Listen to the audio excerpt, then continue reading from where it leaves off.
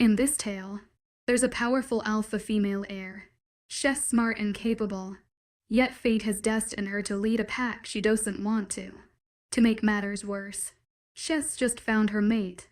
A man she's never met but can't stop thinking about. But his arrival brings even more problems and conflicts. Will she choose her own dreams or follow fate's plan? Prologue. As the ages passed, the population of those without innate powers burgeoned, fostered by an unprecedented harmony among the five folk. Witches of old, blood drinkers, spell weavers, moon changers, and countless other mystical races. The skies were alive with winged beings, their plumagical kaleidoscope of hues, from iridescent rainbows to stark white and midnight black. They soared through gossamer clouds, while in the depth of the seas, creatures with translucent skin and bioluminescent scales darted through coral forest. The world pulsed with vibrant colors and potent magic, its inhabitants akin to deities and sovereigns of old. On terra firma, the various races began to intermingle, giving rise to a new species, humans. In a mere 2 centuries, the delicate balance crumbled. The once omnipresent magical beings faded into legend.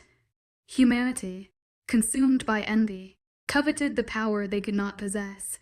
When acquisition proved futile, they turned to eradication, seeking to purge the supernatural from their realm. Betrayal festered as humans turned against their own kin, those of pure magical lineage, armed with ancestral secrets. They forged weapons of molten silver, crafted wooden stakes, and wove nets and traps of cold iron.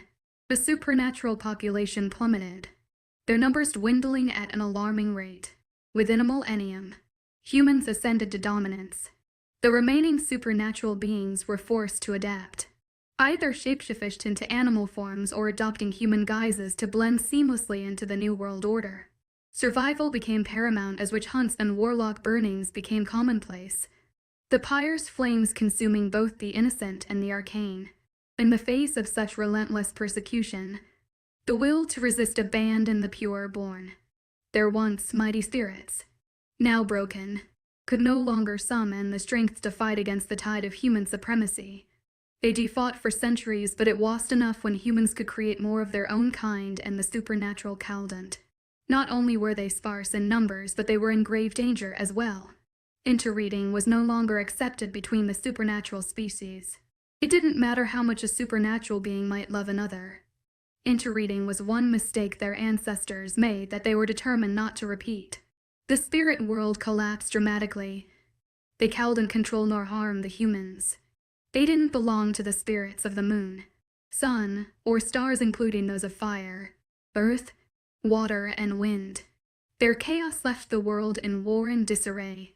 However, the great spirits knew one thing.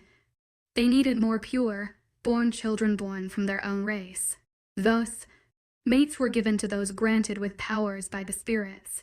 Souls became intertwined, guaranteeing a pure born, while creating a type of bond that even death could not destroy. Some werewolf packs chose their natural form they used to fight each other for more land and food. Others chose their human side, some even ruling as kings and queens. But once the Great War started, they were forced to assimilate their human form. That's when a treaty between the werewolves was established. They stopped fighting each other, especially when their mates might be in an other's pack and instead fought against the humans. The transition to having mates was confusing at first, not only for the werewolves but also for every other supernatural being. Therefore, the spirits guided them to each other. They made sure no matter where, how, or when, they would meet. Not only was this a way to further the supernatural race, it was also a way to stop the hybrids from forming. In very rare occasions when two different powers collided, a hybrid formed instead of human, a 1 in a billion chance, if that. However, the hybrid, that particular child, would not only have both powers, but once they reached his or her full potential, they could raise havoc unlike any other upon the earth, and the spirit world would do anything to stop them. One preparation, nay, SP.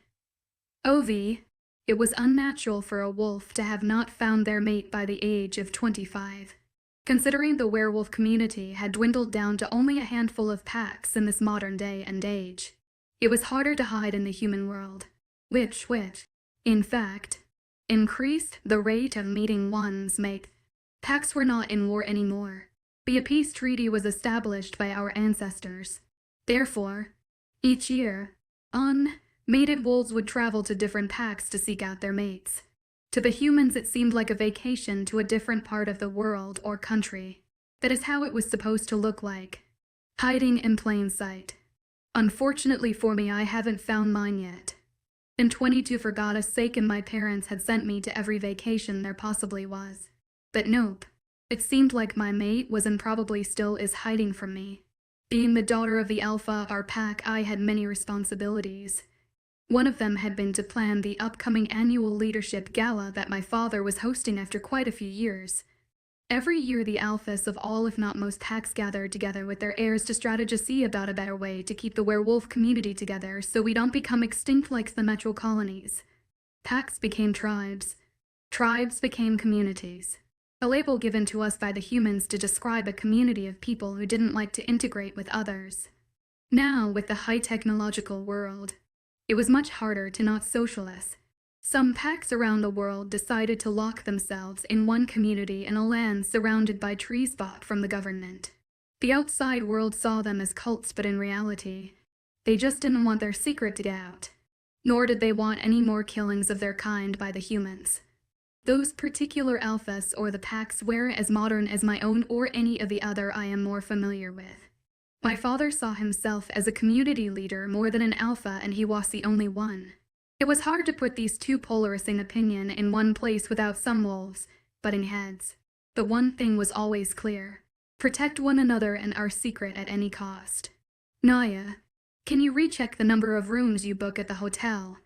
I don't want anything to go wrong, my dear. My mother's voice floated through the closed door of my room. She knocked and opened the door without waiting for me to reply. That move drove me crazy as a teenager, and now, I don't even know why I moved back after college. Everything is done. I even called the people who were hosting some alphas at their home. Jane Mile Drigg, the beta's wife, Margaret O'Neill, Roger Spencer, and Priscilla Gomez are all more than happy to host the weekend for the alphas who weren't comfortable with staying at the hotel with high activity of humans. I replied without turning around in my chair. Instead, I stared at the white realm of snow covering every surface of my mother's beloved garden. The chill in the air did nothing to me. It only made me want to crawl out of my human skin into the light gray wolf. A garage door opening couple of miles away caught my eyes. A human family with 2 kids rolled out of their driveway and drove off along the rows of houses before turning the corner to disappear. A sad sigh left my lung. I cowled and just burst into my wolf and go running whenever I want to. The primal instinct never dies, no matter how integrated you feel. Done, but am still worried about 3 alphas under one roof. My mother tinkered around my room, putting things back in place where they belonged. What? I asked, realizing that I missed half of her monologue. I said the guest rooms are done, but don't be. Well, separate them. Alpha Ocean Evero can stay in the right wing with his beta in the next room, and Alpha Dalton can take the left wing with his wife. Stop panicking. There's much more serious matters in hand. I closed the planner in front of me. Not only did it contain every detail about the weekend, but topics of new problems arising from within the community. I know. You're doing such a good job. I'm so proud of you. My mother started stroking the back of my head in a comforting motion. Don't worry about those other alphas. Say you were born with alpha blood. You are more than capable of running this pack. I'm not worried about that. I truly wouldn't mind Alex taking over. HES mated and HES older. I don't think our tribe would have a problem with him leading the— What nonsense, my mom exclaimed. Just because we are not some backwards hillbillies doesn't mean we would allow just any beta to run the pack. He doesn't have the mental capacity to run any pack. Her astonished voice encouraged me to peel my eyes away from the calm nirvana writhing outside my window towards my mother with light brown. I never did inherit her bluish-gray eyes. Just plain gray. She was right. An alpha was more in tune with the spirit world. We were gifted with the power of not only communicating with our family at all time but the whole tribe as well, in and out of wolf form. We have a gift of command that is accepted by others within the tribe. Whereas Anon, titled Wolf, would only be able to communicate with their family member and in human form, but as wolves in our primitive nature, we could communicate with everybody. HES the beta. But HES merely in his third S. I think he's more than capable of keeping the tribe together. I suggested. It's not about that. I mean, look at us. Living amongst humans. Accepting their laws. We have evolved, but we still mustn't forget who we are. What our ancestors went through for us to get here. We can't give up on all our culture. She had a great point, but one of the many things of that particular culture was to have a son who could take over the alpha role. But my parents didn't care about that. They were more than happy with me. They wanted me to take over. Sad thing was I didn't want to, but somehow I excelled at it. Taking care of every member of the pack. Making sure the first wolf transition for teenagers were done as discreetly as possible. It came as a second nature to me. Something still missing. It was my heart talking now. I don't think it had anything to do with me not finding a mate. In the back of my mind there are lingering memories or daydreams I make up sometimes. Full vivid dreams that seem so real, but the minute I try to touch it they vanish into smoke. Shaking away the haziness from my head, I flipped the itinerary closed in front of me. I know some of the alphas coming today will not like the idea of a mate, less you wolf. Female alpha. To take over when I get older. But if it's supposed to happen, then I won't back down. Don't worry, Mom. She had perched herself on corner of my brown silk-covered bed. It was odd to be back in this room. I had changed it before I moved back. From light pink to maroon and black accented walls just seemed right. The colors screamed home to me, even though they were never my favorite colors. Before we could continue, the doorbell rang through the marble stairs, gliding its way up to my room. That's probably Lucy and her catering team bringing all the food down for tonight's supper. She said everything will be ready. All we have to do is reheat and serve. Alex said we could use his kitchen as well so we can serve at the same time. Picking up my phone to check the time, I realized that we were 1 hour away from the arrivals of the two closed community alphas. 2 hours from dinner. Good. My mother seemed thoroughly pleased. Usually it was a job for the alpha female to organize and host an event like this, but I wanted all experiences. To serve or lead. I wanted to learn it all. She got up as well, straightening her royal blue dress that ended way below her knees. Her hair hung in layers just below her shoulder blades. Why don't you go put your feet up for a while and you'll take care of everything? I asked, taking in the wrinkles around her eyes. She smiled, making the lines more prominent. A proud gleam in her blue eyes.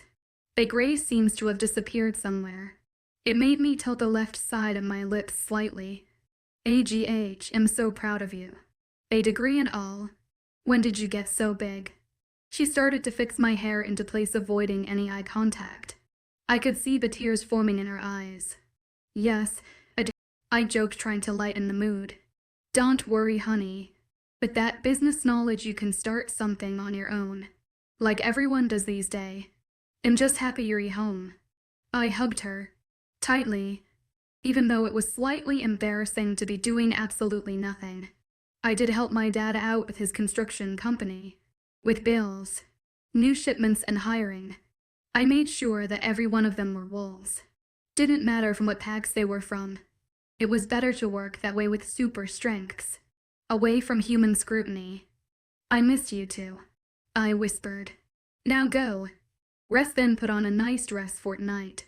Without a backward glance, I left her standing there in the middle of my room. My mother felt sorry for me. It was evident in every aspect of her expressions when she spoke to me. She found my dad in their first summer camp together that my dad's pack hosted. Right in this mansion. My mother didn't leave after that. Her parents came down here from Queensland, a floating near the coast of South, Western Hemisphere, all the way across the Poseidon Ocean. The bell rang just moments before I opened the door, revealing a smiling Lucy with a huge tray on both of her palms. The different amount of aromas had already hit me before they even got out of the car. Now it's even more amazing. My mouth salivated. She was a great cook. She catered nearly all events in our pack and some big ones in our neighboring packs in Western Hemisphere. Not to mention humans too. Smiling slightly, I greeted her and her team before moving away from the door, allowing her and her team to find their own way to the kitchen. It's not like they didn't know where it was. Sometime after, I found myself wandering around the huge dining hall. My dad built an extension next to the kitchen downstairs. It was filled with circular tables of different sizes to accommodate at least to alphas and their families or betas. The black and white marble hall had high walls and 3 crystal chandeliers at equal intervals across the middle of the ceiling, glistening like diamonds across the reflective surfaces all around the room. Golden and silver colors accented everything. A weird sense of déjà vu hit me suddenly from nowhere, making me dizzy. Higher stone ceiling with candle holder brass chandeliers. Wooden fire sticks on each surface of the hall. 2 huge chairs, side by side. Oh! 2 hands grabbed me from the back to stop me from falling over. The chairs became hazy, looked more like a silhouette of something. 1.5 surprised IAP. Ovi, are you alright? What was that? Connor asked me frantically, steadying me instantly. A déjà vu? I don't know. I shook my head slightly, not understanding why I was having so many lately, but none had come close to having such intensity like this one. Hey, look at me. Are you sure you're okay? He turned me around to face him. He used to be one of my best friends once upon a time. His warm brown eyes did nothing to comfort me. Too much time had passed. HES no more than a stranger to me. My height and hearing senses picked a clicking noise scraping across the floor, making its way towards the hall. Detaching myself from him, I'm walking around the round table, straightening the fine titanium cutlery with intricate filigree designs. Are there any new developments in the Rixon assignment? Or are the investors still holding out? Because if that's the case, I'd rather look somewhere for the money. It's been too long and we can't keep our workers on hiatus for that long. They need paychecks. If they can't come up with any good deals, then we move on to the Mossy Man project. I had managed to fold my arms and stare right in his eyes while I spoke to him. I knew Lucy had entered through the open double doorway, taking in our conversation. I didn't want to linger around her or Connor more than I needed to. Neither did I feel like explaining anything to him. Turning slightly, I walked towards the way she came in. Good luck with tonight. I can tell the food is going to be amazing. I spoke softly, a polite tone that had been void when I ordered Connor. Lucy was pretty and petty, small and slim. She smiled slightly, green eyes wandering from me to Connor. Then Connor had said nothing of him. It was better that way, so I walked away. Connor and I were never anything. Neither did we have feelings for each other, but we grew up together, went to school together, ran through our first full moon after transition. Not only Connor but Macy, Jackson, Miesha. Jackson had found his May around 18. She was a timid omega who called in Coben a new pack, so he left to live near her family. We still kept in touch, but it's been nearly 4 years and things never seemed to stay the same. The other girls found their mate around their 20s and all moved away instantly, promising to keep in touch. Misha had a child soon after. I guess Macy and I didn't talk baby enough, so we slowly lost the closeness. Even though Macy was mated on a whole different hemisphere than me, we were still inseparable. We text all the time, Skype and travel back often. I didn't know if it was for the fact that it had been only 1 year that she left or that we were actually really close. I was opting for the latter one. That left Connor. We got really close when Macy left, like a brother that I never had. There were no romantic feelings from either of us, and I was extremely ecstatic when he found his mate. It made me feel like I gained a new family member, only to have her stop Connor from seeing me as often because she didn't understand the reason behind why a mated wolf would need to be friend with an unmated she-wolf. Connor seemed embarrassed by her way of thinking, but still cowed in to pose her. It made sense. She came from a closed-gated wolf community. Their rules were less modern than ours. Macy had fully stopped talking to him. Sometimes, on special occasion when all 5 of us get the opportunity to spend some time together, Lucy always pulls Connor away, accusing of not seeing her as his friend and not wanting to spend time with her. According to Miesha, if she could leave her baby with her mate for a couple of hours, so could Connor leave his baby of a mate somewhere else. Slowly we stopped inviting him to things, and I've never seen the poor boy so lonely. Mating gave you your soulmate. Everything else is still a work in progress. Mating doesn't mean you won't have insecurities or arguments. Connor loves her. She made him happy when they were in ignorant bliss. As an alpha heir, I can feel their bond, but he was damn lonely because no one, not even guys from the construction company, would hang out with him. They tried but soon gave up. It was none of my business anymore. I just wished I could replace him with Macy. Thinking of her made me smile. She moved to the northern hemisphere with her mate Taryn. He was also the beta of their pack that belonged to Ocean Evero. Calden had been happier for her. That's why I arranged for him to stay in our home. Aaron and Macy would take the room next to him. I had initially thought that Vince Adams would host them, including the alpha, but I knew he and Aaron were still uncomfortable around each other. Our aunt was used to human traditional holidays, so when they had stayed with her parents over Christmas, things didn't go too well. Aaron had gotten into an argument with her father Vince about celebrating a human holiday. I couldn't believe Aaron had done that. He ended up sleeping in the room where HES staying at this time. I absolutely adored Aaron. I hadn't expected him to pick a fight with his mate's father. Vince was an doctor at the Royal Blue Gates Hospital with a couple of other werewolves from the only other community in the city, and Ems who's a nurse. These days, one city had one tribe. However, Greenville was a big enough city to harbor two, and we got along extremely well.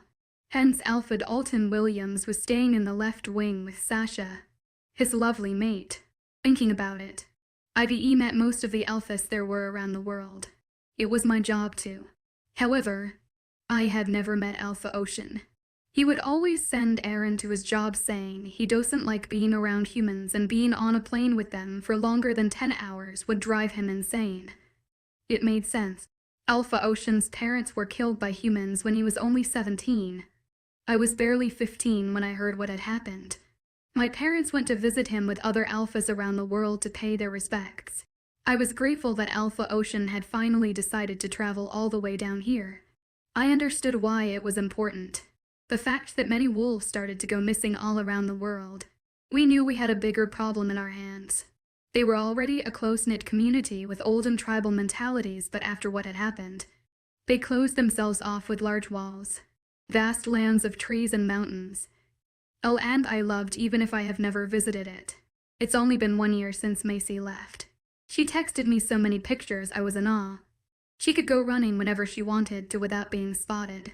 But she didn't always live there. I had dreams about woods similar to that.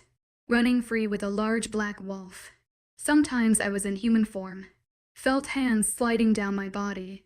Soft kisses left a moist trail of markings down my neck to the collarbone. Tree barks digging into my back. These dreams made me realize how deep my yearning was for a mate. Reminiscing about those dreams left me feeling guilty, causing me to shake my head from side to get rid of them. I found myself treading up the stairs towards my room. I had to get ready for tonight. I couldn't allow anything to distract me. Nearly an hour later, I found myself in front of the long mirror in my closet. My dad spoiled me with a lovely walk-in closet when I was 16. He turned the guest room into an office for me or my mother. And the other half was my closet. It used to hold light and colorful clothes, but as I grew up, everything turned into dark colors. Maroon always stuck with me for some reason. Hence the plain maroon dress that draped over my body that ended just above my knees. A sleeveless dress that accentuated my top half because of the slim design of the dress that ended near my hips to spread out into a skirt that created vertical waves all around. My gray were surrounded by a light dusting of a deep red shadow without looking diseased. Thin eyeliner with a small flick at the end to extend my upturned eyes sat at the base of my mascara-coated lashes. Lips were painted with peach gloss and black wavy hair that ended past my hips. There were no highlights, just darkness. My advanced hearing picked up the noise of the engine that my father drove. As a courtesy, he went to the airport to pick up Alpha Ocean. Aaron and Macy, considering it was his first time ever. The families that were hosting guests at their home did the same thing to show their respects. Alphas who had been here before or didn't have problems with humans made their way to hotel I sussed out. Some chose to get their own ride to the hotel, but Alfred Alton had offered to lend his car from the rental company that one of the member of his pack was in charge of. It was a 4-star hotel and I booked out a whole floor, so they didn't have unnecessary humans lurking around. It was a lot of money being spent, but it was highly important, and every time we went to meetings, we received similar treatments. We had to keep up. Basie didn't know I was home. I was supposed to be in Kosovo in the Central Hemisphere. Most of the mated young wolves were there. I could have been there, finding my mate, but I didn't bother this year. It was humiliating to be a 22-year walking around those 17-year-olds. Smiling to myself, I decided to surprise her. By the time I had raced downstairs in my 3-inch heels, my dad's Range Rover was curing around the lawn fountain. That's when it hit me. As soon as I opened the door, it was there. It clawed into my stomach. My mouth salivated and tingles shot through my arms, lingering at my fingertips. A whimper sneaked past my lips when my lungs forestalled its breath out. My eyes found its way towards the passenger side of the car. Mate. To mate me as P. Oh shit. The big bulky man leapt out of the car before it even stopped in front of the mini staircase leading up to the 2 double doors for the entrance of the mansion. I didn't know what was happening to me. The sides of my vision started to darken, creating a tunnel vision, focusing on this person coming towards me. He wore a simple white shirt that stretched over his bulging body and a simple dark brown cargo shorts. The buzzing noise in my ears started to increase as he got closer. My wolf wanted to explode out of my body. The sizzling sensation beneath my skin made me feel like I was floating in air. Whoa. He was there, right in front of me. I had to crane my neck to look up to him even in heels. He was extremely tall. The house created a hard line of shadow right across the bottom of his face, leaving his eyes to reflect the sun. At first glance from far away, I thought they were just pure black, but because he was standing so close to me, I could see a couple of flecks of blue around his iris. He opened his and closed his lips like he was saying something, but I cowled and hear anything but the buzzing noise. Subconsciously, I inched closer to him, allowing him to place his palm across my right cheek. Everything stopped. The sizzling skin, high-pitched drone, and overwhelming feeling my wanting to claw out my skin abruptly stopped. Finally, a peaceful feeling washed over me. I could finally see him properly. No more tunnel vision. No more overwhelming nausea, but a new sensation of an anchor settled at the back of my mind. That missing feeling had disappeared. I leaned into his palm, loving the way his skin felt against mine. Finally, I saw him properly. I was able to get past the emotional ordeal to notice his horizontal scar on the side of his neck, really close to his artery. Only silver can leave a scar on a wolf. Before I know what was happening, my fingertips flitted across the raised, rough texture of his skin. A small tremor raked through my body at the thought of him nearly dying, not being able to meet him. The concern must have shown my face because other hand wrapped around my wrist with. He shook his head slightly. I'm okay, goddess. The silver must have traveled down to his throat because his voice sounded grated. I looked at him clearly. His full dark pink-brown, tinted lips enticed me in sexual levels that I've never experienced before. His nose was not necessarily narrow but straight. Heavy stubble around the lower section of his face added to his rugged hair. He looked like he combed his midnight black hair back, but instead it looked like it stuck out in every different direction. I wanted to run my hands through it. Clearing of a throat dragged me out of this fog I was under. My head abruptly turned towards my dad, standing uncomfortably close to us with an annoyed expression on his face. I immediately stepped back, feeling like I got caught doing something I was. Well, isn't this cozy? My dad's remark made the guy holding me growl at the back of his throat, but he immediately let me go. I wouldn't have cared what my dad said. I finally found my mate. I wanted him to hold me. I guess you finally found your mate. My father's eyes softened when he looked at me instead of my mate. You'll go tell your mother the good news. He quickly took the steps before disappearing inside, leaving Aaron and Macy standing next to a couple of luggage. The car was gone. Probably in the garage, but I missed that whole commotion. I looked back to my mate, who was standing a couple of feet away from me, staring intently into my eyes. I have to go with your dad to meet Alfred Alton before we attend the gala. I melted slightly inside from the intensity always of his voice. He cleared his throat, trying to sound not so gruff. You'll need some time to get ready before. I don't want to be rude by being late to either. However, he stood there studying me from head to toe before sharply inhaling.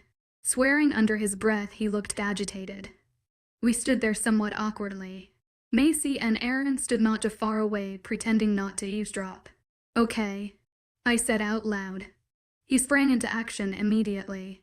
I guess he needed my permission. I wondered what would have happened if I had said no and wanted to speak to him. Alphys didn't ask for permission. A mate's pull was stronger than any other connection in the supernatural world. He walked over to the pile of luggage and picked out the smallest one before heading towards the stairs. He paused with one step on the bottom stair. You'll be there, right? His expression looked pained. Yes, I'm hosting, I replied. He whipped his head towards me in shock, then an understanding settled into his eyes. With a nod, he jogged up the stairs to where my dad was probably waiting before he went to my mother. I saw Aaron's head whip up in shock towards where my mate disappeared before frowning. It looked like Aaron received a command. He picked up the remaining two luggage, the large one belonging to Macy and the medium one was probably Aaron's, and followed his alpha closely behind. Good to see you again, Naya. He threw a greeting over his shoulder with a small smile on his face. That left Macy and me. She was tiny. She was barely 5 feet, but so full of personality that you couldn't look over her. The smile in her face was contagious and I couldn't help but throw myself at her, engulf her in a tight hug. Oh my goddess, you're here. She squealed in my ear, hugging me so tight.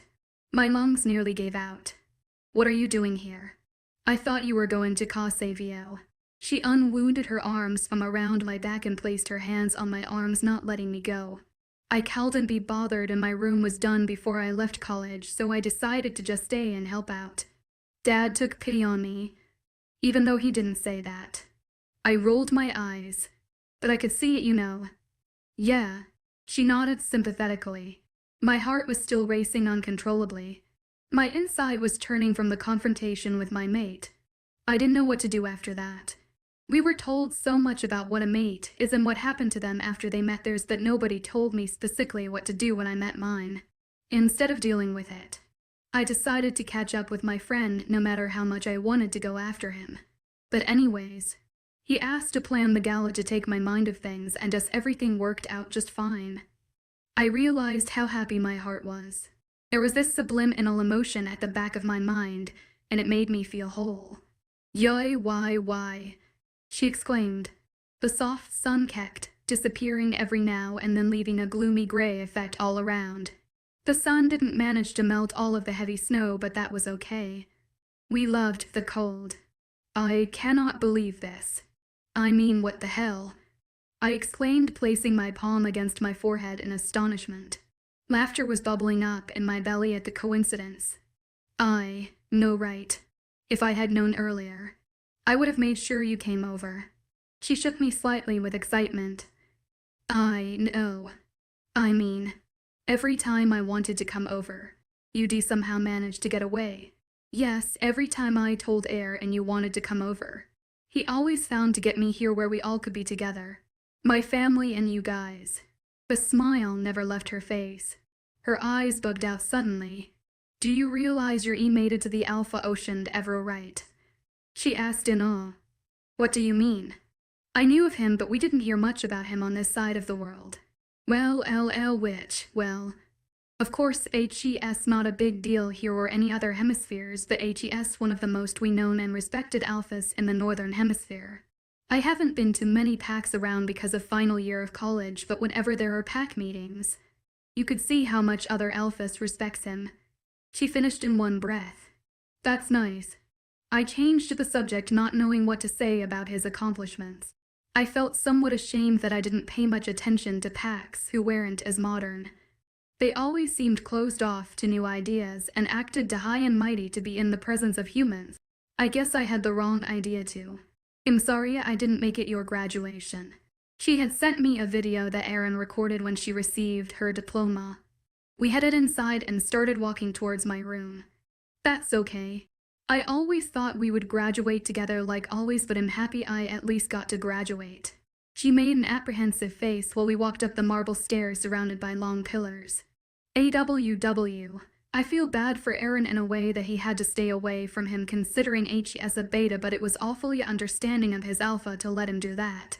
When Macy told me that they had to live outside the pack for a whole year so Macy could finish her studies, I was astonished. It made sense that people living there were apprehensive about hunters and people following her back to webnovel. It was hard. Aaron and I fought a lot at first. You remember. Who thought having a mate would be easy. But damn, I didn't stay mad at him for long. We made a right when we reached the top of the stairs leading towards the open hallway that led to my room and past what was the right wing where Macy was staying with Aaron and my mate. I didn't bring myself to say his name. I didn't know why. Maybe it would make everything official. I didn't think meeting your mate would be that awkward. I know, right? When I first met him, I didn't know what to say. Or what to do. I just stood there. At least you said words. I laughed at her while she opened the door to my room. Wow, what a big change. I'm kinda digging this whole dark look. Thank you. Thinking back to the conversation with him, I suddenly had an epiphany. Vampire deception. I Drake Mason and EY Gwet. As an undocumented changeling, I'm forced to code as a low-level witch. How did he know who I was? I asked. Common sense. Scent. I don't know.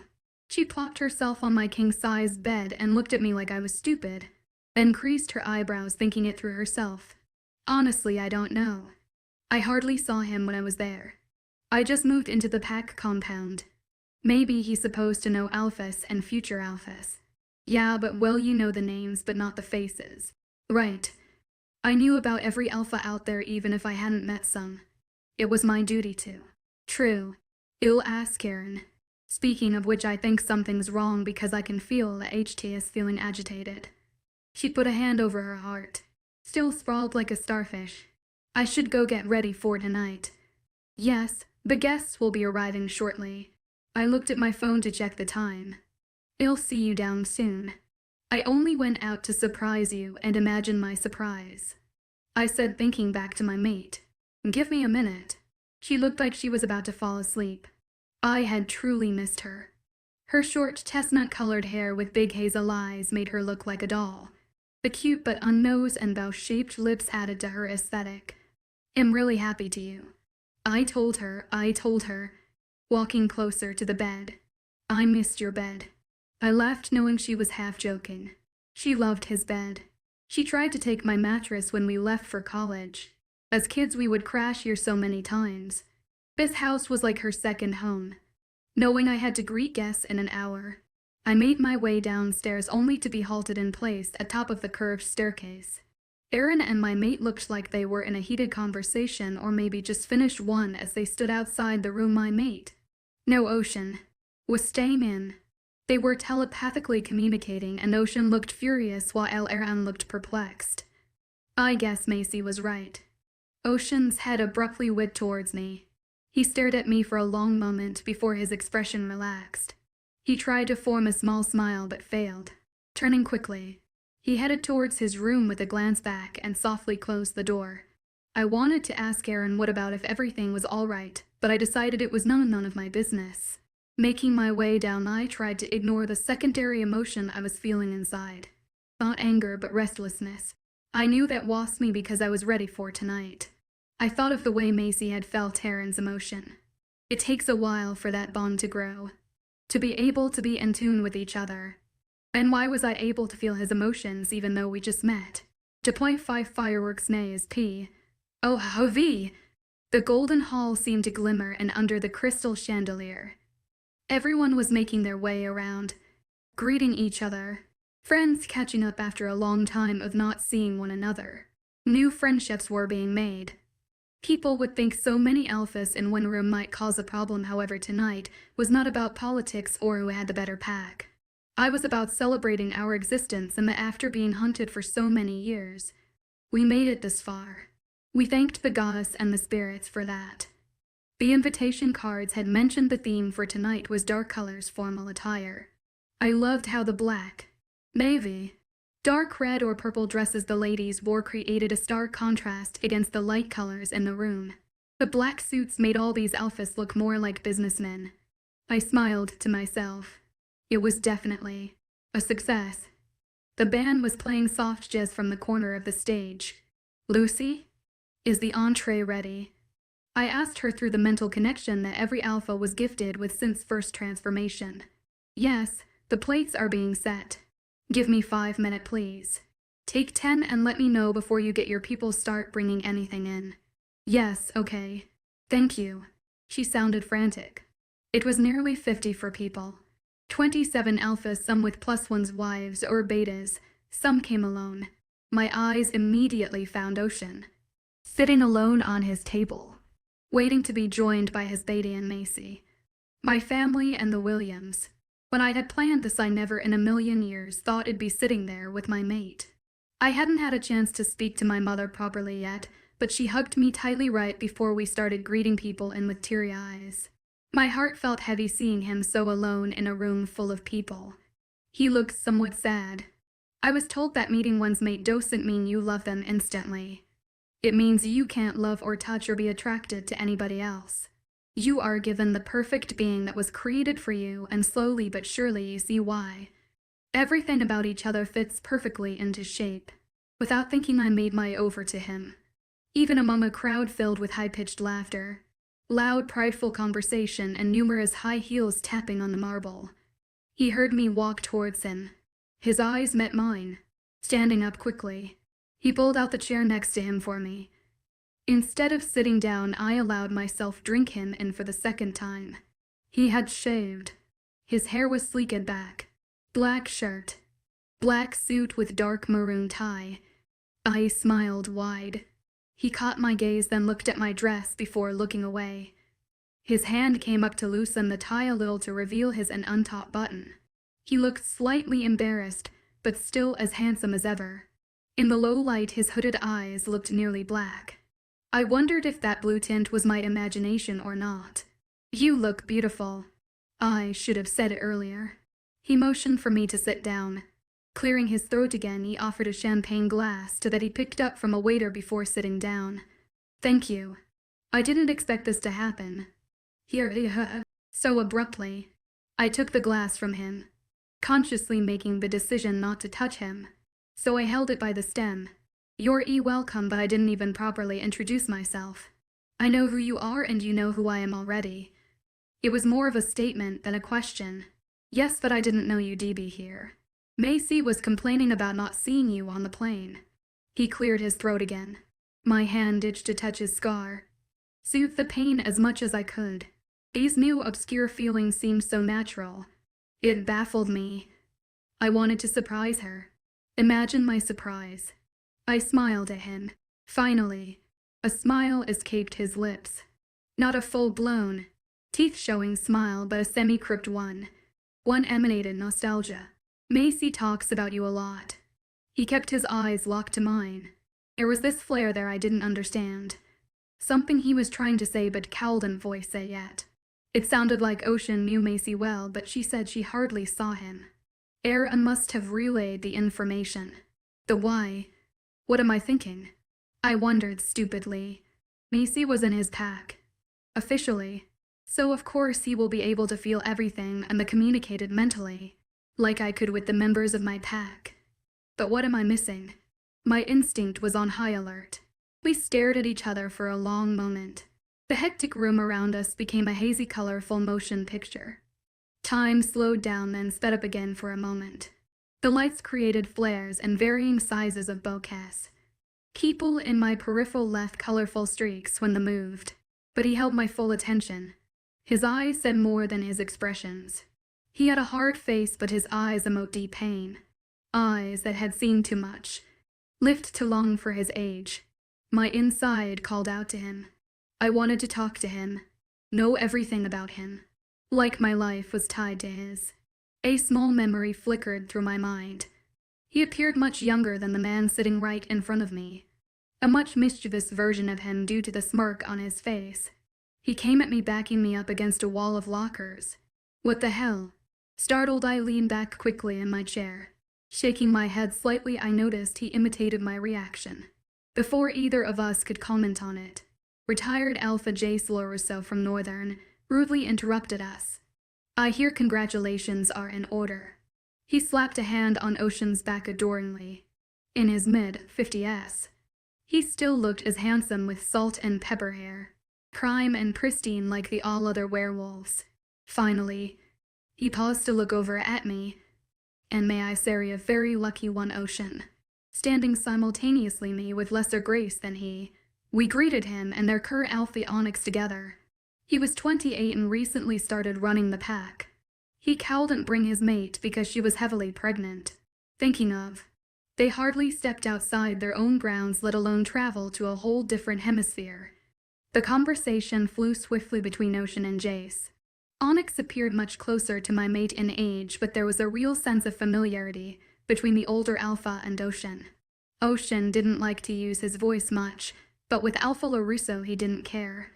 My observation was abruptly cut short because I had to deliver a small welcome piece before dinner arrived.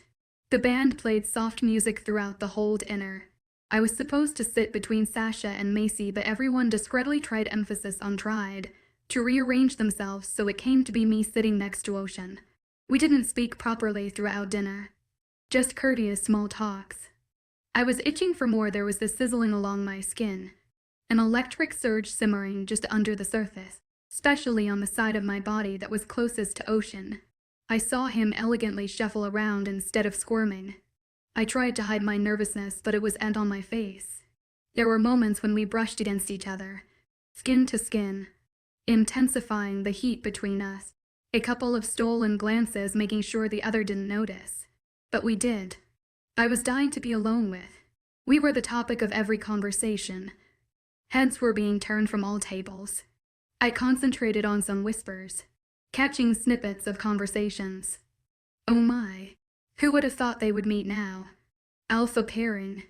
Isn't that going to be interesting? To strong-headed leaders. What's going to happen when she leaves? Isn't she supposed to be the alpha here? One thing I was confident about was our pack would accept our beta Alex as the leader. Problem was a lot of traditional packs won't accept it. They needed a male pure-blooded alpha. I'd have to speak to my dad about it. My father sat across from Ocean, scrutinizing his every move. I inherited his stormy gray eyes, olive complexion and ebony black hair, dark and dangerous Andrew Cato, whereas my mother looked open and welcoming. My father's mood had soured since I saw him in our front garden. I wanted to ask him about it, but it was the right time. After dessert, the big glass doors at the back were opened in as the host. It was my job to escort everyone outside for the final event of the night. Fireworks. Our back garden was huge. The houses were miles apart. The hedges were trimmed in various shapes. Zigzag brick pathways rigged its way through the designs of the green. In the summer, the gardens held pink and purple tulips, baby pink, peonies, and blue dahlias, and a large collection of orchids. My favorite was the blue orchid with purple veins. I knew exactly where they were, even though they were all dead for the winter. Everyone spread themselves around the pitch black garden. The lights in the house were all turned off. It allowed everyone to experience the full force of the fireworks show. Complimentary music blasted through the speakers that were put outside that morning. Colorful lights danced along to the music. It was a beautifully crafted piece by a werewolf firework company. Whoever would have thought there was such a thing? I could feel Ocean somewhere in the background, blending in with the shadows. I wanted to know what he thought of it. I wanted his approval. I never needed anyone's approval, but I wanted to impress him. I remember once a couple of years ago, we went to Central Hemisphere and they put on a show about the beginning of time. The community, they're the largest sanctuary for any supernatural kind, surrounded by the biggest forest ever. That was the only place where I saw my first set of pixies. They were beautiful creatures, absolutely tiny with luminescent sheer wings. Dean might be my favorite place ever. Even though they had a treaty with the central government to protect the natural forest, they were still in danger of being discovered. The best way to hide is in plain sight. That's why our pack never got attacked or even came close to being found. All we had to do was avoid silver and we were good. For now. When the lights came on, everyone cheered and all. It was an amazing feeling have done my father proud. The fairy lights came on after allowing everyone to give some fresh air and another opportunity to mingle. I received many congratulations from my mate. Finding a mate was equivalent to being engaged in human world. Only problem was that I didn't know my mate at all. It was past 2 when the last group of guests decided to leave. I caught up with a couple of people that I hadn't seen in a year. It was lovely, but by 11 Notion disappeared. His beta was in charge of creating relations with other packs. Ocean seemed close to his northern packs. Hence he stayed with Alpha Jace. I caught him sneaking glimpses at me, then look away the moment I caught him. They gave me butterflies in my stomach. I felt like a high school kid.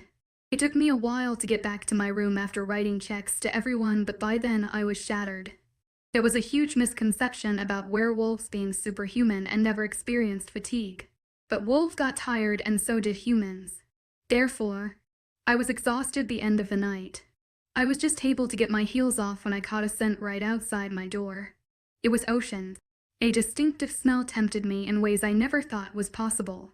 I took a deep breath, waiting for the knock, but it never came. His heartbeat seemed above average for a werewolf. His breaths were even to my acute hearing. I didn't want him to walk away. Without giving him the time to retrieve, I yanked the door open. His head was down, chest rising and falling. Hair in desire, he looked distressed. He was wearing cargo shorts and a simple light black tee, shirt that stretched over his body. It was now or never. "Do you want to come in?" I asked sensibly, trying to keep the ravaging urge at bay. He contemplated for a moment, looking confused. He looked back towards the darkened hallway that led to his room. With a loud sigh, he stepped inside, closing the door behind him. 3 scar nay as P. Oh fee. We stood there awkwardly for a few moments. We were strangers meant for each other, destined to be together for the rest of our lives.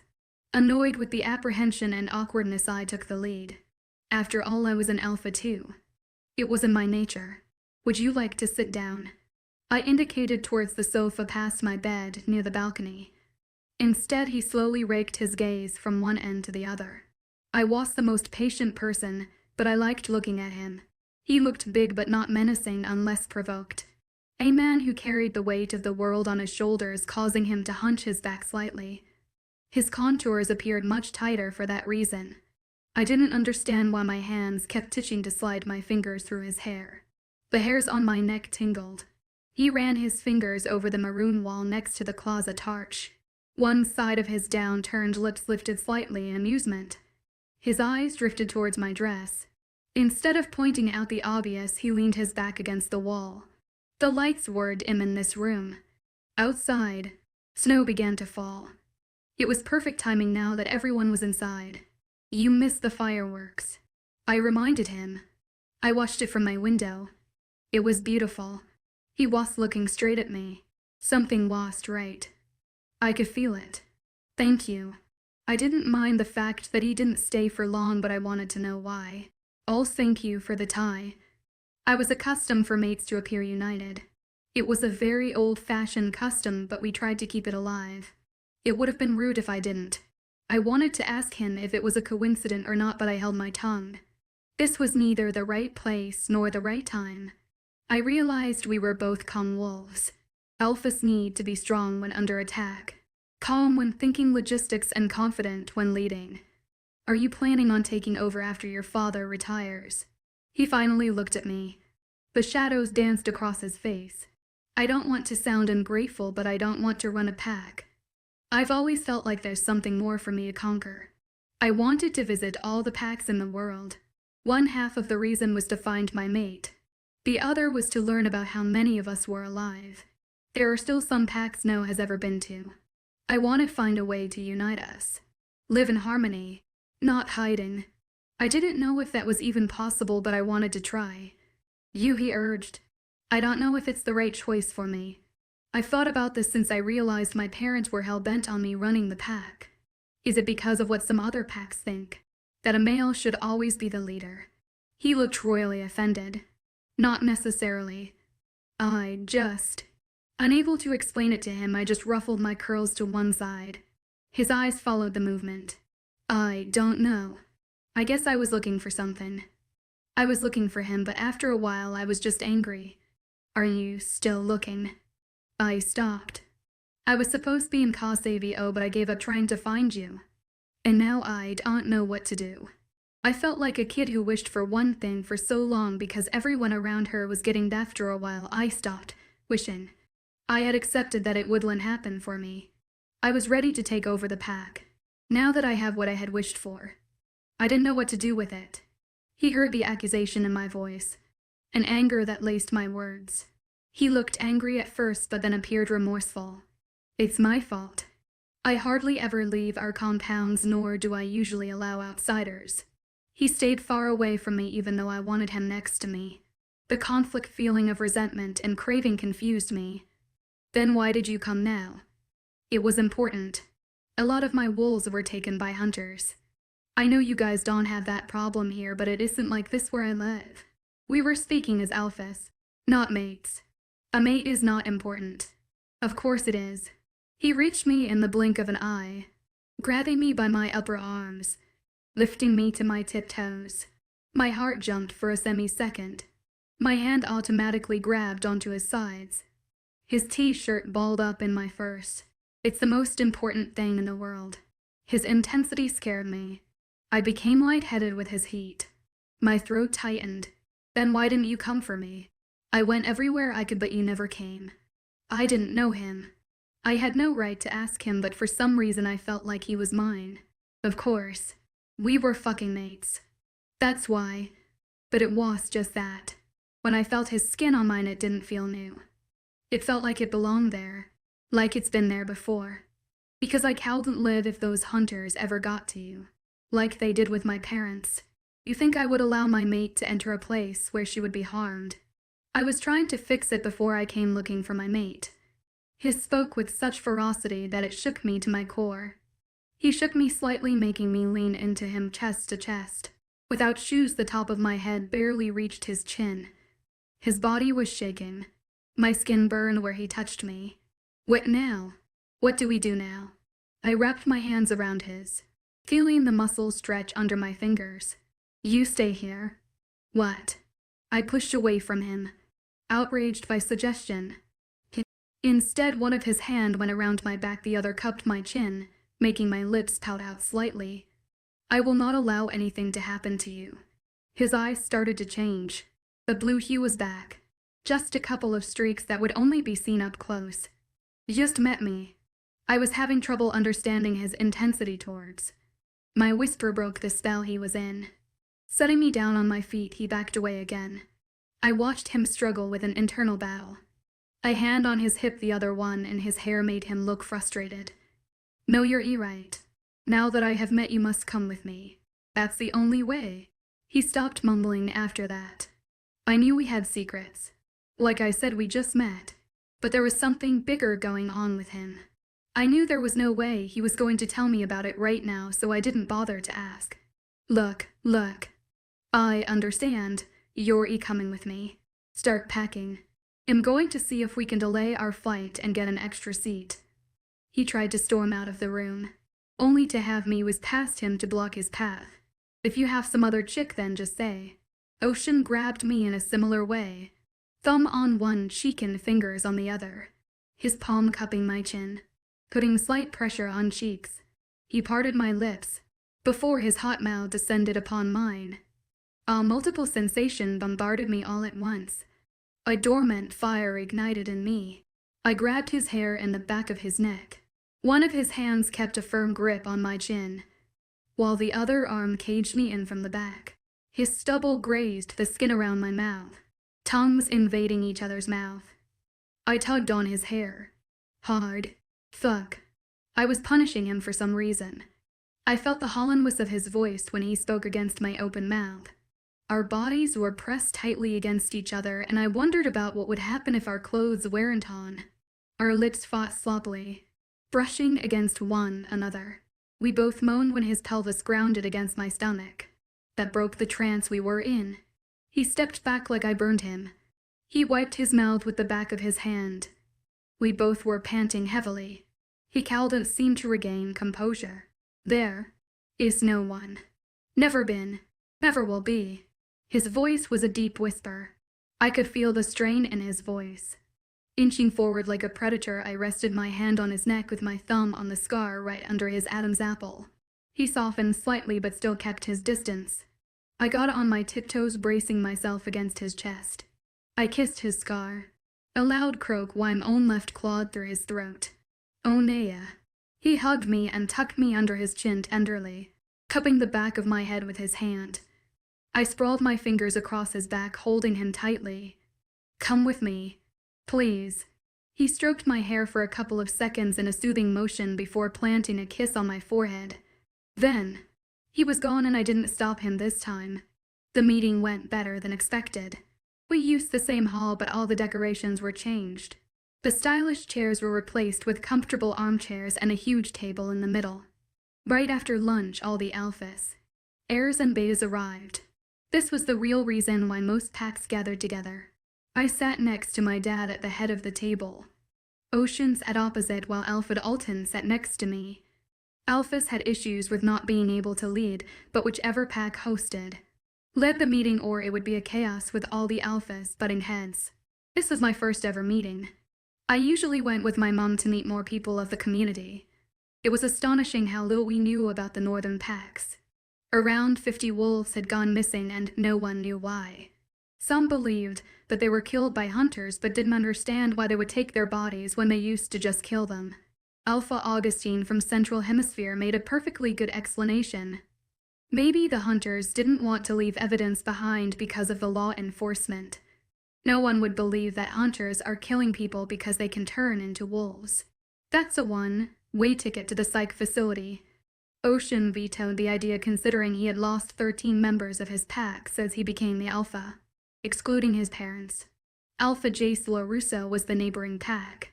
I had heard about Red Mountain, it always felt familiar to me, but I have never been there. They lost 20 over the last couple of decades and many more from other packs.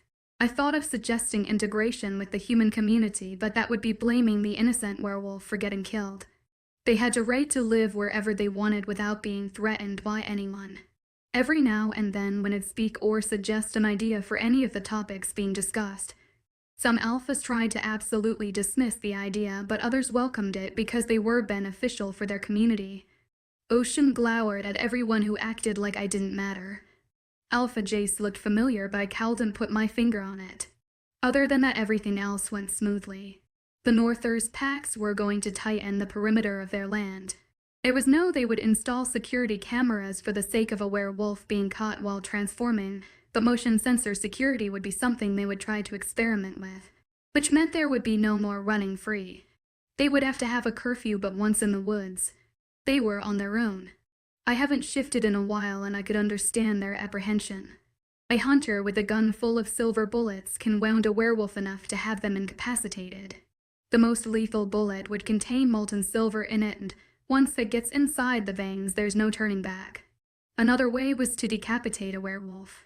There was no coming back from that. Murders like that were investigated by the local police, and every so often a werewolf family reviewed a human justice. When we were human, our DNA structure remained human, and when we were wolves, our DNA changed to a wolf's. No human scientist would have been able to figure out where the hidden gene lay that allowed us to transform, but we thank the spirits for that. Otherwise, it would be a chaos for all supernatural beings.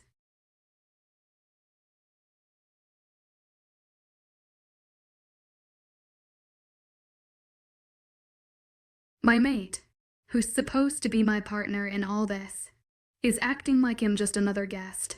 It's like I've lost my identity overnight. And to top it all off, I almost got killed by hunters. And he didn't even check on me. 3.5 tackle. May as P. Oh, I didn't have a chance to speak with Ocean during the meeting. But when I found Macy in my room, bubbling with excitement about our impending trip to Darkwood, I realized Ocean was serious about our conversation from the previous night. He genuinely wanted me to leave with him. My heart sank at the abruptness of my departure. Despite my desperate desire to go with my mate, the suddenness of it all twisted my insides. Change had always been my nemesis. I need to talk to my parents, I said, realizing I hadn't had the opportunity to speak with them over dinner. The table had been crowded with Alfred Alton, his wife Sasha, Ocean, Aaron, Macy, and her family. In an attempt to create a neutral environment, I had decided to invite Macy's family to our home instead of having Aaron visit theirs. Alfred Alton had tried to broach the subject of Ocean and me, but a single glare from me silenced him, though I could sense his internal amusement. I'd known Alfred Alton my entire life. He was like an uncle who consistently managed to annoy me, regardless of his actions. Yet, he never failed to shower me with the most extravagant gifts during holidays. Sasha, now in her late 30s and expecting their first child, stood in stark contrast to Dalton, who was in his mid. I often wondered why they had waited so long to start a family, considering their child would be the next alpha, but I knew better than to pry. As a reporter for the local news channel, Sasha frequently traveled for work. Her choice to prioritize her career over traditional alpha duties was frowned upon by some of the more conservative packs. However, I admired her determination. With her intelligence and talent, I believed she should pursue whatever path she desired. With her black curly hair and warm brown eyes, she could have been a model with her figure, but she was only a couple of inches taller than me. Alfred Alton, on the other hand, had the lightest blue eyes and looked almost white sometimes. Black and white hair framed his face and head. They were a handsome couple. Your mum cried when she saw me. I rolled my eyes at her, hearing about the antiques of my mother. She was slightly over-dramatic. I missed Tisei's cooking. She groaned getting under my blanket. Also, are you taking this bed? No, you monkhin. I'm just going to get things sent over. It feels so weird to be moving for someone I hardly know about, I confessed, finally sitting down on the sofa. She wiggled around to face me. I was the same way. But can you see yourself without him? My gut twisted at the thought of that. I wanted to talk to him, kiss him, and my lips tingled at the thought of what we did last night. You're right. I wondered if he spoke to my dad about delaying his flight. I need to speak to my parents. I know, but I actually have no idea on where they are right now. She turned on the TV mounted on the wall opposite of my bed. They were there for dinner, but then they left with Dalton and Sasha and my mate. Speaking of mates, did you see Lucy today? Confused, I replied. Yes, she made snacks for the meeting today. Why? I was speaking to Connor while he was waiting for her. You know, when you guys were in the meeting. And oh my God, you should have seen the daggers she was throwing at me. Girl, I wanted to take a picture so I could show it to you. She strongly disliked the poor girl. I don't even bother nowadays. I was bone tired from arranging everything, running around like crazy. I felt Ocean's arms around my shoulders and my back before it replaced the fluffiness of my bed. Where's Macy? He planted a soft kiss on my forehead and lingered around for a while before leaving. The room fogged over suddenly. Smoky mist rose from the ground. I was suddenly laying in a chaise lounge with a dark sheet covering it. I looked around to find myself in a room full of arches, easels, mold papers, dark mahogany designer furniture littered around. The outdated state of the room didn't surprise me as much as the numerous painting of myself from different angles. A small easel blocked my view of the face behind it. He wore a white cotton shirt with lace woven through the top section of his front like a shoelace. The section was wide open. Brown pants covered his legs, leaving his feet bare. Not understanding what was happening, I moved my arm that was thrown over my head towards my torso that was bare. Startled, I tried to cover myself up with the sheet when a familiar voice stopped me. My owirch, my awanwar. Hold still. Si prigadi. The vibrant, smiling face of Ocean popped around the easel. Jerking up, I realized I had fallen asleep. The curtains were drawn and Macy was gone. The phrase, my love, hold still, please, lingered around the fogginess. I didn't remember much about the dream, but I felt unbelievably uncomfortable and exposed after that. Drawing the covers up to my chin, I turned, nuzzling deeper in my pillow. I was still wearing my jeans and shirt, which I quickly swapped for long pajamas. My phone read 154 when I checked it before sleep lulled me under once again. You can't leave this quickly. That is absurd. I was quite surprised by my mother's outburst, but I did agree with the fact that the move was very abrupt. Dad already fixed it. I spoke to him this morning about it, and he managed to get all 4 of us on a flight to Northern on Tuesday. He can't wait any longer considering the risks for them. I tried to explain calmly. But you just got here. I hunted her down to her room. She was definitely trying to avoid me in order to prolong this confrontation. No, honey. Mom, you didn't leave here for a whole month when you met Dad. Come on. I sat down on the light gray chaise at the foot of her bed. The feel of it triggered a certain height that was far away to grasp clearly. You'll come visit anyways. It's tradition. Oh goddess. Ivy always wished for your mate, now HES here. Taking you so far away. You are such a drama queen. I'm old enough now. I would have gotten my own place if he hadn't come along. I rolled my eyes at her theatrics. What nonsense. She sat down next to me. Before she could say anything else to baby me, I took the lead. Let's be honest. This is going to happen whether you want it or not. He would have moved if he was an alpha, but that's not the case. And we both knew I never wanted the title. I waved my hands around trying to animate my words. Alpha Aruso was a beta turned alpha, and look how well HES done. HES lost 20 members in last 30 years. She countered. The northern part is a dangerous place. I know, but it's not his fault. You'll visit me next month and we'll talk on the phone, so please, Mom, don't worry. I wish that was the last conversation I had with her about my departure. She was trying to persuade my dad to stop me from going. At one point she even asked Toshin to delay it further, but I refused to keep him away from his endangered pack. That's how I found myself hiding away deep in the garden behind the tall hedges on the eve of my departure. I was itching to shift and waiting for nightfall to change into my light gray coat. I cowled and run, but at least let the beast out. A distinct Andewald scent hit my nose. I rolled my eyes, knowing exactly what that scent represented. I was irritated with her. I was irritated with everything. I just wanted to get over with it. Are you trying to hide from your mom? His accent was different and it made him sound even sexier. Is it that obvious? I retorted while pacing.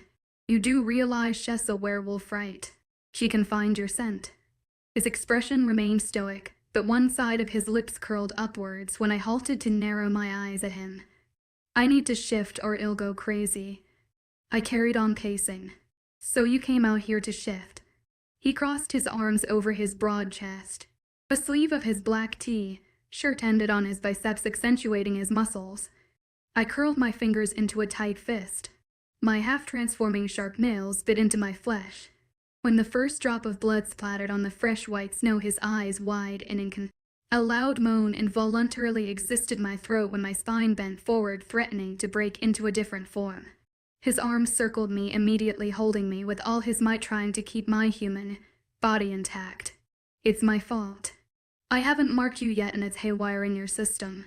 His touch soothed me slightly, but not by much. This is not supposed to happen. I gritted out through my fangs. It doesn't happen to others. The sudden urge of rage towards him was puzzling. I know. I'll explain it all, but I need you cool down first. He shoved me in the snow.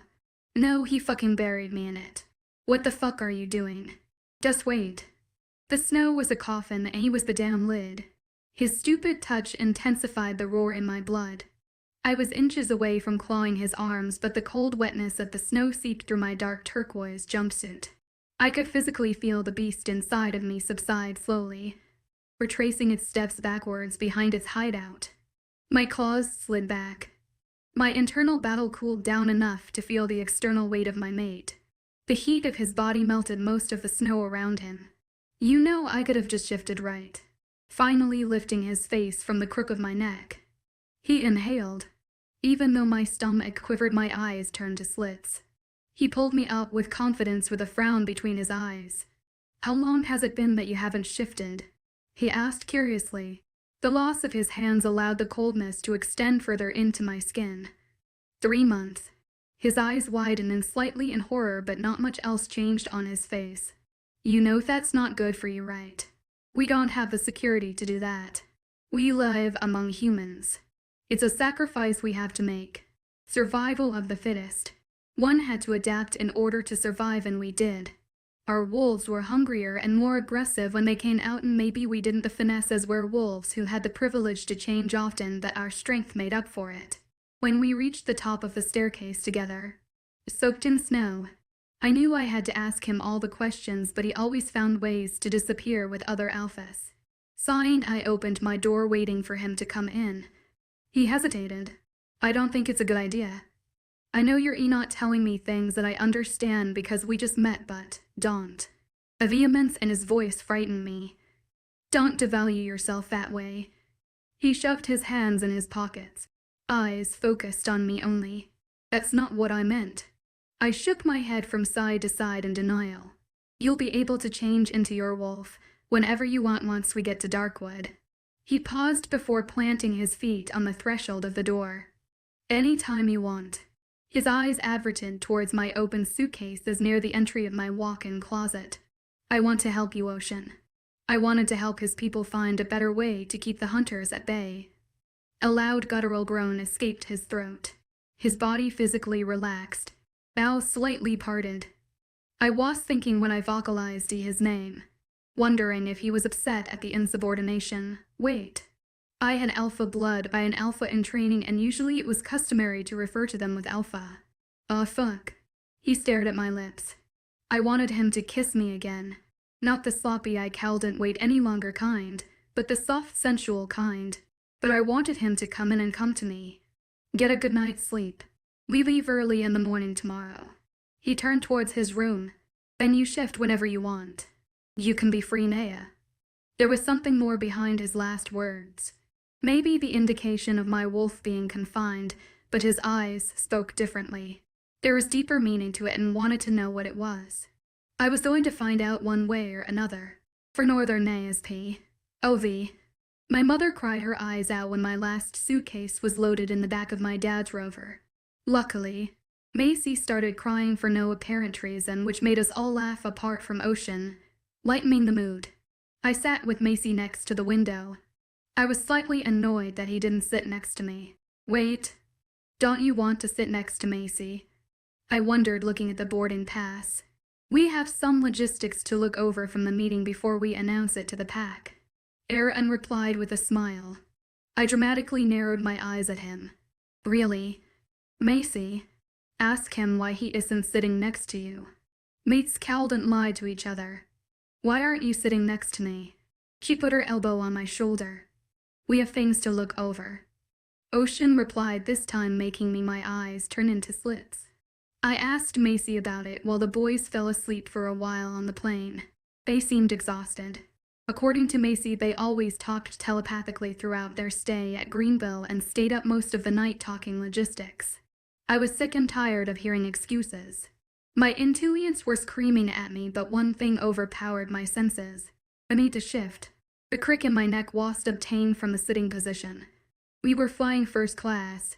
Pull-out beds with separate partitions. No matter how much I tried to get some sleep, I physically couldn't. Also, knowing their time difference, I really needed to get some in because our flight might have left at 6 a.m. for Western Hemisphere time, but for the Northern, it was only 12 at night. Therefore, even with the 10 hours journey, we'd get there by 10 a.m. Are you kidding? Groaning at my calculations, I turned to face Macy, who was fast asleep. After taking a picture of her drooling open-mouthed face, I'd to get comfortable but still couldn't. The wolf wanted out. I also wanted my mate. This needy, clingy obsession was bad for my mental health. Yup, I'm going crazy. I stayed awake through the whole journey. I was growling at the littlest disruptions. One of Ocean's enforcers came to pick us up. Lion seemed slightly confused to see me. I wondered if Ocean had told his guards about me. His lead enforcer was in charge while they were gone. Lion was one of the fighters. He had a gun holstered to his belt. Guns weren't allowed where we lived, but according to Macy, it was available here. I've been here before. I came to Northern a couple of times for the annual gala since I was a kid, but I've never visited his town. Darkwood. I had been to Hexlaw to visit, but that was a whole forest end for stayed away and had their own airport. We landed in Glasgow Estate next to Darkwood. It was a 2-hour drive, but it was worth it. After 1 hour we entered a territory that was covered with pine trees. The treetops and ground were covered with snow. It was so beautiful I wanted to cry. It felt like I was home. The windows became foggy. I tried to clear a small section of it so I could marvel at the beautiful serenity. I've seen the pictures Macy had shown me, but she lived outside of the compound until a couple of weeks ago. I marveled at the beauty. Soon after we passed a 10-feet high cement wall with barbed wire top which kept stretched on for miles. "We're here," I heard Aaron say from the other side of Macy. Ocean sat in the passenger seat in front. I realized that a while back. The fact that I had a mate and I was moving to his pack hadn't sunk in until we arrived at the tall black gates. My heart was hammering like a small fluttering bird behind a cage trying to escape. The gates brought back heavy sense of déjà vu. Iron gates with a huge castle behind it. Only in this one the castle was replaced by endless line of trees with a dirt road in the middle. The jerky movements of the SUV didn't distract me from spotting out hidden houses scattered among the trees. They were normal 2- and 3-story cedar houses. Some log and stone cabins. They looked beautiful and somewhat modern. We kept going for another 15 minutes before Aaron spoke up. "Mace, we're up." We turned towards another dirt road and came across a large 1-story log cabin with stone chimney on the side and a wooden porch. "Oh, it's so beautiful." Frazzled, I turned towards Macy. "Am I staying with you?" I mouthed without making any sound. We couldn't mentally communicate with each other anymore. I felt her presence disappear when she severed her ties with us, and it was heartbreaking. Widening her eyes with concern, she turned towards Aaron and asked him the same question through their mind, Link stopping him halfway out of the car. Perplexed, he shook his head side to side. He looked at me. "Are you crazy?" He didn't need to verbalize those words in order for me to know exactly what the expression on his face meant. "I don't know." I ducked behind Ocean's seat mouthing those words. Aaron quickly looked towards Ocean and disappeared behind the car to get their suitcases. Macy hugged me abruptly. "I'll see you tonight." She jumped out, avoiding eye contact with anyone sitting in the front seats. Sitting back, I watched them round the back of the car, marched up the wooden stairs that was covered in shallow snow. She turned towards me to wave before disappearing inside. The car started moving again, and after 5 minutes we arrived at a clearing that had a 2-story cedar and stone house with a porch that had stairs leading up from the sides. It was a small cabin. None of the houses I saw were, but they held a real authentic feel to them, especially among the trees and everything being slightly covered in snow. Taking the cue from my mate, I got out of the car at the same time as him. He spared me a glance of disdain before walking towards the back to get his suitcase out. When I tried to get my suitcases down, he physically, politely snatched both of them from me, leaving his behind, and marched up the stairs. I looked at Lyon, who picked up Ocean's bag and followed him inside. Frustrated, I huffed out a white puff of cold, foggy air. If I was a dragon, that would have been fire. Instead of going inside, I started to wander around the beautiful clearing. I wandered around, taking in the beautiful view. The sun peeked through the trees, softly kissing the flawless surface of the snow. I was surrounded by quiet nirvana. Nearing the edge of the clearing, close to the house, I heard a loud growl and sudden commotion coming from the open door. Ocean flew over the porch railing and landed on his feet with a loud crunch. Startled, I stepped back into the tree trunk behind me. He heard my gasp and stopped before he could make his way towards the very open car. Within a split second, he was in front of me. Hands tightly gripped my shoulders without hurting me. Instinctively, my elbow hovered centimeters away from his throat. My father taught me self-defense since I could walk. Father and daughter bonding sessions, he had said. He had a black belt in Taekwondo, due with 5 gold stripes. My stomach faltered at our fight stance. We were mates, for God's sake. He looked amused. His gaze flickered towards my elbow for a semi-sec. Letting go. He stepped back. Get in. He waited without taking his eyes off me. I wanted to say something. Ask why he keeps tackling me down. Rolling my eyes at his antiques, I walked around and up the stairs with him on tow. Lyon stood just outside the threshold with his head hung low. hands intertwined behind his back. I wanted to explore, but I also wanted to see the inside of the house. I was awed at the sheer amount of work that must have gone into making this house. Everything was made of stone and wood. The high-ceiling fireplace in the living room was lit, but I was cold with a sweater on. It was surrounded by different-sized stones stuck together by cement. Wood was neatly piled up next to the iron fireplace. Beams crisscrossed each other methodically. He didn't seem to have a ton of furniture. Hardly any decorations.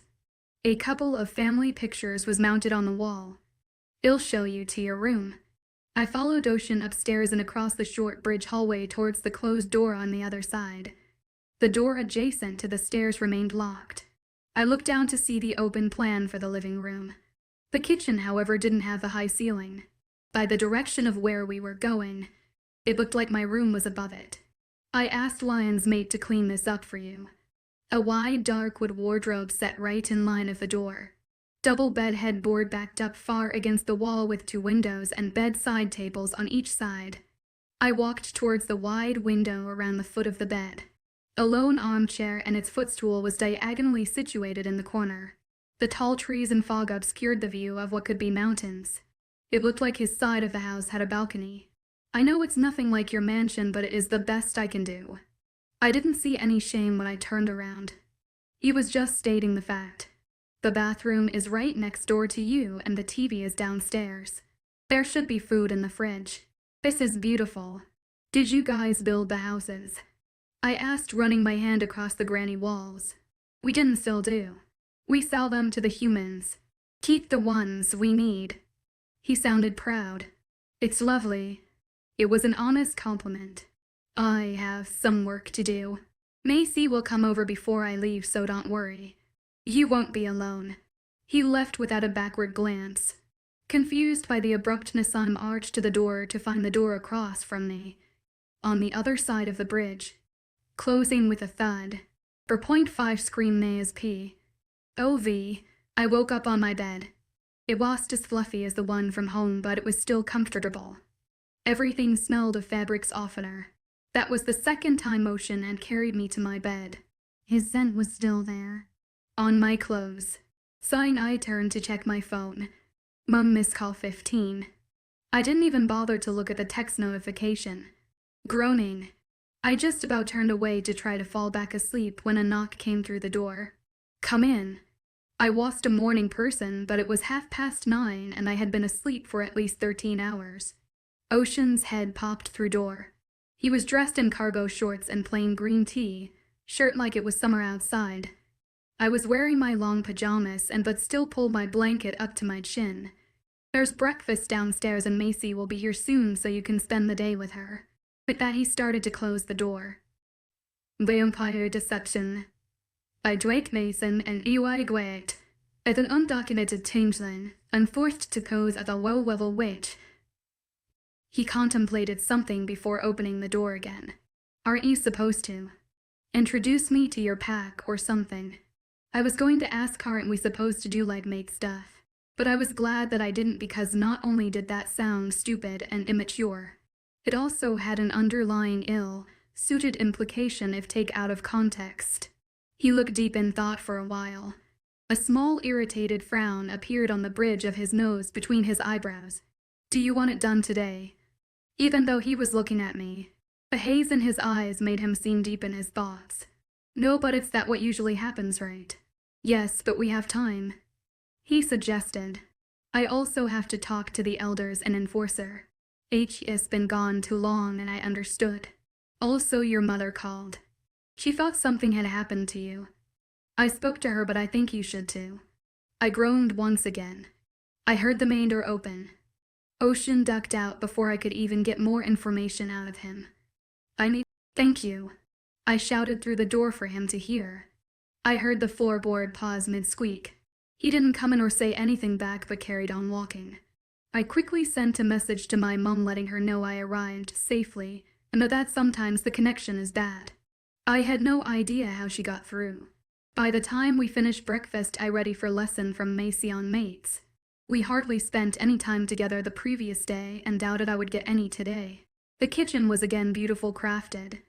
It was medium-sized with a breakfast bar in the middle with high stools.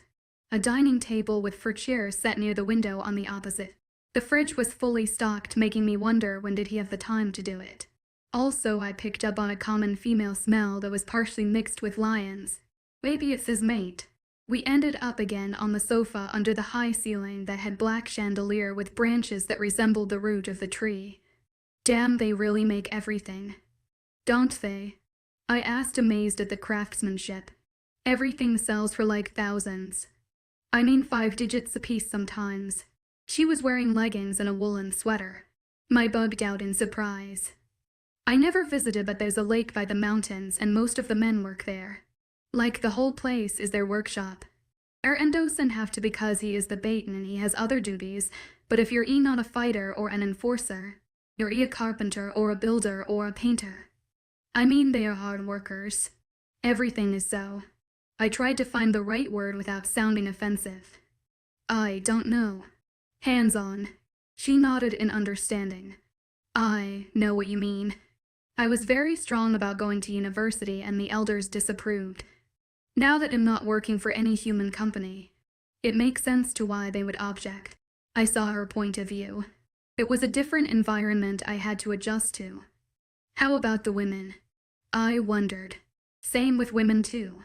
They can do the same stuff as men if they wanted to, but most are housewives and others makes clothes or jewelry or whatever they can so they can sell. But some elders believe that it is important to give the next generations of werewolves a proper teaching about who we are and other supernatural beings rather than human ones. She paused, thinking over something. I get where they are coming from. Well, kind of, but there's also a freedom for them to choose whatever they want to do as long as it serves the pack. Growing up the way we did. Did you ever think we'd end up here? I asked, picked up my steaming coffee mug. That our mates would be from the same pack, yes. I always ask Spirit. Same pack, please. She made a desperate praying gesture, making me smile. Speaking of mates, what the hell are you supposed to do? I carried on. I mean, I'm here and now what? With Aaron? We had to live in the city, so it was just to most of the times, so we got to really know each other and enjoy each other. I mean, I hardly see him now. She explained, picking up her own coffee mug. Mine is just always gone. I rolled my eyes. Also listened to me complain, and it hasn't even been a week. I feel sorry for him. We both laughed at that. After reminiscing about the old days before she moved away, we decided to go for a run. She has never done it here before and I was curious. The sun was melting some of the snow away and it looked beautiful outside. The pine trees held their leaves, but some of the other trees had shed theirs. It looked haunted and mysterious. Like the wind that slid past the trees and made it towards the house was calling my name, provoking me to break a rule I didn't know about yet. It didn't take me much to convince her. She was giddy with excitement. It had been a very long time since both of us ran together. The snow sloshed beneath our feet as we hid behind trees to shift into our furs. A black t-shirt was tied to my ankles with simple shorts. I could hear each of my bones crack and reshape itself into a light gray wolf. The spirits gave us the power to control these shift. It was a beautiful gift. Macy walked out in her chocolate brown fur with green eyes, looking cuter than ever with a wolfish grin. We trotted towards the sun. Our vision changed as wolves. The smallest object became more prominent. The details magnified itself 1,000 times. Our visions as human was impeccable, but as wolves, a ray of energy could be seen bursting out from each object. Senses of smell and hearing amplified massively. Oh, it was glorious. We ran for a while, nearing the sweet smell of the lake, only to have our view get obscured by a heavy stream of fog curving its way around the tree trunks. I lowered my snout towards the ground, to wondering why the sky suddenly darkened. The fur protected me from the low temperature, but still I could a slight sting of cold seeping through. All I could see was the tree trunks around us. Dead grass tickling my jaw. Macy poked my side with the snout, trying to catch my attention. She motioned for us to turn around and I did.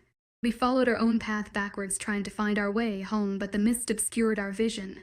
We were relying on only our sense of smell. Suddenly my ears perked up to a high discharge noise and instinct told me to duck. I used extra force to drag Macy down with me. only to find a silver object dig itself into the large roots thinning out as it rippled its way in the ground-covered snow. Hunters. She didn't hear me, of course. That hurt slightly. I tried to connect with someone. Anyone, but I was all alone. We both dashed behind the tree trunks.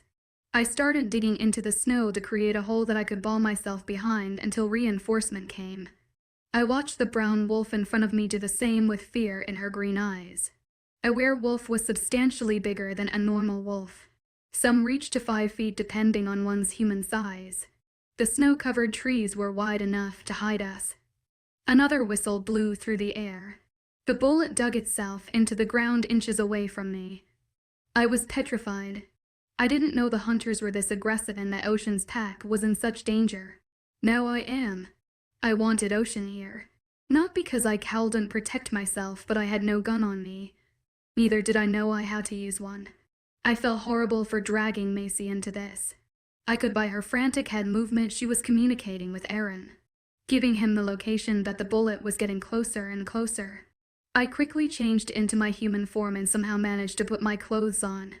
In human form, the tree trunk hid me better than my larger wolf form, and with a dent in the ground, it was stable for now. I hunched down, remaining as low as possible. Macy followed my lead, however. She continued to communicate. A strange scenery blurred across my vision. Macy waltzed in front of me. It was someone else, a girl. Images rolled like it was from a B-movie. She looked dirty. Loud guns were being fired from both sides. We looked like we were in a ditch, but it was endless and narrow. You must run. Take him and leave quickly as possible. She extended her hand to give me the bag she had brought with her. Reaching out, I grasped her hand. Macy screamed. 5 bullet made as P. Ove the bullet nearly grazed my skin. For a split second I thought I was somewhere else.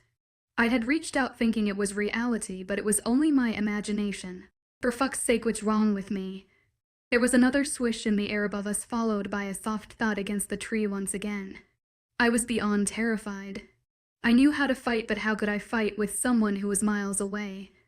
It had been too long since my wolf was allowed to run free. I must admit, I got a little bit carried away. I hated not being able to communicate with anyone via our werewolf link.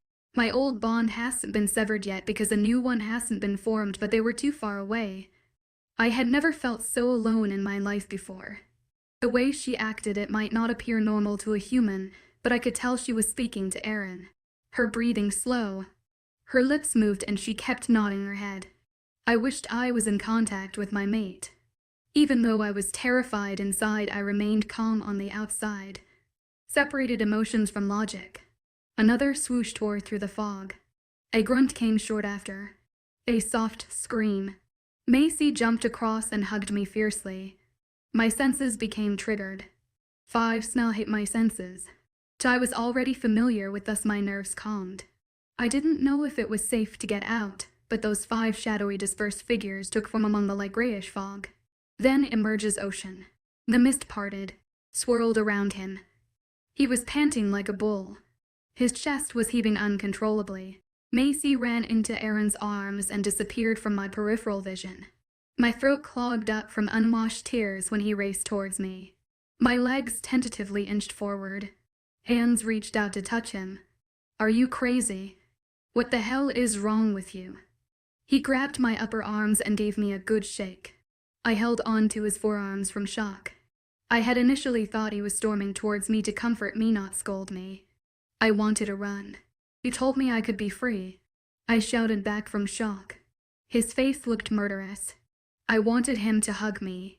How the fuck does that mean that you can go out and nearly get yourself killed? He brought me closer to his body without letting us touch. Why the fuck are you blaming me for hunters? Did I invite them to shoot at me? I was furious. My nails dug into his arms, but his remained intact. His chest caved in. Hot air blew my hair back. Letting me go, he stepped back. His breathing became controlled. Heartbeat returned to normal. The other shadowy figures broke through the mist.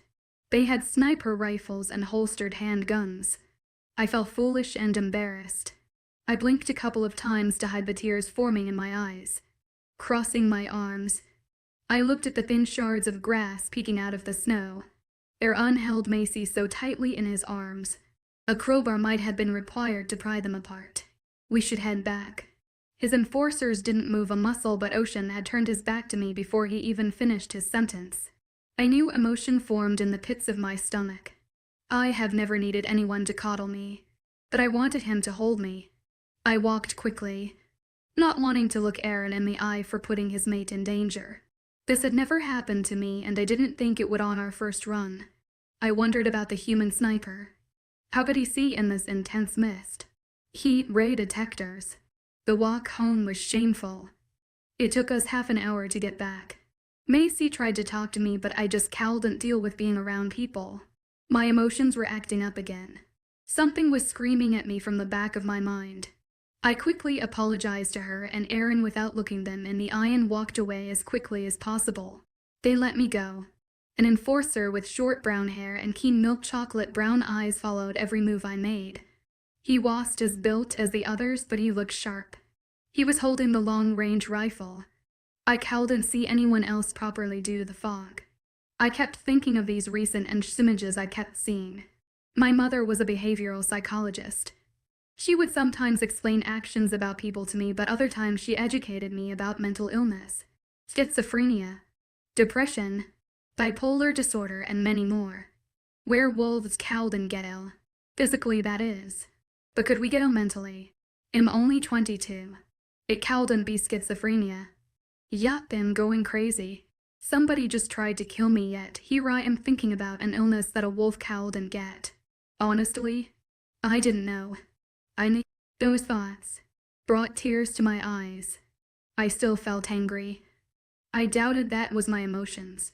I had no reason to be angry. I wanted to go home, wash the dirt off my hands and from under my nails. My hands shook and my vision blurred from the tears once again. Using the back of my hand, I wiped my eyes before tears could touch my cheeks.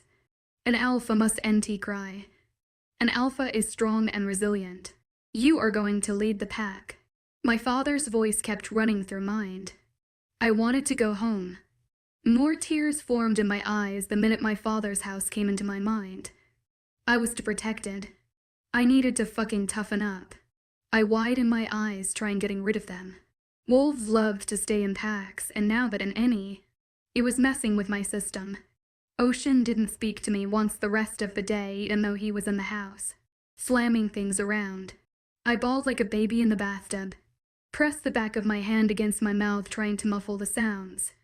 I wondered if he felt it. Even if he did, he didn't act on it. No one ever shot at me in my life. I didn't dare to tell my parents about it when I called my dad later in the evening. They seemed to be doing fine, and Alex had finally accepted his role as an alpha. He was being trained by my father. The difficult part of the transition was the spiritual evolution from beta to alpha. One can earn his way to the top and one can fall from his reign. But in this case, my father was handing it down. If I spoke to my mom, I would have started to cry once again, therefore I asked him to tell her I was okay. But I was far from it. My eyes were puffy when I went downstairs for dinner.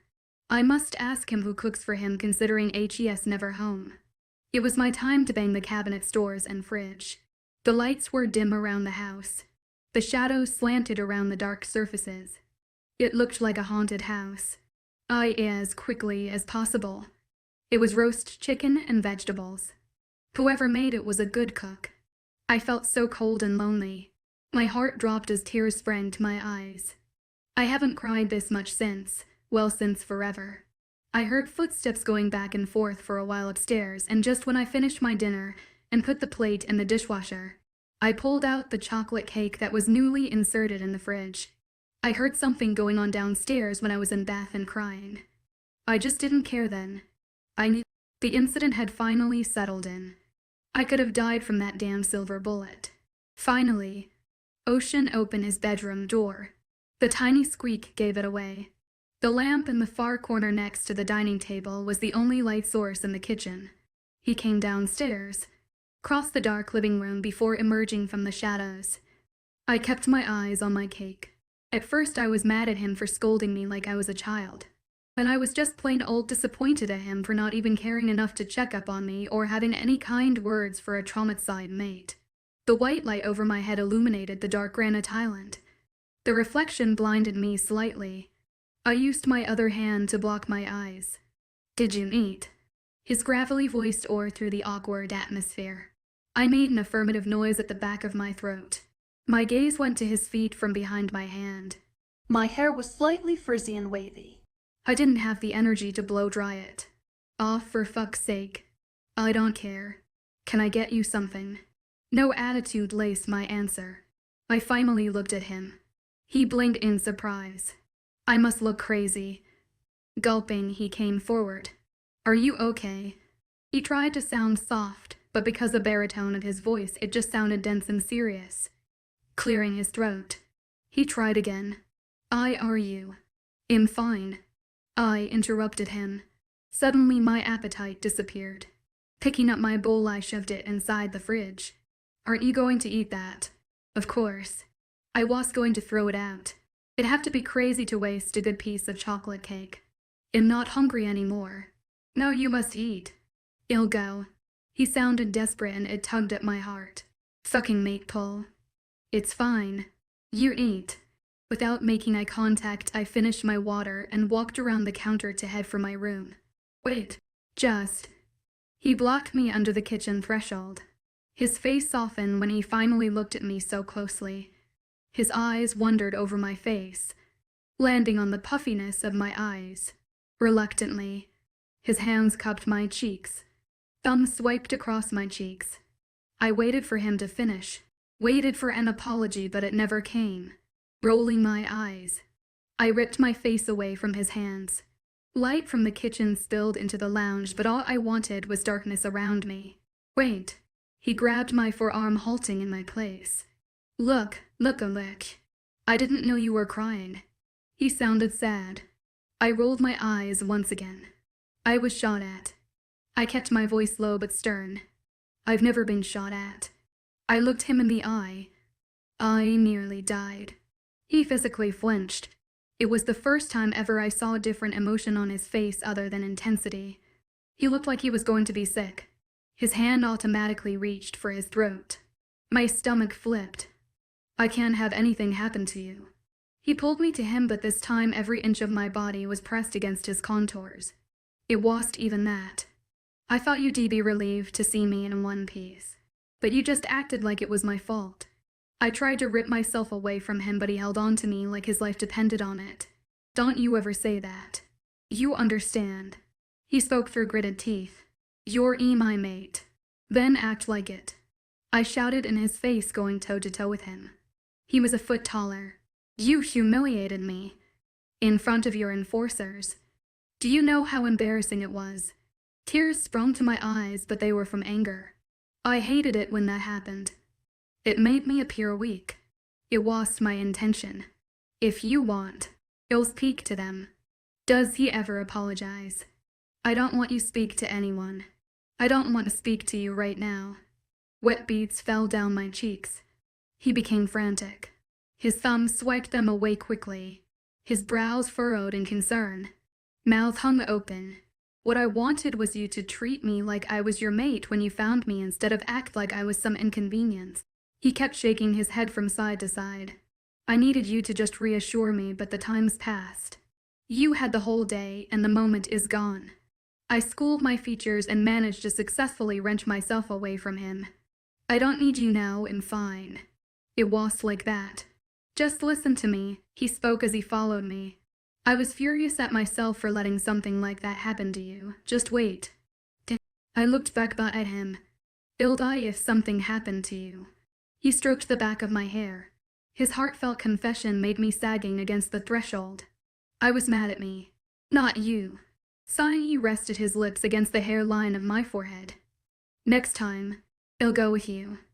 Just tell me when you want to go." His lips moved against my skin in a soothing trance.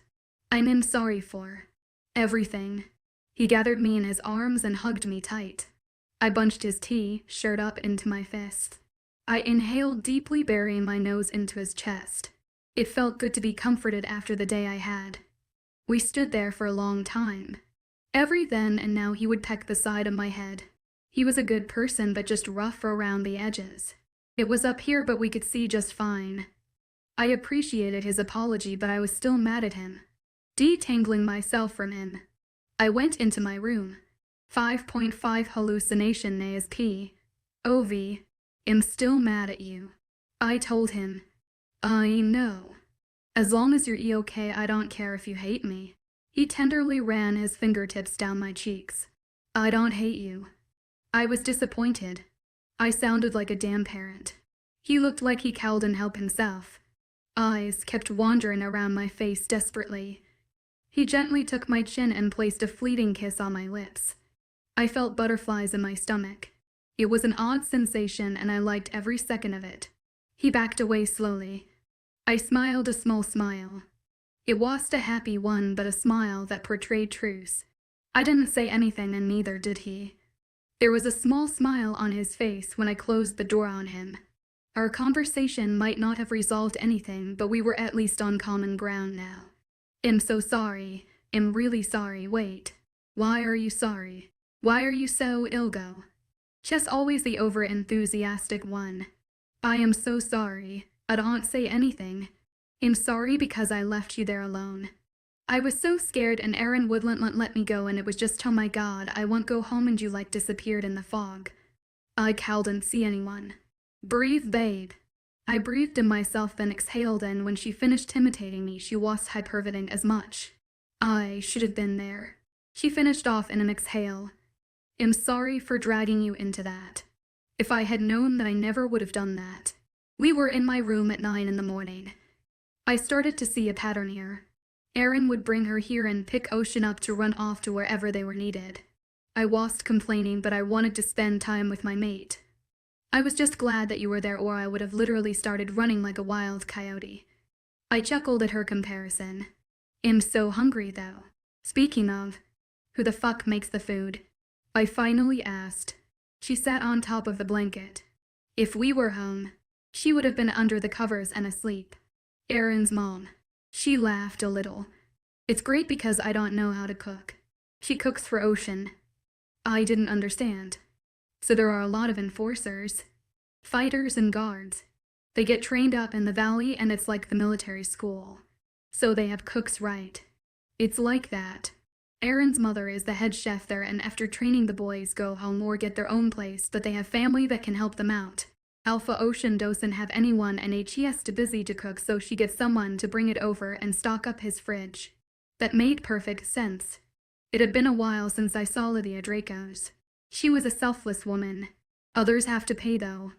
She added, Old Lion's mate works at the pack house with Mama Evie, and she sometimes brings it over because they live the closest to here. I wish Ocean would bring me up to speed on things. HES always gone. I finally got out of bed. By the time we went downstairs, it was 10 in the morning, and we were starving. There was a scent in the air that bothered me. It was of the enforcer who safeguarded me home. I was foolish enough to repeat my actions from yesterday, but I was smart enough to know what was going on. Macy walked towards the kitchen, whereas I went straight out the door once I got down the stairs. He was somewhere around, and it was misty today, so could seek him out. Maya, you're not Sue. I held my hand out for her to stop. She ran out, but didn't cross the threshold. I used my wolf vision to seek him out, but he had hidden himself well enough. It took me nearly a minute. I knew by the slight movement of the branch he realized I had caught him. Macy, what's for breakfast? I asked, making sure he heard. Pancakes. She kept averting her eyes from me to the large tree miles away. You might as well come down and join us. I kept my eyes glued to him. Who the hell are you talking to? She probably thought I was going crazy until a loud thump encouraged her to finally step out. He was miles away, but it took him less than 2 minutes to reach the clearing. His short brown hair was sleek and back, the long-range rifle slung over his shoulder. A sly smirk danced on his lips. How did you even know? He looked impressed. Take a guess. I indicated him to follow us. I thought city princesses didn't get alpha training. His snide little comment didn't bother me. Granted, I didn't know how to shoot, but I could fight. Maybe I should get some lessons. Ocean sadness engulfed my heart. I gravely missed having the connections with fellow wolves. Just anyone would do at this point. I'm an only child. My dad wanted me to take over, that's why he trained me well, so no one could question my ability. Makes sense. In the old days, queens could rule a whole nation, so why not a female alpha? He shrugged. I stopped in my tracks and gave him a mischievous look. You're smart. We're keeping you. He looked like a confused puppy, but the stack of pancakes sitting on the island distracted him. He put his rifle on the counter before grabbing himself a plate and started eating like an animal. Touch so. You're here. Why? I pointed my fork at him. His name was Joshua and he was only 21. He was barely an adult and Ocean left him to guard me. He must be an excellent enforcer. Some of the syrup dripping down from the piece of pancake at the end hit his arm that he licked away immediately. I scrunched my face up at Macy, who laughed with a mouth full of pancake. I'm here to make sure someone can shoot back when you're getting shot at. He stated without any condescending connotation behind it. Maybe we should learn how to shoot. I suggested. Or you can have an enforcer with you. He countered. You were the sniper who shot the human. He was distracted, yes. He seemed shocked by his confession. He was young. Around my age. He must be an excellent sniper for Ocean to have him in his elite team. I didn't like the idea of someone babysitting me, so maybe I could learn to shoot myself. Were we really close to edge of the territory? I wondered. From outside it looked like the land was bigger. Honestly, no. That fucker got in. You were nowhere near the edge. You can run for hours in these woods. He looked sympathetic. You know you can just do whatever you want here, right, hunters? He added before I could have smacked him upside the head. You have to let the enforcers know, so they can be on a lookout. But aren't the guards always on the lookout? There were cameras pointing outwards all around the tall walls. The whole place was surrounded with high technology, but the homes were as authentic as ever. Yes, on monitors, but it got unbelievably foggy yesterday suddenly. I don't know what the hell happened. He shook his from side to side to side. He couldn't believe it himself. What about heat sensor cameras? I asked. We have them, but we didn't even realize the weather was going to change that drastically, so I don't think guards even had time to switch. He explained. I wanted to see how it worked and where their control room was. I want to see your training ground. Before he could say no, another thought attacked my mind. I want to see the main sites. No can do. I've been ordered to keep you safe. His hand subconsciously brushed his rifle. You can keep me safe wherever we go. I stated sarcastically, but honestly, if we were under attack once again and guns were involved, I was going to be stupid enough to throw a tantrum about having a babysitter. Especially when one was a highly trained sniper. I have to ask the Alpha. He seemed skeptical about it. Ask him, and if he says no to you, I'll just go by myself. He looked at his rifle. By WW, what are you going to? Shoot me? He gulped. I was just as fast and no long-range snipers were involved. Also, Ocean would probably kill him. Fine, but when the Alpha finds out, I'm gonna blame it all on you. He shouldered his rifle before putting his plate in the dishwasher. Where do you want to go? Macy asked. Excitement filled her eyes. I get to see everything last year because we left as soon as I came here. The only place I know is the lake and it's gorgeous, but I want to see the workshop and the pack house. Where do you think Ocean is more likely be at? I asked Joshua. Control room more at the border from where the human got in. He answered confidently. Pack house then. I decided while clearing things away. Pack house is right next to the training ground. They make the food there and it's like a big canteen. You know what you'll see when we get there. Joshua led the way. The snow was settling again.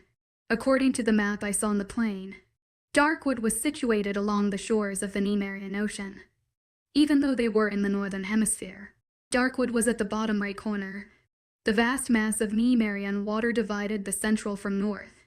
The warm equatorial breeze always brought spring quicker than expected. Winter and spring played tug of war until the snow gave way to the sun. It was a beautiful state. Alpha Jacelor Russo's pack was straight up north and they also didn't like outsider. That's IVE never visited their pack. Rumor was Alpha Aura Say was a turned alpha when their future alpha and his mate was killed. No one knew about how they were killed. Since then the pack kept to themselves.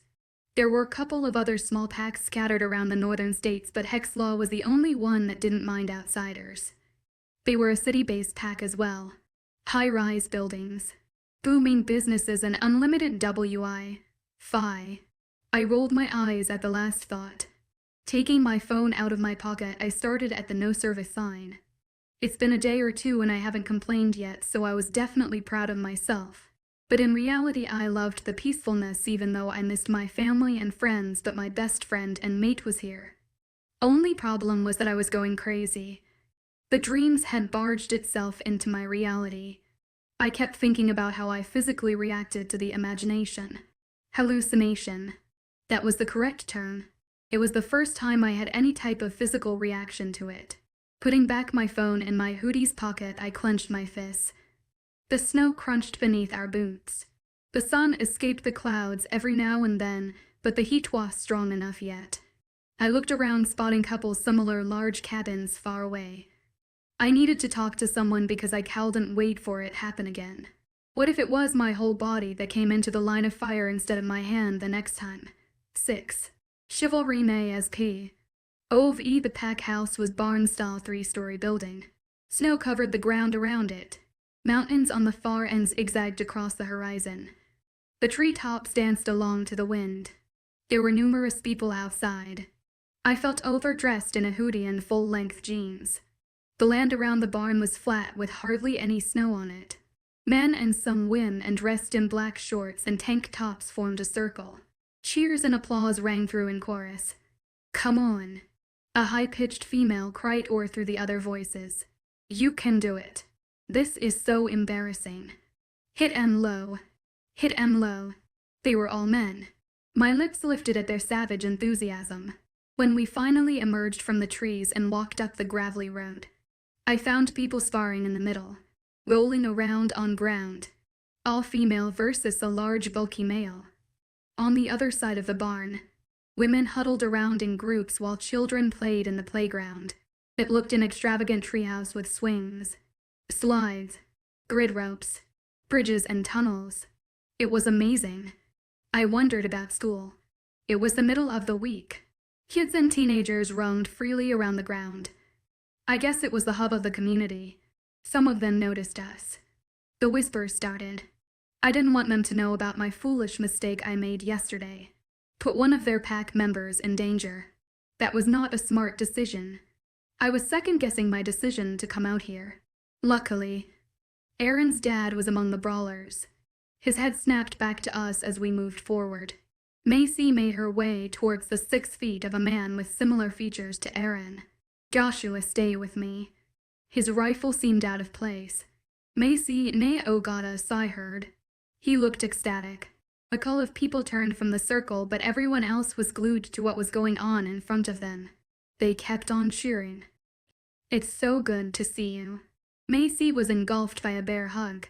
She adored her mate's side of the family, Mr. Draco's. "It's nice to see you again." I extended my hand forward. "Oh, come here." He pulled me into a hug, somewhat awkward from my part. "We're practically family. How are you?" "It's been a while." Macy stood on the side, next to both of us. "We're good. I've just been training those moths." I wish I could say everything was all well and good, but unfortunately it isn't. He stuck his hands into his shorts pocket. "No, I'm sorry. I sent a silent prayer to the spirits about yesterday. Hopefully Ocean kept his words and didn't tell anybody." "What are you guys doing here?" he asked.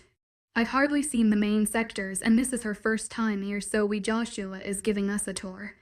Macy explained. "Joshua, when Ocean told me your on security details, I didn't know you were going to be with my son's mate." He didn't seem pleased with Joshua. His friendly smile morphed into a disapproving frown. "Commander." Joshua, on the other hand, acted a little smug. "So, like she said, we couldn't wait to explore." I tried to get his attention back on anything but Joshua. "Come, I'll introduce you to the people of your future pack." His smile was back on his face. It felt odd to hear that out loud. It sounded official. Butterflies filled my stomach. The sparring carried on for a while, so we decided to visit the quarters first. One thing I noticed is that they didn't clear roads. We rounded the ring werewolves and into the woods once again. A couple of them turned with wondering eyes. I didn't know if they knew Ocean had found his mate. They didn't seem like a friendly bunch. The ones that noticed motioned for others to stare. I'm sure by their long silent eye contacts, they were communicating via their wolf link. I would have done anything to know what they were saying. It was a 2-minute walk from the open ground. It was odd to see actual stone building blocks. I was getting used to the ethereal feel of wood being used everywhere. The quarters were typical military style, but the program was completely different. There were 2 two-story buildings and a long 1-story building. There was a basement attached to it. According to Stephen, the basement was a firing range. The hill near the mountains was where the long-distance gun range. He introduced us to some enforcers and guards in training. When he said, "I was Ocean's mate," they appeared shocked at first. Some lowered their heads slightly. Some only looked down and some looked skeptical. The quarters were divided into rooms big enough house for people at a time. Cozy twin bunk beds, wardrobes, tables, chairs, and private showers. Steve mentioned there were 20 rooms in one and 10 in the other. I didn't understand why they needed this because everyone lived close anyways.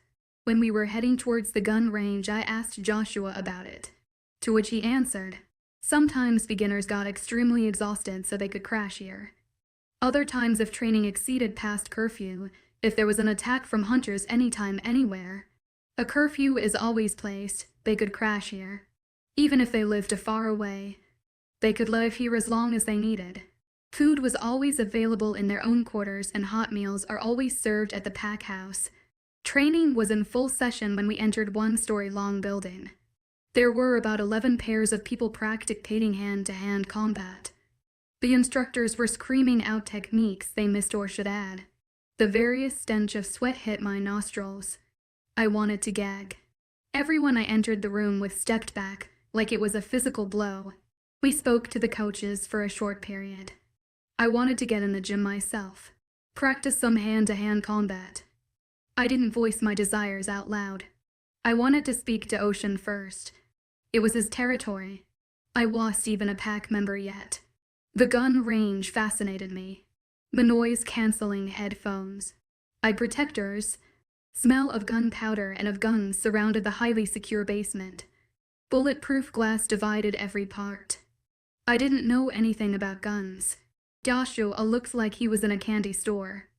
I held a Glock 19 in my hand.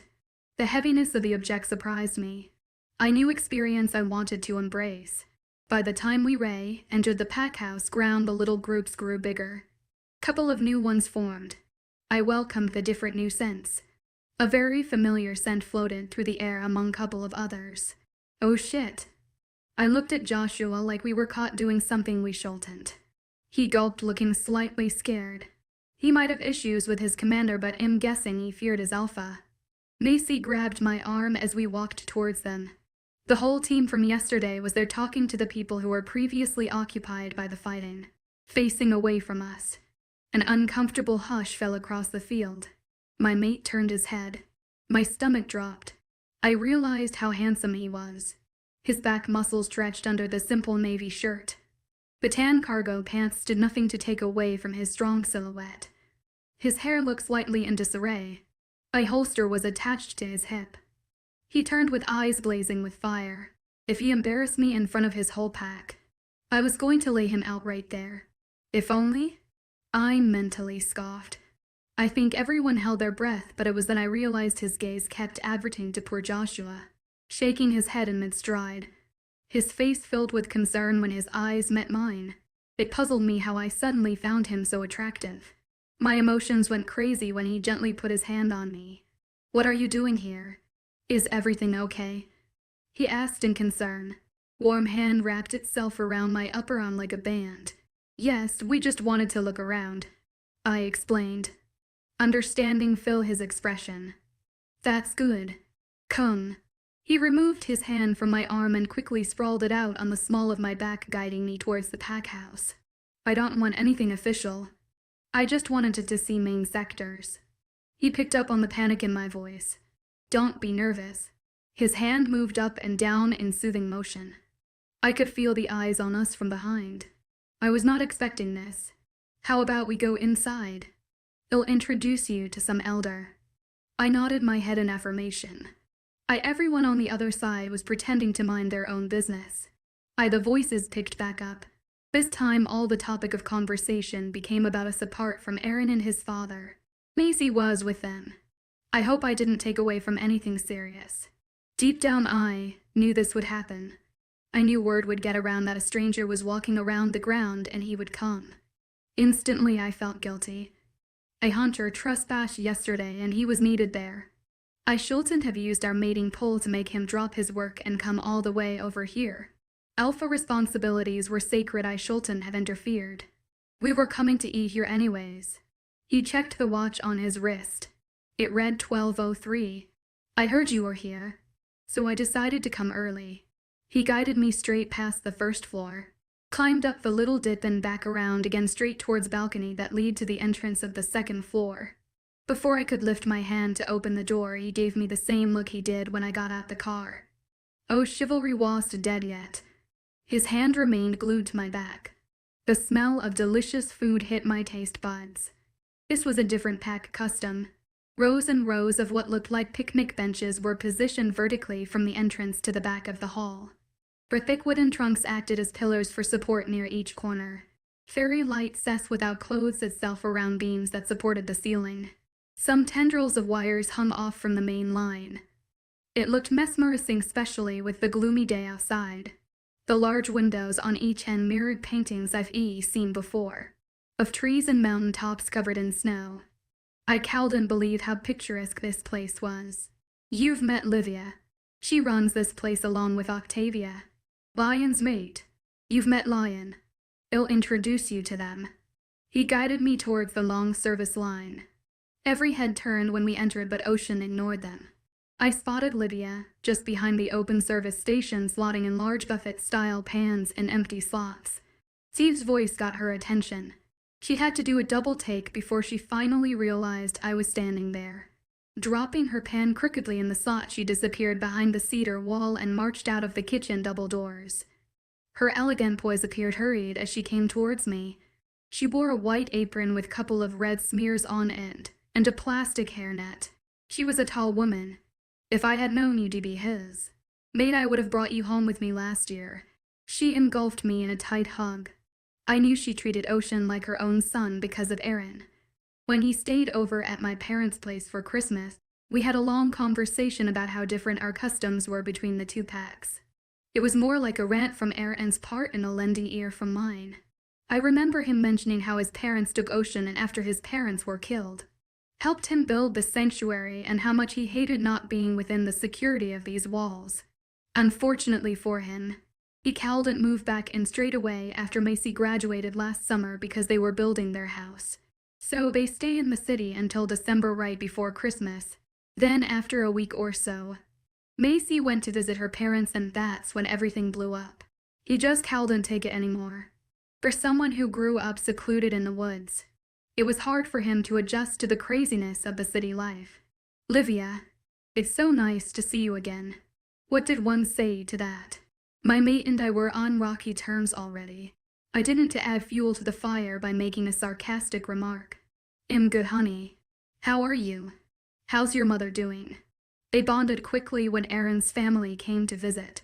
But Draco's family had a hard time adjusting to human culture that we were accustomed to. However, my mother was from a semi-secluded pack. The pack lived close by to each other but followed normal human rules, which included anything from school to jobs, but their tight-knit community kept some of the old rituals alive. She was crying. I've been avoiding her honestly because she will probably start crying again.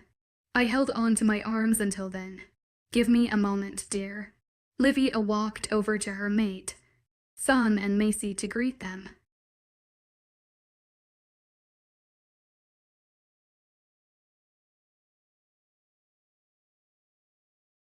When the cloaked man broke my spine, I heard an ancient Techo 6.5 affection maze P. OV. Ocean's intense gaze followed me as I approached the tables with him.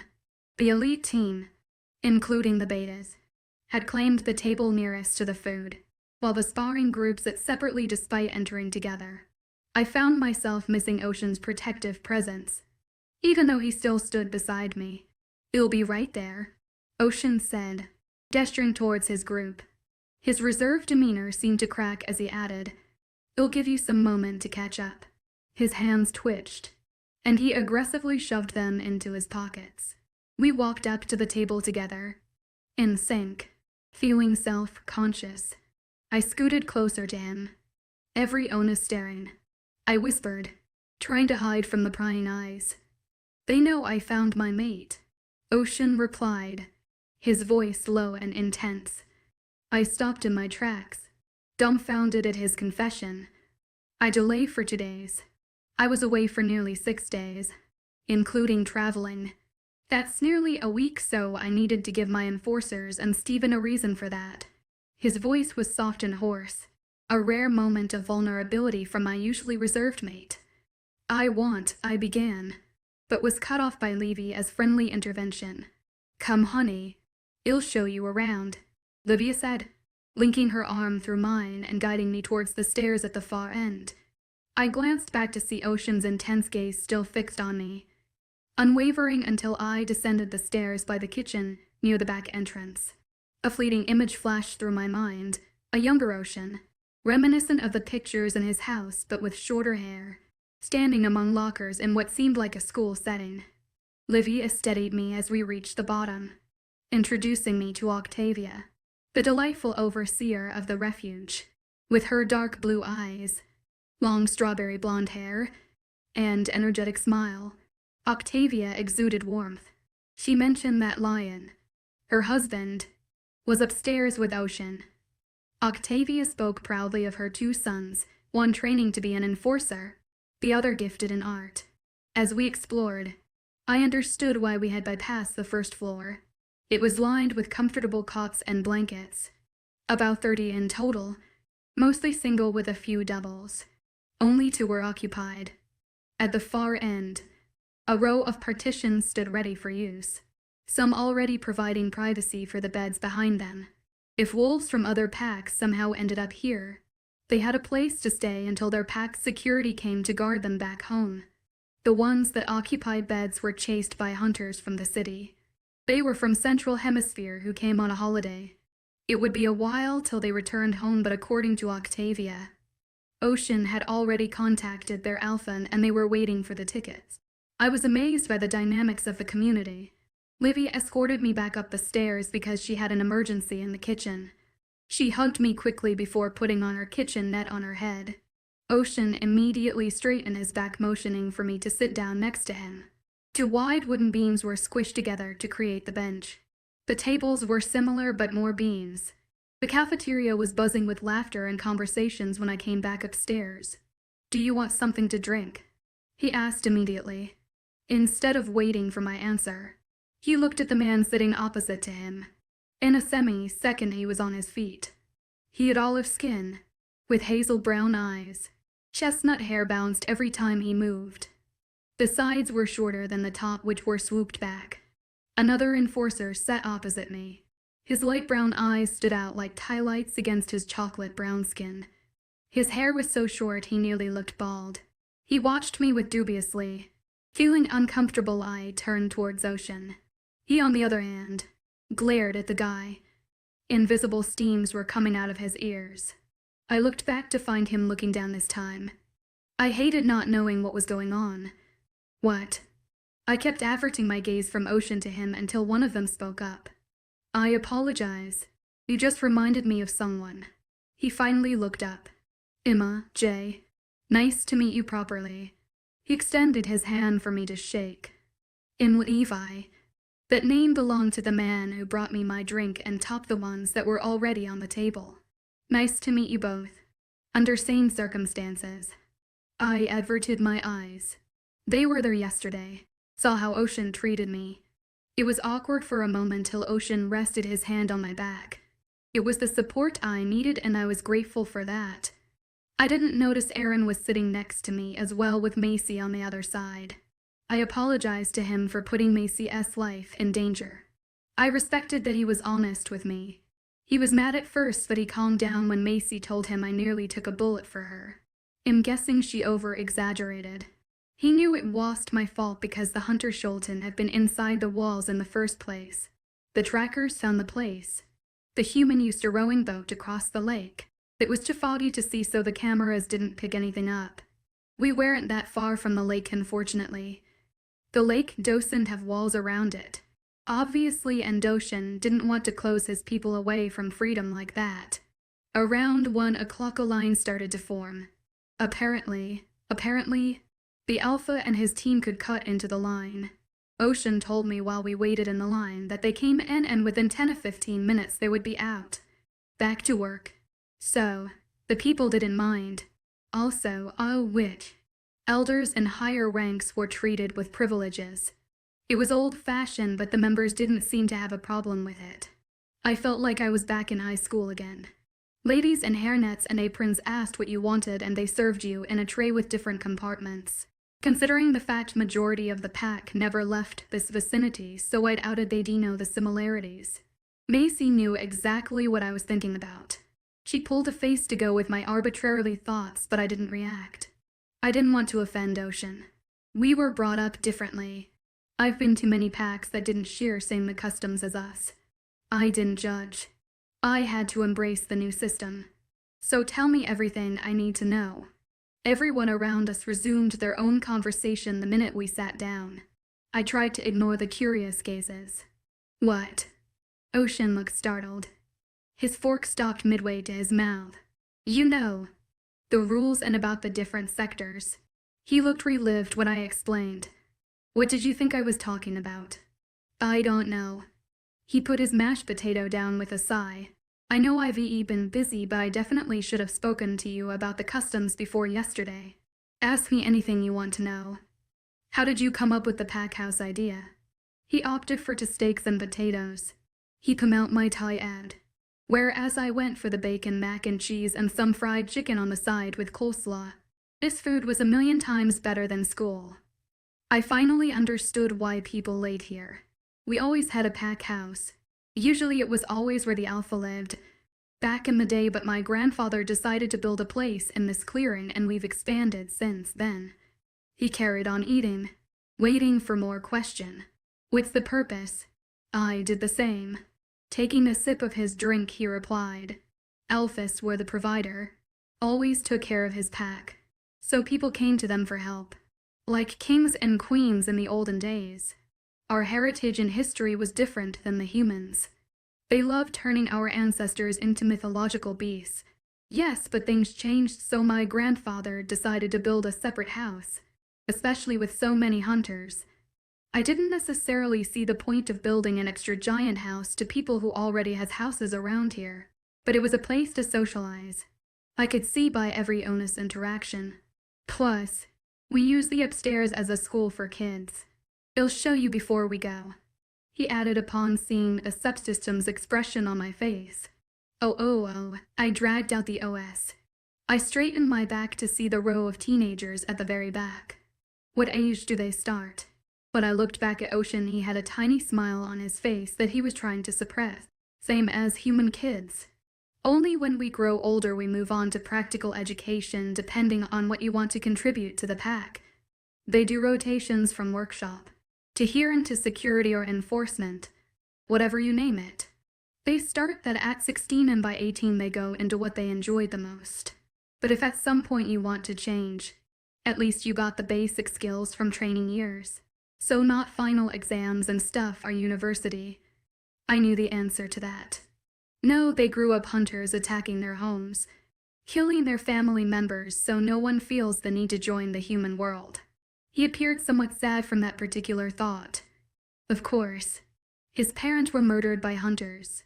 I put my hand on his thigh in a comforting manner. You're an amazing Alpha. The things you built, the laws you made, the freedom you give to your people and the things you do to keep them safe. It's quite remarkable. His eyes met mine, lips parted in awe. He covered my hand with his before gulping, clearing his throat. He said thank you. He truly was an amazing alpha. He tried to give as much freedom he could to his people without putting them in harm's way. I think that's why he seemed more attractive to me. My body was attuned to his every movement. Tingles were shooting through my body, and I knew exactly what was happening. I was turned on in a room filled with werewolves with heightened sense of smell. So the training ground.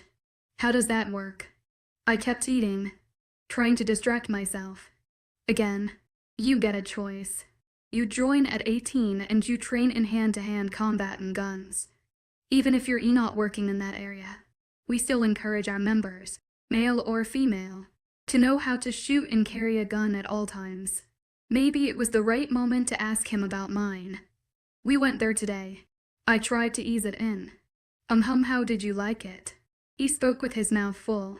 It looks so high-tech. It's unreal. I should learn to write. There. Yes, it'll teach you. He took a big swig of orange juice. Thank you. Also, I want get in the gym. Learn how to fight. I definitely downplayed my experience. Sure. He had a knowing smirk on his face when he said that. A sort of a smirk one gives when he is secret that others didn't. I wondered if my dad or Macy told him about my 3 stripes black belt. You know the cots downstairs, why don't you just build more houses? I wondered that when I went downstairs. I'm sure people needed their privacy. A lot of money.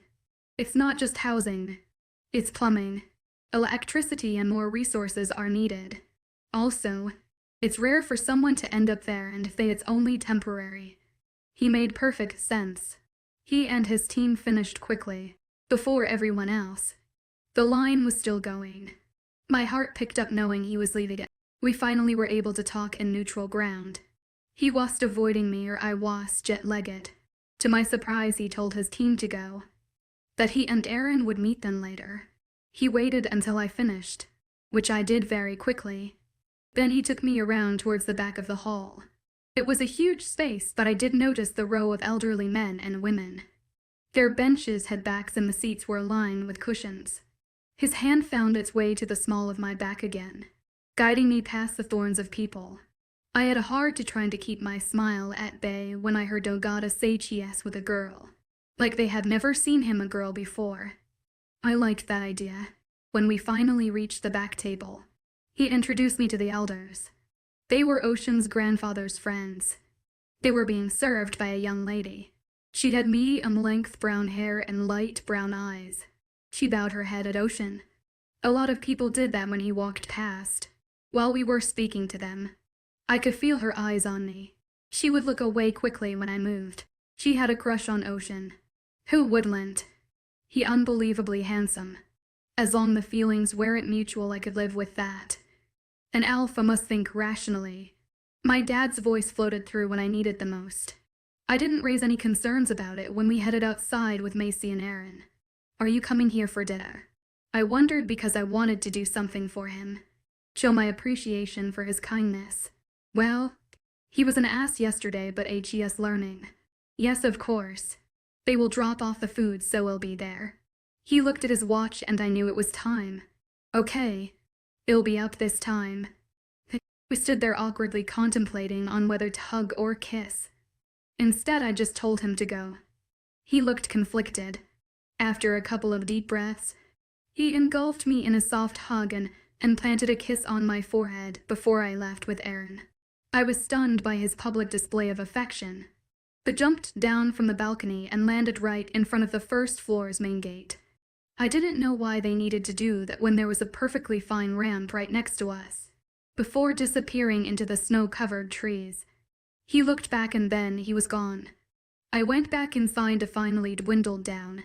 The girl was watching from the kitchen window next to the ramp. I didn't her eyes on my mate. Where was her mate? Until Ocean tells me there's nothing between them. I wouldn't be alright. I planned on asking him at dinner. I had an idea. I found Livia sitting with Steven. Livia, I need a small favor. 7 talk ASP. You cooked for me. I wanted to do something nice for you. Livia was ecstatic to hear when I asked her for some groceries to be sent over instead of cooked meal. I made 6 chicken parmesan, spaghetti with spicy tomato sauce and lots of garlic bread. According to her, Ocean could eat enough for 3 people, so I made extra.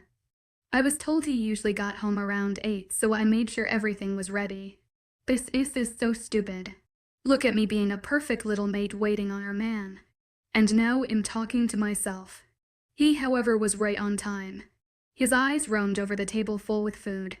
I used the actual dining table near end of the window instead of the wooden island. We usually ate there. I couldn't find any candles, so I used the overhead lights. Unfortunately, they were too bright and not at all romantic. It was better that way. We've only known each other for a week and we're destined to be together for the rest of our lives. So we had all the time for romance. I just wanted to get to know him. Either move for a generous amount of time. Oh goddess, you don't like it. Livia didn't mention anything about Ocean disliking food that is not from the pack house. No. He shook his head from side to side. It's just, since my parents died, I really haven't had a home-cooked meal. He paused before widening his eyes. Not that Livia's cooking isn't amazing, nor that they aren't like my family. I smiled, liking the relaxed side of him. I'll wait for you. I picked up the hot dishes, placed them back in the warm oven. What did you make? His feet were bare. Mud smeared his clothes. He must have had to shift at some point. After I recited the meal to him, he seemed elated. I heard the shower running soon after. I wanted to change into a dolly dress, but I opted for leggings and a long cream-colored sweater dress. It was exceedingly cold outside. Even I felt the chill in the air. The fact that we were more than just civil and making some progress from where he didn't even want to bring me here was a blessing. I was giddy with excitement when I heard footsteps stomping down the stairs. I took out the food from the oven and set back on the table. Ocean came in with black cargo pants and a gray sweater. I'll do it. He pulled out my chair like a gentleman. There's 6. Are we having people over? Sounding disappointed, he served me first. Nope. I saw you eat 4 for people this afternoon, so have at it. He looked away from me, but I saw the smile on his face before he did. Clearing his throat, he carried on. So how was work? I've heard my mother ask the question to my father nearly every night. They had a successful marriage or mating, so why not try it out? It was good. He paused, thinking something over. After he served himself, he sat down before continuing. We found the boat. It kind of floated away, but we finally found. There were other scents that we can trace back to the human civilization, but there's no point of putting more guards in danger. He sounded heartbroken. His people were dying, and the only crime they committed was being born with supernatural powers. The police? What can they do? I wondered. We contacted them. We have a right to have guns, and when they are shooting at us, we can protect ourselves. The mayor of Darkwood is a human who thinks we are like gun-sparing religious cult, but can't deny our rights. Especially after what happened to my parents. He sounded angry now. Anyways, we contacted the authority, and they will deal with it now. He was trespassing, so hopefully they won't put as much pressure on you guys. I despised myself for judging these people, for thinking they were old-fashioned. They just wanted to live a simple life. I felt no remorse for the humans. They were born from us.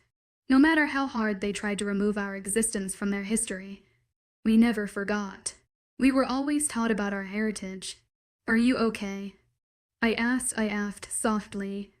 He seemed deep in his thoughts. No one got hurt this time, so there's no point in alarming the members. He was going for seconds. Also, this is amazing. You really cooked, yes. I pretended to take offense to his question, but the smile on my face countered my mock outburst. I can cook. I thought city princesses didn't want to cook. Okay. What is this city princess thing? Is this what you guys call us? That was the second time I heard the phrase in one day, yes. It's just always thought of pack that live in cities as conceited. He spoke honestly. I respected that. Some can be. We are so wrapped up in the human desires that we forget our lineage sometimes. It's true. I loved all the temporary satisfactions of the world. It took me away from reality. Do you think I'm conceited? No, but I think you have issues with rules. He finally brought up the issue from previous day. I don't have issues with rule. This outburst was very real. All alphas have issues with others' rules. Oh, he was right. It rubbed me the wrong way when people told me what to. Then I found a loophole. I technically didn't know the rules. He smirked at my remark, then sighed with a shake of his head. He knew I would find a way around it. We made small talks throughout dinner. He everything but made sure I had enough before, and I was grateful that he enjoyed it. We finally got to know a little bit about each other. He worked from morning to night and loved food. That was a given. The house that we were currently living in was originally his parents'. He used to live in the quarters with his elite team when he was training there for. When his parents were attacked, he washed there to save them. I still wasn't 100% sure how he got his wounds. We didn't expand much on the topic, but I was humbled that he even mentioned it. He was letting me in. I told him about my university degree. He was surprised by my business background and threw out a nonchalant remark about how I should speak Dorian. He was in charge of import-export business, hence he usually made business deal with humans. Considering I was brought up with humans, I had much more experience with their tactics. It was a huge responsibility, but I doubted that it was any different than what I did for my father. After loading up the dishwasher, we found ourselves on the sofa within the lounge. He turned off all the overhead lights and allowed the lamps to illuminate certain parts of the room. It was romantic. Only item missing was some wine. We spoke comfortably for a few more minutes. I found out he was 25 and his birthday was in June. I told him I just turned 22 in November. I wanted to ask him personal questions, but keeping it light and superficial was the right decision due to our premature relationship. Can I ask you something? I needed to put my mind at ease about the girl from the pack house. Sure. He made himself comfortable by leaning back against the backrest. His hand rested on his tight stomach, making me chuckle lightly. Happy that he was sated. The girl at the pack house. Should I be worried? He thought about it first before reacting. A true trait of an alpha. Think before speaking. Don't be rash. The frown on his face disappeared when he figured out what I was insinuating at. He took a deep breath. First, nothing's ever happened between us. We hardly spoke, let alone what you're thinking. He'll never do that to you. The vehemence in his voice sent chills down my spine. Not because I feared him. I was overwhelmed by how much it affected him when I thought about him like that. It was forbidden to fornicate with anyone who was a mate, and especially with humans. So what's the story? I asked after he calmed down. She was like the people you saw at Sanctuary run by Octavia. Unfortunately, her whole family was obliterated 3 or 4 years ago just behind the mountains. They were actually from Central, a modern pack, and they were traveling. They got caught up with the hunters when they touched silver cutlery in a hotel downtown. Someone told someone and word spread. They ran into the woods and we heard the gunfire, so we fired back. She barely survived. He sighed. It was me who took care of her, but when she regained consciousness, I was there to question her, and I guess she ended having a crush on me. Doesn't she want her own mate? And leave mine alone. She's never been outside of these gates since then. I rolled my eyes, but deep down I understood her fears. We sat there in silence for a long time. Snow started to float down heavily and started to stack up again. Whenever it snowed, a red hue hung in the air. I didn't know why, but it brought an unexpected lightness to the dark. It was captivating. Did you? He cleared his throat. I mean, no, I didn't move my eyes away from the large checker window. Wooden panes framed in grids with double glasses in each square. Do you like it here? The doubt in his voice surprised me. Of course I do. Why would you ask that? Perplexity clouded my mind. It's not a mansion, is it? The type of place you grew up in. I moved closer to him. My knee touched his thigh. Hand rested on his shoulder. You're my mate. My stomach flipped. I want to be here. With you. We stared at each other for eternity. Slowly my hand moved to his semi-damp hair. I brushed the hairs away that fell to his mid-ear. I didn't know if this was his normal hairstyle or if he needed a haircut, but I liked the length. His hair was soft, but it wasn't rough either. They slipped through my fingers as my nails grazed the roots, softly making his eyelids drop. He must have been bone tired if he was this drowsy by 930. I repeated the actions all over his hair, and it didn't take him long to doze off. This time it was him who fell asleep on the sofa. No way in hell I would be able to carry him upstairs. I mentally laughed at myself at the image of such absurdness. So I spread a thick quilt I found in the drawers under the TV. I was buzzing with excitement when I went to bed that night. Our relationship was finally looking up. My small smile died when I remembered all the crazy hallucinations that had taken over my life. 2 into days. If it happened again, I was going to have to tell someone. My heart dried at the thought of him not wanting me after finding out that I was a sane person. 7. 5 decision nay as P. OV. A month flew by within a blink of an eye. I wished Toshin and I made some progress in our relationship. No matter how small it was, but that was the case. Some days I felt that he was avoiding me. He'd come home to find me asleep on the sofa and carry me up to my bed. Some nights he'd be early and we'll have dinner together. But lately he's been gone a lot. However, that was my primary concern. My hallucinations were getting worse. Sometimes I was seeing things 2 or 3 times a day. I was able to speak to my mother about it. No way in hell I was going to tell her it was happening to me, but we spoke for over an hour about mental illness. She made me laugh when she hesitantly asked me if there was a problem with Ocean. It was me who had the problem, but I shied away from the truth. Natural wolves were vulnerable to any kind of diseases just like humans. Supernatural creatures like us and others didn't fit into the natural category, therefore we were immune to regular diseases. Mental illness, however, was well documented among our ancestors, so unfortunately she didn't tell me much about it. However, I told Macy about what was happening to me. We spent too much time together for her not to notice. At first she acted like nothing happened, but after a couple of consecutive days she was deeply Finally, she asked 2 weeks ago. Explaining to her what I saw presided as a challenging experience, but the worst one ever occurred one afternoon with Joshua there to witness it. Rocky mountains surrounded us with yellow and green grass beneath our feet. I felt parched. Someone was holding my hand. Turning, I found Ocean looking at me with haunted eyes, chapped lips and blistered skin. His voice was broken when he spoke. Anaya, we must rest. His voice was rich and dry. He pointed towards the shade created by the mountain. Wait until nightfall. We can change and run and they won't be able to follow us. He spoke in a different language, but I understood it perfectly. Orion, we must drink. I don't know for how long we'd be able to go on. I spoke his language. It rolled out of my tongue. I leaned into him, feeling scared and exhausted. My limbs were ready to give out. We sat down with our backs against the giant stony rock. He was clothed in garment that wrapped around our body.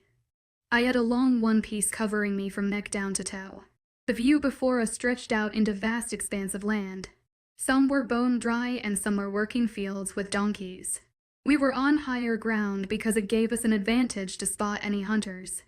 We had no water or food, but the rest helped us.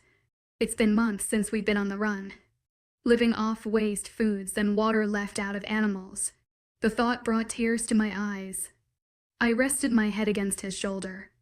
I'm so sorry, he choked out. It wasn't his fault and neither was it mine. Wiping the tears away from my face, I stood with a new, found determination from the spirits. I dragged him up with me. An arrow went straight through my abdomen. I tried to push him away, but he shielded me with his body. Another tore through him and dug itself into me. He jerked with every hit. Tears fell from his eyes and my heart burned, but not from the silver in my body. He held me in his arms, took the hit when we fell to the ground. Our senses deteriorated from the lack of food and water. Even though the hunters were far away, we should have been able to pick it up. He took the brunt of the fall when our bodies collided with the ground. He still took care of me, even in death. Blood poured out of his mouth. Tears slid over the bridge of his nose. I love you. Blood coughed out of my mouth. Or silver penetrated us, but I felt nothing. Orion tried to smile. Blood marred his lips. I love, he coughed. I felt his agony. My heart squeezed because he was in pain. I put my hand on his bearded face, willing for the hurt to leave his body. I love you. The light slid from his eyes with his last whispered words. I ached from head to toe, withering in pain. I wanted to die. The spirits had blessed me with a wonderful mate only to steal him away from me this brutally. I screamed, but a hand covered my mouth. Naya, it's me, for God's sake. Macy's hot breath blasted in my ear. Is she okay now? It was Joshua now, whose hand had been resting my head on. I think so. Wait. She sounded afraid. You can't tell anyone about this. Okay. Promise me. I opened my eyes. The thick roots of a tree obscured my line of sight. I promise. She shouted at him, heaving. Her voice appeared tight. I promise. He sounded uncertain. I choked out when the lingering pain left my body. I'd had dreams before where I was hurt, but when I woke up it was always gone. Only this time I was wide awake and still felt the fire that spread from the silver tips of the arrow. A soft moan escaped my mouth. Remembering Ocean's dead eyes forced a sob out in my throat. Help me get her up. So, they didn't got me home safely. No one spoke until I was comfortably tucked in on the sofa, under the same quilt that I once spread over Ocean weeks ago. I wished it smelled like him, but it smelled of me now. I wanted to shift into my wolf form because I felt safest in my fur skin. Macy linked Ocean, asking him to come home at my request. I needed to see his eyes. She told me that she accidentally projected to Aaron and Ocean when we were being shot at, but luckily she controlled her emotions this time. According to them, I was babbling incoherently. Unfortunately, I didn't understand the language I spoke in my hallucination, but I knew the translation. When I explained it to Macy, she seemed as dumbfounded as I did. I recognized Ocean's footsteps from miles away, relieved that my senses were intact. I didn't want to dump my problems onto him, but I had to before it grew out of control, and it happened in front of his eyes. He came bursting through the door wearing only shorts and a thin vest. I sat up, allowing my hair to brush against the seat, without giving me the time to get up. He kneeled before me. This was the closest we had ever come to each other within a month. He palmed my face immediately, and the concern on his face tugged at my heart. Are you okay? What happened? We were nearly at eye level. His tenderness brought tears to my eyes, alarming him. Aaron was there near the door, looking shocked. Macy dragged Josh with her, pushing Aaron out in the process, and closed the door behind her. The dam broke when I looked into his wide eyes. I cried out, sobbing loudly as he took me in his arms. His desperate heart thumped against my cheek. He sat next to me on the sofa, draped my legs over his lap. He frantically ran his hands all over my body, trying to figure out what was wrong with me. Please, tell me. If it's me, I apologize. Just stop crying. Please. He pleaded. An alpha never pleaded. It gave me hope that would be all right after I told him about me. But I was greedy for his touch, soaking it all in. It took some time for my dry heaving to stop, and when it did, I stood on shaky legs, moving away from him. I stared outside the window. The snow had disappeared long time ago. Sometimes it made an appearance, but only at night. Naya, please tell me what's wrong. You're freaking me out. He put his hand on my shoulder. I'm sick, I blurted out. There was no need to beat around the bushes. What? He seemed relieved but confused. The glass reflected him perfectly. I licked my dry lips before continuing. I'm seeing things. I tried to explain. I've been having these hallucinations, and today I saw you die. Ocean-eyed, don't know what to do. It's scaring me. A lump formed in my throat. We were in this dry land, with stony mountains and fields. Tears sprang to my eyes. I spoke to my mother vaguely. I didn't tell her it was me. I don't think she knows anything about mental illness in wolves. I faced him slowly. He stared at the ground with his hands fisted by his sides. At first it was vivid dreams about you and me. I thought of him as an artist. I don't know how to explain it. Sometimes it just occurs out of the blue or when I'm most anxious. Today we were coming back from the lake and I just collapsed on the ground. Apparently, babbling incoherently. I rubbed my face with hands, sitting down on the armchair by the bookshelves next to the window. I don't know what to do. It's just getting worse. I sob broke out. I'm scared, Ocean. He visibly flinched when I said his name. He mechanically moved towards the sofa that I was on previously and sat down. He was in shock. I could tell by the way he was running his hand over his mouth constantly. I couldn't get a grip on my emotions. Too much had happened too fast. What should I do? I asked, getting up to move closer to him. I needed the comfort he provided minutes ago. Instead, he stood and stepped back. My stomach churned. I wanted to throw up. Why, Ocean? I reached out for him. Tears sprang from my eyes, and deep down I knew this was it. My worries came true. I hated crying, but I just couldn't stop. He was backing away from me like I was contagious. Ocean, I don't think it's contagious. I tried to explain. I've had this for a long time and no one around me got sick. I was utterly terrified. Maybe you should talk to the pack doctor and see what she says. I was stunned by his callousness. I plan to.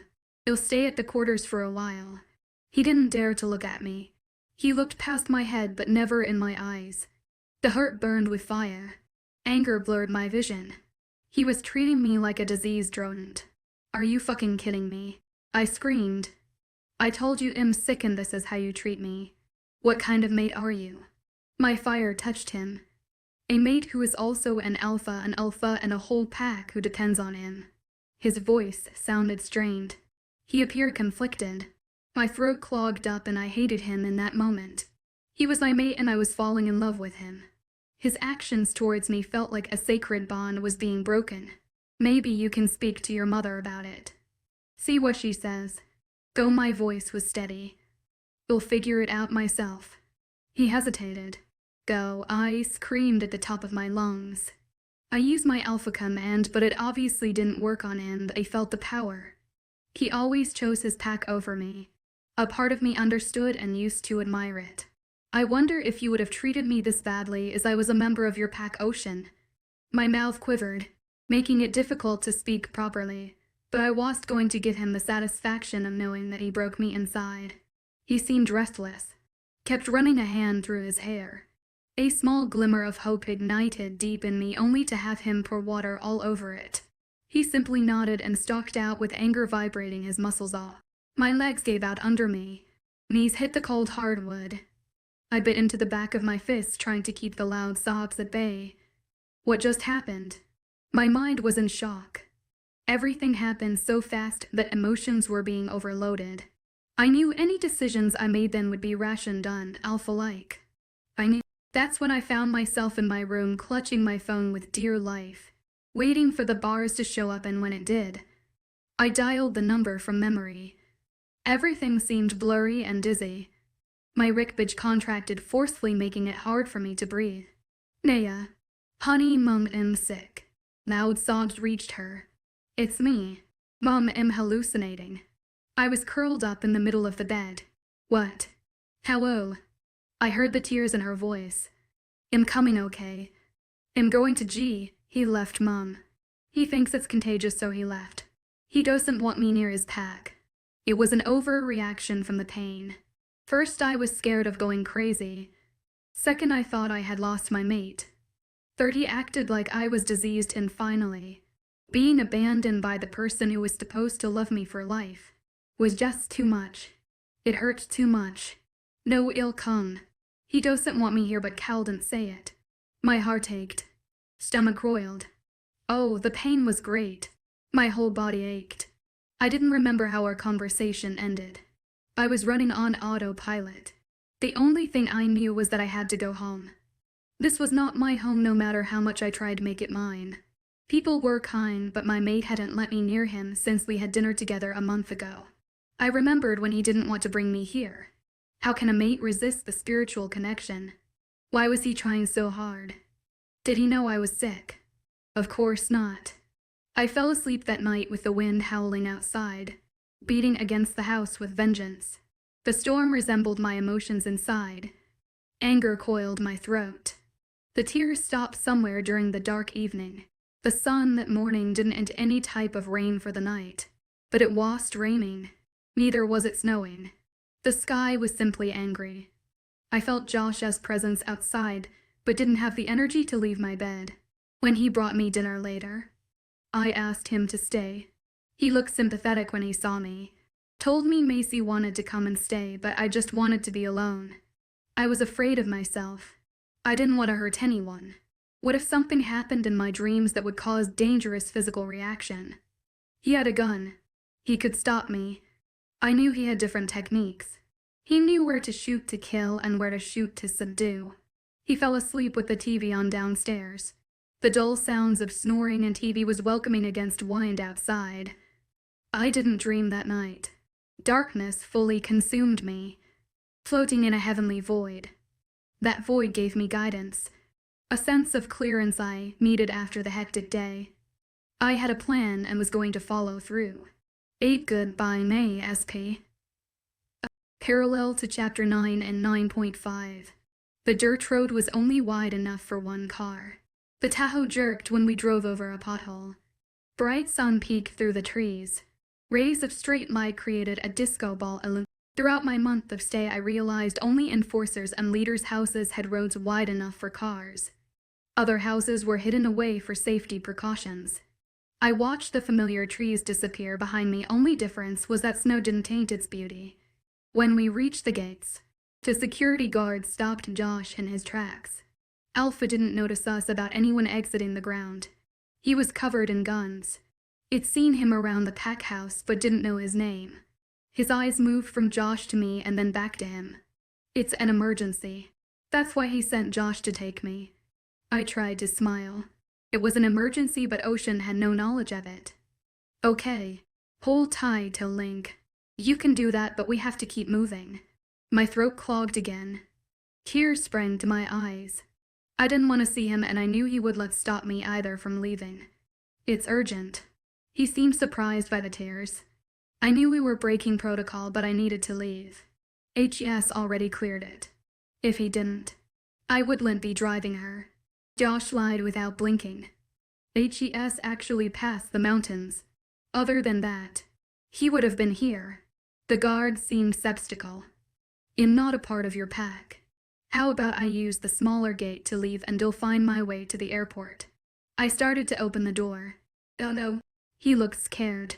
Here were to higher ranks telling him to do something, but he was following protocols. I knew HED tell Ocean, but I needed to go first. They reluctantly opened the door, making sure no one was outside. Josh accelerated out without wasting a breath. I looked back to find them closing the door as quickly as possible. My heart sank. Josh found me packing my bags in the morning when he brought up breakfast. He didn't seem surprised at all. Instead, he sighed, shaking his head, replacing cold and touched spaghetti with hot eggs and sausages.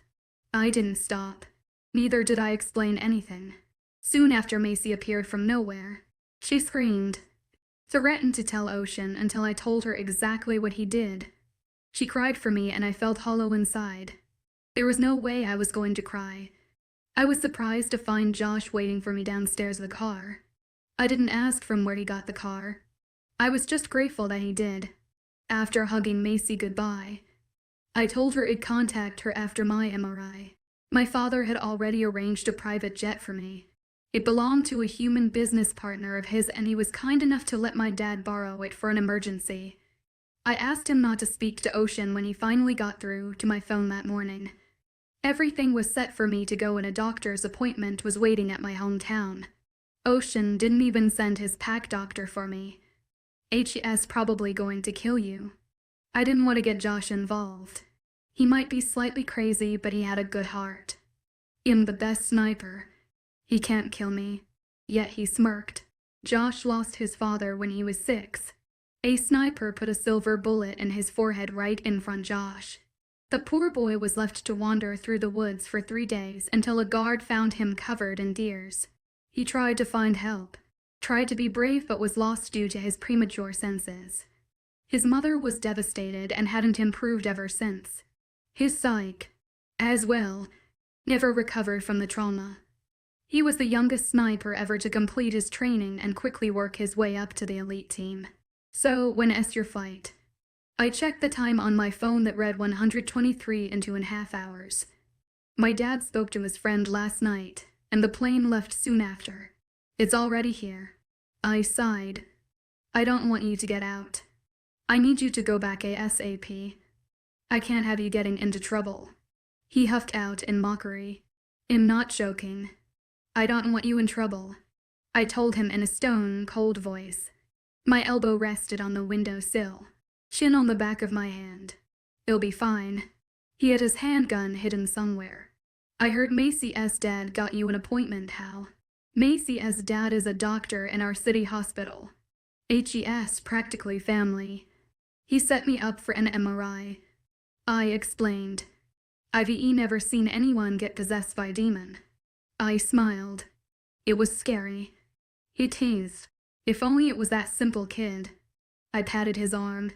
Even though he was only a couple of years younger than me, he still acted like a goofball sometimes. I understood why people had a problem with. They didn't understand how he could joke about death. His loyalty was to no one but himself, and that irritated his superiors. Why help me? I wondered. You don't judge me. I know there's something wrong with me, but you don't judge me when I tell you I kill someone. He was crazy. He felt emotions unlike, but he didn't have regrets when a human died from his hands. I didn't say anything because I agreed with him. I just patted his arm in comfort and carried on watching the walls end and the forest begin. I didn't give the human a second thought, even though I knew a life was taken. You're not a sociopath. If you were, you wouldn't help someone when there was nothing in it for you at the end. He crunched up his face before he nodded. Yeah. They are going to take my babies away from me. He pushed out his lips in a pout. His guns were his babies. I learned how to shoot, but he was a good teacher.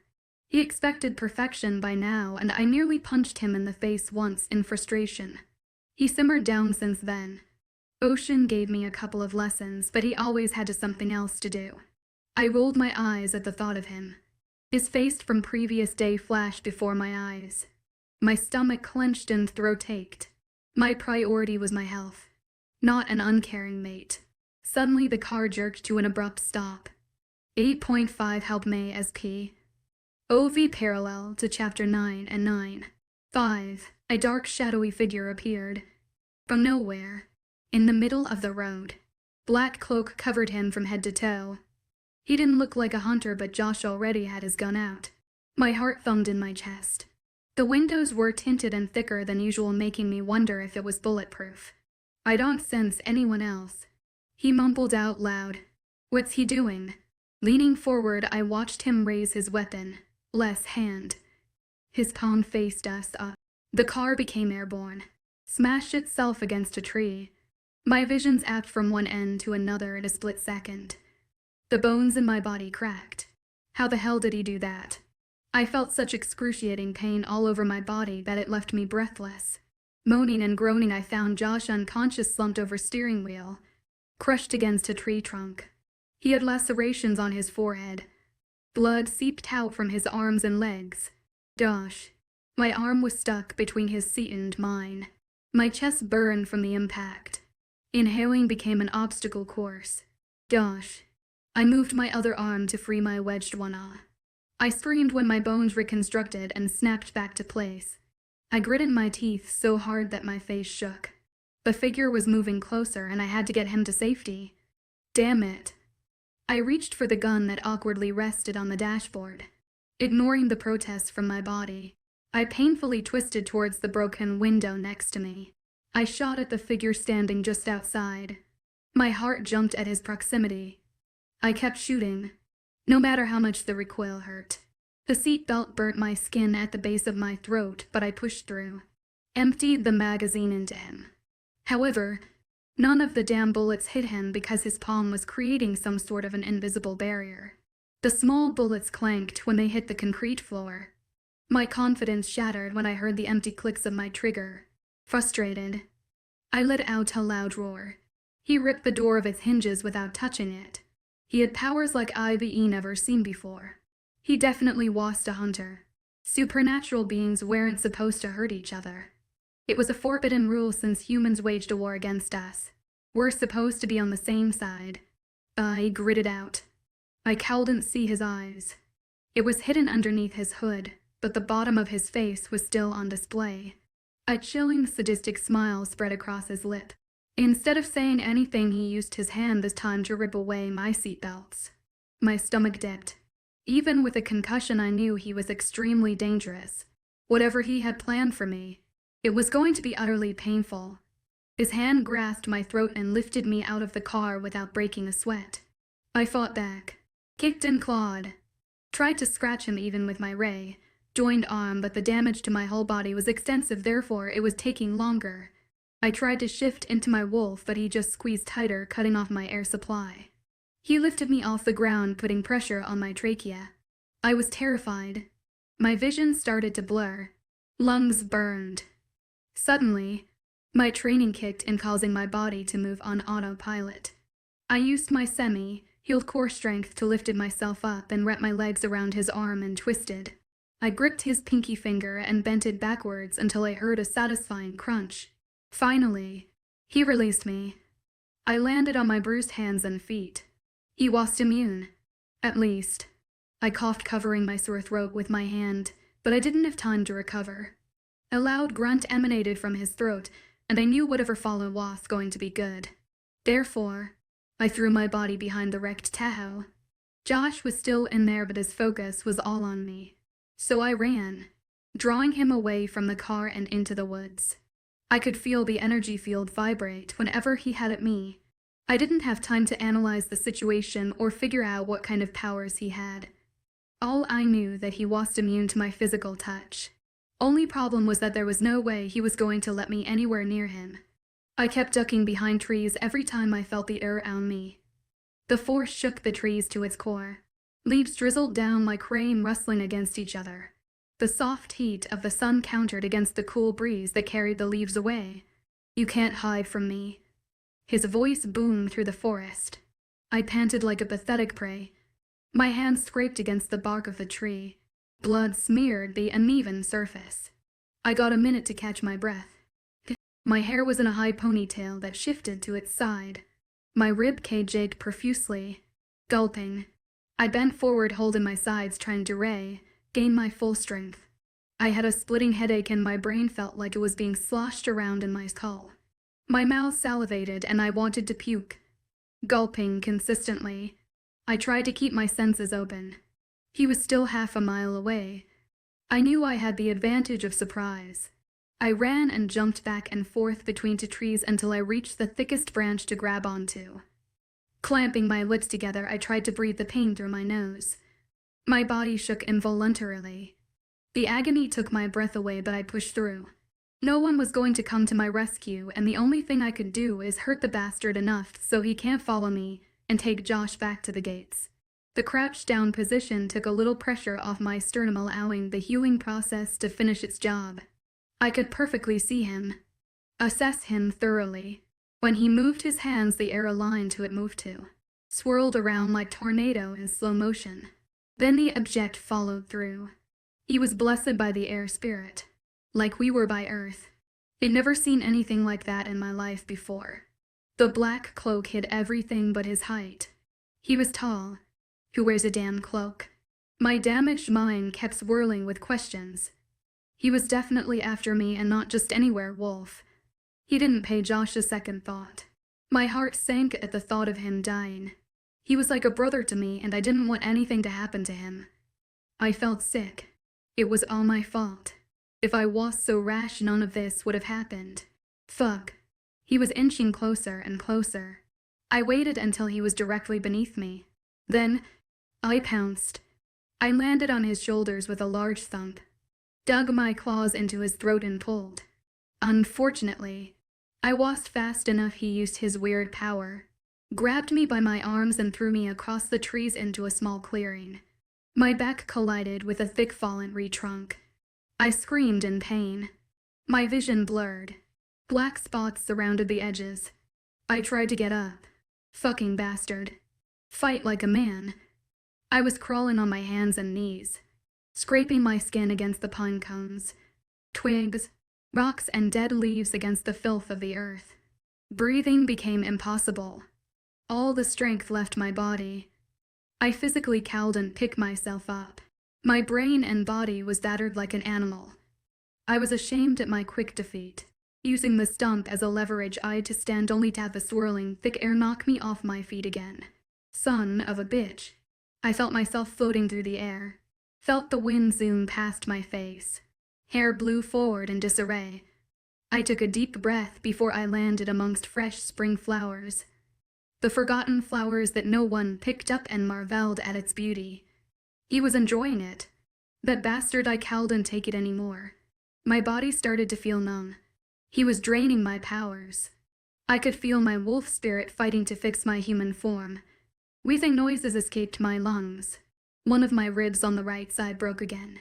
Felt the sharp edge graze my lung every time I inhaled. I was so tired. I wanted to go to sleep. Just for a little while. No, don't you dare give up now. I'm coming. Hold on, baby. I'm coming. Ocean. Help me. Thy humeral's bloody laugh spat out of my mouth. I was hearing Ocean's voice now. Hope could be paralyzing, and I hoped that it was him. When no reply came, I used a different technique. Somebody please help me. I tried to tap into my pack's link, but I was a million miles away. No one replied.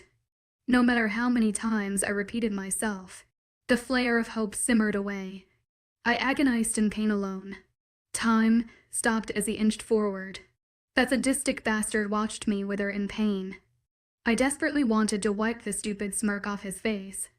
I squirmed around on my back, tried to lift myself up, but didn't have the energy. How was he doing this? I gulped dry air. Every pore in my body ached. He stood a couple of feet away from my feet and just watched. Watched the tears form in my eyes and stream down my face. The more pain I was in, the happier he appeared. The world spiraled around me. Arms and legs felt limp. He stretched his arm forward and one by one, slowly closed his fingers into a fist. And pulled. I was being ripped in half. My spine broke forward. My eyes widened. Breath stopped. Back arched inwards, popping out the broken rib. The bones snapped and disgusting crunch reached my ears. The overwhelming amount of pain left me breathless. I cowled and breathed. I thrashed my arms against the ground trying to move, but I was locked in place. I didn't know what I did to deserve such pain. Time stilled for a while. It was like being stuck in a vacuum. The radial view of trees brought me some peace. Vibrations coursed deep through my body. He was draining my life away from me. Soft whimpers glided out of my open mouth. Echoes of my pathetic whimpers flowed across soundless forest. Nothing surrounded me. The white, fluffy clouds sailed past the bright green trees, revealing the bright blue sky. Dust particles swiveled around the straight rays of sun. Soft air stirred the leaves from side to side. He let me go. Air forced itself from my lungs when my back finally hit the ground. My vision started to fade. Senses started to disappear. Numbness swept over me. Tears slid down my temples, into my thick black hair. I tried to fight him. I truly did. He had powers that exceeded my abilities. Powers unknown to supernatural kind. If only that bastard was man enough to fight with his fist. I was supposed to be an alpha. A quick defeat was shameful. Death would have been merciful. Naya. A pain voice faded across my mind. I blinked slowly, fighting to keep my eyes open, but I failed. Darkness consumed me.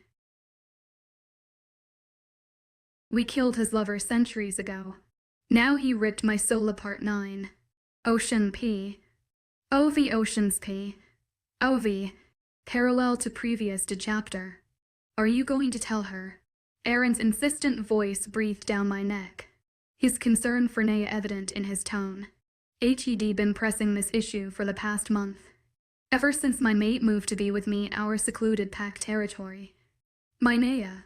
A complex mixture of emotions flooded my chest every time I thought of her. Every time I saw her delicate face.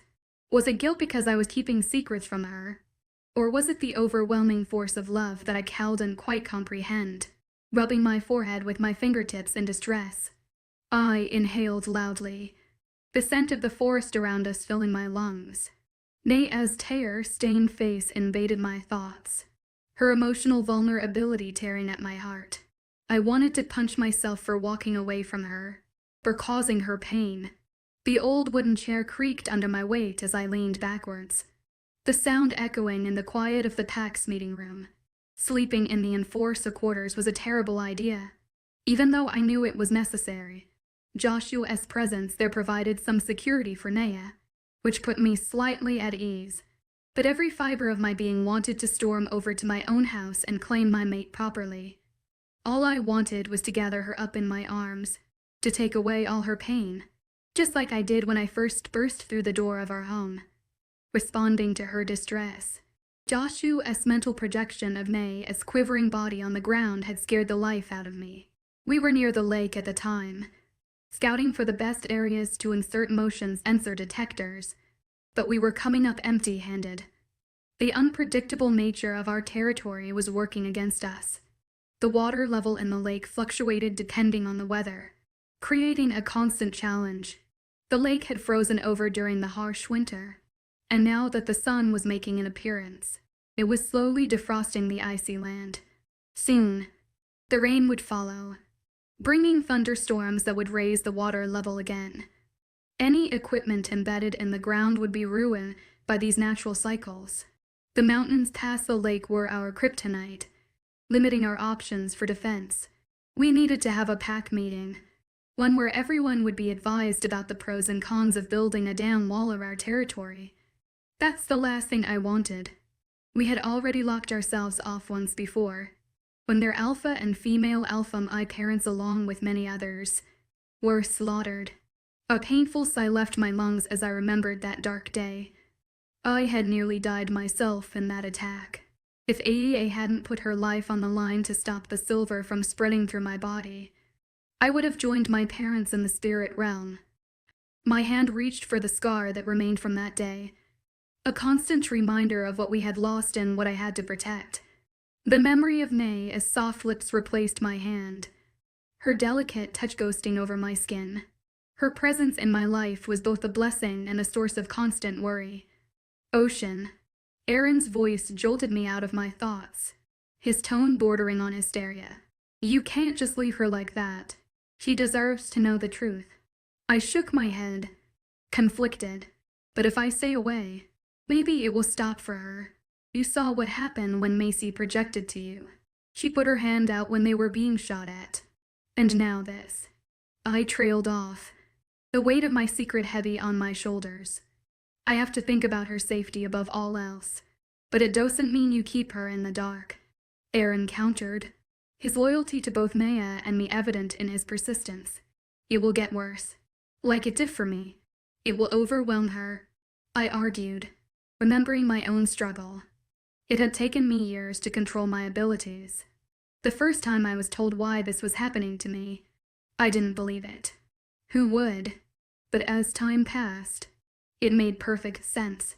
That's when I first saw her. My mate. The one who would change everything. We didn't have the large walls back then. We just lived in the woods in houses like this. Hence, I was able to visit Alpha Russo's PAC on business that my parents were conducting. They didn't allow strangers, but he complied because my grandparents were acquaintance of the real Alpha and his family. Alpha Jace Russo was a born beta. His father was the second in line after the future Alpha. Jace's best friend was murdered. We weren't close back then, but we respected them. They lost their future Alpha, but no one knew how. I remember his reaction when he first saw me. Like HED seen ghost. When he told me while later on, it felt like I had seen a ghost. Another reason why I didn't want to tell her the truth is because I didn't want to scare her, have her living in fear. Then you teach her how to control it. The poor girl thinks she's sick. Their unkept pacing around the office I had in the quarters. I hardly stayed at my home before Naya. I had my own place here in the quarters. Thankfully, Uncle Steven didn't show Naya my place, or she would have seen all the pictures I have of her. Like a fucking stalker. Frustrated, I pulled at my hair with both hands, digging my elbows into my knees. A picture of her stared back me from my desk. It was a photograph my P. I took 3 years ago. It took him nearly a year and a half to find her, and she looked exactly like the person from the images Jace LaRusso gave me from when 30 years ago. Even though it was only a picture of her from previous life and I was 17, I knew she was my mate when I first saw that photograph. I've seen glimpses of her in my dreams for years. Wait, but images held nothing on the live version of my mate. She was a temptress, body made for men to lust after her and women to want to be her. In the picture on my desk, her mid-length hair was thrown over her shoulder, waves frozen in time. A little blue tank top fitted her upper body. Dark blue jean shorts shaped her toned butt and thigh. My blood boiled every time I envisioned other men watching her with lustful eyes. She was fucking made for me. She had been mine for centuries. Since the beginning of time. Bro, I swear to goddess. You might be the alpha, but I'm ready to kick your ass. My mate is mad at me because she's mad at you because she's mad at you because you're the alpha. So she's mad at me. Un kept rambling away. Macy didn't know that he was ordered to tell me anything and everything she mentioned about Naya. Well, at least you can be with your mate. I can't with mine. The venom dripped from my voice. You can if you tell her, he suggested, finally sitting his ass down on one of the sofas thrown against the wall. It took me years to control it, even longer to come to terms with death. I didn't stay away from her this long to have it all get taken away from me within a blink of an eye. I've seen it myself. Her hallucinations were memories from our past lives. Who the fuck would have thought of that? Past. Fucking. Life.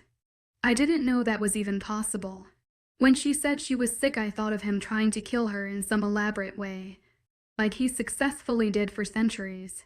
But no, she was just remembering. According to Lee, we've lived 7 lives and maybe more. Brutally murdered over 7 times. We may not remember all of them, but we will some of them. It was gift from the spirits to defeat the Darkling. Only problem was that HES indestructible, but maybe not for long. Not after what Naya and I were able to accomplish in our last life.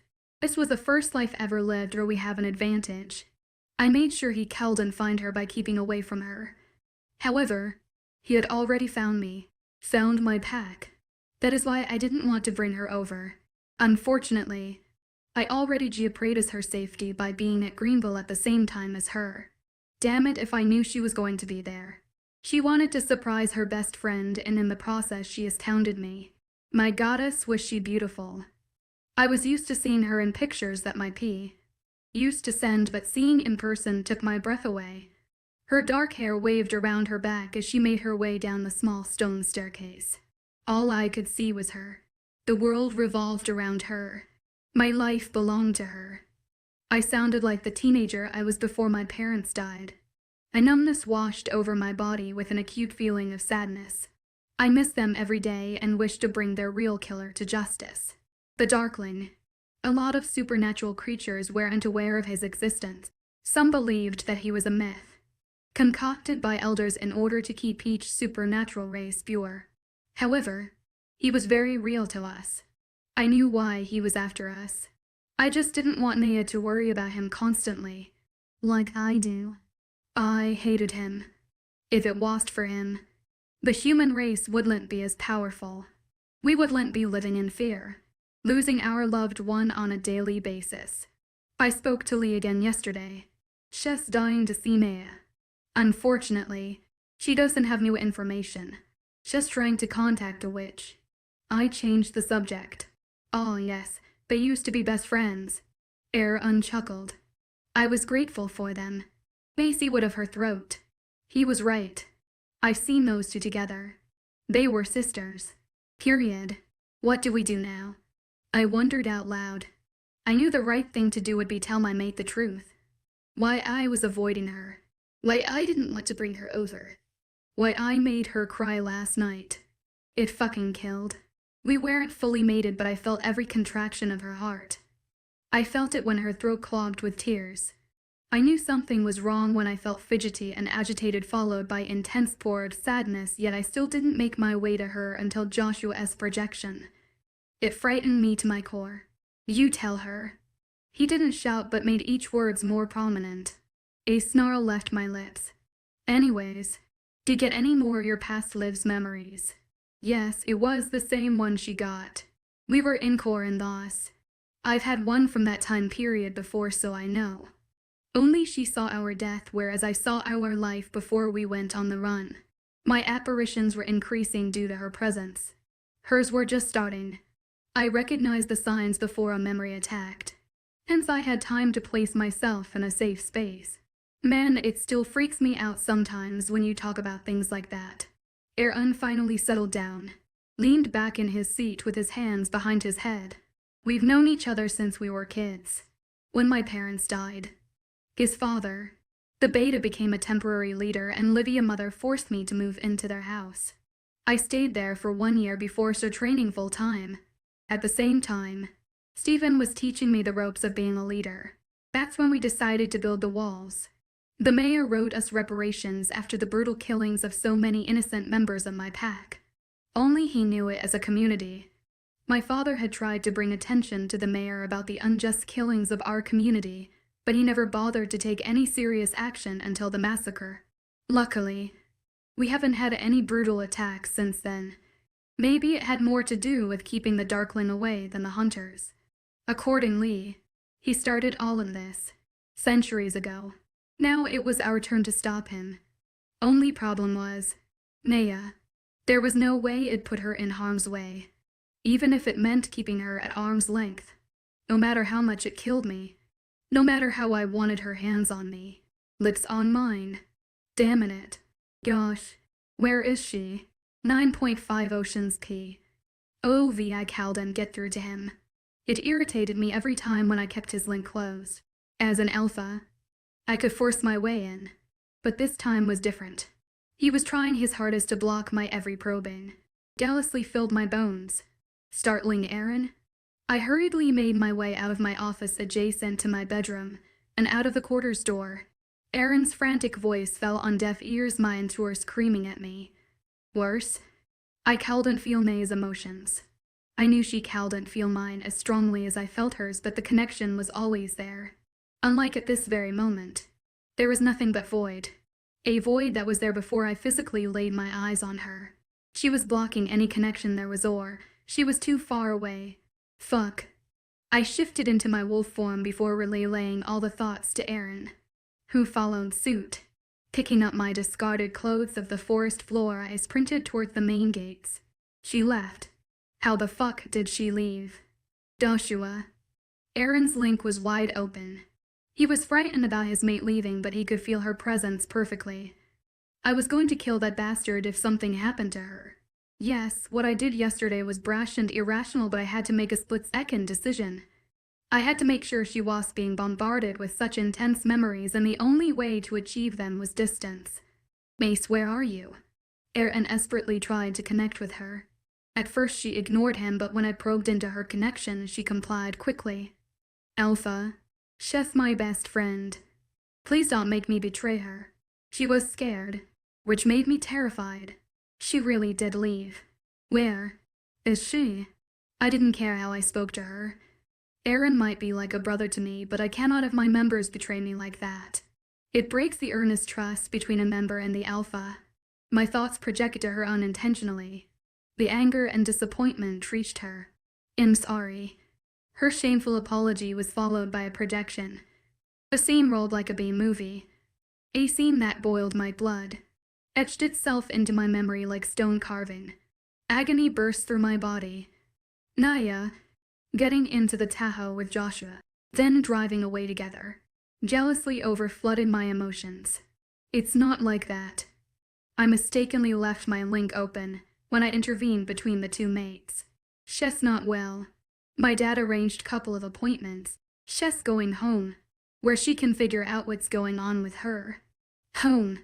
The word hit me across the head. This was not her home. I didn't make her feel welcome enough for her to call this a home. She belonged in a mansion with high technology and fast cars. She's not like that. With all due respect, Alpha. She's a strong woman and an alpha. I've known her all my life, and I've ever seen her cry this much. I apologize for not informing you, but my friend is in pain and is sick. No one knows what's going in. She's going to seek the treatment from where she can. She's not sick. I severed all the connections and sprinted faster than natural speed. Erin was falling behind, but I didn't care. I needed to stop her. I should have told her. She's a damn alpha who would do anything she wanted without asking anyone. It was engraved in her genes. I knew that the Darkling roamed around the outskirts of the walls. He manipulated the hunters, helped them get in because he couldn't. Stupid, stupid, stupid. I cursed at myself. I should have told her. She's smart. No matter how mad she was at me, she would have never jeopardized her life like that. Our land was huge, even with height and speed. It took me nearly 20 minutes. Who knew how far she would have traveled if Joshua hadn't stolen the Tahoe? I wondered how she would have left. By foot. Did she expect to walk to the damn airport? What the hell was she thinking? I tried to remain calm, but she's my stubborn mate. I did everything for her. I did everything to keep her safe in hopes of not letting history repeat itself again. But maybe that's where I faltered. I tried to cage her in and she broke through. The gates came to view, hiding behind a large tree trunk. I quickly changed before marching towards the guards at the gate. Where is she? I growled. I cowled and tacked irrationally. I already did that and it resulted to this. Taking in a deep breath, I gathered my thoughts. Joshua and Maya. How long ago did they leave? I asked in a low voice. Alpha. They told me he looked petrified. He was dumb. He figured out what happened by my reaction. I said how long. I didn't have time to listen to the rambling confession of his mistake. Half an hour ago. His voice trembled. My vocal cord hurt. Get the enforcers. Moss and cars. We need to get them back. I moved towards the smaller gate. And talisman. Hexes were why the Darkling Cowl didn't get in. It was why Lawton came to pick us up. Hutchcar had a talisman that had protected us against him. His powers were null against them. That's why he used hunters to attack us. Unfortunately, those charms wore off, and if Joshua didn't check its radiance before taking out the Tahoe, he was going to be dead, either by my hands or the Darkling's. I quickly exited the gate, forgetting about all the protocols I set. My mate's life was in question. Fuck the rules. I followed their scent on foot. Sprinting bare feet on concrete created slight discomfort, but my emotions overrode my senses. I heard cars following me. Shouts from my enforcers, but I kept running. I was faster than a car after all. I should have worn the talisman around my neck and given it when I found her. Damn it. I made a mess. Why does she have to be so stubborn? Some of the car's tailmisnums are out and some are dimmed. We only took out the ones with full radiance. Erin finally broke through. The Tahoe. On the far end. No one uses that. He paused, seeming sympathetic. I'm sorry, Ocean. That was an apology from a brother, not a beta. An apology to a mate and not an alpha. I was going crazy. My mind kept racing 100 miles per hour. I kept running for what seemed like eternity. The road stretched out ahead of me, my legs trying to eat away the miles and time I lost. It was a pandemonium. The alpha in me hoped that guards locked the doors after I irrationally stormed out. I was choosing my mate over my pack. What hurt the most was she never complained. Erin always moaned that Macy complained about the little she got to spend with him. Nada. Unlike Maya. Not one single time did she mention the lack of attention I was paying to her. I should have paid attention to her. I should have asked about her day. If she had a good time. What did she do? I knew she helped out at the pack house. Helped out Tryon with business deals. Even made a 30% higher profit than usual in her first damn month. I should have thanked her for helping out my pack when she didn't have to. Even when I hadn't spoken to her in days. Her generosity towards my pack never wavered. Yet, I still held off on introducing her to the whole pack formally. Fear broke out in cold sweats. My chest felt heavy thinking of her smiling face. She didn't smile often, but when she did, my whole world lit up. I needed her. I just needed to hear the warmth of her voice. Not the cold anger from previous day.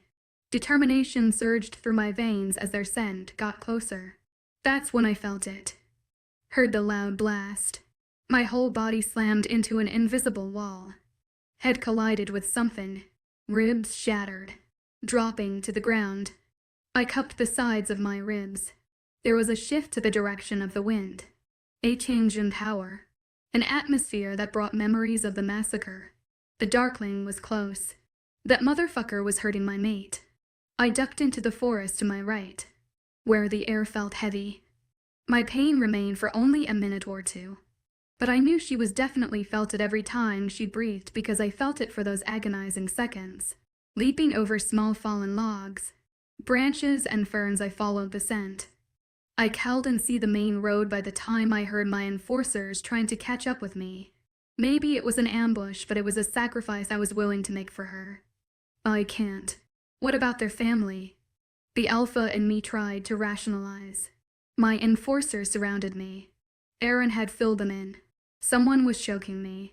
My hands immediately reached for the hand on my throat, but my fingers met air.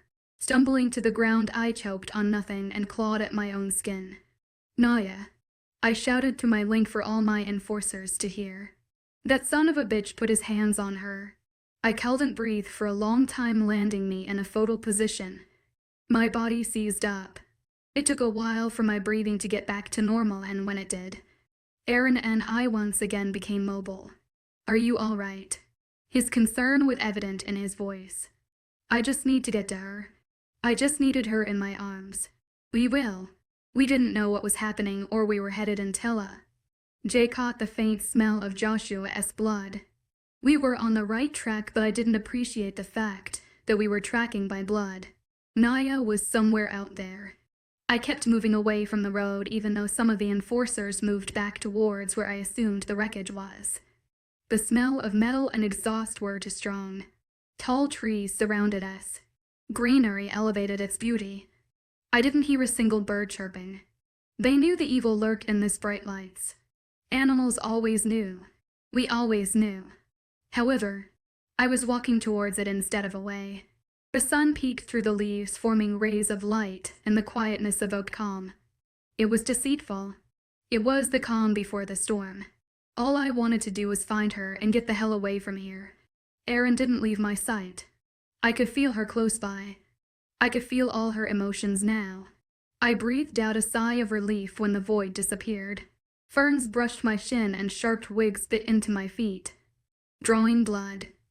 I knew I was close. I became airborne before my back collided with a tree trunk. The fuck was he doing to her? I cowled and get up on my feet. Erin tried to help, but something heavy was pushing me down. She was in pain.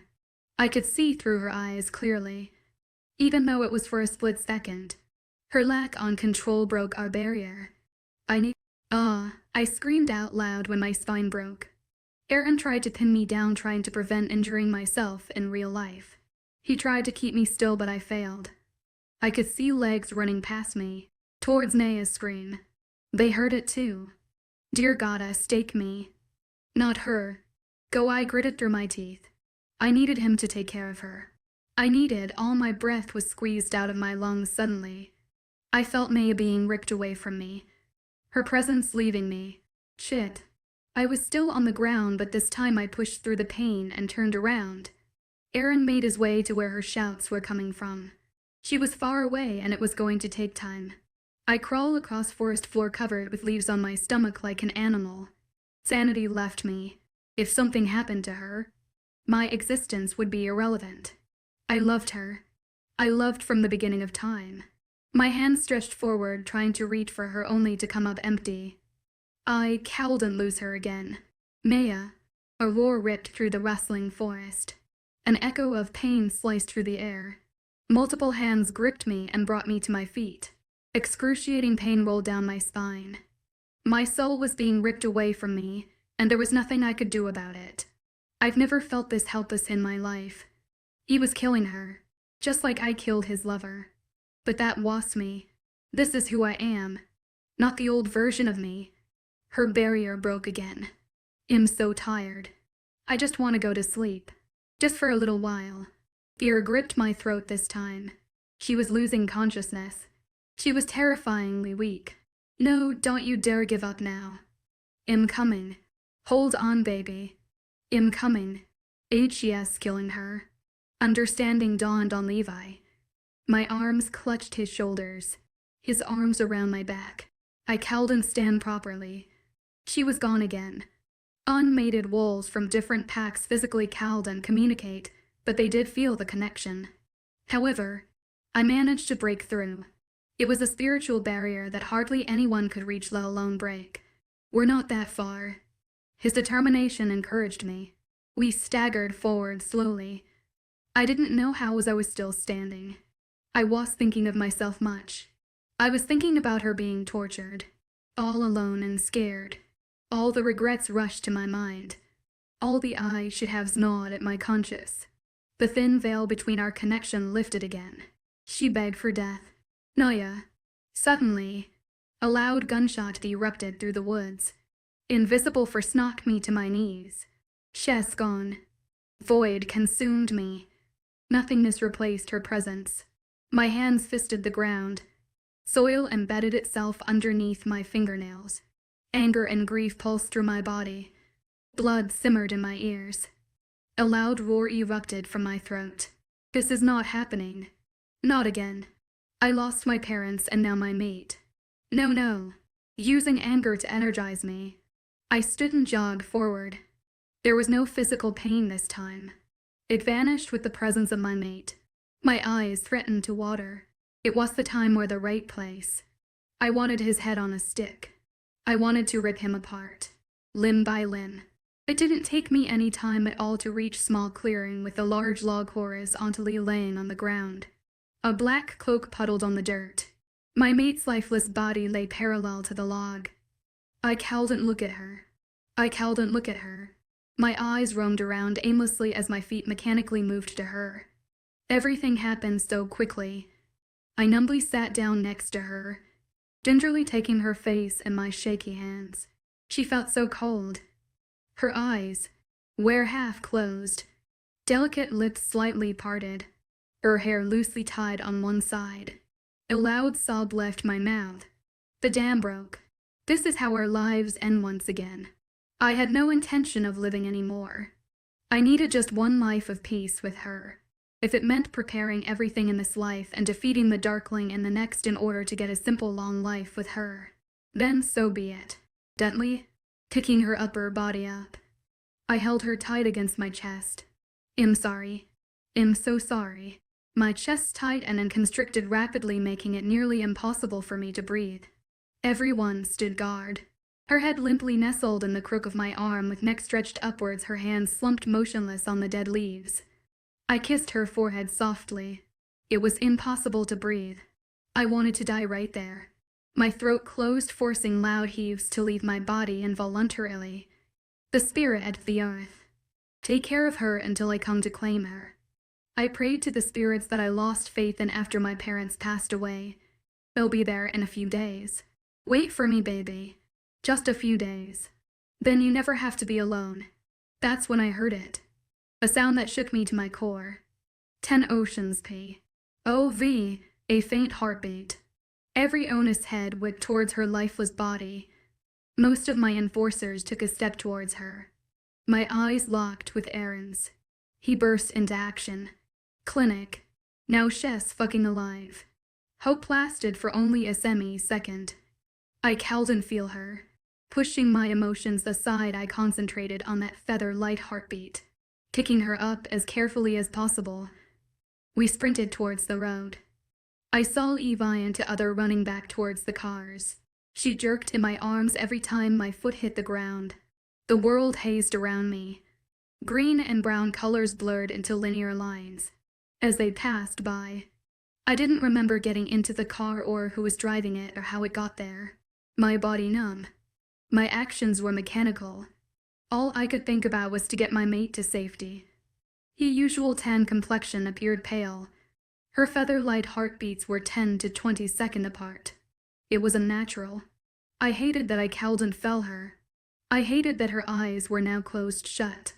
I just needed to see her stormy gray eyes. See her smile. She was perched up on my lap while the car sped over the limit. consuming away the miles that led home. Her hair tie had come loose, so I took it out. Her long hair was tangled with twigs, leaves and dirt, but I didn't care. She was still the most beautiful person in the world to me. I tried to untangle them from her hair, one by one, 27 of them.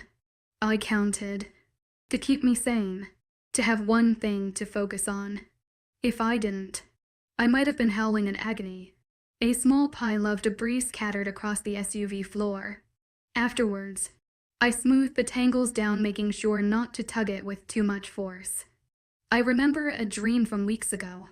After she moved in with me, it was a dream of us, tangled in the sheets. The room was bigger than my whole house, with gold and antiques decor. I remembered thinking of it as chambers. We were covered in sweat from head to toe. Her head lazily rested on my shoulder, and our breaths intermingled above my chest. Her thigh draped over mine, feet wriggling lazily against my shin. She drew images on my pectoral muscles that sent tingles straight to my D. She playfully swatted my chest. No more. I can't. A small smile touched my lips in real life. She felt so warm and delicate under my big hands, not the cold and limp form that was crumpled in my arms. I remember running my fingers through my long, silky hair. It smelled of frankincense then, whereas now it smelled faintly of jasmine, heavily mixed with woods and grass. My stomach dropped. I remembered waking up early that morning, leaving without saying a word, coming home later than usual.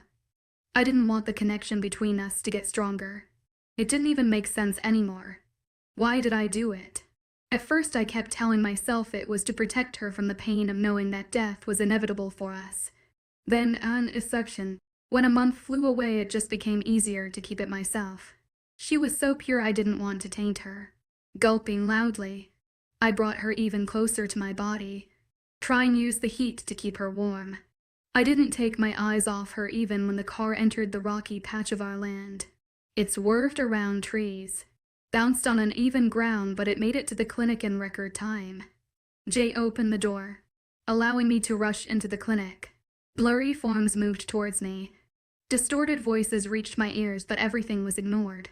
I raced past the reception R, right into operating room, and laid her down on the gurney. Yes, her heartbeat. It's too far apart. My throat hurt.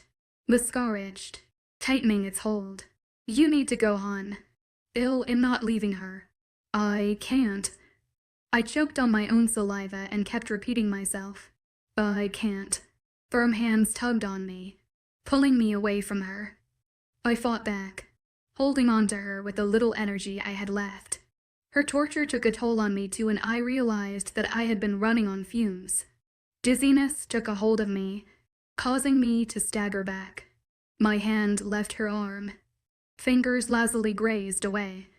Familiar bodies surrounded me, and soon my back hit something soft.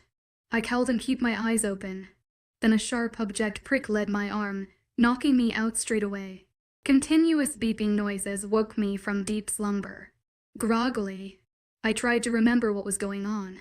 I knew I was in my bedroom because my bed was as soft, and either did I have that absurd noise in my room. Naya. My eyes snapped open.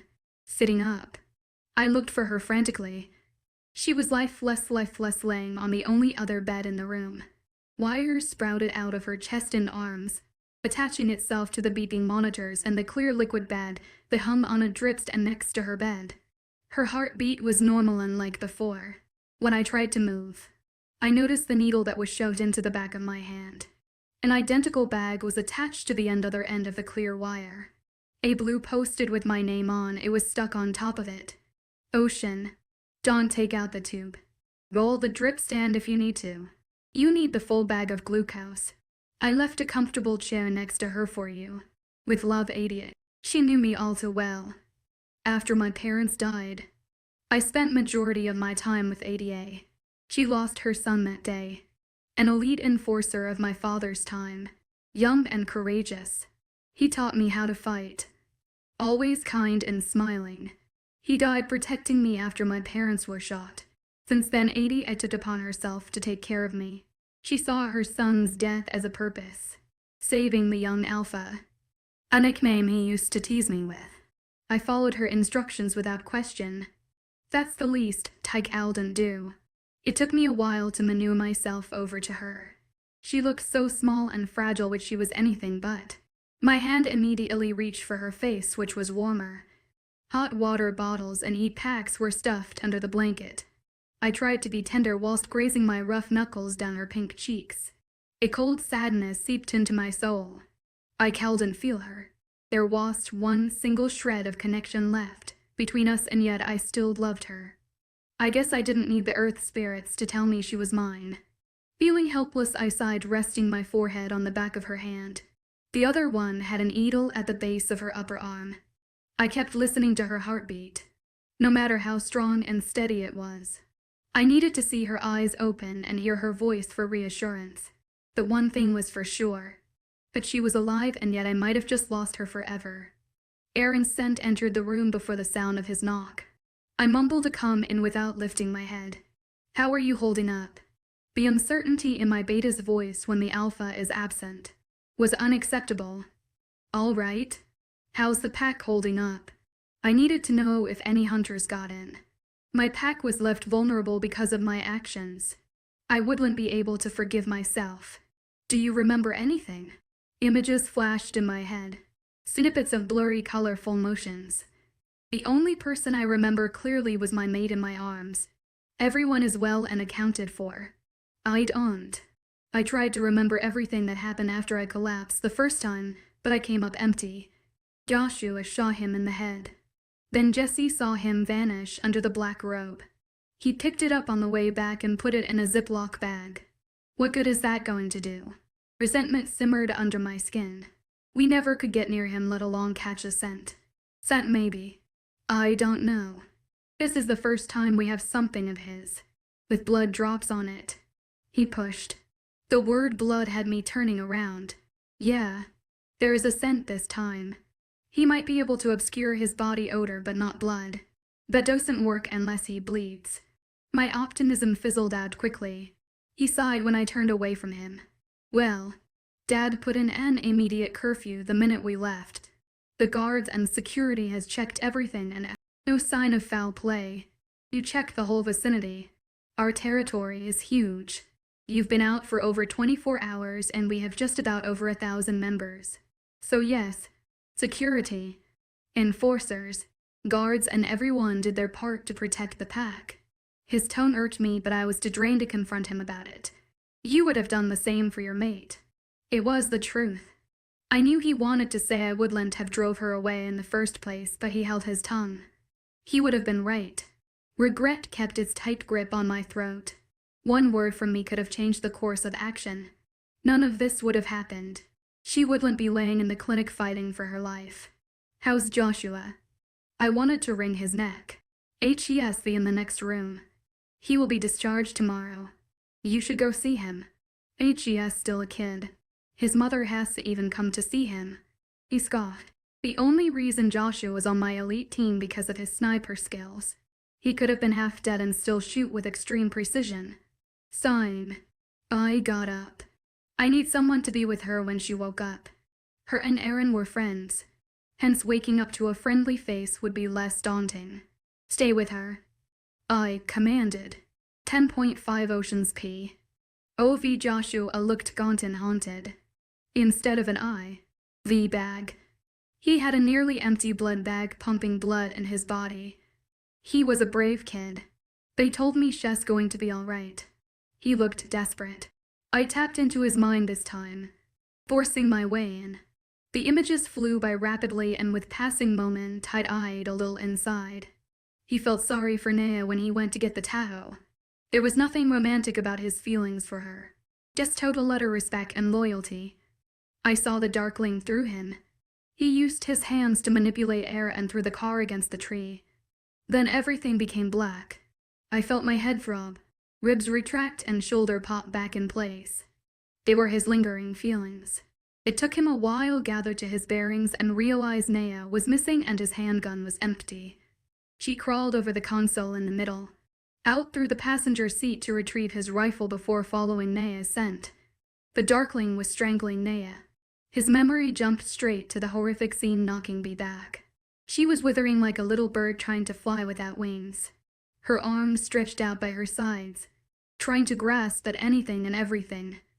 Joshua staggered once, then aimed back the Darkling's head and shot him. The robe fell in a puddle. That was it. That's all I needed to see. I heard that your mom didn't come to see you. She lost her mate and now she could have lost her son. I knew if something happened to my mate I wouldn't be able to go on, but his mother did. Because she loved her son. I felt those motions from her. I only wished that she started to show it before it's too late. She contacted me. But she didn't want to get out of the house. Agoraphobia. The humans called it. Fear of public places. In her case it was the woods that surrounded her. She wants me to go home. Will you go home? I wondered. He would stay at the quarters if he wanted to. Yeah. She seemed concerned, so I might as well. His demeanor didn't appear nonchalant like usual. Maybe he's finally growing up. I nodded, satisfied with his health and well-being. I turned to leave. Alpha, stopping in my tracks. I turned to him. I apologize. I didn't want to disrespect you. The poor girl is sick. I knew he was going to speak his mind, not caring about ranks. You didn't seem to care. So when I saw her puffy eyes, I just wanted to help her. If I didn't, she would have walked to the damn airport even if it took her 70 hours. He seemed annoyed. What makes you say that? I wondered. Truly, what was she thinking? Cause she's stubborn and strong-willed. She's also an alpha. You would have done the same if someone treated you like that. I was too numb to feel the dig he threw at me. You respect her. I was more of a statement. My mate earned the respect of the most untrusting member of my pack in a month. She's crazy. It's hard not to. He threw his arms out in exasperation. My mouth twitched to one side. I wouldn't describe her crazy, but HES spent more time with than I did. Jealousy and guilt bubbled in my stomach. Take a couple of days off. He tried to brush it off. Come back when she's better. He settled after that. When I returned to my mate's room, I found her in the same state as I left her. I hated being away from her. I couldn't feel our connection.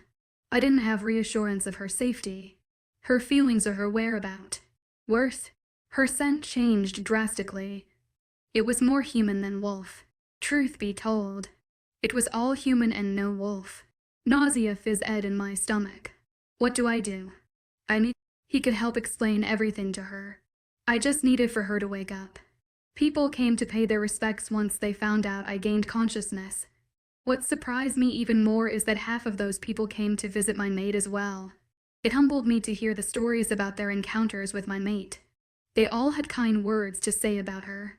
She earned their respect without my involvement. It made me ache to go back in time and rewind the moments I walked away from our house without seeing her face in the morning or going days without speaking to her properly. Macy visited even when I was unconscious. Their bond was staggering. I knew I should be angry about their betrayal, but I didn't have the energy in me to punish them. I just wanted it to all end.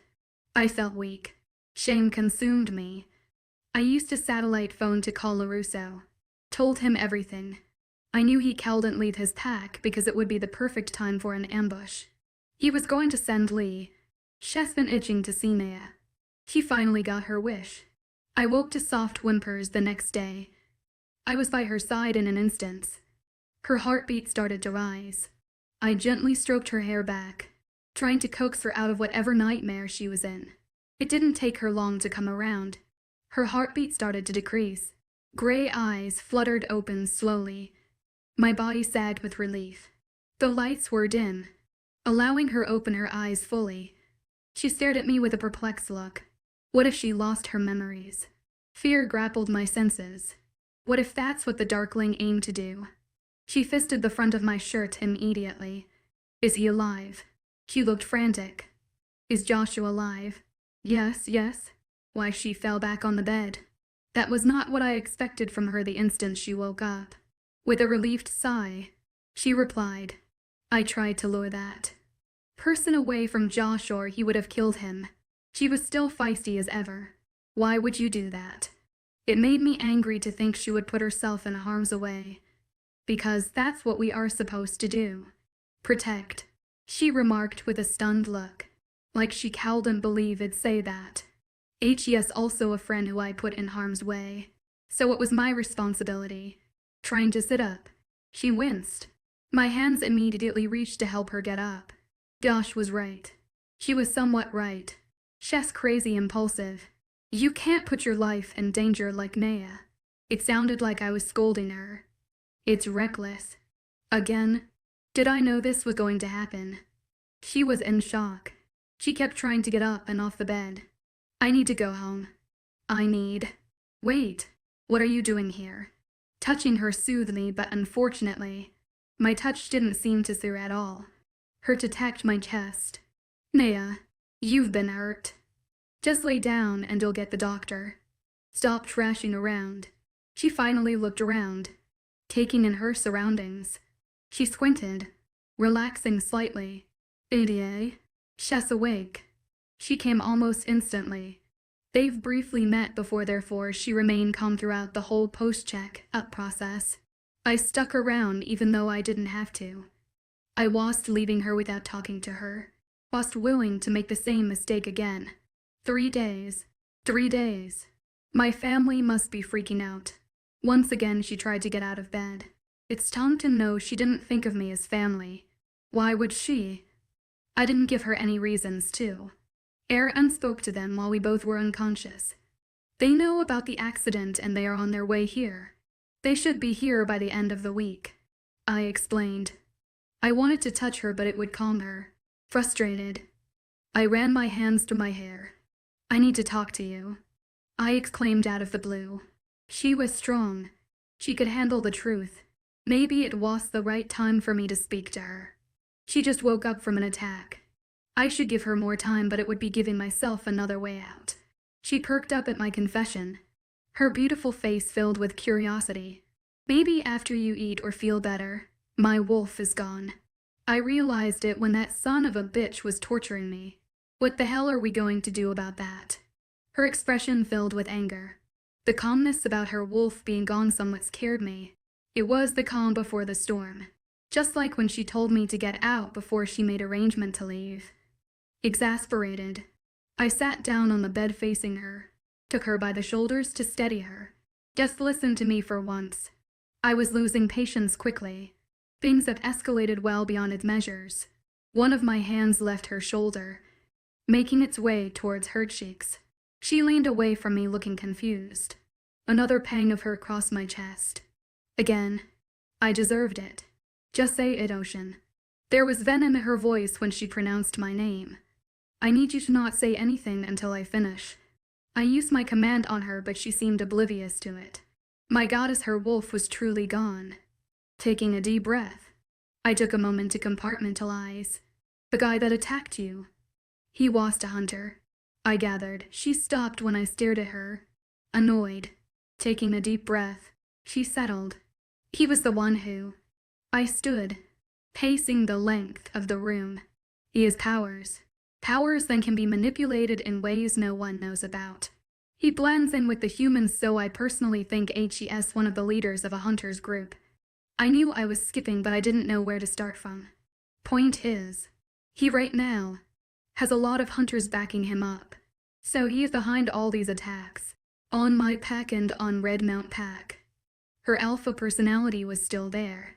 Logistics and knowledge before advice and outburst. She listened keenly. He is trying to hurt you because of me. I took a deep breath and shot the arrow. It's because we killed his lover centuries ago. Ocean's key. At first she remained silent. Then, a distrustful smile stretched across her lips. She opened her mouth to say something, but I cut her off, knowing exactly what would make her believe me. You are until.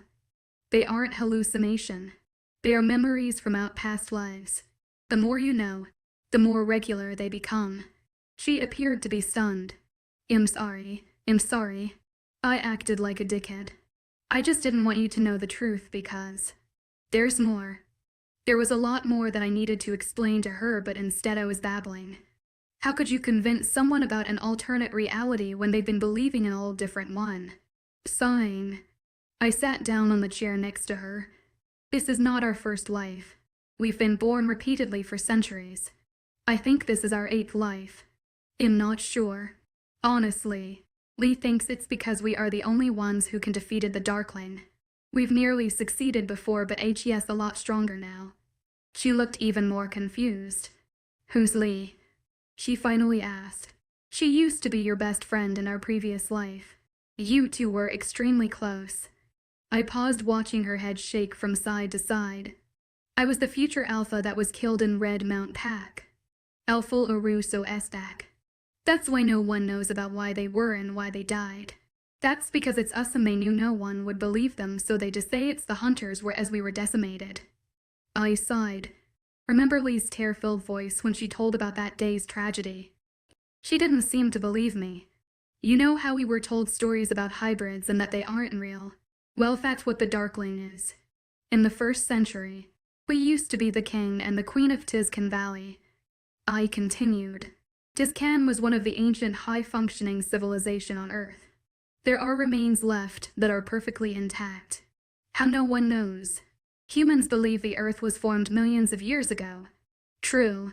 But we believe that the spirits created us instead of evolution, as the humans called it. Why? Because we have the powers to show it. Humans were being born and so were hybrids.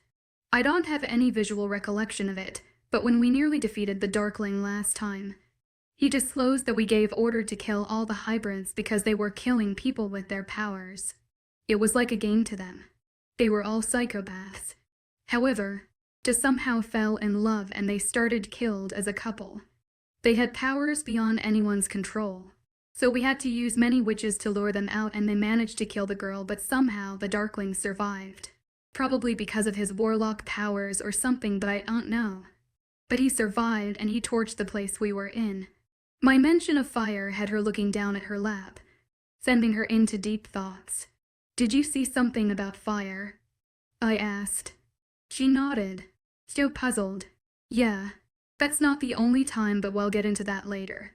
She stayed quiet for a long time. Her heart monitor kept a steady rhythm. She needed some food. I contacted ADA again to get us some homemade burger and fries. The bigger the better. We ate in utter silence. I wolfed down around full portions while she settled on her one. Her quietness dumbfounded me. If I were in her position, I would be kicking and screaming, blaming someone for lying to me, especially with her wolf gone. The emptiness inside started to consume me. Abruptly, she stopped. Wait. If you knew about the whole us and being reborn thing again, you knew I existed. A deep frown appeared between the bridge of her nose. I nodded, not wanting to admit to being a stalker. Even though it was for her safety. If I hadn't been selfish, I would have made some excuses and convinced her to stay where she was. So you knew I existed, but never wondered what I looked like or who I was, she accused. I couldn't believe I was acting nervous to tell my mate the truth. I've never been nervous. I'm an alpha, for God's sake.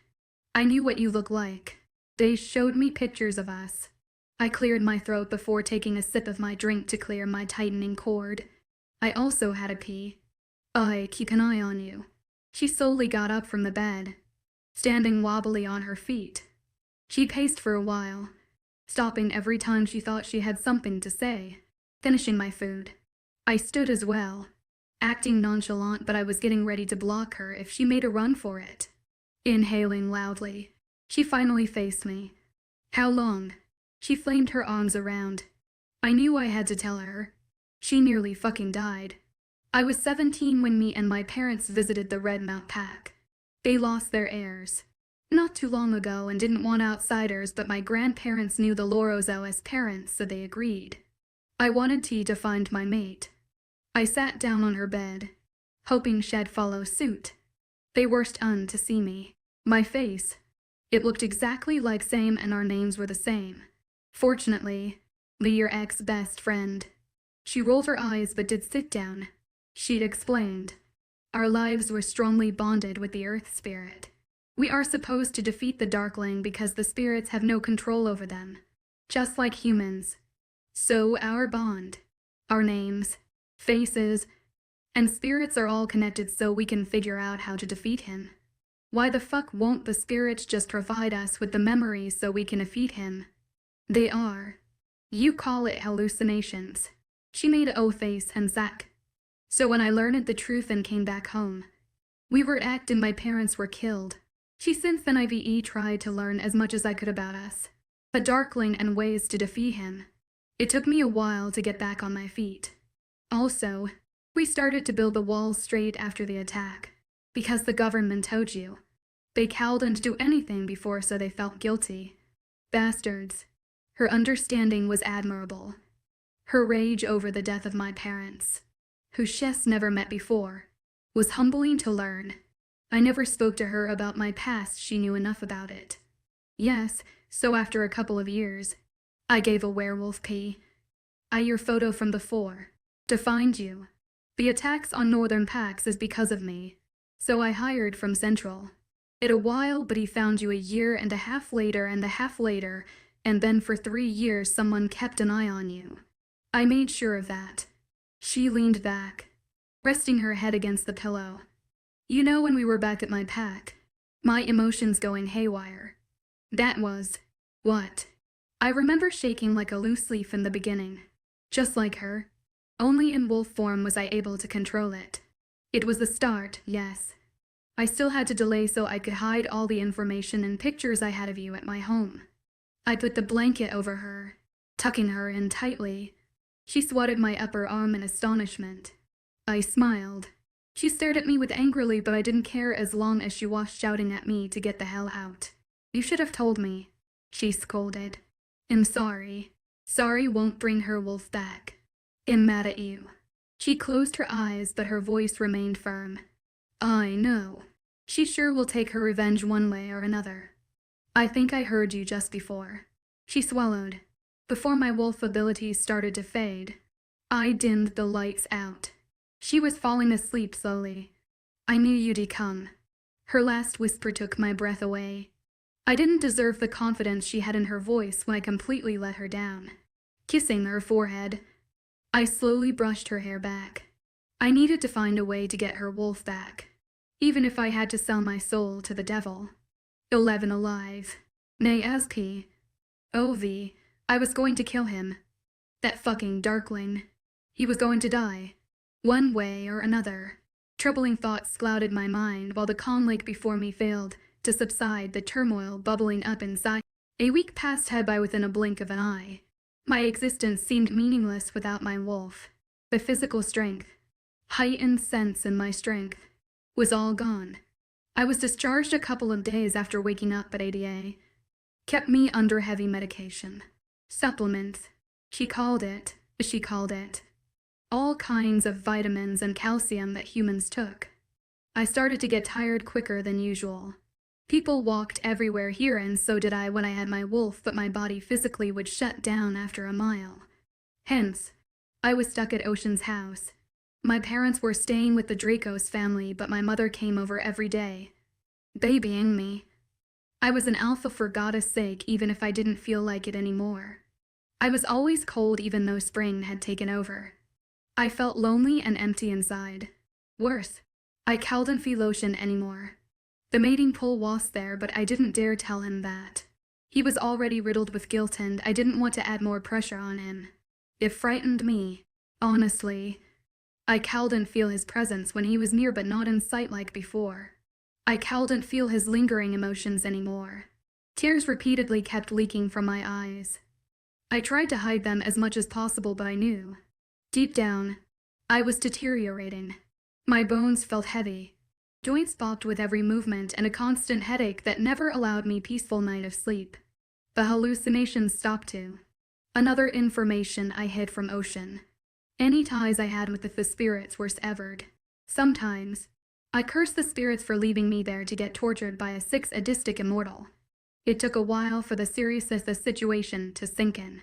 When my family found out the truth about us, they didn't believe it until my father spoke to LaRusso and saw the pictures that Ocean hid in his room back at the quarters. It was uncanny how much we looked alike. The picture contained 18-year-old Ocean, Daislo Russo. Izia and 17 years old Lee and me. In the middle, Ocean had his arm wrapped around my waist while his other one hung over J. Ace's shoulder. His hair was cropped to its roots and a big smile stretched across his young face. I had my arm around his back and the other one around Izia. He kept his hand on my shoulder and the other one held onto his backpack. I looked happy. The lean of my body against Ocean indicated how intimately involved we were. Lee looked shy beside, holding onto his arm. In the background, lockers were stacked up against the wall. The exact same ones that appeared in my memory. It reminded me of my old friends in high school. Only difference was these friends still held on to the memories of us, the old us. Whereas in this life, my other friends could care less if something ever happened to me or Macy. Feeling helpless, I threw a rock in the still water. It plonked against the surface before the water swallowed it whole. The waves reflected soft sunlight every time an edge to the break through the clouds. My life resembled everything opposite of what was in front of me. The mountain and the trees on the other side of the lake remained still, whereas everything in my life was in chaos. Everyone was terrified, but never heard anything about a werewolf losing one's wolf and continue living. Lee was yet to arrive. They didn't want to make any impulsive actions that could jeopardize their pack. Apparently, she figured out how the Darkling found us. How he always finds us. Only this time we had protection against him. Even if it were for a short period of time. Ocean told me that the power of talisman weakens over time and a new must be replaced the old one before the shine disappeared completely. Lee managed to obtain quite a few talisman with longevity, but it's been years. Frankly, I was anxious to meet this woman who dedicated her life to the mysteries of her best friend's death. I wished I remembered her. Ocean spoke very highly of her, and it made me realize that they helped him pull through after his parents' death. Did you meet your parents from your other life? Ocean hadn't left my side since I woke up in the hospital. It felt odd to see the fierce emotionals alpha to be sitting on a checker sheet next to a picnic basket. I did. He was lost in his own thoughts just like me. Did he miss me? Did he miss not being able to feel my emotions? Did he still have the mating pull? So many unanswered questions, but not enough courage to ask. How were they? I wondered about mine too. I wondered about all my other lives. Oddly enough, I missed getting the memories. I was still with my parents when I first met them, so it was a very territorial tug and pull, but they had to accept I was their Ocean. In all honesty, the parents we have, the friends, they will always change. The only thing that's constant is you, me, and the Darkling. He received more memories than me. Therefore he had seen our families from different lives. What about mine? I loved my parents. They provided me with everything I ever needed and more. You didn't like them. They actually didn't even realize that we were sleeping together before either of us turned 18. Shot. I turned my head towards him slowly. A ghost of a smile touched his lips.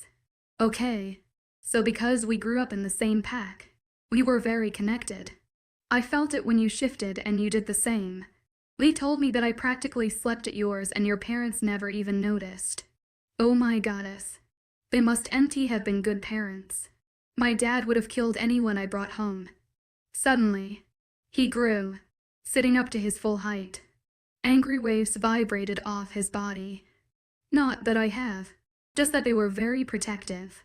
He deflated like a balloon. A loud sigh of relief brought him back down.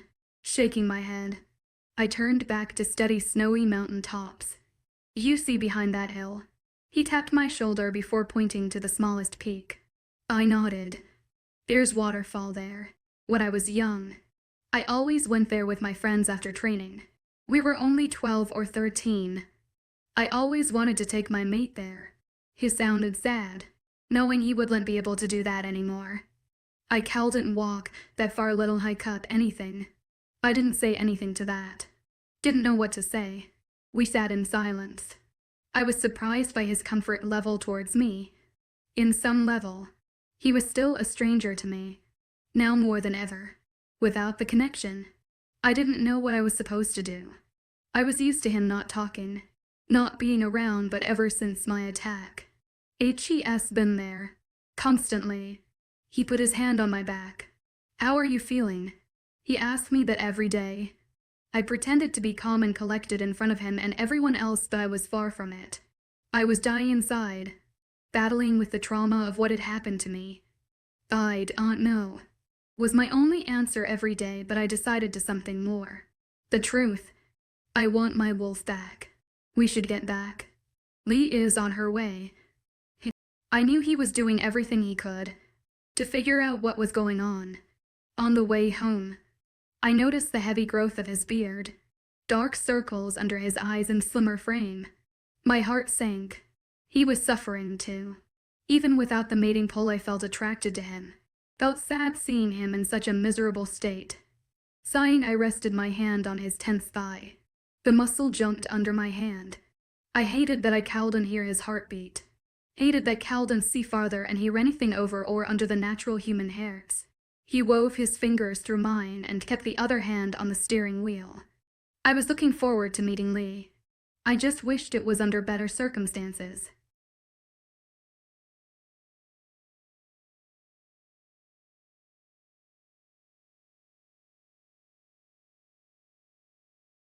Naya is in a fragile state, both physically and emotionally. Her mate Ocean is there, but their relationship is strained by secrets. She's been through so much, and now she's facing death. The irony is, the closer they get to the truth, the more dangerous it becomes. Will they find a way to heal their bond and survive, or will the secrets destroy them? 11.5 Lee. Maya's O.V. A woman with dirty blonde hair and dim blue eyes stared at me in pure shock. Her hand hit her open mouth, unshed tears trembling against her lower eyelids. I felt emotionally detached, my recent recovery leaving me awkward in social situations. She engulfed me in a tight hug. Oh, Naya, you're so real. Tears were streaming down her face. You're so beautiful. I awkwardly patted her back, looking towards Ocean for some help, relying on his protective nature. Not so tight. Ocean managed to pry her off me, his helpful demeanor shining through. She's still recovering. I'm guessing you're Ely. I motioned for her to sit down, my voice flat and devoid of emotion. She had been waiting for us at Ocean's house by the time we got home. Macy, Aaron, and Josh were there too, including another unfamiliar face. He introduced himself as Lee's mate, Onyx Renshaw. He was from Central Hem but moved northern with Lee when LaRusso found out about Ocean. The mention of LaRusso's name sent a chill through the room, reminding us of Ocean's mysterious past. Lee had been looking for answers ever since. The tragedy was that no one knew a wolf could be snatched away so easily. How could one fully obliterate a supernatural quality without killing the vessel? We made small talk, usually with Lee enthusiastically asking me about my life and telling me about her Naya. It was humbling to see how loyal and committed she was to the old Naya. It felt so surreal to digest the new reality. A wolf less alpha, speaking to someone from her previous life. The weight of this realization settled heavily on my shoulders. I want to show you something, Lee said, her enthusiasm evident. She handed me a photo book. It held numerous Polaroids of us all from the old life. I've been gathering as much information as I can since Jace told me about Ocean. I was on the first flight out and I've never gone back. My gaze landed on Onyx, who looked slightly uncomfortable but nonetheless attuned to Lee's every move. His supportive presence was clear, despite his discomfort with the situation. I apologize if I seem rude, but is it okay if we talk about how we can get my wolf back? I put the photo book down, ignoring the daggers that Macy was shooting at Lee, and carried on with my concerns. I've been told you were trying to figure out the Darkling's power. Do you know how he managed to break the supernatural bond? When you and Ocean confronted him in your last life, we weren't there. However, you said that both of you managed to fight him but never went into details. Well, that's great, isn't it? I mentally scoffed, schooling my features to not appear irritated. However, I've been able to gather the fact that his father was a warlock. Hybrids aren't blessed by the spirits, but he has control over air, hence blessed by the spirit of the air. So his mother must have something to do with immortality and the air spurt for him to possess these powers he has. I don't think he's above feeling pain. I managed to break his fingers and I remember him squealing in pain. He used the other hand to fucking torture me when finally caught up to me. He can't win hand-to-hand combat. Kin drops aisle and setched across the room. It was the first time ever I openly described my attack. Ocean seemed murderous. Lee and Macy were about to cry and Joshua looked green. I guess Lee didn't have that information because she pulled out another black small notebook and wrote something down. We need to find his weakness. It was Aaron who spoke. He looked haggard as well. He was in charge of the pack now. I didn't want to take Ocean away from his duties, but he remained adamant about not letting me out of his sight. Do you have any memory from your first life? Lee asked, flipping through her notes. I looked at Ocean for reassurance, to which he nodded discreetly. I was sitting on the sofa adjacent to mine, whereas Lee and her mate sat opposite me and Macy across the table. No, why? You told me that he was after us because we killed his beloved in the beginning because they were hybrids. That's why HES torturing until the end of time. How did you find that out? Ocean questioned this time. I had the misconception of thinking Ocean knew everything, but it looked like he didn't.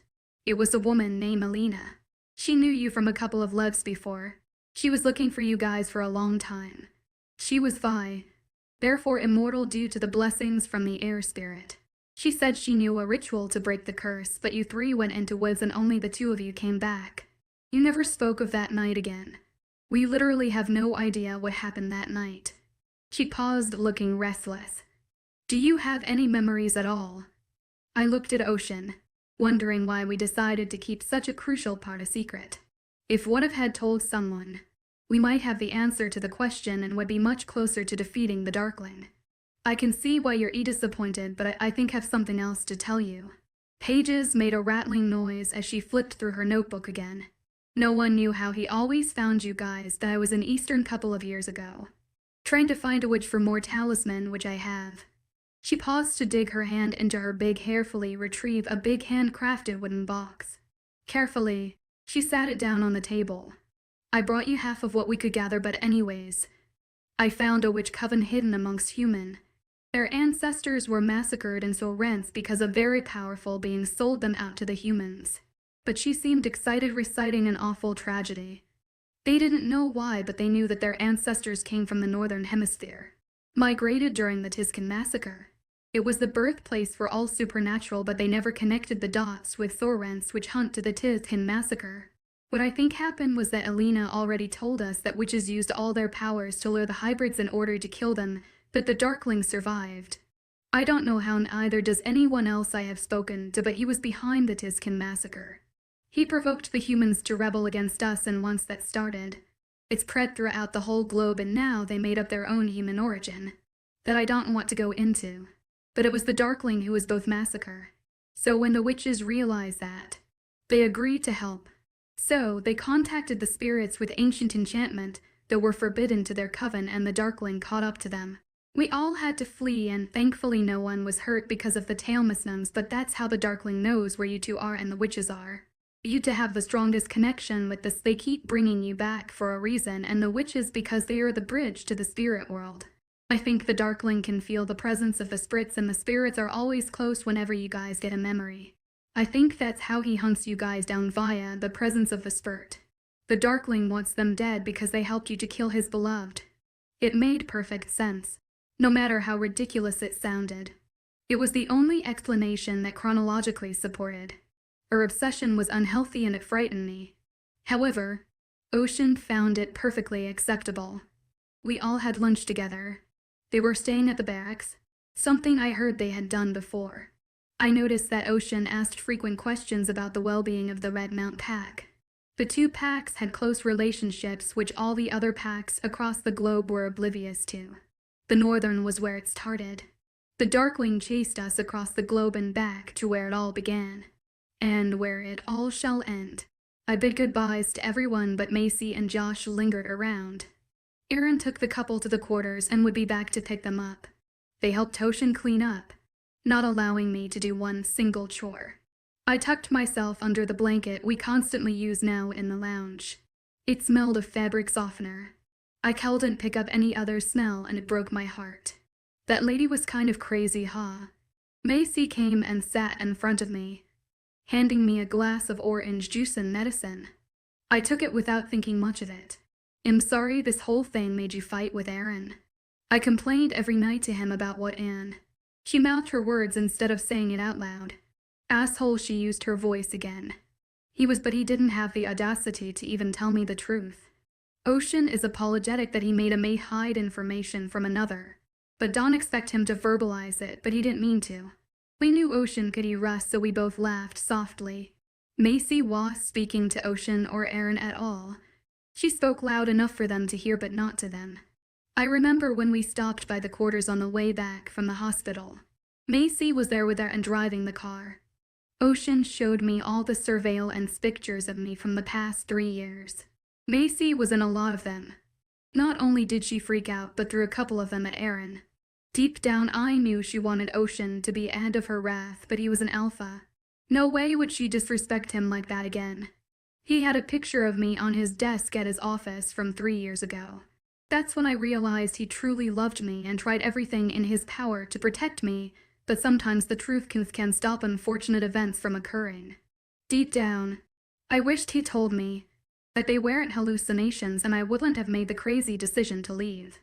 How are you feeling? Same as before. I can't keep my eyes open. I rubbed my eyes, trying to wake them up. She looked me with sad eyes. How was your date? She beamed, trying to hide the tears glistening under the soft light. It was nice. I paused, not wanting to upset her. I missed running along the edges as a wolf, though. We did that. After me and Macy were shot at, Aaron and Ocean took us out there. It was glorious. Me and Macy ran around the ground for hours. Not much later, Aaron appeared to take Macy and Joshua home. It was still beautifully bright outside. A soft yellow gradient tint washed across every surface of the forest. I hugged Macy goodbye, and for some reason it felt like the last time. I was getting weaker by the minute. I hugged Josh tightly, grateful that HES fully recovered. Next time, try not to lure crazy people away. If I had a baby brother, I'd want it to be Josh. Yes, he was broken, but he had a good heart. All he needed was a little guidance and HED grow up be an intelligent man. Thank you for saving my life. The sincerity in his voice surprised Aaron and Ocean, whereas Macy and I were used to it. If I knew he was after me, I would have served you to him on a silver platter. I joked, trying to lighten the mood. No, you wouldn't. Too much of an alpha. He was right. No way I would let anything happen to my friends or family. I know. You be good and listen to your elders. He finally got into the back seat of the SUV. Thank you for not dying, he called back once the car drove away, wobbling along the dirt road. I laughed at his edge and closed his eyes to compose himself. HES kidding. His humor is a bit on the dark side, but HES harmless. Forget it. I took him by her arm and dragged him inside using all my strength. How do you even understand him? He seemed exasperated. Simple. He uses humor to cope with his pain, whereas you act all moody. He squinted, not liking the notion of the similarities between them. He won't shoot anything who's not shooting at him. HES not a psychopath. I rolled my eyes, my nerves getting tested by his distrustfulness. Ocean should be more understanding towards him, because they both lost their parents in some way or another. Who knew what the poor kid saw when he was wandering around the forest? Alone and scared. I reached for the blanket to start folding it when Ocean immediately stopped me. I'll do it. I can do this, Ocean. Stop babying, for God's sake. I snapped finally. My hands shook in anger or maybe fatigue. Rubbing my forehead in annoyance, I dropped it on the floor. He stood there with a grim look on his face. I'm sorry. It's not your fault. I should have told you from the beginning. I should have come for you the minute I found out. I tried to walk away. Well, you didn't. How is that my fault? He gently grabbed both of my arms to pull me into him. It's not, damn it. He looked tormented. His black eyes bored into mine. His forehead creased, making prominent lines stretch across his forehead, struggling against his hold. I tried to break free. Stop. Let me apologize. I don't need your apology. Let me go.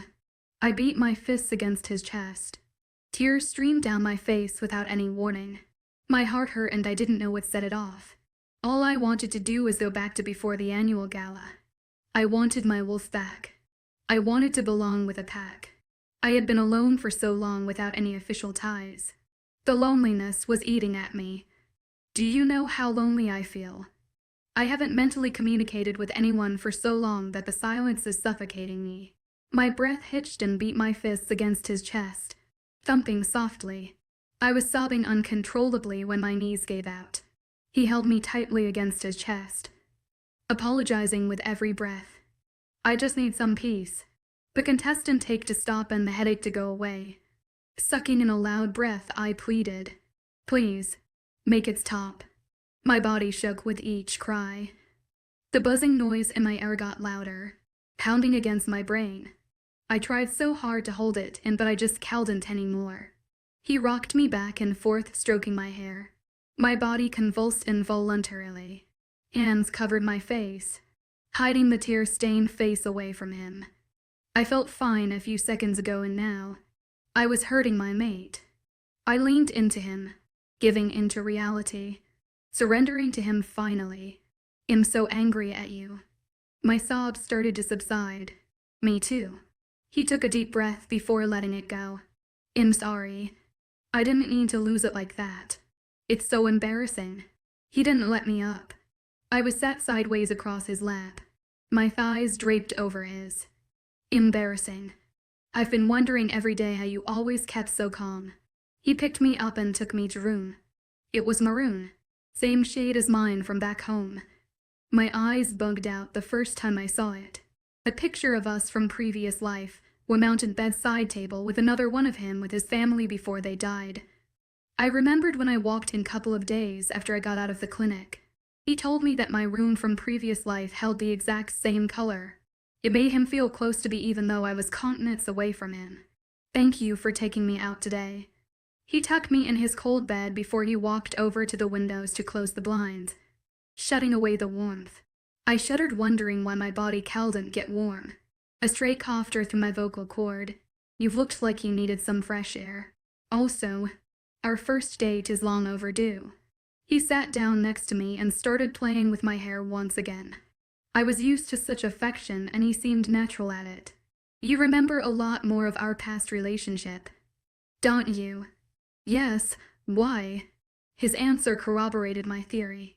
"At first you didn't want anything to do with me, and now you're caring." I always cared, but he never showed any before I nearly died. No, I mean all romantic and not too intense. We've lived so many lives that I remember you in so many ways. It's natural for me to care for you. It was actually unnatural to ignore you. I wished that I still received those memories. They spoke of the memories as a gift from the spirits and that they were always close whenever we received one. I wanted to contact a witch about my situation.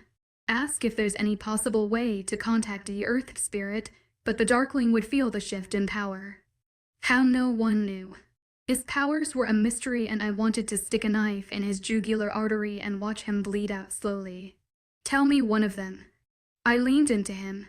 "We used to rule as Wyut." "What?" As Wyut was one of the richest ancient cities on Earth. There were many supernatural creatures who ruled certain parts of the southern hemisphere back then. Horus, Ra, and any more. Anubis and any Awerme and you. Whenever we were born in a different country, we have similar sounding names but always the same faith. Our personality varied from time to time, but we were always. Coughing fits attacked my throat again. I didn't want to interrupt him. It was the most I've ever heard from him, and his gravelly voice was soon. I was on the verge of falling asleep when something tickled my vocal cord. Dry simultaneous coughs forced me to sit up.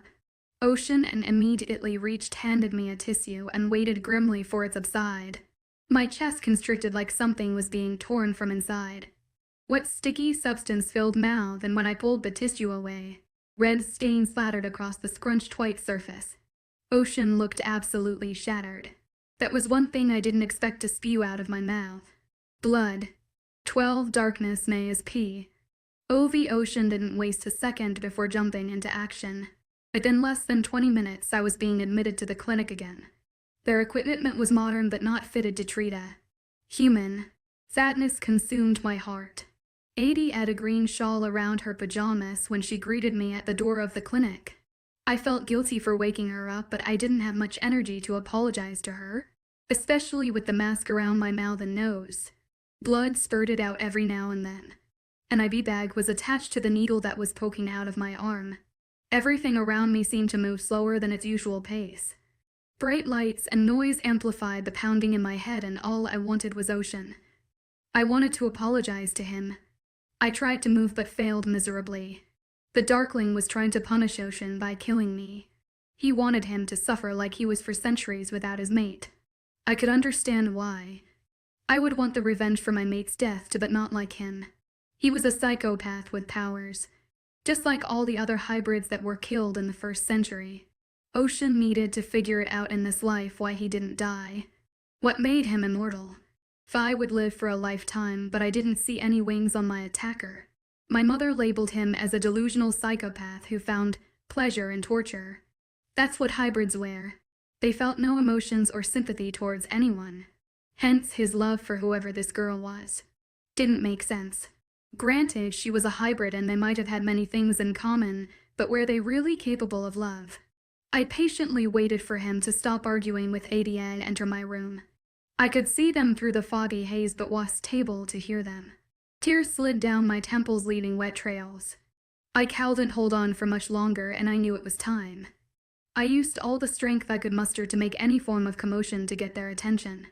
I pulled at the wires that were attached to my heart monitor, and when a beeping noise became a constant, but they both ran into the room with fear in their eyes.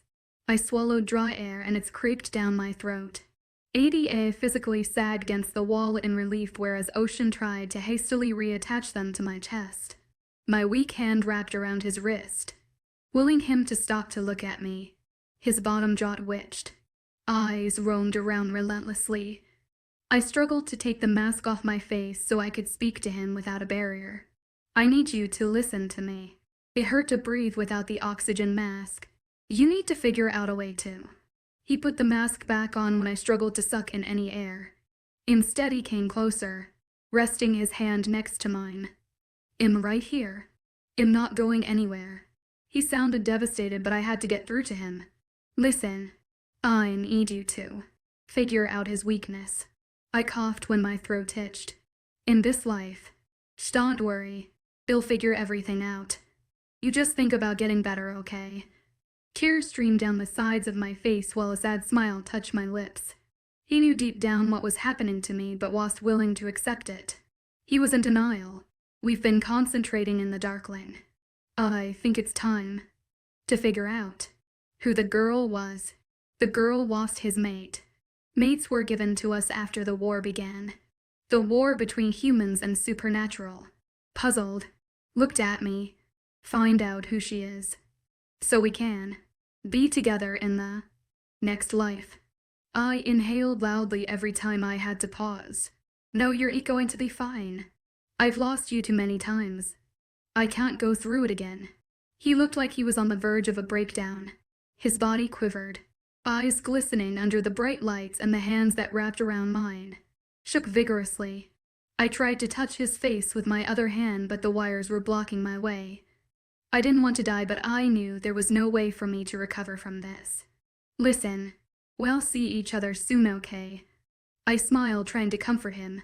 I lifted out intertwined hands and brought it close to my cheek. His touch soothed me, and I found comfort in his heat. You can't die, Nea. It should be me. His lips quivered, vibrating his baritone voice when he spoke. Promise me you'll come for me. Promise me that. My eyes drooped no matter how hard I tried to keep them open. Darkness appeared at the corners of my eyes, closing in on the center. I promise. It'll be better. Please don't give yet.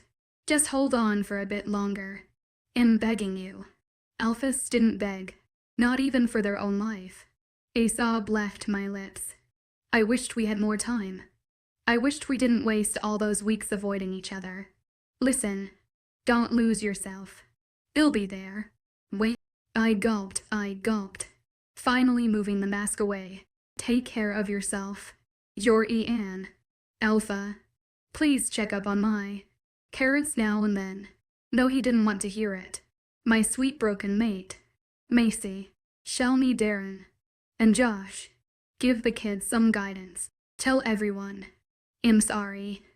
It hit me hard, making my mouth sting, but I didn't care. I opened up to him, trying to absorb as much essence of him I could. I tried to roll towards him, but I couldn't feel anything. Fear scratched its claws down my spine. I broke apart abruptly. Ocean. I can't feel my legs. Terror retched across his face. He shouted for ADA with his scarred voice, hands reaching for my legs. My tired eyes acknowledged his hands on them, but I physically felt nothing. Hysteria bubbled up from deep within me. Ocean. Ocean. I sobbed. ADA started checking on my legs, but I didn't notice it at all. Ocean. I'm so scared. No, baby. I know. Just breathe. He put my mask back, wiping away my tears. Time sped up and everything was moving in a very fast pace. The darkness started to close in. I just didn't have the energy to fight it anymore. Holding on to his hand, I pulled him closer, even though he was ordered the staff to make it stop. Stop death from claiming me. It was his fault, though. Death was our destiny, and it was time to break the curse. My eyes remained glued to him when my final breath wheezed out into the oxygen mask. Darkness consumed me. 12.5 Oceans P. OV. Loud, annoying buzz replaced the beeping noise that kept monitor heartbeats. The monitor with zigzag line was now flat. Blood soared into my ear as the commotion around me intensified. I saw black spots everywhere, swaying dizzily on my feet. Numbness consumed me when the head nurse pushed me back, making me let go of her delicate hands. I wanted to die. I hadn't left her sight once since she lost her wolf.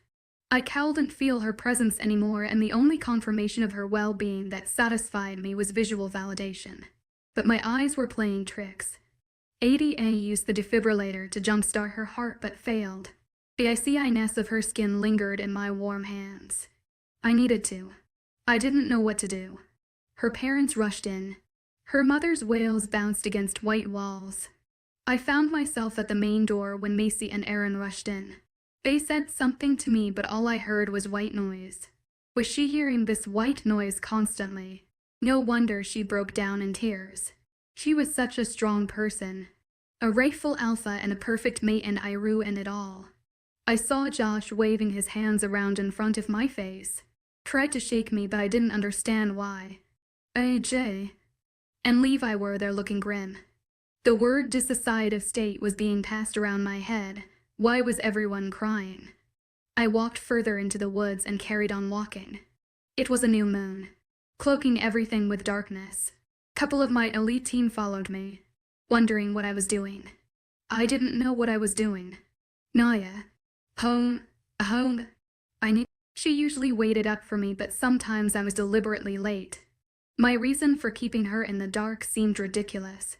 No one could handle a situation better than her. All posed and elegant. My heart throbbed in pain. I needed to home to Naya. Maybe she cooked for me again, and this time around I wouldn't have to eat it alone because she fell asleep on the sofa, waiting for me. After the first time, we had dinner together. She tried so hard for us to connect. Maybe she can run her fingers through my hair again and lulled me to the best sleep ever since my parents died. I should introduce her to my parents. They would love her. When she saw the picture of them for the first time, she commented on the similarities between me and my father. That my father was a loving, caring man who shared everything with his mate. He was a funny and loyal. I was neither of those. I became cold and distant after they were murdered. I still remember their blood in my hands. They just wouldn't stop bleeding. I didn't notice the sniper up on a tree. I only felt the bullet that scratched my throat, searing my vocal cords on its way. Only problem was that bullet went through Avian's heart first before it touched me.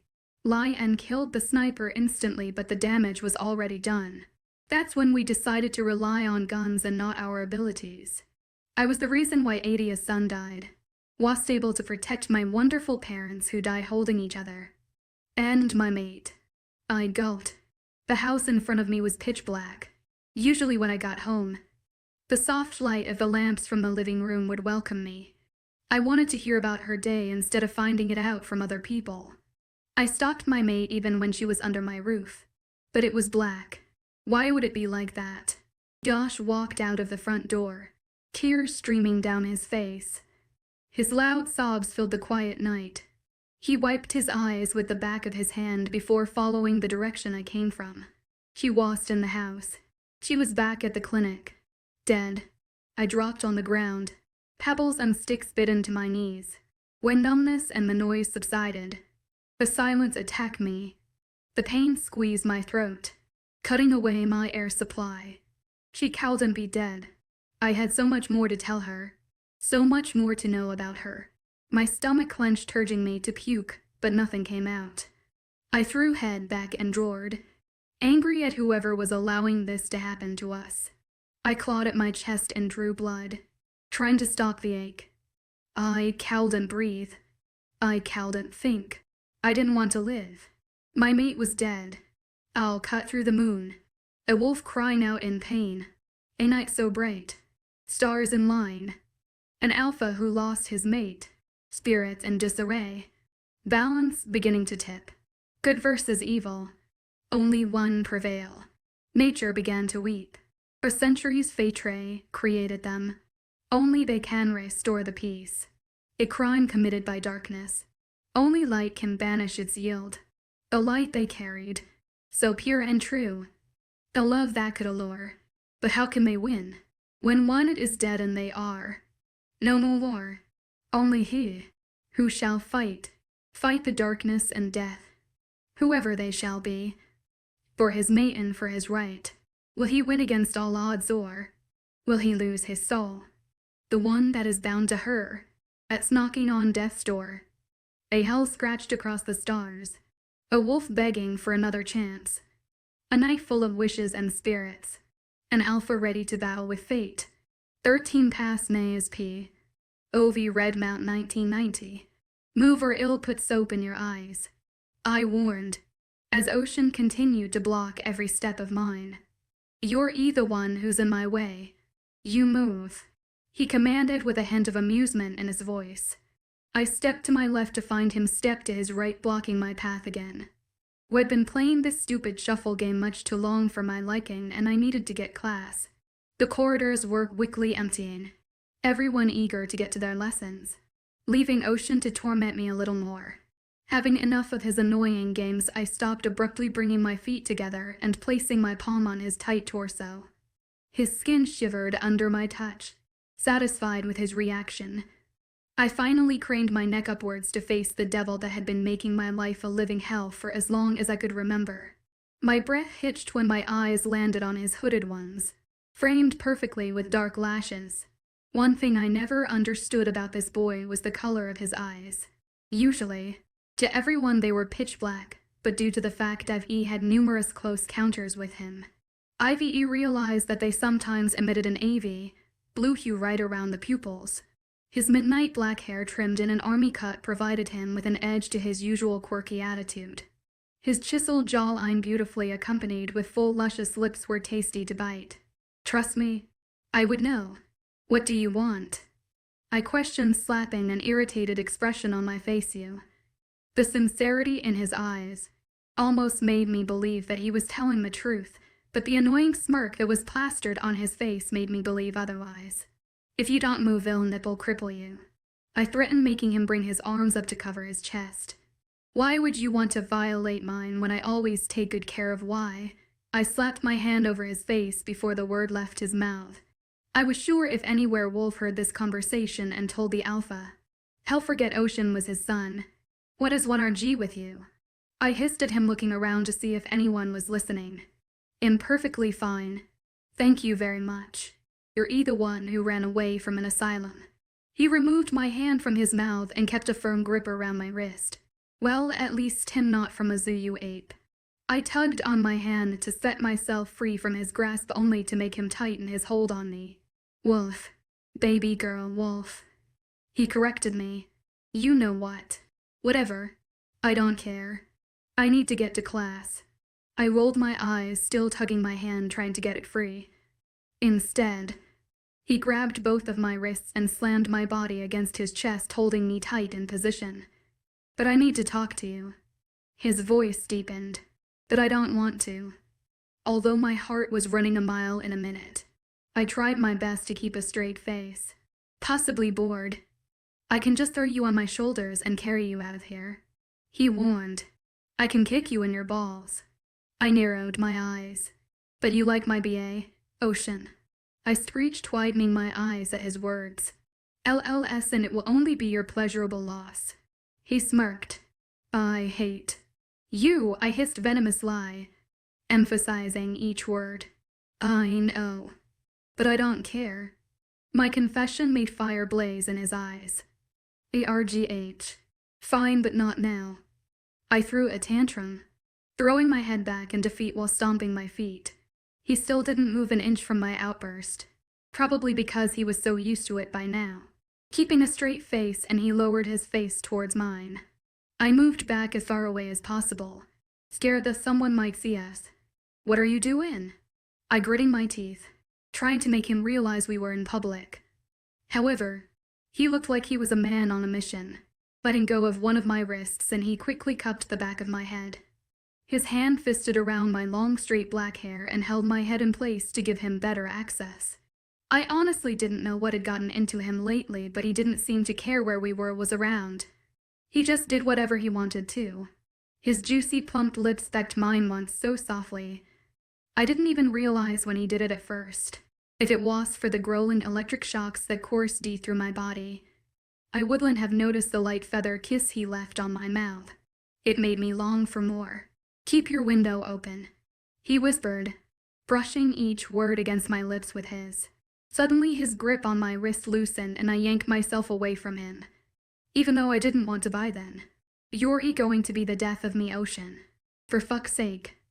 I massaged my wrist while I shoved past him. Annoyed. I picked up my pace, not wanting him to see the weakening effect he still had on me. I was nearly at the end of the corridor, ready to make a right turn, when I heard him whisper under his breath.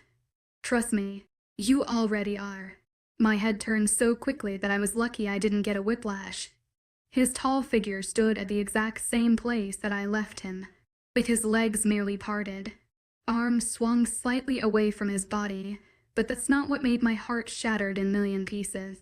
It was the broken expression that was painted across his exotic face. It made him look so weak and vulnerable, urging me run towards him and engulf him in a comforting embrace and take his pain away. But it wasn't my job to do that anymore. In 3 days he'll find his mate, and he wouldn't even look at me anymore. The last thought plunged my heart, gave me the strength to turn around and walk away from this boy who'd been nothing but faithful to me since we were 16, when I decided to give my body and love to him, which in our world was forbidden. Using my heightened speed, I got out of there without turning back. Apologizing to my English teacher for being late, I took my usual seat next to our beta's son, Ocean's confidant. He sent me a small smile acknowledging my presence before going back to reading his book. Jace was the quiet one in our group, and it always amused me how he even chose to be friend the obnoxious loud mouth of a baboon called Ocean. Ocean. Everyone, including him, knew how much I hated him, but honestly, I hated how much I loved him. Yes, loved. As a supernatural being. We were taught to not love anyone but our mate. Not only because when a mate appeared in the picture, one was bound to get left behind with a broken heart. Mates were a gift from the spirits. We weren't allowed to disrespect the system due to what happened centuries ago. Although it is highly unlikely for him to find his mate exactly on his 18th birthday, but he'll be able to attend annual camp for young werewolves held at different packs from all over the world and recognize his mate if she was around. All the times we secretly spent together and all the memories we made were going to matter when found his true mate. Instead of feeling sorry for myself, I took pride in being the future alpha's first ever. The saddest thing was that he wouldn't care after he met his mate, and did have to go through the pain of watching them together until I met mine. Fuck. I should have never gotten involved with the future alpha. Naya. Snap Naya. I found a petty figure with pink nails in front of my face clicking its middle finger and thumb together. If you ever snap your fingers at me again, it'll snap your fingers. Narrowing my eyebrows, I threatened the blonde of the group. Sorry. She rolled her eyes and walked out of the half-empty class. Lot on your mind? Jace asked, simultaneously getting up from his seat. Yeah. I replied vaguely. One thing I liked about him was that he wasn't much of a talker, which instantly made him a good listener and observer. 13.5 avoidance NASP. OV Redmount 1990. You know Ocean's been looking for you like a headless chicken. Dace chuckled, making me nearly choke on air. Yeah, he caught me all right. I rolled my eyes while we walked out of the class. Why have you been avoiding him lately? His question startled me for a second. I wasn't. Just been busy. I lied. Plus, HES annoying and I don't like him. I quickly added, making him smile. To my relief, he didn't interrogate any further until we reached the cafeteria for lunch, when Jay stopped in his tracks. Blocking me. Just hear him out, okay? He threw a statement towards me before picking up the pace to join the others. I made my way to greet everyone before I took my place opposite Lee. Before digging into my homemade pasta. I wish him his mate. A familiar, annoying voice reached my ears, and it made me want to rip her throat out to the fact I knew exactly who she was talking about. Talking about red but baboons. Where is the future alpha? I questioned with an amused voice. That ape never misses his lunch. I actually don't know. He wasn't there for last period. Isaiah. The pack doctor's son informed, making my heart stop for a second. Just as I was about to get up to go look for him, the cafeteria doors opened, sending a very familiar musky scent around the room. Speak of the devil and he shall appear. I mumbled under my breath, and everyone chuckled, knowing our mutual hatred. His eyes still haunted me from the last time we made love. He made me feel like each time was my first time. Sometimes, he stared at me with so much intensity that I could physically feel his emotions. Which, I definitely was supposed to, because only mates were capable of doing that. However, those weren't the only times I felt his emotion or he felt mine. What if Maya was your mate? What? I shrieked out in confusion, before processing exactly what Isaiah said. Chill. I said, what if? He put his hand up in surrender position before I ripped his head off. Why is it bad to be my mate? Ocean's voice reached my ears. Slowly turning my head to meet his amused and somewhat saddened eyes, I answered with a smirk. Mates are for wolves, not baboons. Oh, please. I feel sorry for anyone who'd be your mate. He tilted his head slightly, taking a large bite from his hamburger, keeping his gaze locked with mine. How can someone eating turn you on? Really? And why is that? I challenged him, putting a hand my hip, nearly elbowing Eben during the process, who was sitting next to me. Because you're restless and you never listen. You're mouthy, and the list goes on. He smirked, wiping his mouth with the back of his hand. Before I could retaliate, the annoying minion spoke up, and totally not like that. No thanks. He disgustedly dismissed her before turning towards me again. One thing I always respected about him is that he never humiliated me like that in front of a crowd. Yes, we always had our usual argument and teased the life out of each other, but never with any malice. Sometimes our arguments turned into heavy make-out sessions later on. So what are you doing for your birthday? Lee asked. Nothing, he answered, looking down at his empty tray. And why? They're the only two words that were being thrown towards him. Because I don't want to. He picked up his tray and made his way out of the cafeteria. Murmurs started to arise from the group, while all I wanted to do was make an excuse and go check up on him. But I held my own, knowing I didn't have to do that anymore because someone else was going to be doing that very soon. School flew by quickly, and soon it was time for all of us to meet at the front parking lot so we all could go home together. Unless we had detention, we all end up getting into different cars to drive to the pack house before heading home separately. As I got out of our Castle D-style school, I looked towards my car in line with the others and got my keys out, ready to open the door when I reached it. Taking a quick scan around the parking lot, I noticed that only Ocean was missing because his car remained in the same place where he had parked it in the morning. "Where's Ocean?" someone asked from the back. "Who cares?" I immediately responded while reversing the car to get out of the parking zone. "Why do you hate him so much?" Lee's twin asked from behind me. "How can you not?" Yes, so annoying. And his head is so far up his okay. He stretched out the end of the word, letting me know I was getting too carried away. "Nah, for real though." "Why?" he asked again. "I don't know. I've grown up knowing I disliked him. I don't remember exactly why I dislike him." I looked in the rearview mirror to take a peek at Leo shaking his head at me. "So you hate him? 'Cause you just do?" he asked again after sobering up. "Yeah. I mean, I don't know it. Ask mine or his parents." I suggested, wishing they'd know why we dislike each other so much. "I don't understand. Why are you so close with the alphas and betas? I mean, what is it that you parents do again?" Blondie asked when I shifted gear, turning the corner and headed down the road towards home. "First of all, why are you in my car? And second of all, they deal with the human businesses, like the estate agency we have, is owned by my parents, Alpha Philip and Beta Ezekiel, where most of the werewolves work. And that's where you get the money from to buy all that makeup to keep your ugly face presentable to the world." I replied with sarcasm dripping from voice. "Cindy, didn't you try to have sex with Dylan and he turned you down?" Leo questioned her, making us all gasp in shock. I tried to keep my eyes on the road while Lee, who was sat next to me in the passenger seat, turned around to face her brother, who was snickered under his breath. I decided to zone out their conversation because honestly it didn't concern me, and I knew she also hit on Ocean, but he turned her down. He made a little remark about how he couldn't imagine himself with anyone but me. Little memories like that never failed to bring a smile to my face, but soon it'd be losing him. It'd also be losing my first love. After dropping everyone at the pack house, I headed towards my oversized empty house. My parents were always away for business, allowing me and Ocean to spend a lot of time alone together. I was surprised of how my parents never caught his scent in my room. I mean, his scent was everywhere, and it was nearly impossible to get rid of it now. I left the window open like he asked, but honestly I didn't want to talk to him. I just didn't have the energy to fight the feeling I had for him anymore. As his birthday approached, it got just a little bit harder to breathe around him, to look at him and not wish to be with him forever.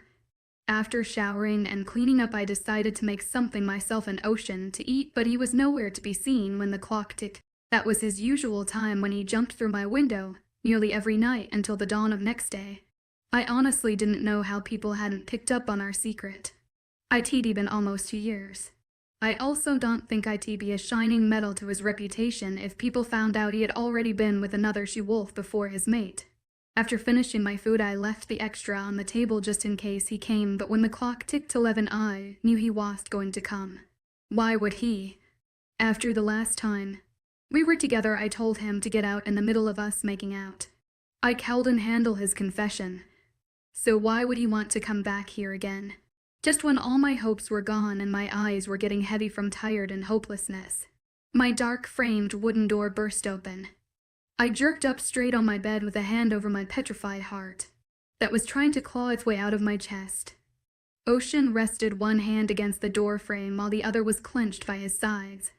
His head was facing the ground while his bare chest glistened of sweat, trickling down his tan skin. His khaki shorts and bare feet covered in mud told me he'd been running wildly through the forest. He looked intimidating yet somewhat venerable, making my anxiety reach its maximum level. Slowly, he closed the door behind him, still keeping his gaze fixated towards the ground before looking up with murderous eyes and said, "We need to talk." My back was against the burgundy wall with metallic silver filigree. Ocean's warm body was hunched forward and his murderous face was the same level as mine. His eyes were fixated on my lips, palms resting on the wall behind me, caging me in between his forearms. To say that I was scared would have been an understatement. I was mortified. I've known him since I was born, and I knew him better than anyone else in the world. I had seen all different bipolar personality and cried on my shoulder when his brother was killed by hunters. It memorized the different contours of his face when we were wrapped around one another, our limbs tangled together under the sheets. It seemed the different hues of his eyes that he didn't even know existed. That this side was new to me and I didn't know how to handle it. His ragged warm breath fell over my face. I slowly tilted my head back to let it rest against the cool wall. I unconsciously inhaled his natural scent that was mixed with the aromity soil he picked up during run. When I was about to open my eyes, his lips connected with my right cheek and lingered there for a while before grazing his lips across my face towards my left cheek. "Are you scared of me, Naya?" he asked, trying to restrain his hoarse voice. Before I could realize what I was doing, I shook my head side to side, letting him know that I wasn't. "Then why are you crying? You shouldn't cry. I don't like to see you cry." He spoke again, grazing his lips across every inch of my face. I didn't even know that I was crying, but all I could feel was my heart attacking my chest, trying to break out of its ribcage. However, scared and confused weren't the only feelings I felt at that moment. There was a light sheen of guilt and pain laced across the surface of my heart. When I realized it was mine, my eyes shot open in realization that they weren't my feelings. They were his emotions, reflecting through me. 14 Sorry Naya's P. O.V. Redmount 1990. I know you can feel my emotions, just like I can feel yours. I felt him smile against my lips before he pecked it softly. "Why? That's not supposed to happen yet," I stated, trying to hide the quiver in my voice. "Because you're mine, and I'm yours." He moved his head back to look me in the eyes. He looked confident. "You know only our mates can fuck with our brains and drive us crazy." He brought one of his hands down to my waist and the other one settled on my cheek. "I can resist every single temptation on earth except you." He stepped closer and pressed his glistening skin against my body. The pressure made me feel like I was wearing the little beige silk nightgown that I knew drove him crazy. "Tell me you don't feel what I feel every time I make love to you. Tell me you don't feel when I'm in pain." His grip on my waist tightened. Forehead rested on mine. "Ocean." I choked out his name, not knowing what to say. "You. We need to stop this because I might not, then I don't care." He spoke through gritted teeth before pressing his body violently against mine. "I don't care who my mate would be. It'll still come to you. Just like you will come to me." His position remained the same as before. "Even when you find your fucking mate, it'll take you away from him. And he'll make love to you like it's your first time all over again. And it'll make you forget about his name." Each time he paused, he planted soft feather kisses on my lips. "Ocean, you know in the history of werewolves, a mate has never cheated on their mate. You will for G, don't." His whisper infused with a shout. Involuntary made me close my eyes. "Don't you dare say that. You're my first everything. And I promise to make you my last everything. Just run away with me, Naya." "Then what if you find your mate there?" I asked with a cold voice. "I'll never leave you."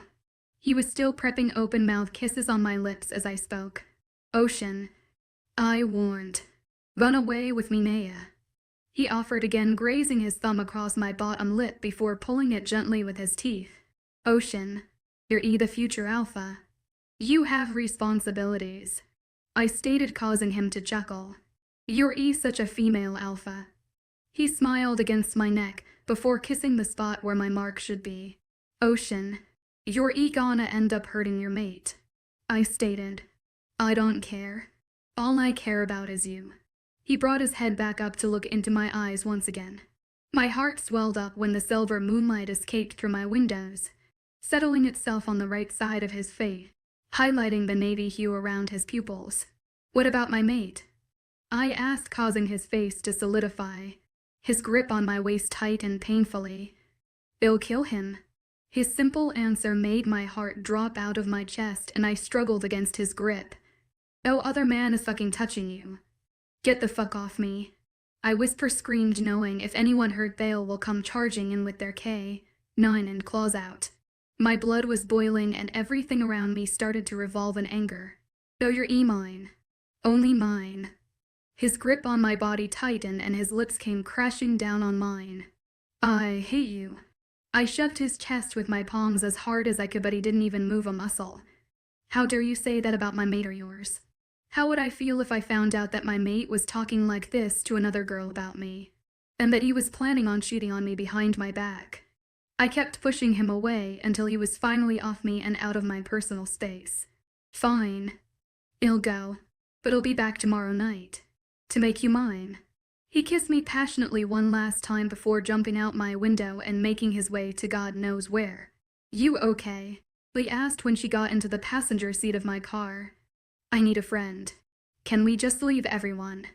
I asked, trying my hardest to compose myself, but when I heard her voice laced with genuine concern, I cowed and hold it in any longer. Oh God, Naya, of course. Swap seats, I'll drive, she ordered before getting out of the car and telling everyone to find another ride. Meantime, I climbed over the console, making myself comfortable in the passenger seat. Lee didn't say anything throughout the ride, and I knew she was driving towards school, but backwards towards town center of Red Mount. I watched the pine trees morph into tall buildings as we entered the city. The colorful billboards advertising numerous types of products, but what attracted me most was the art and the people who painted it. I guess if I did run away with Ocean, we could work at a human company and live a simple life, but all of that was a pipe dream. However, I cowed and stopped contemplating what if that's what I was doing. I didn't exactly know where we were headed, but we soon passed town and towards a small private beach that we'd been to before. Lazily getting out of the car, I sat down on one of the flat boulders, leaving some space for Lee to join me. What did he do now? She asked, putting her arm around my shoulder, trying to comfort me after she made herself comfortable next to me. He told me that he'd kill my mate, and he wants to run away. He doesn't even care about his mate. I put my head on her shoulder. That bastard, she cursed. Naya, what did you get yourself into? She asked with a sympathetic voice. I don't know. I shot up from her hold and stared right hazel eyes. It's him. I can't resist him. It's too hard. Maybe you two are mates. She took my trembling hands in hers in a comforting gesture. But what if we aren't, Lee? Then what? I asked, creating a deafening silence between us, which was overshadowed by the sound of the clear water clashing against the rocks right beneath our feet. You know, this is why we were advised not to be in a relationship before our mates. Because it's not really about sharing your body with the one true person. Your soul mate, but because of the heartache when the other person finds their mate. And leaves you, she explained. Not to mention the century-long rule set by the spirits. I know. But I sighed heavily. HES, something I can't resist. You know, we might pretend that we hate each other, but honestly no one knows me better than him. I explained. I know that, but you two really do an excellent job at making people believe your hatred. When you first told me, I didn't believe it, but when I saw the way he looked at you, I knew that you weren't delusional. She joked, making me smile along with her. You know, I can feel his emotions. Right. Yeah. I know. I was there with you when he turned. I thought you were going to die. She confessed. You'd have to be mates. It's impossible to feel each other's pains like that. I mean, you two didn't even like each other before you found out that you two can feel each other's pain. I let a blanket of silence soak up before I spoke up. He always does this thing. I paused. Say, I was just doing homework or something ordinary. He would stare at me for a few seconds, and I swear every time he did that, I can feel every single emotion that he feels. At first it used to be nervousness and joy, but gradually it changed to love. And the last time we were together, he told me he loved me. I choked out the love word, making her smile. Honestly, I don't know how that feels or whatever. She looked down and blushed, moving swiftly past that. Sobering up, she said. It sounds like you two are mates and destined to be together. However, if we're wrong and if that isn't the case, I want you to come to me. Promise me that, okay? It'll help you get through it. She ordered like she was my older sister, yes. I smiled, but quickly followed by a sigh. See, why can't I be like the normal wolves? Just wait for my stupid mate. But no. I stretched out the O sound sarcastically. That stupid water face had to come and ruin it. I huffed, making Lee laugh. See, that's why I don't understand your relationship. She pointed out, making me think about it. We should head back. Let's get to school now. Well, just take it day by day, she promised. Ocean washed in school, and all day I could feel a pang of nervous feeling embedded at the corner of my heart. It washed my feelings. That simple gesture gave me hope to get through the day and face whatever he was planning to do tonight. Lee came back with me to my house to stay with me until 9, trying to take my mind off everything. I was honestly grateful to have a friend like her, but if I needed someone, Ocean was the one who I usually went to without thinking twice. He never failed to comfort me or make me laugh when I down, just like the night before. He was late. I kept telling myself that I was still awake because I couldn't sleep, but honestly I was still waiting up for him. I was so caught up with my thoughts that I didn't notice when he jumped through my window. Startled, I jumped off my bed, staring the silhouette of his ridged figure. He looked nearly bold with his short haircut. I stared at him in confusion. When he moved away from the shadows, allowing the moonlight to illuminate the room. "You're mine." Before I could protest, my back hit my bed roughly. His lips captured mine while his whole body was pressed all his weight down on me. I squirmed under his hold, trying to set myself free, but he wasn't having any of it. "Ocean, get off me." I pulled him closer. My actions contradicted my words. Thinking it probably was our last time together, but as soon as the clock hit 12 his whole aura changed. His eyes turned charcoal black, which I presume triggered something within him immediately, and everything became more aggressive and needy for him, intensifying the emotions he felt. The navy hue in his eyes glistened under the moonlight. Overpowering emotions he felt replaced my own, and soon I lost count of how many times I felt my body shatter under his warmth. Every time he looked at me, he whispered mine over and over again, until the darkness of the sky began to fade. "I'm sorry, baby girl." He kissed my forehead. Gathering me up in his arms, she stroked my bare back with his fingertips until I fell asleep. One day, I suddenly felt an unbearable pain, as if someone had reached into my chest and crushed my heart. I knelt on the ground, clutching my chest tightly, trying to make the pain go away. Just as I thought I was about to break, Ocean appeared. His touch brought me a bit of comfort, but his eyes were filled with pain and guilt. He told me that he felt my pain because he knew I was his mate. But why did this pain make me in more entangled 14.5 hurt ASP? OV read Mount 1990. Ocean and I had developed her routine over the years. Whenever HED show up at night, HED stay until morning, regardless of whether we were intimate or not. HED wrap his arms around me, and I'd drift off to sleep, feeling safe and content. Sometimes, we'd spend the entire night talking about everything and nothing. Our conversations a mix of sarcasm and genuine connection. Our relationship wasn't solely based on physical attraction. We were more like best friends with a complicated twist. Our interactions peppered with my constant mocking, which Ocean had grown accustomed to over time. It was both fascinating and terrifying how much we had in common. Despite being such different individuals, this similarity made it increasingly difficult to let go of each other. However, on his birthday, for the first time ever, I woke up alone. His scent lingered on the silk sheets, a cruel reminder of his absence. The cold comforter replaced his warm touch, and the emotions I had felt through him the night before had vanished into thin air. I slowly opened my eyes, hoping to hear him puttering around in the kitchen, but even with my heightened powers, I couldn't detect a sound. That's when the realization hit me. When he had apologized, he was sorry that I lost his mate. My heart clenched, and my body ached with both physical and emotional pain from the night before. I felt like a helpless human child, weak and pathetic. It was that his feelings for me had disappeared, but his wolf wouldn't want to be with anyone who lost his mate.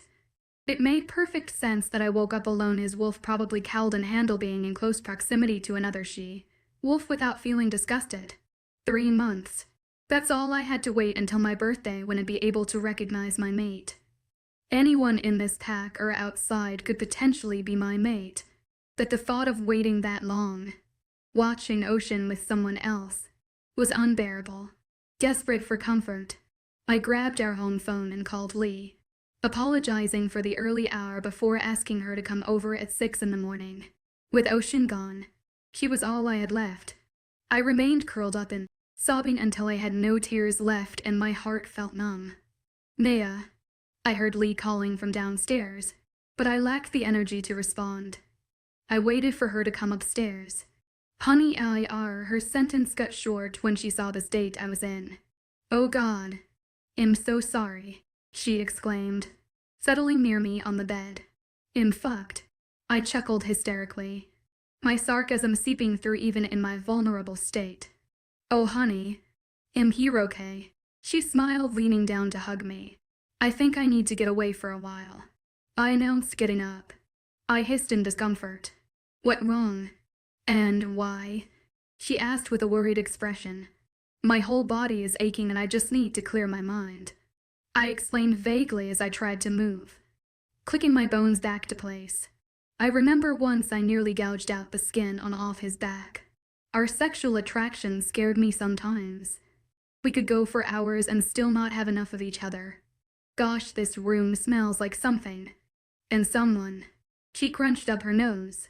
"Yeah, I don't want to talk about that someone," I demand sternly while trying to get up until I realized I was without clothes under the covers. Can you? Like, oh God. Oh or DRM. Just get in the bathroom," she suggested, getting all embarrassed. "It'll be in the kitchen." After taking a long hot shower, I felt calm and collected again, allowing the soreness to fade away. Putting on a dark blue tank top, black shorts with an extra long check shirt, I headed downstairs to Lee. She sat on the kitchen counter filling herself up with some Cookie Crisp cereal. She poured some cold milk into the bowl followed by some cereal. "After we're done, we'll go wherever you want to." Her sincerity startled me and her kindness was truly overwhelmingly. I meant, I just wanted to go for a long run. Alone. I sat down playing with a bowl of Cookie Crisps. "You're not." She trailed off looking at me, horrified. "No," I shirked. "God, no. I'm not running away. He'll find my mate okay. Don't worry. I just need a break." I paused, sighing and turning to look at her. "You know, I thought I'd be very heartbroken, which I am, but I still feel a lot calmer now. Like, the fact I finally know I'm not his mate." My heart sank at the thought of it, but I still carried on. It felt like I had my feet stuck at a separate boats and I didn't know which way to go, but now I do. And I can move on with my life and not look back, I explained. "Exactly, and when you find your mate, you'll forget about the heartbreak and everything will be okay." She paused for a while, then sighed. "I just wish you would have waited, for your mate. I know I should have waited, but I don't know, Lee. What's done is done. I'm not going to sit here and cry because I know my mate is out there." I gave her a fake smile which earned me an eye roll from her. She knew me all too well. "We'll only be gone for today while you all celebrate your future alpha's birthday. We've never spent a birthday away from each other, even though some of them involved either him or me getting smothered with cake at the end. I don't want you to go on your own, but I understand you need the time to yourself. So I'll let you go, but if he asks, I'll show him the direction." She half threatened, making me frown. Only because I know he'd turn the whole pack upside down if I didn't. Don't worry. I doubt he'll even care," I reassure her, trying to ignore the stab to my heart. She didn't stick around very long due to school, and she left. I stripped off my clothes and tied the long shirt to my ankle, allowing my long hair to cover my chest. Hiding my shorts and tank top behind a large tree, I changed into my fur skin. Turning into a wolf after such a long time felt relaxing. My bones cracked itself back to place smoothly. Turning for the first time was painful, but I got used to it over time. It became our second nature. As soon as my paws hit the ground, I took off in full speed, dodging every tree that came in my way. In the distance, I heard birds' wings flapping against the wind, their chirps getting quieter and quieter. My paws thudded against ground almost like a galloping horse. My wolf was somewhat bigger than most she-wolves my age, due to the fact I always trained non-stop over the holidays and weekends. I didn't want anyone to question my ability to protect the pack or myself from hunters. I never wanted to be one of those she-wolves who always relied on their mates. cooked and clean like a good girl. I wanted to fight and show people that we were just as capable as boys in our pack. In fact, female wolves were much quicker than males due to our slender form, and we could easily take them down in a combat if we played our cards right. My thoughts got distracted by another group of birds scurrying away at the sound of my thundering paws. Ocean was one of the first in our generation to turn when he was 13. He was taken down to the underground dungeons to be restrained with titanium chains while he shifted into a wolf. News traveled fast, but that's not how I knew he was shifting for the first time. I knew it because I felt everything he felt, from every cracking of his bones to his skin ripping apart to adjust into his new form. I knew that I was supposed to feel that, but I did. I didn't even know how or why I felt it. I wanted to ask our parents or one of the elders, but I knew I would reach a dead end because they'd just brush it off, saying I was just being silly. I remember how he kept boasting before he shifted, that when he transformed he would be able to take the pain and not lose control. That the howls of pain that screeched across the silent pack that night said otherwise.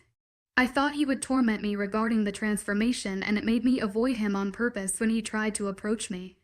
However, in all honesty, I kept avoiding him because I was confused about being able to feel his pain. Lee held me in her arms that night while I cried, and her wise words told me to confront him about it. But I knew he wouldn't have believed it, so decided to stay away from him. The first few weeks were hard because he kept approaching me with a genuine smile on his face, but my brain was too confused to talk to him. So I'd always leave or purposely hurt him with my words urging him to leave. Soon he got the message and left me alone, which left me disappointed because never once I saw him smile again, and soon after he got into his alpha training. Decreasing our encounters. When my 13th birthday rolled around, I was somewhat excited and scared about what would happen.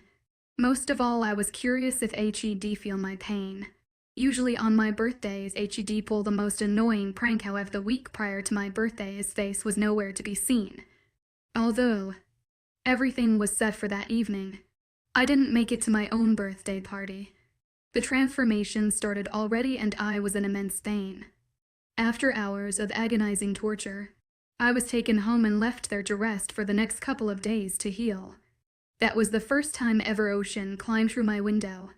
It soon became a daily routine for him. I was stunned and relieved at the same time to hear that he felt my pain too. When I told him why I avoided him, he was furious and upset, but he quickly composed himself because of how exhausted I was. He didn't say anything after. Settling down, he massaged my legs, arms and shoulders until I fell asleep, to be awakened to the view of him sleeping on my love seat at the corner of the room. That was the day when things between us changed. We kept our relationship the same in front of everyone, but we changed when we were alone together. At first it was awkward, then nice, but soon it became tempting. I didn't know how long I had been running for, but when a flood of overwhelming emotion crashed into my heart, I abruptly stopped in tracks. Mentally, I cursed my wolf for having light gray fur, which made it harder for me to hide away from any threat. The emotions were overpowering. My legs buckled under pressure and I tried to block it out. My mind went on a frenzy survival mode and I started running back towards our pack. Despite the bronze glowing sun peeping through the new-grown leaves, I feared my atmosphere, certain that I was alone. I quickly shifted into my human body and covered myself with a large T-shirt I had tied to my ankle, and that's when it hit me. Suddenly my whole inside exploded with intense pain, and it physically felt like someone reached into my heart and squeezed it until it turned into the size of a golf ball. I let my bare knees roughly hit the dry soil mixed with twigs and branches. Hands sprawled across my chest over my heart, trying to claw it out to make the pain stop. 15 stop May's P. OV Red Mount 1919 make it stop. I whispered to no one. I couldn't comprehend how a sudden burst of anxiety replaced my prior feeling of despair and sadness. Due to the pain, my heightened senses became too dim for me to realize that someone was rustling behind the fern bushes. Usually, I was able to recognize them by their scent, or at least hear them approaching from miles away. However, I felt paralyzed by those intense feelings and I thought I was going to die. The pain was overbearing. It took me a moment to realize that someone was slowly emerging from the bushes. I sniffed the sweet warm air surrounding me, but instead ended up choking. Abruptly, His strong hands engulfed me in a familiar hug. His touch created electric impulses, and I knew exactly who it was. Meg. It's stop. I choked out, scratching at his bare chest. I'm so sorry, baby girl. He replied in a hoarse yet concerned voice. Soon after, the pain started to fade away, and as my senses started return, I could finally think carefully. His unique musky scent invaded my nostrils, and I inhaled deeply, taking him all in. His scent was my drug. His touch was my remedy. I didn't know how I'd live without him. Are you okay now? Ocean breathed out. I think so. He helped me stand up. What was that? I asked, looking up to meet his pained expression. My heart broke again at the sight of his gentle orbs glistening in the sun. I'm so sorry, baby girl. I repeated. It's fine. I smiled in bewilderment. I'm sure you had nothing to do with it. Ocean. As soon as his name left my mouth, he shut his eyes and gulped loudly, trembling under my hold. He was trying to control himself from bursting out into his wolf. Quickly stepping forward, I rested my hands on the sides of his neck. Ocean, it's okay. Calm down. I kept repeating myself and massaged his shoulders. It always calmed him down. I can't control it. He whispered under his breath. Ocean. I moved backwards, slightly trying to free myself from his firm grip. Why did you do that? He unwillingly tore his eyes away from my bare neck. The t-shirt had dipped to one side and slid down my upper arm. I covered my neck. What did I do? You ran away from me. He took a large step, engulfing the distance I created between us. Why did you do that? His quivering voice vibrated through my bones. His gentle touch burnt holes in my skin when he grabbed my arm and closer to him. Why did you do that to me? I could physically hear the strain in his voice when he rested his forehead against mine. No.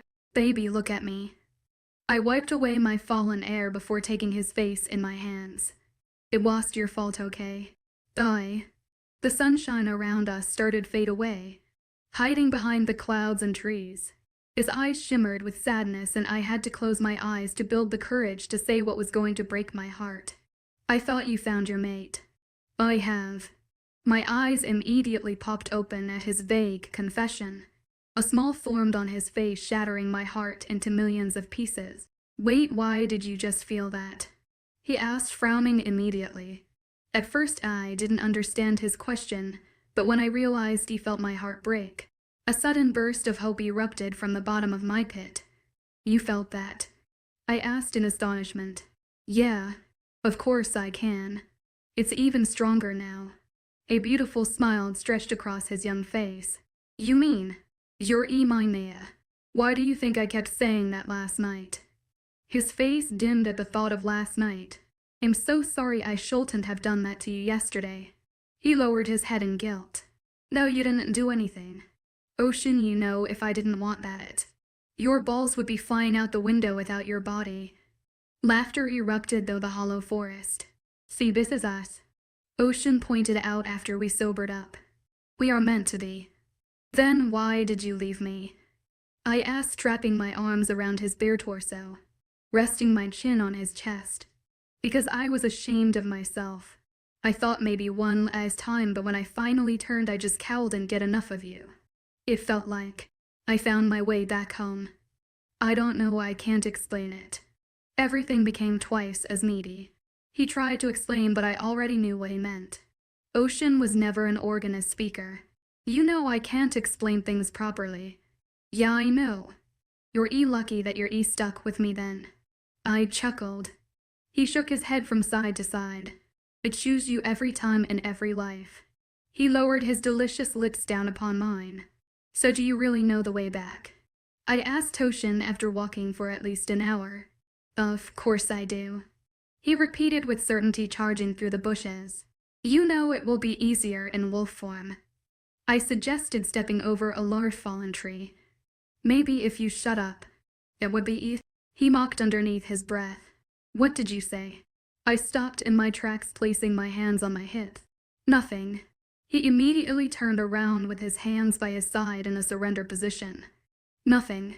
At all, babe. Don't you dare babe me. I mocked him back. You know your elos, so stop taking me in the wrong direction. Gosh, what a great alpha you'll make. I know what I'm doing and. He pointed his finger at me as a warning. You, young lady, don't question my abilities. Yeah, what are you going to do about it? I challenged. Ill. He paused to look behind before walking towards me. I'll throw you over my shoulder. By the time he was done threatening, his large frame was towering over me. I swear if you try to manhandle me, I will nipple cripple you. I crossed my arms across my chest, making his gaze drift towards my boobs. Oh, come on. I flailed my arms by my side and brushed past him. I'm finding the way myself. It's not my fault you're practically half without clothes. And my wolf just imprinted on yours. All I want to do it. I could hear the frustration in his voice coming from behind me. I tried to find the right track, leaving him alone to complain by himself. Besides, if I let my wolf take over, he'll definitely mark you. I stopped dead in my tracks, causing him to bump into my back and retrieve with his hands up. By his side. Touch me with your dirty paws and see what I do to you. I warned, pointing my finger at him. Slowly, I turned back and followed the faint trail I picked up. It also dosed some help with you being on fire. He growled under his breath. Well, hell, cry me a river then. I mocked without turning around. They'll make it rain, baby. Hell, I did it last night. I stopped in my tracks again and closed my eyes, trying to hide the blush starting to form on my cheeks. A loud clap snapped my eyes open to realize Ocean just high-fived D himself. Apparently HS 18. I can't believe I slept you. I murmured under my breath, picking up my pace. With him, still following me. Well, believe it, baby. Cause I'm the best you ever had. Each time from behind. You're the only one I ever had. I emphasized on only while jumping over a dead log. And the only one you will. It was impossible to miss the sincerity in his voice. I didn't know what to say to the smiling goofball behind me, especially when he started whistling. The nature around us seemed like they were smiling along, and the leaves were laughing when they brushed against each other. That's what his presence made me feel like. However, there was still an unanswered question at the back of my mind that kept bugging me. Stopping in my tracks, I turned around to face Ocean, whose eyes were shamelessly glued to my behind. Ocean. I snapped my fingers in front of his face to gain his attention. Yeah, this boy had no shame in staring at the wrong places. Can I ask you something? My voice became serious and controlled, breaking him out of his goofy trance. What? He asked, stepping closer to me, taking me hand in his and rubbing small circles on the back of it. Well, I struggled to form the right words. Are you sure I'm your mate? Because what if I turn 18 and recognize someone else? He immediately grabbed my hips painfully and pulled my body flushed against his body. You are. Mind. What part of that don't you understand? His aura immediately became dangerous and possessive. Ocean. I kept squirming under his hold to set myself free. Feel this. Not even a second later, a wave of unknown emotions attacked my heart, making my knees wobble under pressure. Everything became overpowering for me to bear, and I couldn't physically stand straight. Stop. I begged him, touching forward, digging my nails into his muscular arms. See, only a mate can do that. He chimed. Stop it. Blood oozed out from his skin. Feel it, nay, and believe it, and say that you are mine. He shook me by my shoulders. Say you're mine. Anger and hurt replaced all the other emotions, and there was only one way for me to fight it. Block everything out. I squeezed my eyes shut, fighting against the fear and pain, and slowly blocked every emotion out. Although it wasn't easy, considering he was my mate, but I tried my hardest to push him out of my mind. Slowly, everything started to fade away, leaving me peacefully with only my emotions. Let go of me. I screamed in his face, breaking out of his grasp, and started to walk away from him. You can't overpower me, Ocean. I'm stronger than you give me credit for. Maya, come back here right now. He ordered, making me walk faster. Maya, you're going in the wrong direction. He warned before his voice began to fade, and soon after I heard the sharp whizzing noise splitting through the spring air. Before I could comprehend what was happening, I found myself pinned against a large tree trunk with his elongated sharp fangs, ripping though his gums and sank itself into the flesh at base of my neck. Instantly an ear-piercing scream erupted through the forest, evacuating any fellow resident habiting nearby. My vision, hearing and any other senses started to impair. Gold and glimmering sun rays that seeped through the ceiling of leaves started to darken slowly as the loud buzzing noise replaced the sweet sound of birds chirping in the distance. I hissed when his teeth sunk in deeper, producing one last pang of sharp pain to ignite from that area, making my whole body become paralyzed. That's when I lost my mind and soul to oblivion. 15.5 Revelation NASP. OV Red Mount 1990. Pain. When I woke. I left like. A heavy truck was sitting on my left shoulder, without having the decency to move. My throat felt dry and my eyelids felt like they were glued together. I think Shess waking up. I heard my mother's overly dramatic, concerned voice. Well, no shit, Sherlock. Don't you go anywhere near her, kid. You'll forget your E. Phillips son. I heard my dad's voice boomed through the room. Maybe you should all just shut up. My mind scolded them as the bongo players and my brain heightening the noises around me. I could even hear water dripping from a tap, probably from my bathroom, at even intervals. Slowly scrunching my eyebrows up, I tried to crack my eyes open, but failed the first time. I warned you, Ocean. Go anywhere near her, Michael. Look at him. Shess his mate. Only HED be able to comfort her. My oh so dear mother interrupted my annoyingly overprotective father. His heart rate rocketed sky high and I could almost see his crimson blood rushing through his veins. Let me help her, Lee suggested, calming him down. Not even a couple of seconds later, I felt her hands on my right shoulder trying to help me sit up. Gulping loudly, I managed to crack one of eyes open, to get a rough image of where I was.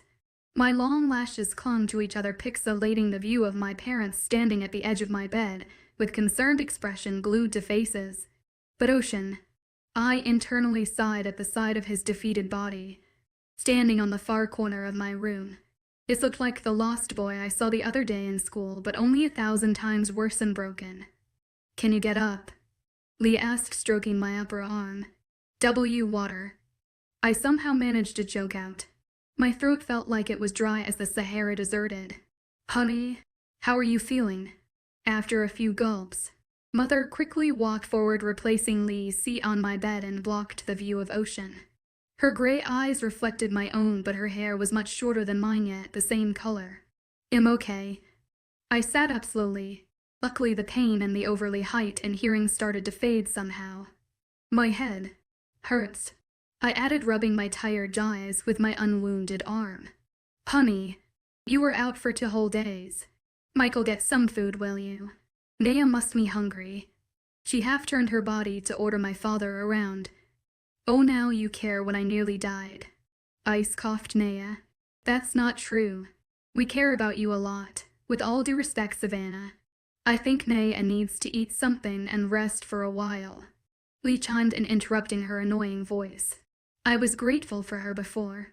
Ocean looked like a defeated boy who had lost everything in his life, with no hope of living anymore. His eyes were deadened and skin appeared pale. My mother sighed heavily, accepting defeat. Fine, I'll go get something for you to eat. She smiled before leaving the room. What happened? I asked my father, rubbing my sore neck. He scoffed and shot Ocean a disapproving look before speaking. He marked you. Yeah, I know. I was there, but what happened after? Lee tried to hide her smile. This is exactly what I mean, young lady. The sarcastic tone in, Michael. That's enough, buddy. She needs rest, and we can talk about it later. Philip and Joyce entered my room together. Ocean looked exactly like his father apart, the cute little button nose he inherited from his mother.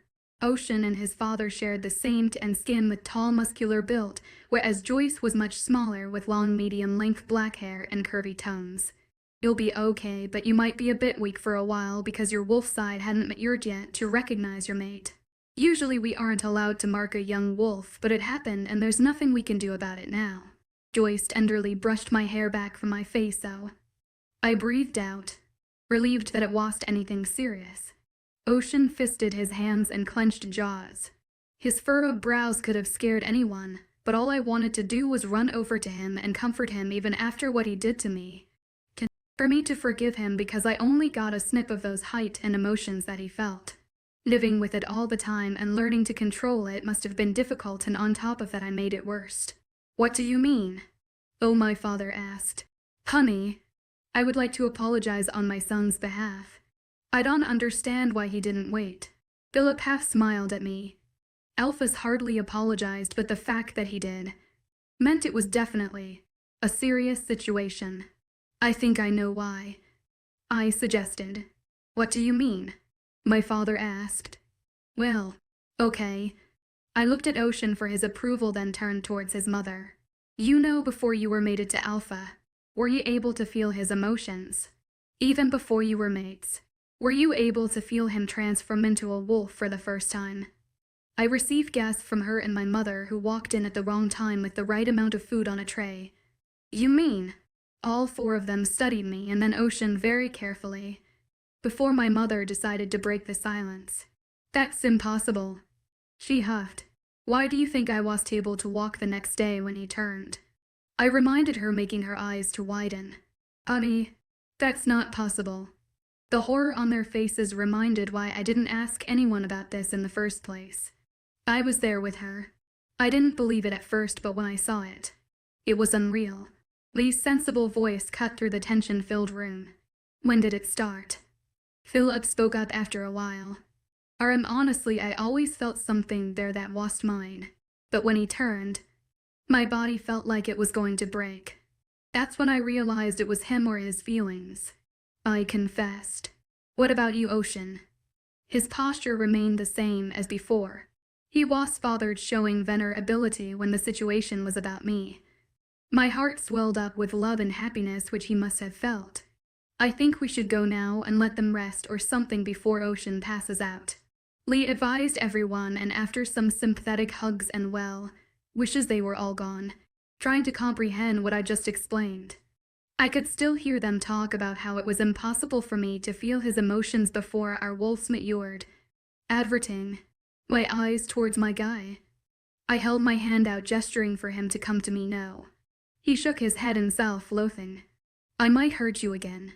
He shifted from foot to foot. My heart ached at the sight of beautiful, defeated face. His stubble were much longer than it used to be. His eyes were bloodshot red, and his simple black shirt and ripped shorts looked unchanged. He looked like a madman. I guess I turned him crazy. I loved him to the point of madness, and madness he became.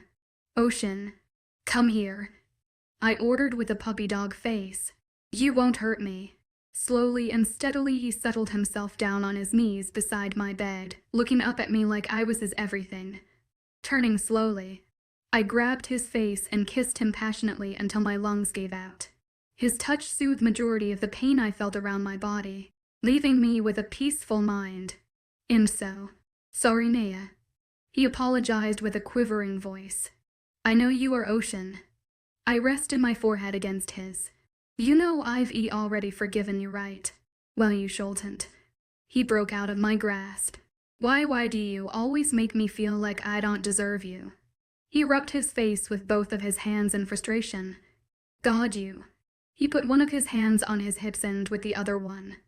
He rubbed his chin. I don't deserve you, Naya. Course you do. Ocean, you've been there for me since we were kids. I reminded him. But I always fuck up and leave you fix all the pieces. If I can't look after myself, then how am I going to look after you? Because it'll look after both of us, Ocean. We've always been like this. Why are you acting all crazy now? I flailed my arms around, forgetting how much pain the left side of my body was in. See, I hurt you. Mates aren't supposed to hurt their beloved. He pointed at my shoulder. You're going to be weak and sick because of me. And that's why I love you. For the first time, I finally confessed to him that I loved him. However, he went on without realizing what I just said. Yeah, exactly why you shouldn't low. His features softened immediately when his mind processed my words. You what? He asked almost in a whisper. I love you. I always have, Ocean. You know that. And I understand why you did it. If I was in your position, I would have done the same thing. I mean, I only felt a fraction of those emotions, but they are pretty wild. By the time I was finished with my speech, he was sitting on the bed facing me with my hands in his. Why are you like this? You should be mad at me for hurting you. He sighed in defeat. Because you didn't hurt me. And we're not like that. We understand each other better than ourselves, and you've never done that to me before, and I know if you knew about it, you would have let me walk away. I explained. Yeah, that's true. His eyes softened even more. I still think you deserve someone better. No, I don't. I deserve you, and you know we're perfect for each other. I interrupted him before he could put himself down even more. I'm not perfect for you. I interrupted again. Yes, you are, and I make you laugh and you annoy me. We're perfect. I can't believe you just said that. He chuckled after a while, massaging his neck with one of his hands. I say a lot of things you can't believe. I winked at him, which he rolled his eyes to. Comfortable silence broke through the room as we studied each other's features. His pumped lips still held a faint smile. I couldn't imagine what he must have gone through while I was out. People bothering him, blaming him, accusing him for hurting me. It also probably didn't help him feeling the pain I was in but not being able to do anything about it. You feeling okay, baby girl? He asked, kissing my hand softly. No, I scrunched my nose up. I feel licky and my leg feel all stubbly. And am hungry too. Thanks to my werewolf genes. He chuckled at my weird and open confession. How about I run you a bath? I need a shower myself and... You're on bed, dressed for a month. Well, see.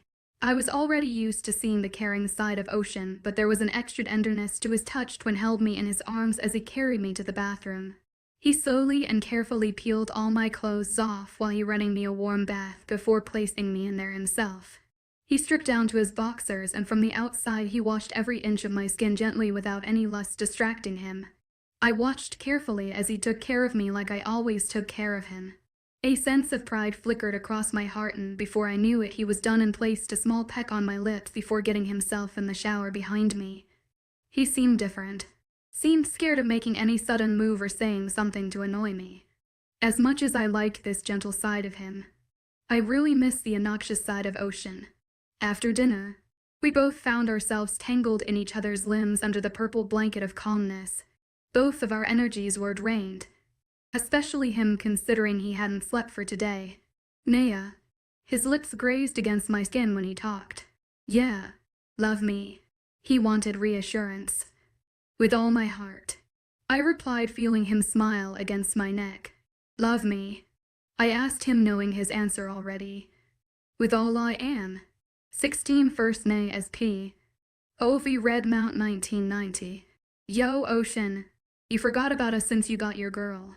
Dylan eased the boy who had his arms securely banded around my waist from behind. Yasso. Ocean challenged him, pulling me even closer to his body. Leave them alone. Lee tried to shoo Dylan away, but the boys weren't leaving him alone. Word spreads quickly in a small community, but it even spread quicker in school. Luckily, we were on a day trip. Ocean. His parents and my parents would rather have me on bed for a month, but I was tired of being home. So when out history class decided to go on a field trip, I begging until they finally gave in, allowing me to go. Only under strict supervision of Ocean, Dace and Lee. They were not allowed to lose sight of me throughout the whole trip in case I fainted or I was in immense pain.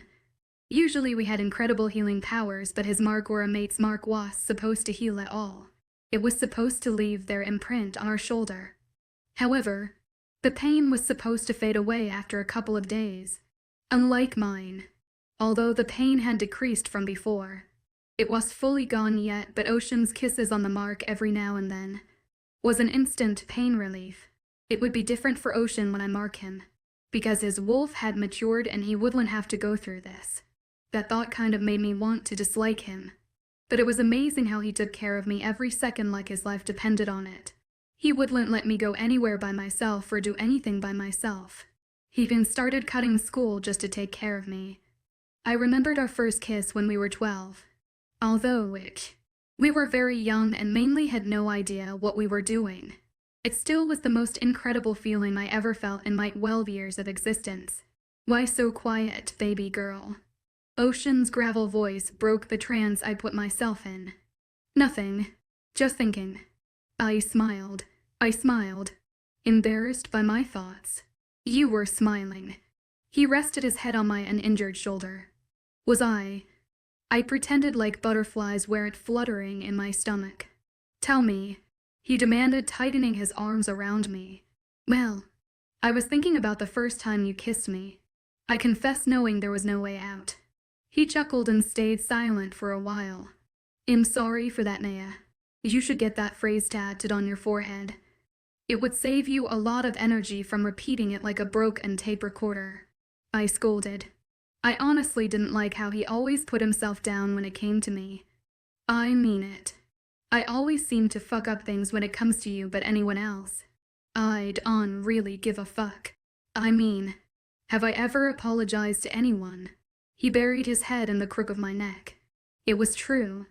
I've never heard him apologize to anyone. You know, you never really told me the reason behind that. I wondered. I was angry.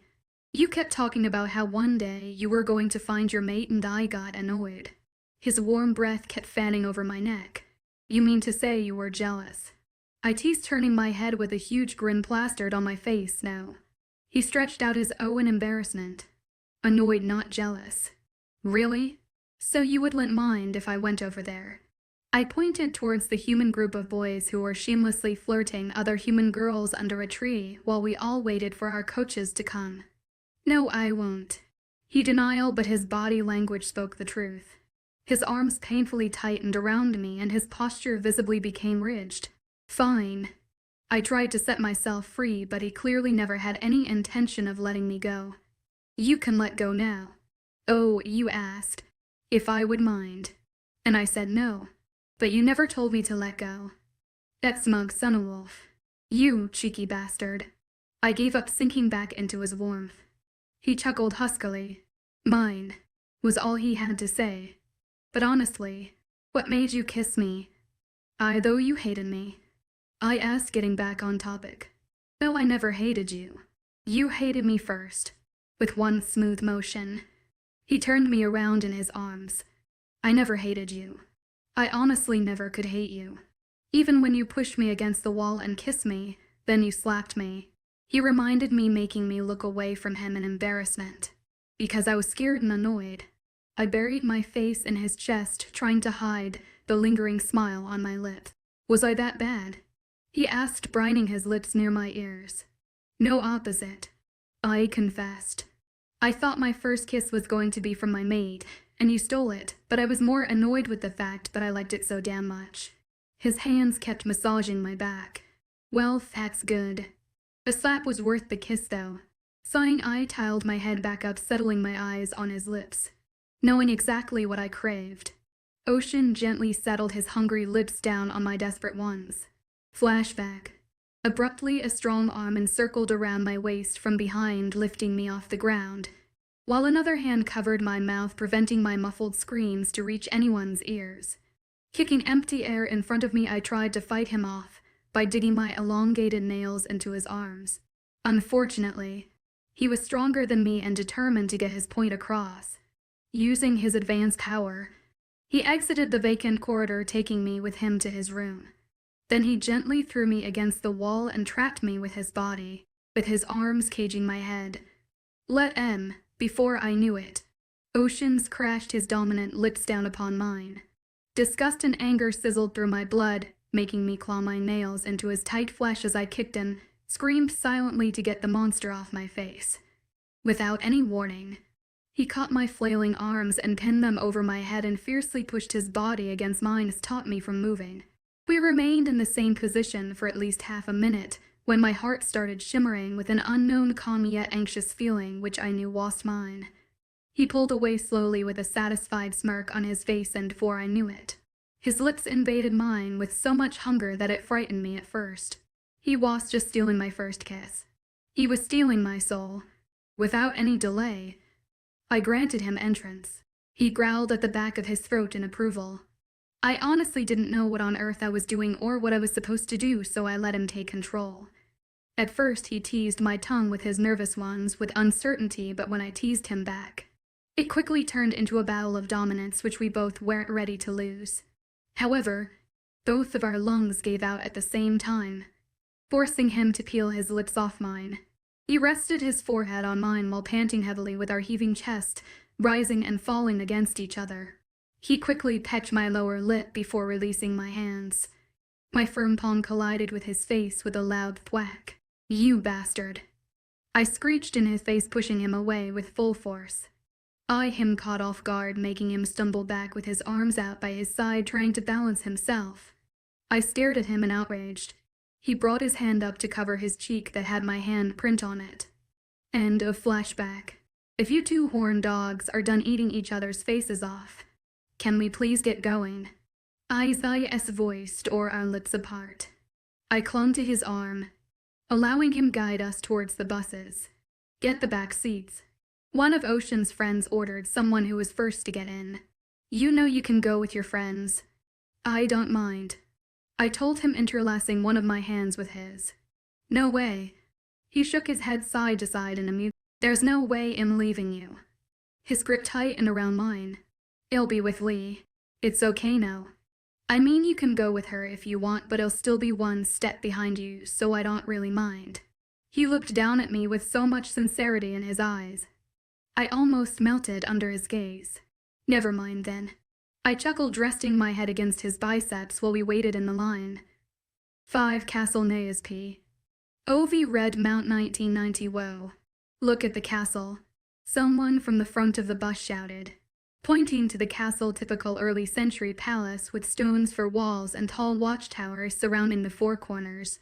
Ivy covered the grey walls and a huge arch iron or was situated right in the middle of the castle. For some odd reason, the fort, an old castle, looked vaguely familiar to me. Snippets of images flashed before my eyes like a déjà vu.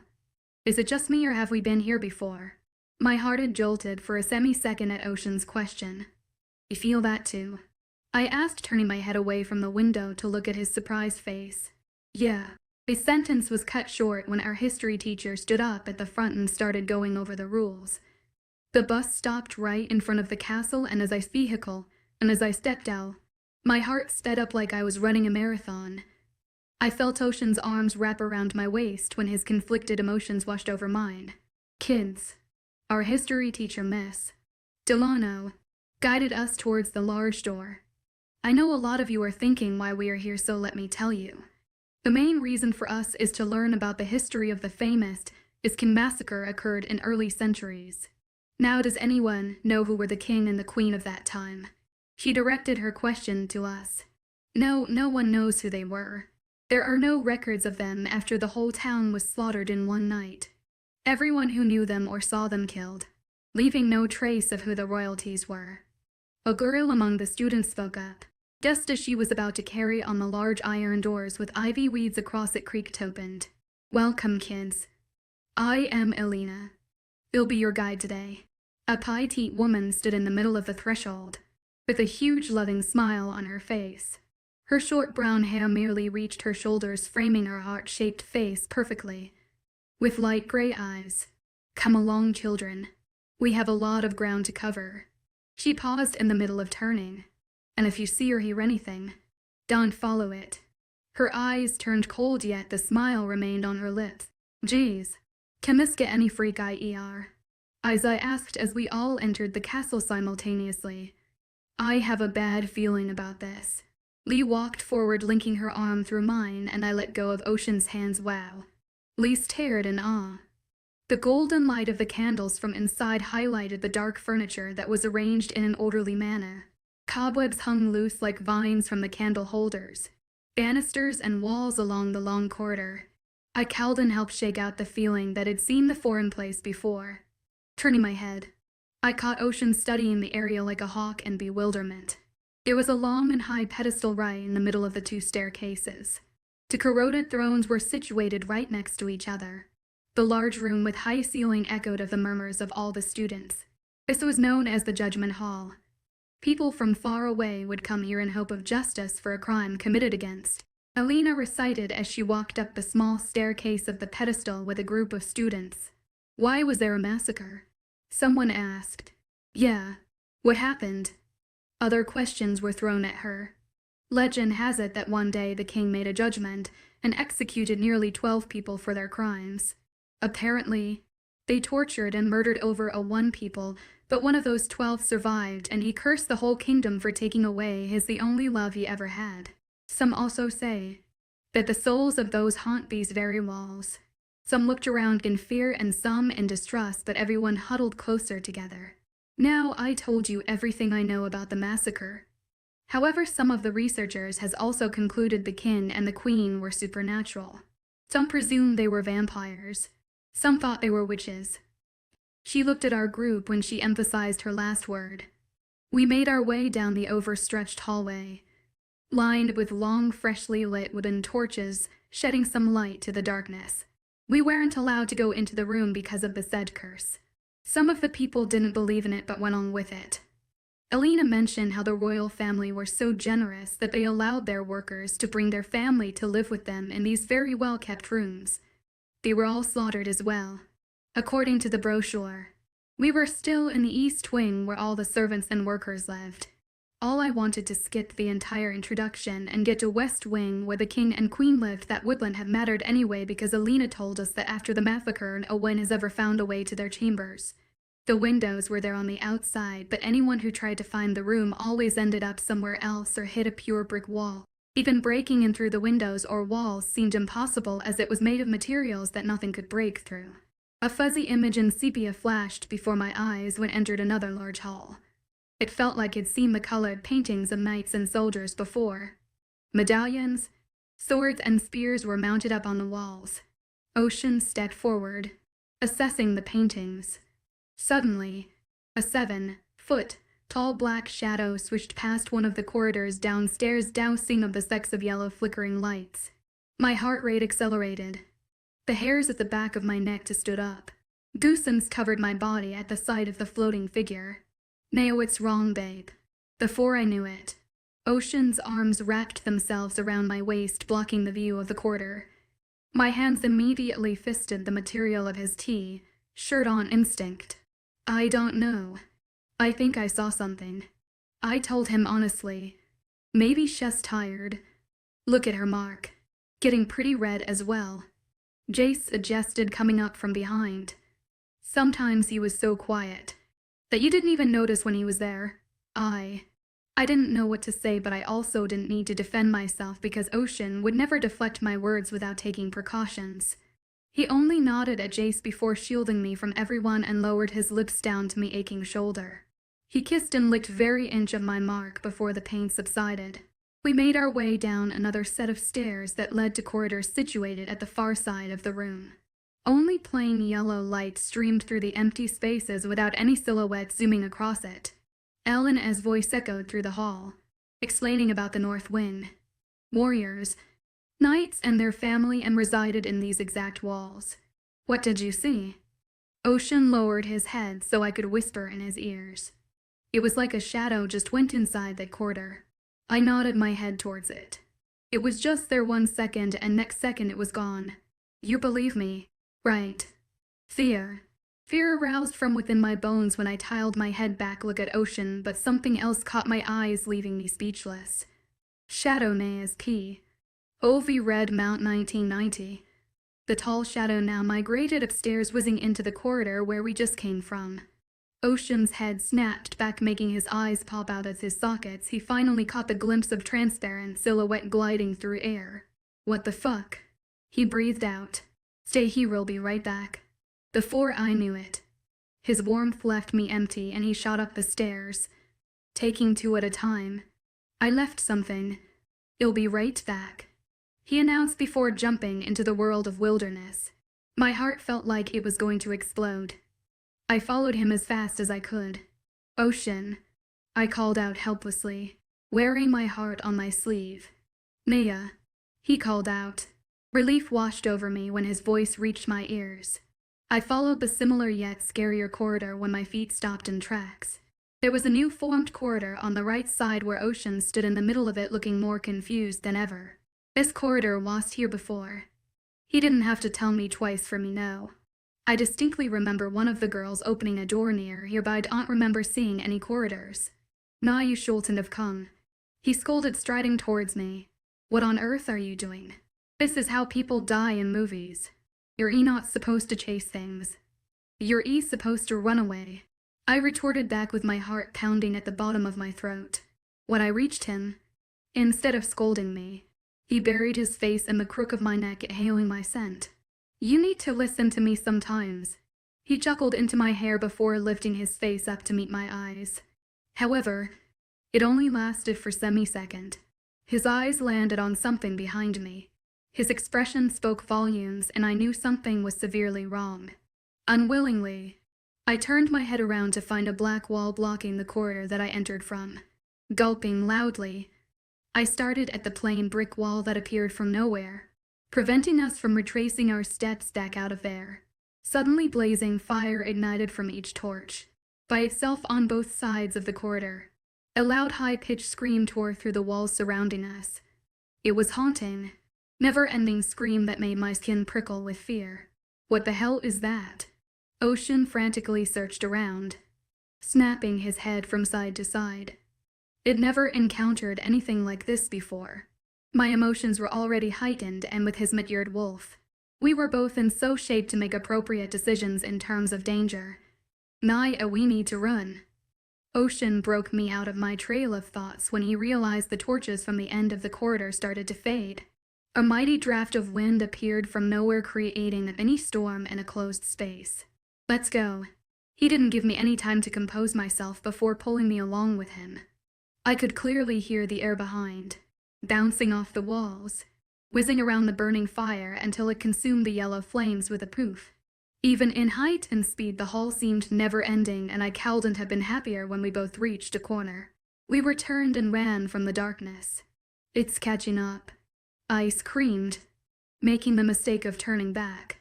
Abruptly, my grip on his hand loosened when the darkness finally caught up with me, sucking me into a whirlpool of vacuum. My body collided with another figure, and I knew it was Ocean. A shriek of fear escaped my mouth in the darkness with him calling out my name. 17 screams. Naya's P. Ovi Redmount 1990 Naya. I heard Ocean scream. The whole world around me sunk into a black hole. I could still feel the thing that crashed into me still thrashing around. It took me a while to register the person flailing around and hitting me was Lee. Her heartbeat rocketed sky high, and fear was evident in her squeals. Leave me, Naya. I tried to get a hold of her arms in the solitude of darkness. Lee, stop. I ordered. I swear if you're Eno, her threat felt empty, so I decided to interrupt her. You once had a wet dream about Jace. The future beta was handsome in when Lee shyly told me about it a couple of months back. I laughed at the top of my lungs. Who the hell feared wet dreams? Naya, what the hell is going on? I heard I's overly squeaky voice from my left. Suddenly a hand rested on my arm, making me flinch away with a loud shriek. Naya, it's me, baby girl. Oceans reassured me, although my eyes were open. Everything around me appeared pitch black without any levels or outlines. Dude, how can you see? I's voice came from behind Ocean. Perks of maturing. It activates your night vision. He boasted, carefully guiding Maya in his arms. I thought only bats had night vision. I heard Isaiah murmur under his breath. Okay, Lee, move a little to your right. Jace is right there. He guided Lee. Jace, bro, I love you and all, but you need to speak up every now and then. Isaiah scolded. Also, Lee, you had a wet dream about him. Not the right time, bro. Ocean warned. What do we do now? I asked, widening my eyes, trying to catch a glimpse of any type of visible structure. I guess we all had to depend on Ocean to guide us. Ocean, what can you see? Lee voiced my question. Nothing but 3 long corridors. One on the left where we just came from. There's one straight in front of us which you 3 just came from, and there's one on our right which none of has been to. I felt him move around. We should head that way. No, why? Everyone started to speak at the same time, including me. Because we both came from two directions and logically there should only be two corridors. Why is there another one? Ocean explained, making me smile in the dark. He usually acted like a little child, but he was secretly very intelligent. Maybe not in an academic way, but when it came to real-life situations, he always took the lead. He was a natural-born leader, and it wouldn't have mattered if he had alpha bloodline or not. He'd still be a natural leader. You led. Lee reached out and touched my arm. I took hand in mine and held Ocean's hand with the other one before we all started to move. We all kept a steady pace, with one behind another. My height and hearing picked up their heavy breathing and nervous shuffles of their feet. Every now and then Ocean would squeeze my hand tighter in reassurance. Although my heart was racing, my mind was calm and collected. He was trying to keep himself calm because if his emotions became haywire, it'd instantly freak out. We needed to get out of here as soon as possible, and after that, we could all freak out as much as we wanted to. It just keeps going. Ocean sounded skeptical while. Just keep going, Jace demanded from the back. Wait, how did you all end up here? I asked after realizing how we all were scared of each other. When you both left. Everyone said to carry on because they thought you two were probably getting in a quickie. Isaiah chuckled and Lee soon took over, finding the opportunity. So I asked Jace to come with me. There was this corridor under the mini Hall of Fame place. We thought instead of taking the stairs we'd quickly go that way, and Isaiah had no other friends left. Hey, so he followed us. We turned the corner and everything behind us started to darken, and we heard the most obnoxious and horrific snickering scream. So we started running. And after a while I'll ended on you. She finally took a breath. I do have friends. He protested again. Okay, was all she had to say to make him retaliate. What are you trying to say? Clear annoyance laced in his voice. WHA. Before Lee could finish, the awful high-pitched scream broke through the walls again. Every single hair on my body stood up in alarm. That blood-closed voice choked the air around us, scratching. It stoned against the wall like a cat dragging its claws on a chalkboard. Fuck, Ocean breathed out, taking me in his arms. We all shuffled closer together as the voice grew louder. I grabbed onto Ocean's t-shirt, like I always did when I was nervous or scared, leaving a fistful of crease marks on them. Suddenly a ghastly flock of wind swirled by us, making my hair swivel around a couple of times, quickly bringing them to the side. I held them down in front of me. Ocean's hands on my waist tightened.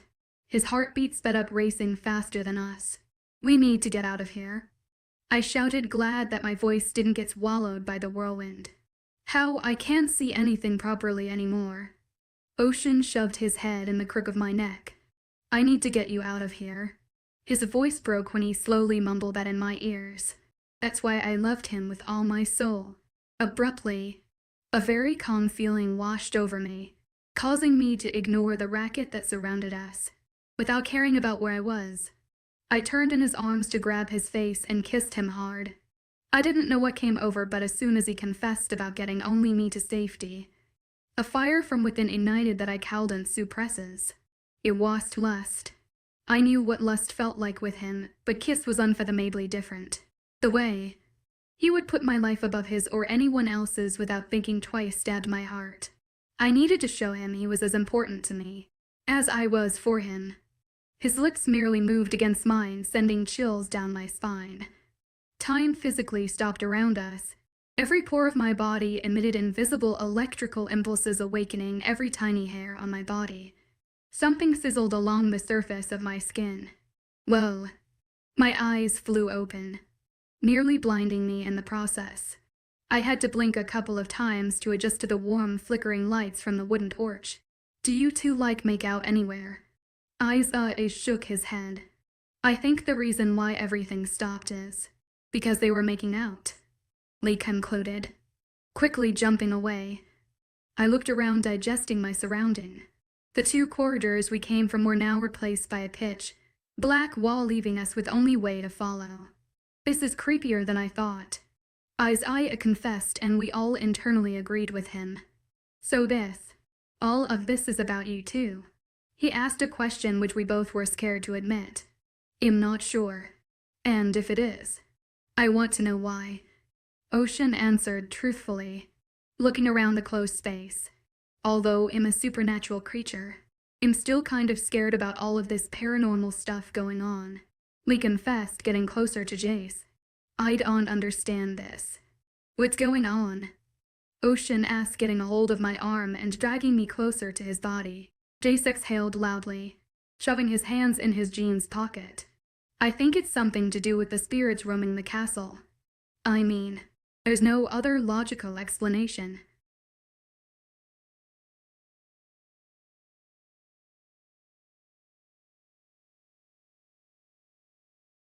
Imagine you and your lover are caught up in a conspiracy that spans thousands of years. Your souls seem to be bound together by some mysterious force. And no matter how hard you try, you can't escape this fate. But just when you think you can finally live a peaceful life, a mysterious witch appears. She claims to be your ally, but her actions raise doubts. Is she really here to save you? Or does she just want to use you to achieve her goals? And what about that dark creature that's been following you? What's its story? 17.5 painting. May SP. Ovi Red Mount 1990. Ocean's confident stride led our group through the eerie maze, his leadership evident in every step. True to his dramatic nature, Cal didn't contain his fear. Jace, dude. Screaming walls. He frantically banged the concrete beside him. Disappearing corridors. His finger trembled as he pointed behind us. And. His eyes darted around wildly. Everything is fucking weird. Arms flailing. He whimpered. Ocean. I'm scared. In a flash, he cowered behind Ocean, clinging to him like a terrified child. Ocean chuckled, his amusement barely concealing his annoyance. Get the fuck off me, he said, trying to shake off Aya's grip. Just as we began to relax, an ominous creak shattered the silence. Our heads snapped towards the sound. And Lee, ever observant, exclaimed, "What the hell is that?" A half-open rectangular door materialized in the distance, golden light flickering invitingly from within. Jace, his curiosity piqued, asked, "You think that's the way out?" I glanced at Ocean, drawn to his leadership even in this bizarre situation. "That's the only way I think," I replied, silently seeking his guidance. Let's go. Ocean commanded, and we followed without hesitation. Our footsteps echoed as we jogged towards the door, hope rising with each step. Just before we reached it, Ocean turned to me, his eyes intense. "Did you know it would stop before you kissed me?" My heart raced as I confessed. "No, I just did it when you said you had to get me out of here." "But did you feel it?" He pressed. "I mean the electricity, yes," I admitted, watching pride and desire ignite in his eyes. Isaiah, still battling his fears, suddenly pushed Ocean forward. "I'm not going in first," he declared, causing Ocean to stumble inside. As we entered, a collective woe escaped our lips, the sheer size of the room leaving us in awe. The room was massive with authentic mahogany furniture. King size bed with maroon bed sheets and pillows was situated right in the middle of the room. Hand-carved wooden frame the hires and maroon silk curtains hung down its sides, tied by a large golden and tassel-led rope. Right next to us, laid a long chaise lounge with couple of anorganous maroon satin cushions scattered on it. "What is this place?" Lee wondered out loud. Suddenly, images of this room flashed before my eyes. However, they did not look as gloomy and uncanny as it looked right in real life. Everything looked inorganous and dusty yet elegant. Pure wooden table and 4 chairs with visible grain across it situated on the left side of the room. On the right in was the large tainted windows. They looked almost black with the soot marks from the open fireplace, but I managed to make out only graved and far into woods. Dull sunlight streamed through the square piece of glasses, creating blurry visible rays of light rested on gray concrete floor, highlighting the specks of dust particles floating around us. Craning my neck up, I spotted a large worn-out candlelit chandelier hanging from the high ceiling above. Other essential candle holders were attached to the concrete walls around us, illuminating the whole room. "Oh my God," Lee exclaimed from far left. It took me a while to grasp the fact that she'd already started moving around the whole room, exploring and harvesting any clues that might get us out of here. "What?" Warily, I made my way towards her and finally caught the glimpse of what had her jaws against the floor. A huge, dust-covered painting hung slanted on the wall right opposite the bed. My mind physically couldn't comprehend what my eyes were gaping at for a moment. "Is that?" She trailed off, pointing at the old painting in front of me. "Shit," Isaiah exclaimed, covering his mouth with his hand. The boys finally caught up with us, and when Ocean's eyes landed on the painting, I automatically felt his heart stop for a millisecond. I probably mirrored the bewildered gaze he held in his eyes. "That can't be," I breathed out, feeling Ocean's chest lean against my back with his hands resting my hips. Although the painting was covered in a thick bulk of dust and cobwebs, the faces were still clear enough for anyone to realize they were identical images of me and Ocean. The faces in the painting looked quite a bit older than they sat elegantly on the thrones we encountered when we first entered the castle were. The man in the painting wore a long golden robe with navy undertones and excessive jewels. He had a golden crown with emeralds and rubies splattered all over it in orderly manner. He sat tall with a puffed-up chest, pride oozed of his body language. Right beside him sat a woman, with long dark locks cascading down to her lap with gray glimmering eyes. A golden tight corset dress hugged her figure, perfectly highlighting her cleavage, and a beautiful golden feminine and crown rested on her head, with a large emerald stone in the middle surrounded by smaller ruby stones. They looked exactly like us. The resemblance was somewhat hard to digest. "This is unrealistic." Lee broke the suffocating silence after what felt like eternity. "How is it even possible?" Jace pushed forward to examine the painting thoroughly. "You okay, baby girl?" The uncertainty in Ocean's voice scared me because he was my rock, and if he crumbled, I for sure would go down with him. "It's just, what is this?" I stepped closer to the painting. "They look exactly like us." I pointed out again. "I don't know." I heard him sigh. I brushed my finger across linen and canvas, gathering up excess dust and stuff cobwebs underneath the tip of my finger. "Look." Lee pointed to the shelves below. Coughing, she dusted the thick blanket of webs and dust off the brown leather cover book. "This is old." She coughed again. "What does it say?" The three boys simultaneously got around Lee, peeking over her shoulders to get a glimpse of what was written in the book. He seemed a lot calmer than me. "The handwriting is very cursive." Lee squinted, brushing her fingers along the thick, bulky paper. "Look, it says May and Ocean over here." She pointed somewhere along the middle of the page. "Wait, so you two had the same name back then?"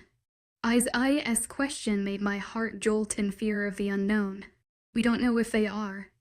Us or not," Ocean quickly retorted back in defense. "Guys." Lee Ray gathered out attention towards the book, which looked more like a journal. "Vampire Deception" by Drake Mason and Eli Gwent.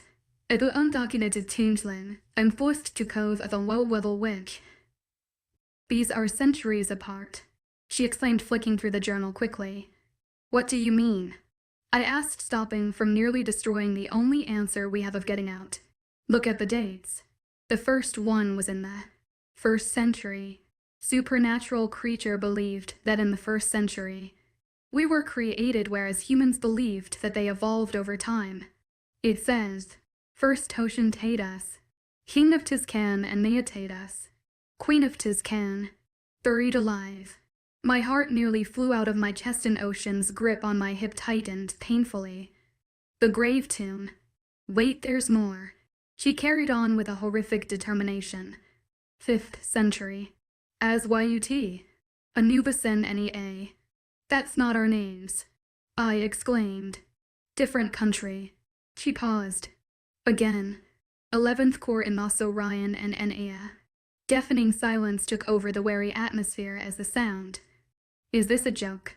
Before anyone could answer him, Suddenly a door popped open, which was cleverly hidden beside the bed as it blended in perfectly with the cracks on the walls, uncover a familiar silhouette that stood at the entrance of the mysterious door. 18 Witches May as P. O.V. read Mount 1990 Alina. I whispered in disbelief. She slowly walked out of the shadows with a warm smile on her face. Her posture was strong and straight like my mother looked when she went away for her business trips. Oh, Naya. She put a hand on her heart with watery eyes. I've looked for you for so long time. Finally. She chimed, walking towards me with embracing arms. Who the hell are you?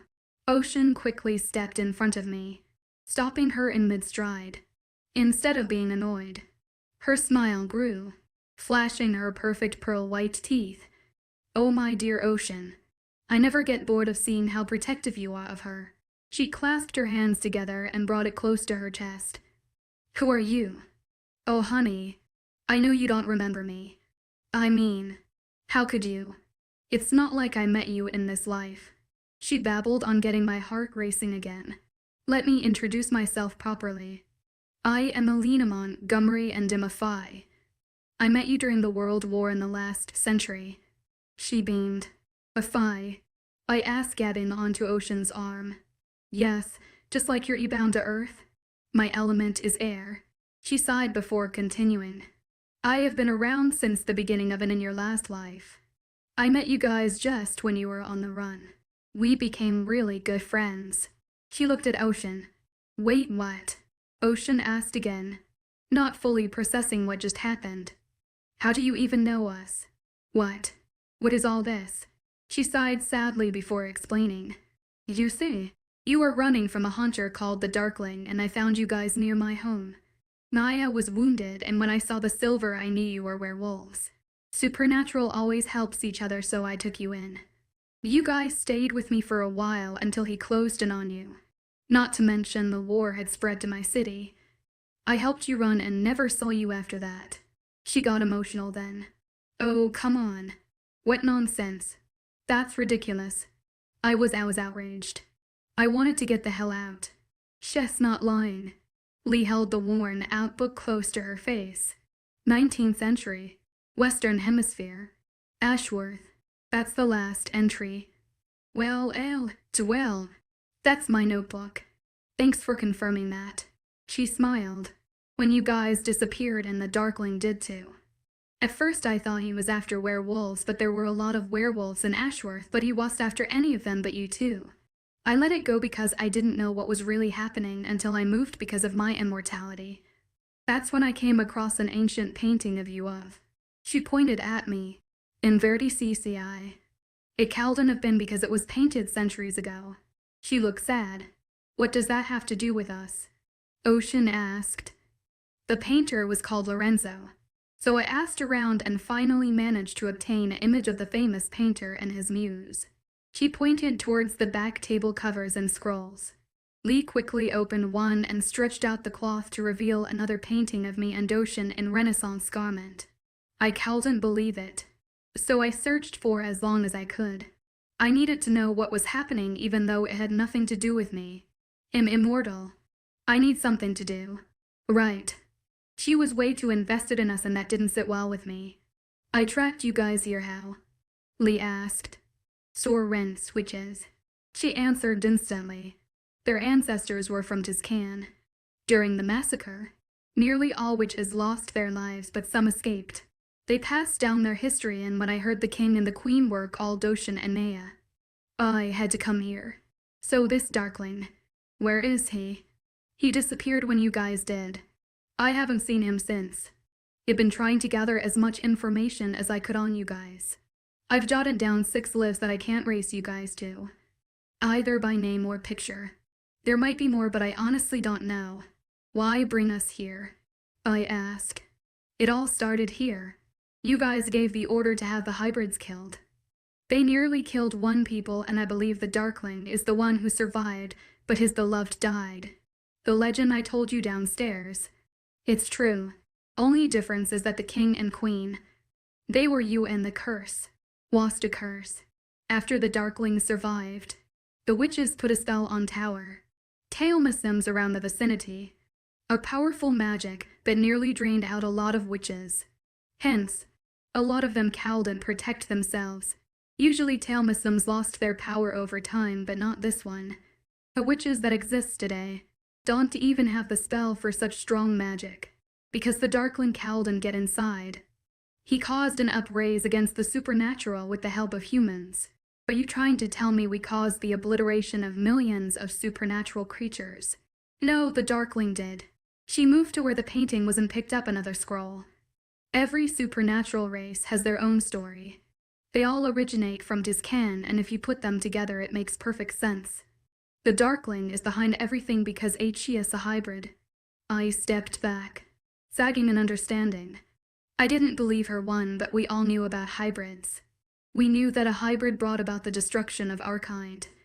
The spirits had warned us about them before they stopped talking to us. Hybrids had the power of both supernatural parent, and the more they used, the more euphoria they experienced. They were psychopaths with unnatural powers. Not only did they enjoy killing. He was after us. You guys have to go back now, but I want to explain more. Here, Alina took us down the spiral stairway that led to a set of double doors. This will lead you out towards your buses. She lifted off the log that held the doors together and gave us a comforting smile. What's with all the screaming? Lee asked. None of us bought what she was talking about. We all just wanted to get out. The witches being burnt alive. Their souls still haunt these walls. They won't hurt you. They will only lock away the humans. There was a wicked gleam in her eyes. Isa and Jace were the first run out the doors, followed by Ocean, pulling me along with him. Wait. I have more questions. Lee stated, still waiting inside with Alina. Alina handed Lee a card that she pulled out of her purse. Call me, call me. So we can talk about this, but right now you have to go. She walked out with Lee and pointed towards the crowd walking towards the buses. Ocean stormed away into the woods. My eyes landed on the place where I imagined the grave tomb. It was just an empty space. I'm going to do something. I'll see you later. Lee nervously shifted from foot to foot, turning around and walking towards the last bus that people were getting onto. I'll come with you. I started walking, only to have her stop me. No, it's fine. I'm gonna go in that bus. See you later. I knew she didn't personally know anyone in that herd of people because most of them were humans, however. I didn't want to make a big deal out of it. What's up with her? I wondered. Maybe everything that just happened was too much to handle. Days reasoned, making me internally hate myself. It's not your fault. I'm here. Don't worry.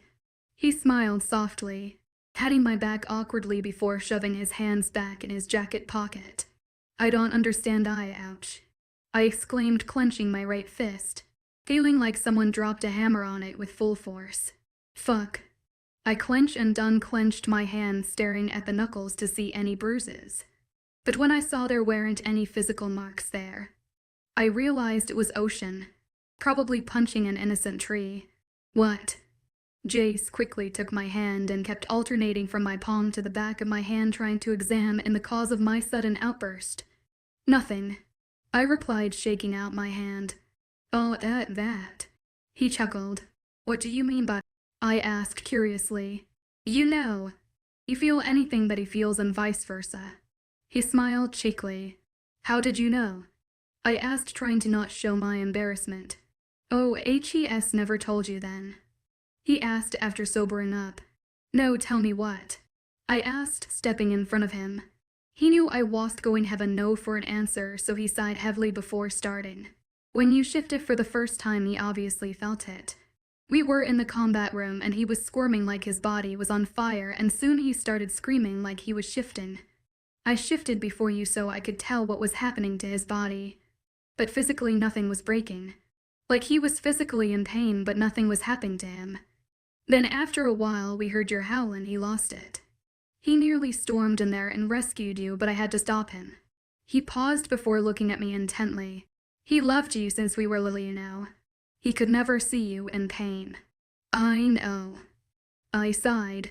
Why don't you go look for him? Jace asked. He needs some space. I don't want to suffocate him. He'll come to me when HE's ready. I smiled, turning sideways to find Ocean walking out of the forest with his fists clenched. "Do you believe anything she said?" Jace asked. "Nope. Not even a little. I just wanted to go home and sleep." 18.5 Passion. The journey back was uneventful and everyone was tired. He softly kissed my knuckles and said sorry for hurting himself because he knew it hurt me too. I'm a total mess. Ocean chuckled when he got out of my bathroom in his boxers. Tiny beads of water droplets clinging to his smooth skin. "But you're my mess." I smiled, shifting to make room for him to join me in bed. We were both exhausted and had a silent understanding of not mentioning what happened in that castle. However, we both knew. We had to face the truth at some point and find out more about it. She could have been lying to him the whole face, but the screaming walls said otherwise. I was so confused and I wanted to get to the bottom of it. By the time my mind returned to my room, Ocean was already lying half on me with his head on my shoulder with his arms securely wrapped around my torso, craning my neck. I checked the time, which read 11:53, and turned the bedside lamp off. "Ocean." I gingerly traced my fingertips across his relaxed back muscles and his tired voice never failed to send chills down my spine. "You know we have to talk about it." I started, only to have him grumble and lift himself up with one hand, letting his body merely hovering over me. He opened his mouth to say something, but soon his rage took over and sharp fangs elongated, ripping through his gums.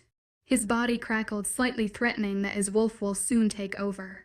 His cheekbones underneath his tight skin started to crumble, forming a wave of liquid bones trying to reform itself into his black wolf. Without thinking, I gently traced my fingertips over his molding face, feeling the under his smooth. He tilted his head back, allowing his wolf to calm down. His features solidified and returned to normal soon after. "You'll be the death of me," he whispered out, getting back to his original position. Chuckling, I replied, "We need to figure things out. We need to find out more. Tomorrow," he stated, holding me tighter in his arms. I always knew Ocean had a short temper, but I never knew I had full control over it. Every time his wolf would threaten to rise to surface, all I had to do was allow my skin to touch his skin, and even the smallest contact calmed him down instantly. My heart physically started to hurt while thinking about how we were technically mated. All I had to do was wait for my wolf to mature and the process to be completed. "Baby girl, me Isa and Jace are going to go to the castle now to see if we can find some information or not. Also, we've already spoke to Miss Delano and cleared it with her," he clarified. "But you're leaving me." I pouted, leaning into him, like spoiled little girl. "Sorry, baby girl. I know you're scared about this and I don't want to waste time." He brushed a couple of strands of hair away from my face and tucked it behind my ear. She might be lying, but what if she is telling the truth? The paintings and that ancient photo she had threw me off. "You'll be back soon, okay?" He cupped my face and rested his forehead on mine. I was a huge fan of PDA, but I honestly didn't care being intimate in the middle of the school field. It felt like every second I got from now was precious. I wanted to share every moment with him because deep down, what Alina said terrified me. We needed answers. We needed to know if she was telling the truth before I lost my mind. Even if it was just a prank or a lie, I was going to just let it go. I had to take precautions for both of our safety. I want to spend the rest of my life with this. Scared me to death to think there might be some chances that not happening anymore. "Why don't you and Lee go to the library and check some books out? See if you find anything." He moved his hands to my hips. Chess not really talking to me, I confess, making him jolt back quickly. "What?" Why, he asked, confused out of his mind. "Well, I don't think what happened yesterday sat too well with her," I explained, making him annoyed slightly. "But she's supposed to be your friend." "I don't understand." He brought me even closer to him. "It doesn't matter," I reassured him. "Okay. I'll drop him off before I go." "Thanks, babe." Shaking my head, I kissed him slowly, and every trouble I had vanished in an instant. Although Ocean was reluctant on leaving me here alone, I knew he had to go for a better purpose. We could either wait for a disaster to strike or do something about it. That night, my parents and I ended up at Ocean's home. We didn't tell our parents about what we found out, but they didn't understand why we could feel each other's emotions. I made my way to his room because I had to give him his late birthday present. "What are you doing?" I asked, distracting Ocean from all the paperwork he had spread all over his desk.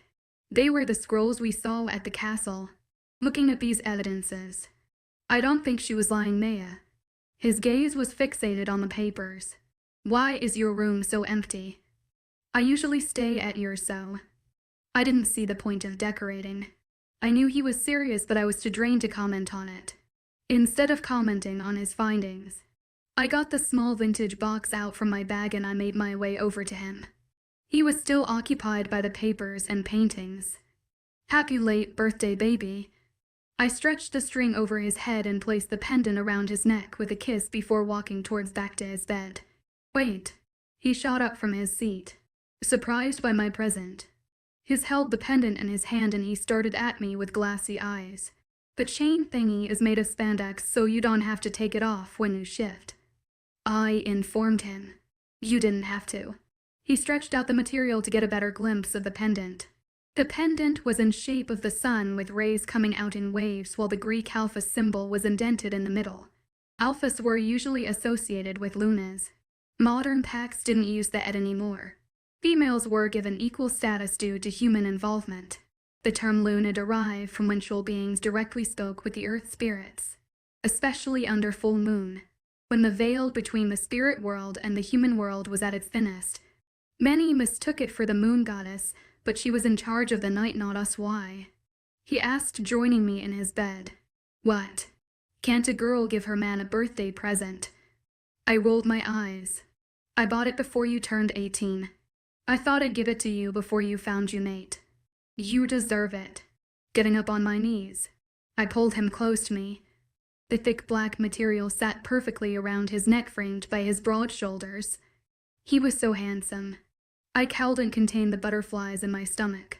"God, I love you so much." Instead of telling him I loved him too, I showed him how much with my actions. 19 Journal. May as POV Red Mount 1990. What's Lee doing here? My mom asked as my dad pulled up in our driveway. I was shocked myself because I thought she didn't want anything to do with the craziness. "What are you doing here?" I asked in astonishment after getting out of the car. She was sitting on our front porch with a poncho wrapped around shoulders. She looked like she hadn't slept since the trip, and I cowled and helped but blamed myself for that. "I need to talk to you." "How did you get that?" I gasped when I noticed she was holding in as worn-out journal. "That's what I need to talk to you about." Her whole body kept jittering like she was running on caffeine. "What?" "Wait, are you okay?" I asked in concern, moving forward to engulf her in a hug. I'm fine. I need to talk to you." She pulled away quickly, dragging me towards the shadows of our front porch. "Hey, honey, what are you doing here?" My mom cooed from behind while my dad disappeared into the garage. "I just wanted to talk to her. That's all." She threw a fake smile towards my mother. "You want to come in?" I asked hesitantly. "Yeah, definitely." Before she could finish her sentence, she grabbed me by my wrist and pulled up the stairs to my room. "So tell me how you got that," I asked. "I stole it." She breathed out, clutching onto the journal with her dear life, earning an involuntary gasp from me. However, I stayed quiet. Well, I honestly didn't mean to make you feel like I was avoiding you, but I just can't lose my best friend." Her eyes coated with fearful tears, threatening to fall any minute. I thought if I could figure out what's in it, but it's helpless and I haven't finished yet. "Well, we don't know if we can trust Alina," I reminded her. "Yeah, I think she's telling the truth." In the journal she wrote down specific events that happened in history that no one knows how it happened, and some of the main names are missing. If you add her events and actual history together, it fits perfectly. How? I exclaimed, still not accepting her bullshit. "Because I witnessed it." Startled, I backed away from her. "You want to know why you felt him shift even before you knew he was your mate? Because you've been together since the beginning of time. You grew up together and your souls realized it. That's why you didn't need your wolf to mature to feel everything he did." I wanted to cry because she was spot on. Yes, we grew up together, but so did quite a few other mates, but they didn't recognize each other until one of them met Yord. I gulped in fear. Our parents were trying to figure out why, and the answer was right there in front of us, and we didn't want to believe it. I took deep breaths trying to calm myself. Their Isukchin, truly, was a hybrid who's been after Ocean and for centuries. What do we do now? I heaved out a frustrated sigh. The only person we can contact is Alina. We need to tell her that you two always felt each other's emotions. I'm not sure she's good or bad, but she's the only lead we have. She closed the journal and stood up, indicating it was time for her to go. Sighing, I realized she looked tired out of her mind. You should get some rest tonight. We know it's a lot to take in, but we need your brain. I chuckled. Not the tired one you have right now. The rage-generated one. She rolled her eyes, giving me a half laugh. I'll sleep, but before I'll make a list of things I know. Gosh, you and Ocean are going crazy. I tell you. I flung myself on my bed, trying to forget about the situation. However, my childish behavior didn't faze her.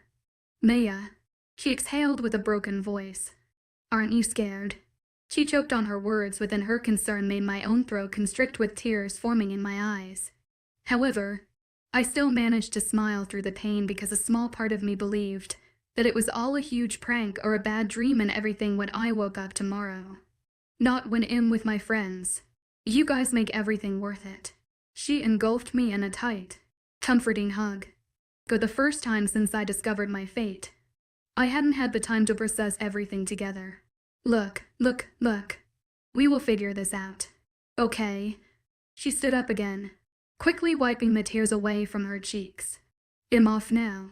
Get some rest, Naya. I'll see you tomorrow. She glanced back for a semi-second with worried eyes before exiting the house with heightened speed. I hated being alone. Hated thinking about what Alina informed us about. All I wanted to do was live a normal life with my mate. It seemed unfair that the Darkling was after us for something our souls did centuries ago. Being a werewolf came with extra strength, but Ocean's weight was really something else. Sometimes, it was too much for me to handle. Especially when he would fall asleep with half of his body on top of mine. When I left his house, he didn't mention anything about coming over. Neither did I feel him getting into bed with me. One thing I always hate was showing weakness, especially during training. If someone accidentally broke a bone of mine, never once did I screech in pain. It would always be Ocean who'd scream and try to stop my training because he would always feel it and knew I was suffering. Slowly, I tried to get out of his grasp without trying to wake him up, but recently, even from the slightest movement, he'd jolt up and alert and pull me closer to him, possessive lie. Where are you going? His lips were half sealed and one eye slightly cracked open. I need to pee. Move. I shoved his hand off my body and strode towards my suit while he chuckled and sat up on bed, rubbing the sleep off his eyes. 19.5 Reminiscence Snays P. OV Red Mount Night 90. I don't want to go school. I walked out with nothing but a white towel wrapped around my body after a long warm shower. Me neither. His gaze was fixated towards the ceiling with both of his bare arms behind his head, emphasizing his toned muscles. The comforter had slightly fallen, barely covering his toned body, and I wanted to jump his bones right then and there. What do you want for breakfast? I sat in front of my large dressing table while I massaged a peach-scented lotion all over my exposed legs. You dude. I didn't need to turn around to see the sly little smirk dancing on his face. Vampire deception.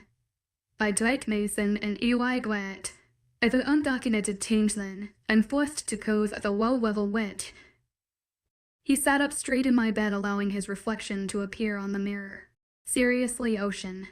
I rolled my eyes at him. What time did you sleep? It must have been really late. About 4 in the morning. He smiled. Remember when you locked me out because we got into an argument? I laughed, remembering back to what he was talking about. And you stayed out there all night. Stubborn bastard didn't even think about going home. After brushing my hair, I walked over towards my wardrobe. First, I was home. You just locked me out, and second, I was angry. He froze in the middle of his stretch and turned his body towards me. You're the stubborn one. I told you I would come, and just because I was late you locked me out. He shoved my comforter off himself, revealing his black Calvin Klein boxers getting off the bed. I was confused. I turned my back on him, putting on underwear before shrugging off my towel. It dropped on the floor, giving Ocean a clear view of my back, and I lazily picked out a bra. I loved teasing him. It drove him crazy. About what? I told you I would come, but parents were still awake. Helping the new family. He walked up behind me and hooked the back of the bra together. He was such a gentleman sometimes, but usually he was disgusting pig. I told you, I don't like people disturbing my sleep. I replied, shoving a blue shirt over my head. But that's not it. Is it? I know I woke you up and you looked like you were about to murder me, but you were crying as well and you never told me why. The playfulness from his voice disappeared, replaced by a serious, concerned tone. That's not the point. I swerved past him, but he quickly caught my arm before I could escape. Tell me, he insisted. Well, it was just a couple of days after. We just, were together for the first time. I picked up the towels and threw them inside my bathroom. And the new girl, with the new family, she was worshipping you. I over-exaggerated, and even thinking about the way she was looking at him and how he was helping her out with school advice made my heart hurt. I knew it was innocent and it was his duty, but she was beautiful. The way he was smiling at her didn't sit too well with me. In the future, Alpha, it's my duty to help them. He smiled at me like I was a fool. No, I was so confused. Everything happened so fast I didn't know if it was a one-night stand or... Don't you dare fucking say that. His large hand forcefully gripped my chin with his finger. He pushed my cheeks together, making my lips pout up like a fish. I loved you since I couldn't even pronounce your name properly or even know what love meant. You were always the one for me, Nea. Slowly he released me from his firm and I stumbled back a little. I didn't know that back then. I mean, come on. We weren't the best of friends back then. I reminded him, making my way towards the door. I know, but it always chose you. Even if we were humans, it always chose you. He smiled, waking backwards towards my ensuit. Yeah, I gathered that when you threatened to kill my mate. I recalled, making his smile even bigger. I was kidding, I was going crazy. All I wanted was you, and when I finally had you, I screwed everything up and then you ran away. God, I thought I was going to die. He leaned back against the maroon-painted door frame, rubbing his face with both of his hands. We made it this far, well, make it what is to come. I chuckled lightly. It'll make you some bacon and eggs. Boy, he could eat. I love you, he shouted out as I simultaneously walked out of my room. I couldn't keep the giddy smile off my face that he never failed create. H. Can you fuckers be any louder? I heard Ocean yell when my consciousness started to return slowly. We both ended up falling asleep after we had breakfast, an hour's worth of mind-blowing sex. His hand was covering my exposed ear, trying to drown out the absurd noise of clinking glasses and drawers shutting. Groaning, I buried my head further in his chest, hoping everyone will disappear soon. I could erase A and Jace open and shut the cupboard doors in the kitchen like they were hunting for treasures. I knew I had to get up because they spoke to Miss Delano and they were bound to have Elena's contact number. Safe or not, it was time for us to make a move before it was too late. Rubbing my face, I sat up straight with Ocean massaging my back. Sorry, baby girl. His voice was tick-like oated with sleep, and I was the only one they disturbed. Mumbling something incoherent under my breath, I went to the bathroom downstairs to freshen up. I could still hear Roshan scolding them for being loud, but it wasn't a big deal. Despite of feeling refreshed, I felt even more tired for some reason, and Lee deserved an award for surviving on lack of sleep and still had the ability to get the job done. So, I made a list last night about the facts we know and the people we know, and this other. Lee pointed towards her other notepad that was lying on the coffee table. List as questions we need answers to. You need a hobby. Eyes leaned back on the sofa, throwing some toffee popcorn in his mouth. Shut up. She threw him a dirty look before returning her focus back to the initial problem. So we figured out that she might be telling the truth because you to have a connection. Always had a connection. She took over the conversation. Here's her number. She handed Ocean the card. You'll call it. He picked up the large white phone resting on side table, and before he could press the numbers, Lee interrupted. Why don't I call? Did you stole her journal? She'll probably want to kill you. I rolled his eyes at her. On instincts. I reached forward and slapped his arm in Lee's defense. Fine. He handed Lee the phone and the card. Here goes. She pressed in the digits quickly. My heart sped up along with every onus in the room, listening to the dragged-out blaring noise of the phone ringing once, twice, then finally. Hello. The faint voice resembled Elena's. Hey Rem. It's. Surprisingly, for the first time ever. Lee was speechless while talking to someone. Lee. I was hoping you'd contact me. She sounded relieved. I knew you would take the journal and believe that I was telling the truth. We could hear the smile in her voice as she spoke. So what now? I asked. We should meet, was her reply. 20 Cloak May as POV Redmount 1990. I finally found a witch who's willing to do a spell that can cloak you guys from the Darkling. It's a simple blood ritual. It will cloak you from the spirit world so he can't find you. You can carry on living your life. We asked her meet us on neutral ground. The city was the best place. Redmount had a huge mall right in the center. We arrived at 5 to find Alina keenly waiting for us. After making small talks, we jumped straight into the real reason why we agreed to meet her. You can do that. Sorrent's witches. They might not be as strong as the ones who sealed the castle gates, but they still have cloaking powers. She handed a couple of stained yellow papers with scribbles on it. That's why the Darkling has a hard time finding them often. That's why not everyone from the ancient clan is dead. I don't think we have witches here. We knew vampires resided in Pavilion up north, but other than that, we assumed werewolves were the only ones who lived in Redmount. Just can. There are still a handful of witches who lives there, under heavy protection, just like the castle. She explained. There were many creatures living in Tiscan that no one knew about in like Redmount. I want to do this before my birthday. I want to get this over and done with so he can't find us.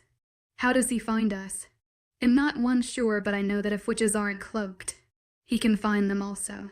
So if you are, then he can't find you. Like he can't find the castle. So you're saying with a talisman or cloaking spell, he physically won't be able to see us? Lee asked. Yes, he could walk right past you but won't feel your aura. It happened with some witches and they are still alive. He is powerful, but I don't think he has spells and potions like the witches. My head was throbbing from all this information. I wanted nothing to do with the Darkling. I didn't even know the motherfucker. So when can we meet this witch? I asked. I need her to come here. I don't want go to Tiscan again. It took us hours to get there and back the second time. Also, Naya isn't feeling too well, which is totally my fault. So try she doesn't like sights. Alina countered. There's a whole forest between Redmount and Darkwood. She can meet us at the edge of it. Ocean's grandfather was close to the former Alpha of Darkwood. His son, Marcus Devereaux, took over recently. I can do that. I'll coordinate with her and take you guys there. She's putting her papers back in her bag. Yes, let us know and we'll be there. Ocean took my hand in his and held it tightly, and I doubted he had any intention of letting it go any time soon. It was dark by the time Alina arrived. A week had gone by and I was getting even more anxious. I wanted no meet this witch. I had to believe that the witches were on our side because their ancestor helped us kill this Darkling as beloved. I wondered if they were mates, but mates were given to us after. Do you realize, if all this is true, we chose to love each other without mating bond? I pointed out. Ocean, Alina and I walked further into the forest. The perfect full moon illuminated our surroundings, with a sexy piece of ass like that. I wonder why. He laughed when I playfully slapped his arm. The fact that he still had a sense of humor was comforting. His grip on my hand never faltered. I told you before all these crazy things happened. I'll always choose you. Alina walked ahead of us, pretending to not hear our conversation. Do you remember when we were about 7 and I went to feed you cake and smothered your face with the damn piece? I knew he was trying to get my racing heart to slow down by bringing up old memories. I was so sure you did it on purpose. Who the fuck trips over their own foot? Do you know how mad I was at myself for making you cry on your damn princess birthday? I finally laughed. He had a good memory. He ruined my perfect fluffy pink dress and a tiara. And then you give me a blue or purple orchids to make it up. Which? Of course. Had to be hiding in there somewhere, and it's tongue me. He threw his head back and laughed. His voice was comforting. So I leaned into him. Grandpops always knew you were mine. I adored his grandpop. He was the only gentle alpha I had ever met. He was exceptionally smart, and I think his knowledge humbled him instead of making him a tyrant. A very earthy scent hit my senses. We kept going, following our senses when we finally came upon a small clearing. There was a massive dead tree trunk near where she was standing. She looked nervous and twitchy. Never a good combination for a powerful witch. I'd never met a witch before in my life, so I didn't know what exactly I was expecting from her.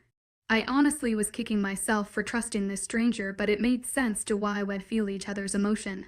If we didn't, there's no way I would have believed her. This is Shea. Her ancestors were a part of the ancient Tiskin clan. 20.5 Ranmayasp. OV. Red Mount 1990. The temperature around us dropped. A chill in the air aroused the hairs on my arms.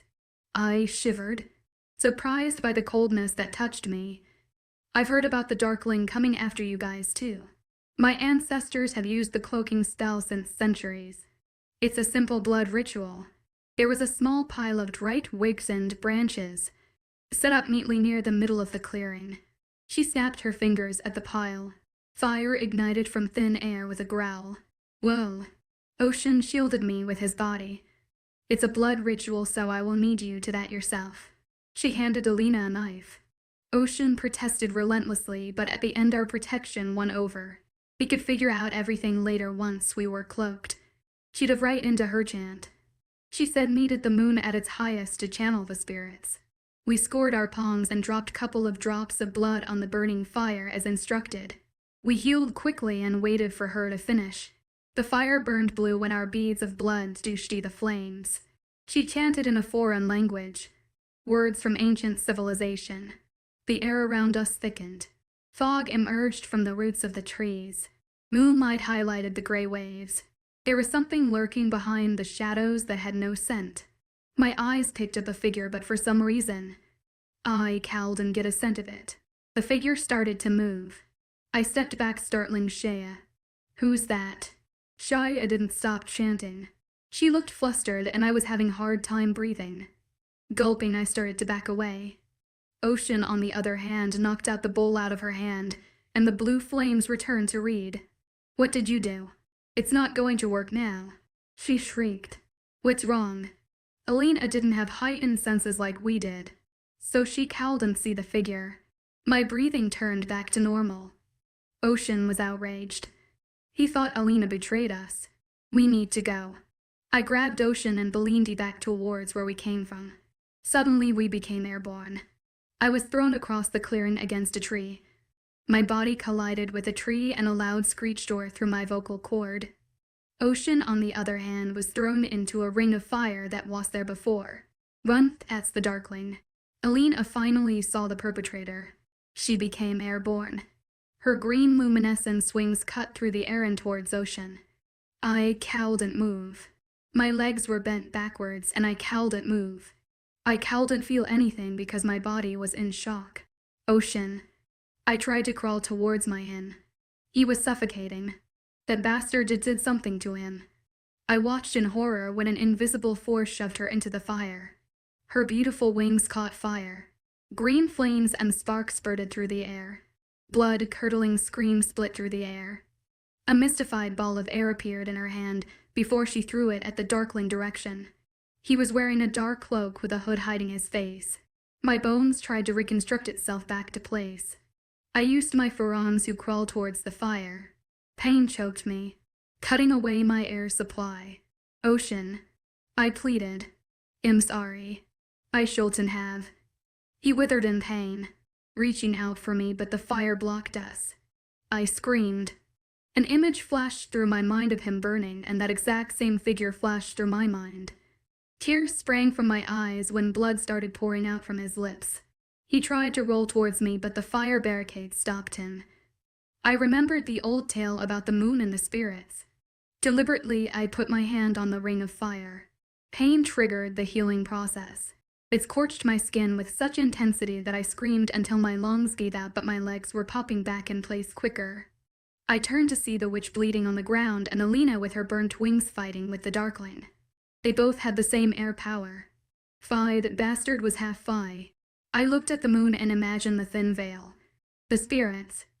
I didn't know how to communicate the great ones, but I knew if I didn't try, Ocean would die.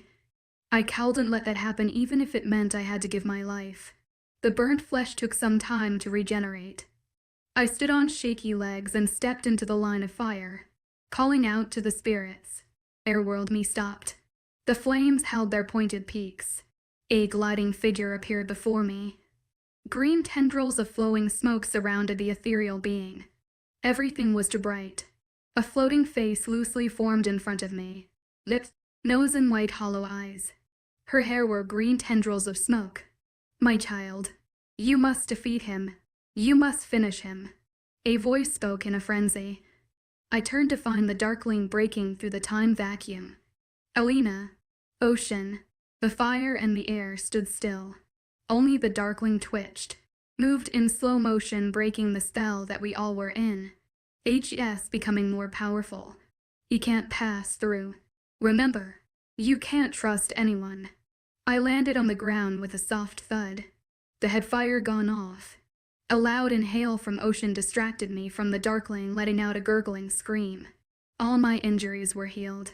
So were Ocean's. He grabbed my arm and dragged me back. We have to go NOO. A disgusting scream emanated from the darkling. Run, Alina was weakening. I wanted to help her. I'm sorry. I didn't know. He kept throwing balls of air towards the darkling. You'll get her back. Doesn't matter how many lives it takes. You'll get her back. Using our heightened speed. We ran. We went back there the next day to find El'in bloody body with burnt wings. She gave her life for hours and we let her. Shame filled me. Ocean told me there was nothing we could have done. So we buried her body by the large tree. We should have saved her. We should have done something about it. The vehemence in my voice startled Ocean. There is nothing we could have done. She trusted the wrong witch. He tried to comfort me, but I didn't want to feel better. I wished I knew her better. She seemed to have truly cared for the Ocean and me as she knew, and we treated her like an enemy. Months had passed. My birthday had finally arrived. Neither of us ever told anyone about that night. Truth be told, we didn't know what to tell people. How to explain it to them. We didn't even know what she meant by he can't pass through. We understood that the darkling was the he, but pass through what? We also understood that when he shouted, he'll get her back, he meant his only love. But he was a pure psychopath. What did he know about love? We should do something special. My head was resting on Ocean's chest. I'm not in the mood. I couldn't let go of the guilt. You're turning the 18 baby. Ocean put my head on my pillow, pushing my back against the mattress. I know what happened and what we did were wrong. I hate seeing me like this. He meant my catatonic state of lack of sleep and appetite. He covered me with his body and rested his head on my bare chest. I can't believe you spoke to the Earth Spirit. He mumbled. I know, but what I don't understand is how he expects to being someone dead back to life. She lost his mate, and neither did their soul go to the spirit realm after death. I didn't believe it was love, but Ocean did. Because he said he would have done the same thing if it were me who was taken away from him. Get plain and simple revenge. Wait. Ocean shot up, his eyes dancing with epiphany. What if he thinks his mate is in the spirit realm and HES using us to bring her back? Burn the ASP. Ovi read Mount 1990. I sat up, marveled by the sudden theory. It made sense. Like he was trying to reach inside with his hand. It's a plausible theory, but a crazy theory at best. I mean, They don't even go to the spirit realm. I argued. I doubt he knows. He questioned. We have the closest connection with the spirit world. They bring us back every couple of centuries still by getting us to communicate with the spirit at our dying moment. It would create the veil when the spirit is trying to save us. I spoke out loud. Then, he can somehow manage to get into the spirit world. He finished off. We didn't know how it was possible to access the spirit world. We didn't even know one who is living could cross over. Have you heard of a creature who can pass over without dying? I wondered. No, he sighed. We returned to our previous position. A lot of history, our supernatural ancestors had been wiped away by the humans. I'm sure if someone did know, it would take us years to find him or her. He was right. We needed time, and that's the thing we didn't have. Do you think if we remember all the lives we lived, we'd find a way to defeat him? I asked, stroking his prickly hairs on his head. I think so, but that would mean the spirits are close by because they are providing us with this information. Too much spirit activity will draw his attention. Don't know how, but he'll know where we are. He concluded.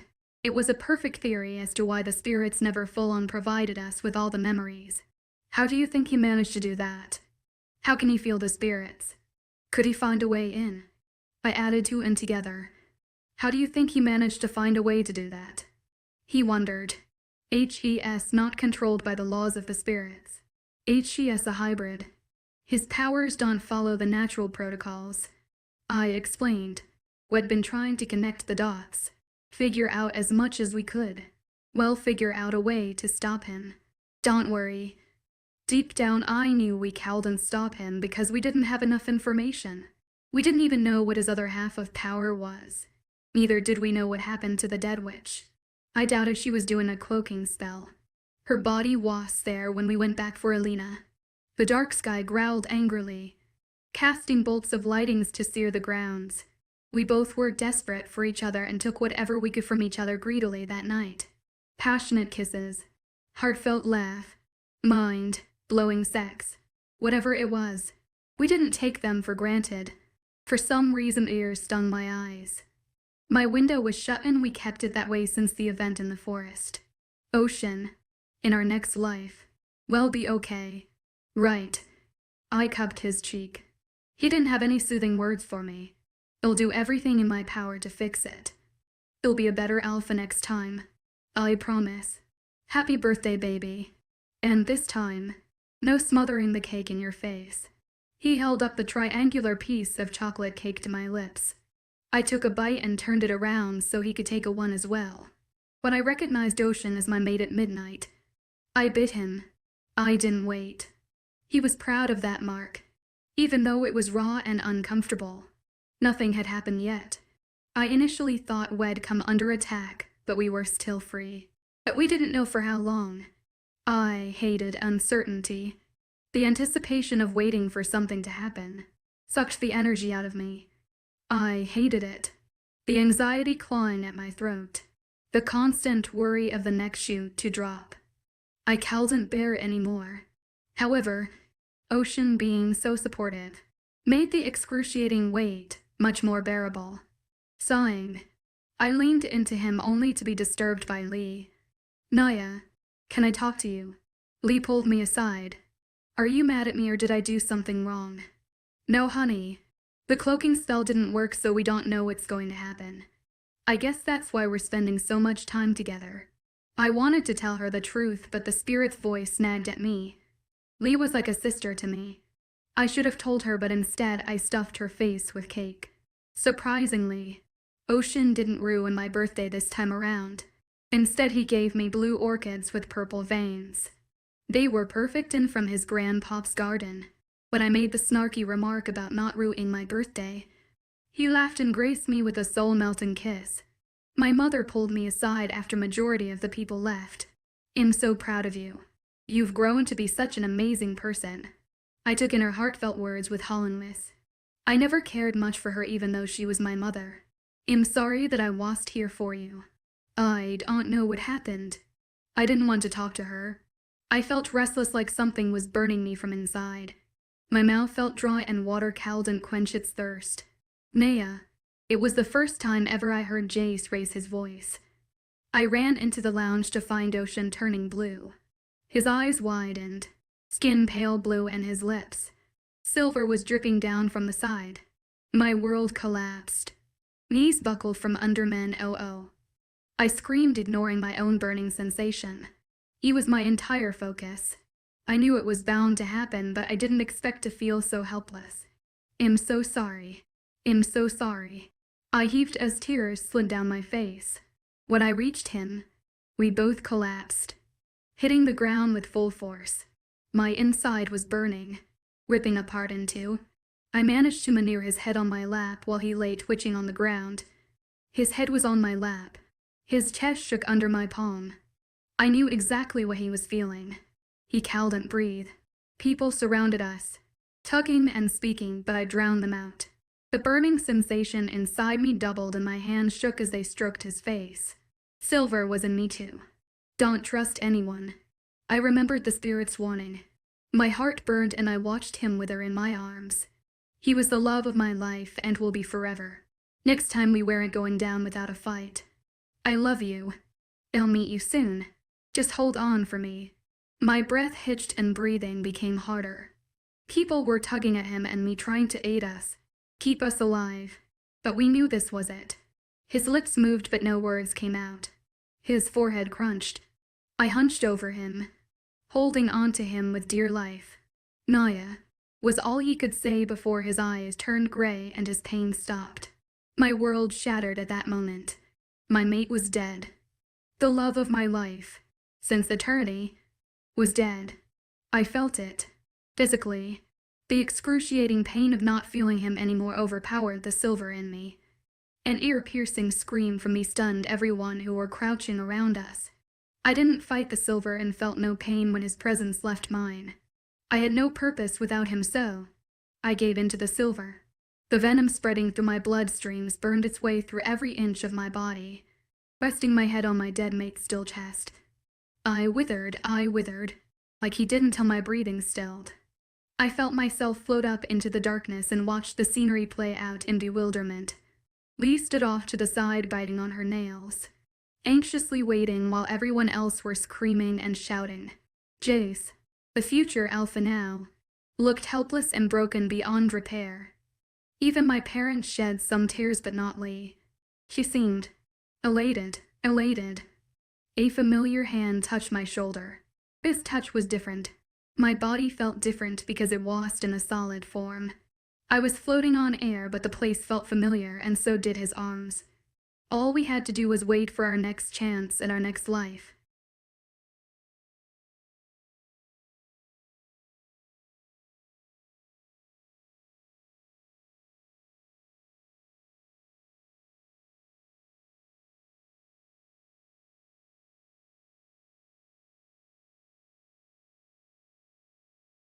Imagine a couple deeply in love, yet constantly on the run in a war-torn world.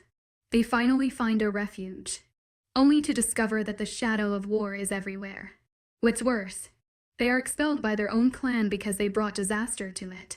They have to rely on the kindness of strangers to survive, and their only friend chooses to stay on the battlefield instead of fleeing with them. What kind of journey is this? And can they ever find true peace? 21 Ashworth NASP, OV, 20th century. The sky above Ashworth was a canvas of destruction, painted with the ominous silhouettes of aircraft, unleashing their deadly payload. Bombs rained down from the heavens, their whistling descent a terrifying harbinger of devastation. Humans and non-humans alike scrambled for safety, their frantic footsteps echoing through streets once filled with the mundane rhythms of daily life. The countryside, once a patchwork of verdant fields teeming with crops, now bore the scars of war, a labyrinth of trenches carved into the earth like open wounds. My husband, Ocean, and I watched this scene unfold with a mixture of resignation and despair. For 3 long years, we had been running from a relentless hunter, our lives a constant dance of evasion and survival. Just when we thought we had found sanctuary in Ashworth, the human penchant for conflict had shattered our fragile peace. Our existence had become a tapestry woven with threads of fear and uncertainty. each day a test of our resilience and adaptability. I couldn't help but recall the incident 2 years prior when Ocean, ever protective, had attempted to confront our pursuer. We had been staying at a small inn, our lives briefly stabilized by steady employment, I as a barmaid, Ocean as a writer at the local printing mill. For 6 blissful months, we had known a semblance of normalcy before our hunter found us, forcing us back into our nomadic existence. Our journey since then had been a patchwork of experiences, some fortunate, others less so. We'd found ourselves in Ashworth, hoping for a fresh start, only to be caught in the crossfire of human conflicts.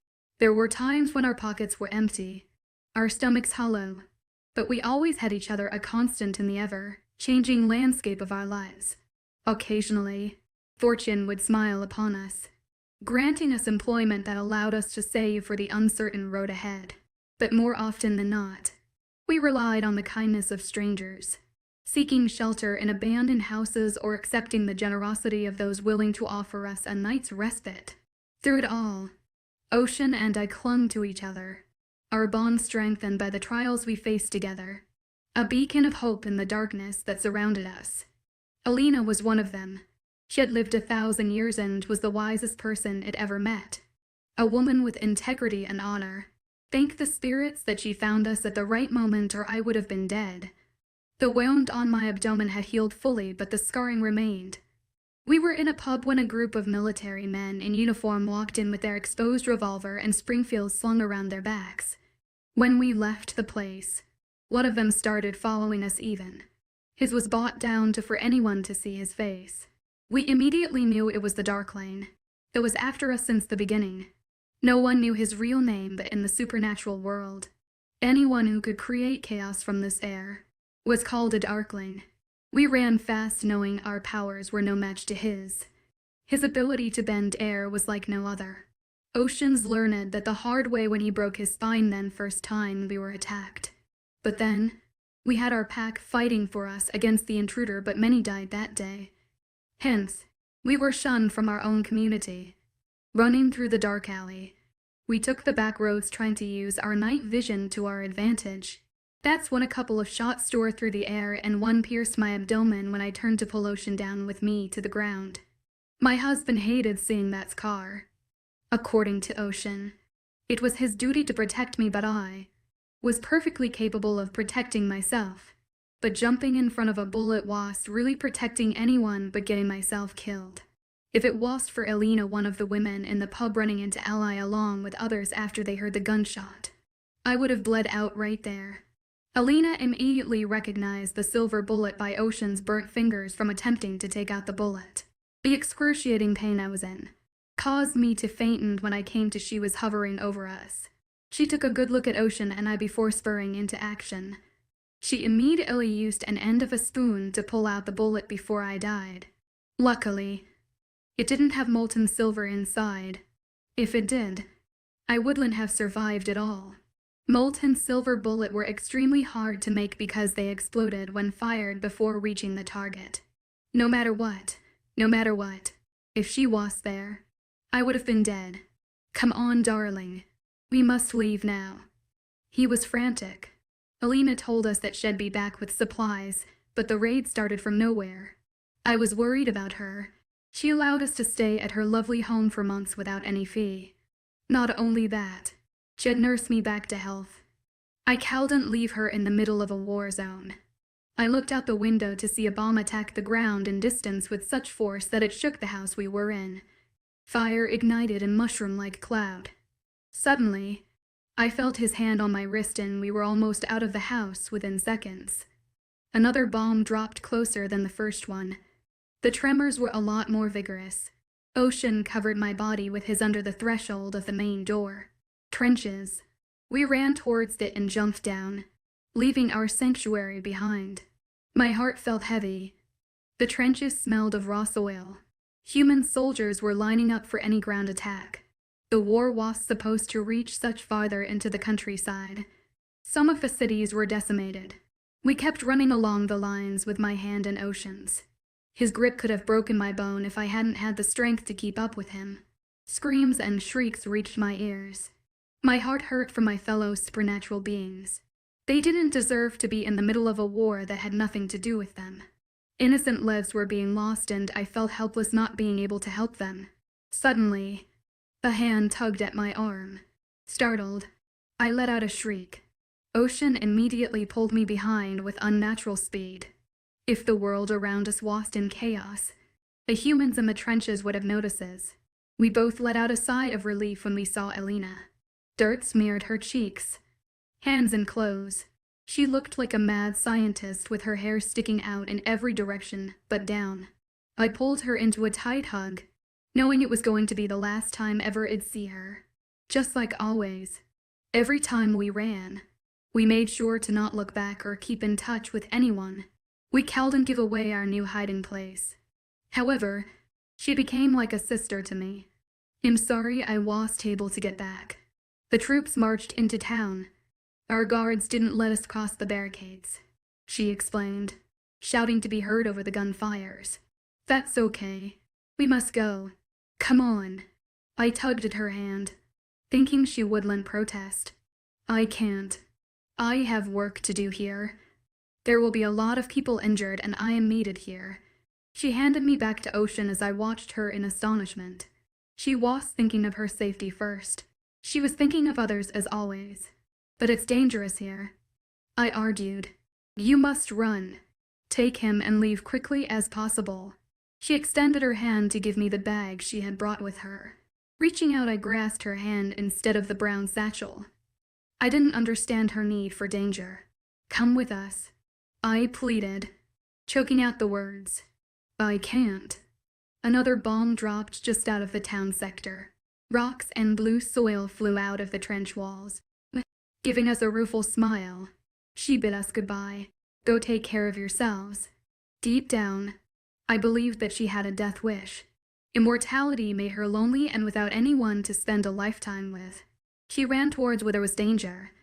I didn't know what her pain felt like, but we all suffer in a certain way. Hers was loneliness and ours were a darkling. Ocean tugged at my hand and I held on to the little necessities she provided for us. Once we started moving again, I turned back for the last time to catch a glimpse of her, running towards the wounded. She was the only real friend I made since we started running. Apart from my Ocean, I had no one since we left our pack behind. Ocean was my life and I couldn't live without him, but I missed having a normal life. With him, I remembered when we first got married and he moved to my pack. It was right after we found each other. He was a young professor in Ann University and I was a receptionist at dental practice. Our lives couldn't have been any more ordinary. A simple, yet happy life.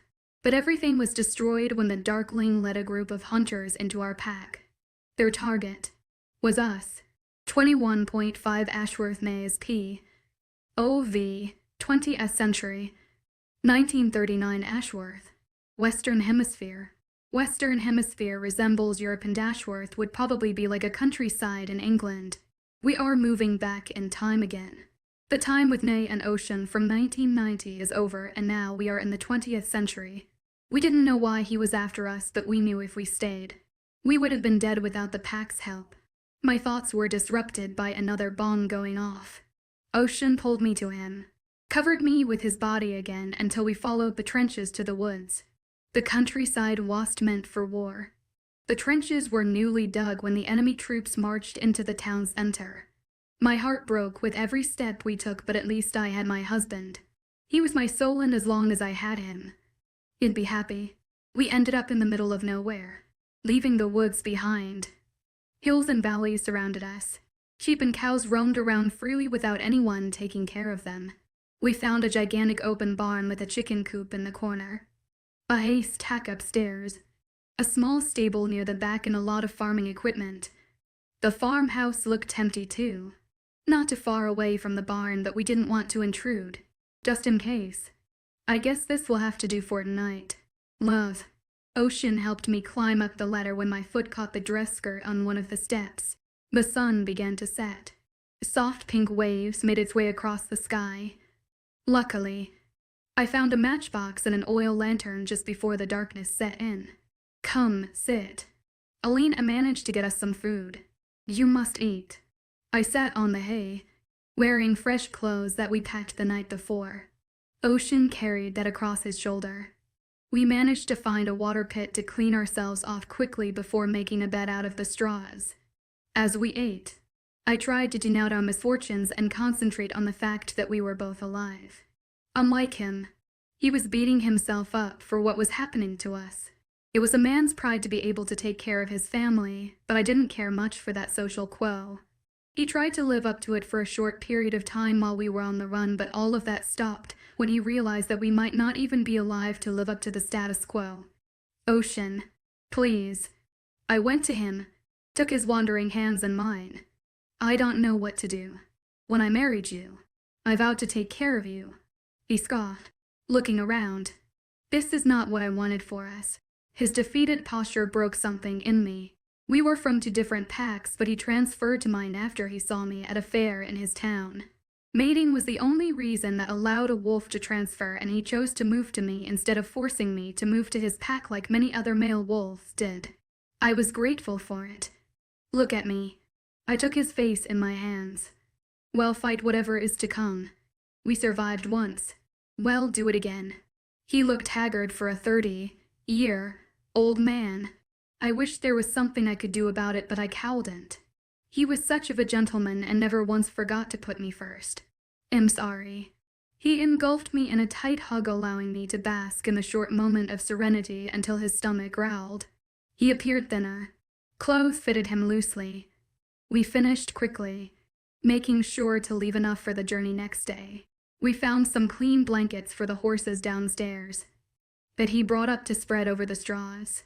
There was nothing we could have done about our misfortunes, but I was glad that we had a roof over our head when the pitter-patter of rain started against the roof of the barn. He held me close to his heart, played with my long black curls. His heart beat against my palm, while my head rested on his shoulder. Deep down, I wanted to go back home. The home that belonged to Alina, not the one that was in my old pack, who threw us out because of the amount of people who died because of us. Do you know the reason behind the war? I've heard rumors about the reasons, but nobody truly knew why. We were just attacked from out of the blue, leaving our state absolutely defenseless. Each state is independent and disenthroned by central government. Some of the states believe that they need a central government, so I guess they took matters into their own hands. He was a highly educated professor and worked extremely hard to get where he was. Is there any possibility of us trying board a ship to a different hemisphere? I wondered. We'd have to get to the docks. We're deep in the countryside and would have to back towards the cities to get to the docks. In other words, we needed to lay low until it all blew over. I married him when I was 21 and he was 24. 6 years being together was long enough for us. We spent most of those running. I wanted a simple home, a family, a baby, a life that everyone else took for granted. Was that too much to ask for? No matter how much we tried, we couldn't conceive, and am glad for that now. If we had a child, this would have been no life for him. It almost felt like running and living on minimum amount of money was normal. My heart hurt at the thought of that. The darkness scared me, even though the lamp illuminated a small part of the barn. The sky outside was raging. Thunder and rain shocked the atmosphere outside. We were exhausted from the constant travels, and sleep consumed us quicker than expected. A burning smell woke us from deep slumber. The hay we were laying on caught on fire the moment we opened my eyes. Alarmed. We jumped down to the ground floor to find ourselves blocked by a thick wall of fire all around us. Heat scorched out skin, nearly searing it in places off. I screamed, flailing my arms, trying to reach for Ocean. We ran towards a window with flames, but a beam fell from top, diagonally blocking our way. We repeated the process a couple of times to find that the exact same outcome. Smoke clouded our lungs, stealing our breaths. We could heal if we managed to get through the window, but they were all blocked. It felt like someone was doing it on purpose. Naya. He coughed. Stand back. He coughed some more. I'm going to try to get the main door open. He pushed me away from the sparkling fire and ran towards the large barn door that was crawling with blazing flames. The sound of heavy rain reached my ears suddenly. Over the roaring fire. The fire shouldn't be this fierce. burning holes in the ceiling with the pouring rain. How could the fire still burn with wet wood? That's when I noticed that the lantern had gone out. There were fire everywhere apart from the where it should be. Fear gripped my senses and I ran towards him. Ocean, stop. He smashed into the unmovable gates, shaking the barn from its core. My flesh burned. A mixture of howl and a scream emanated from his lips. His body was on fire, burning its way through his skin. Without thinking, I used my hands to pat him down frantically. He was on the ground rolling from side to side, but the fire didn't abate. And oh, Ocean, no. I kept sobbing. My whole body was on fire.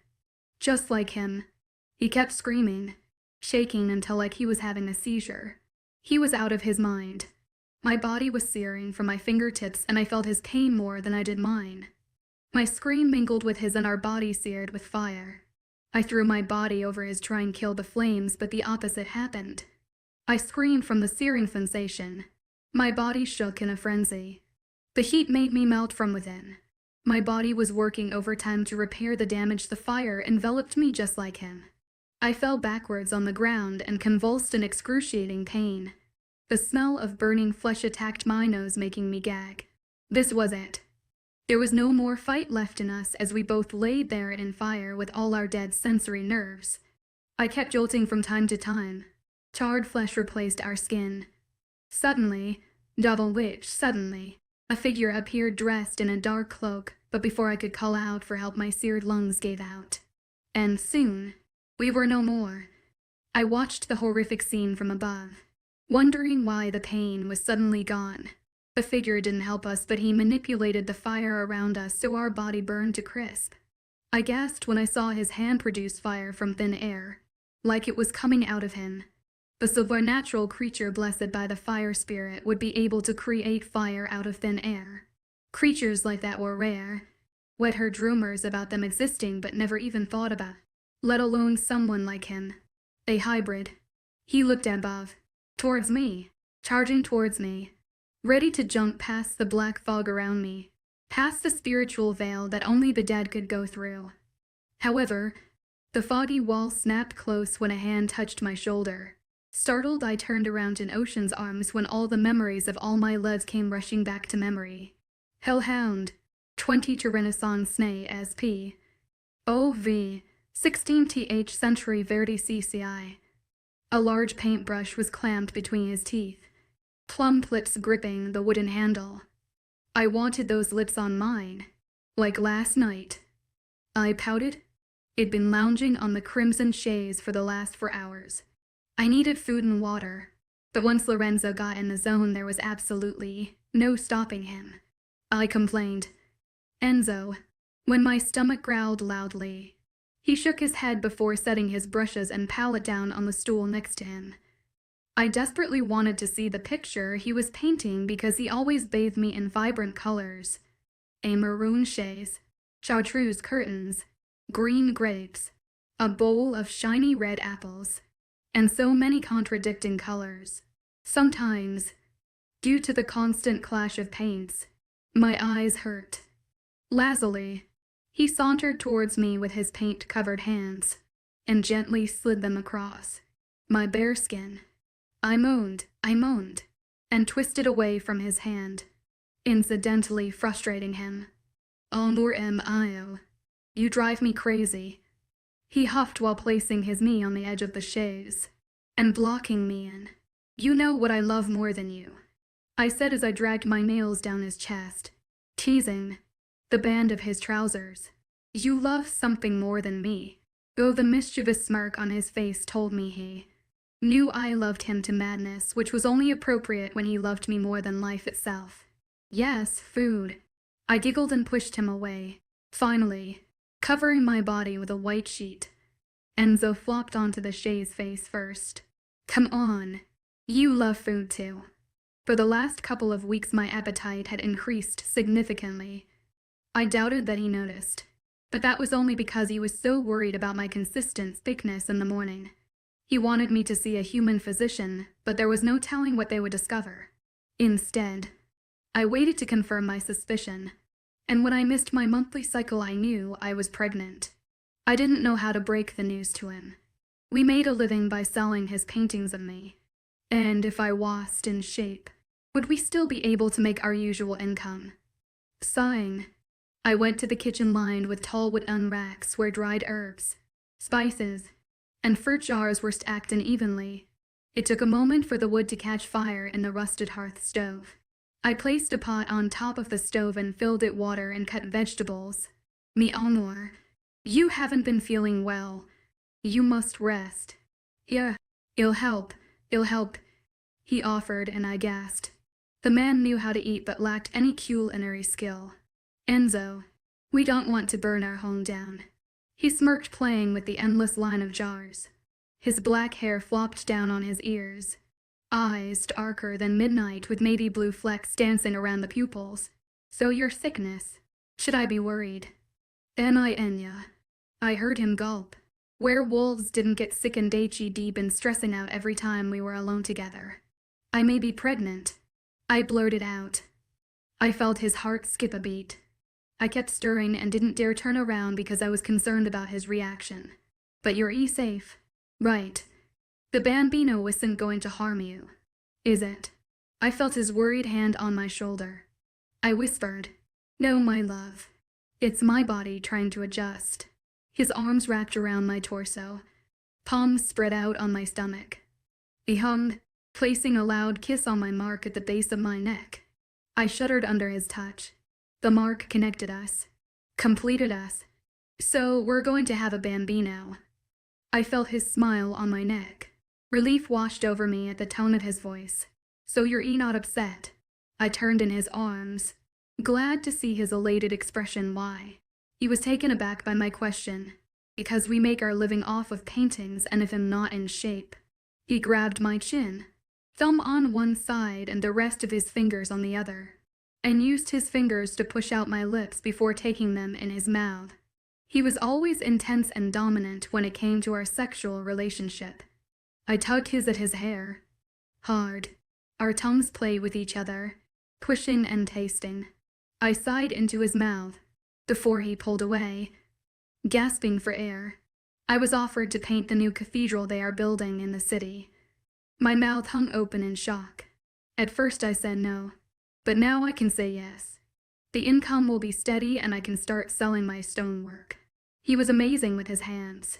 He could carve into stone and create magic. He could glide his fingers over a canvas and create a masterpiece. He was gifted in ways no one could imagine. People were jealous of him, and girls at social gatherings offered their bodies for painting, and probably other things, but he always refused. Being mates doesn't have the feeling of jealousy, but it does mean that he won't cheat on me.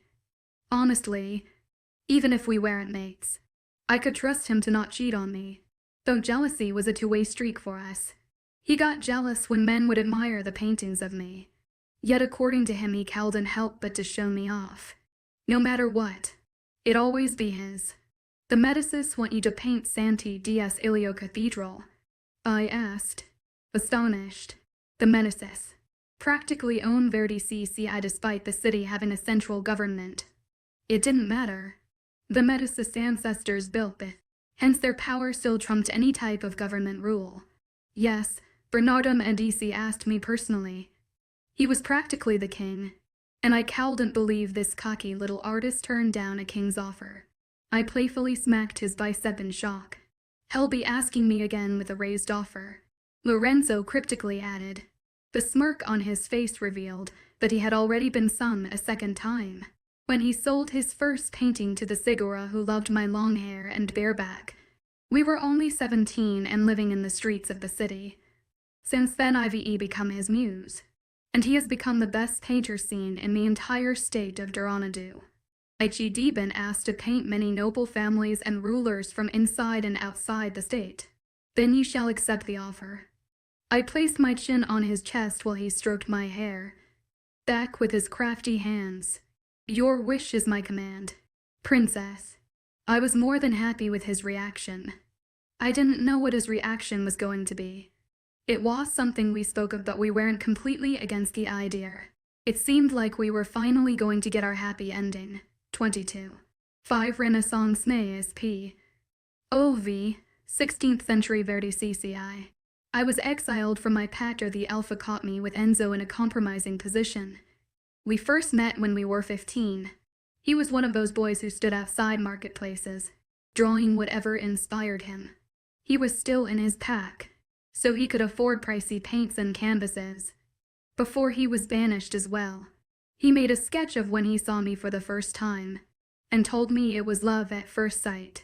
I fell, head over heels, for his charms.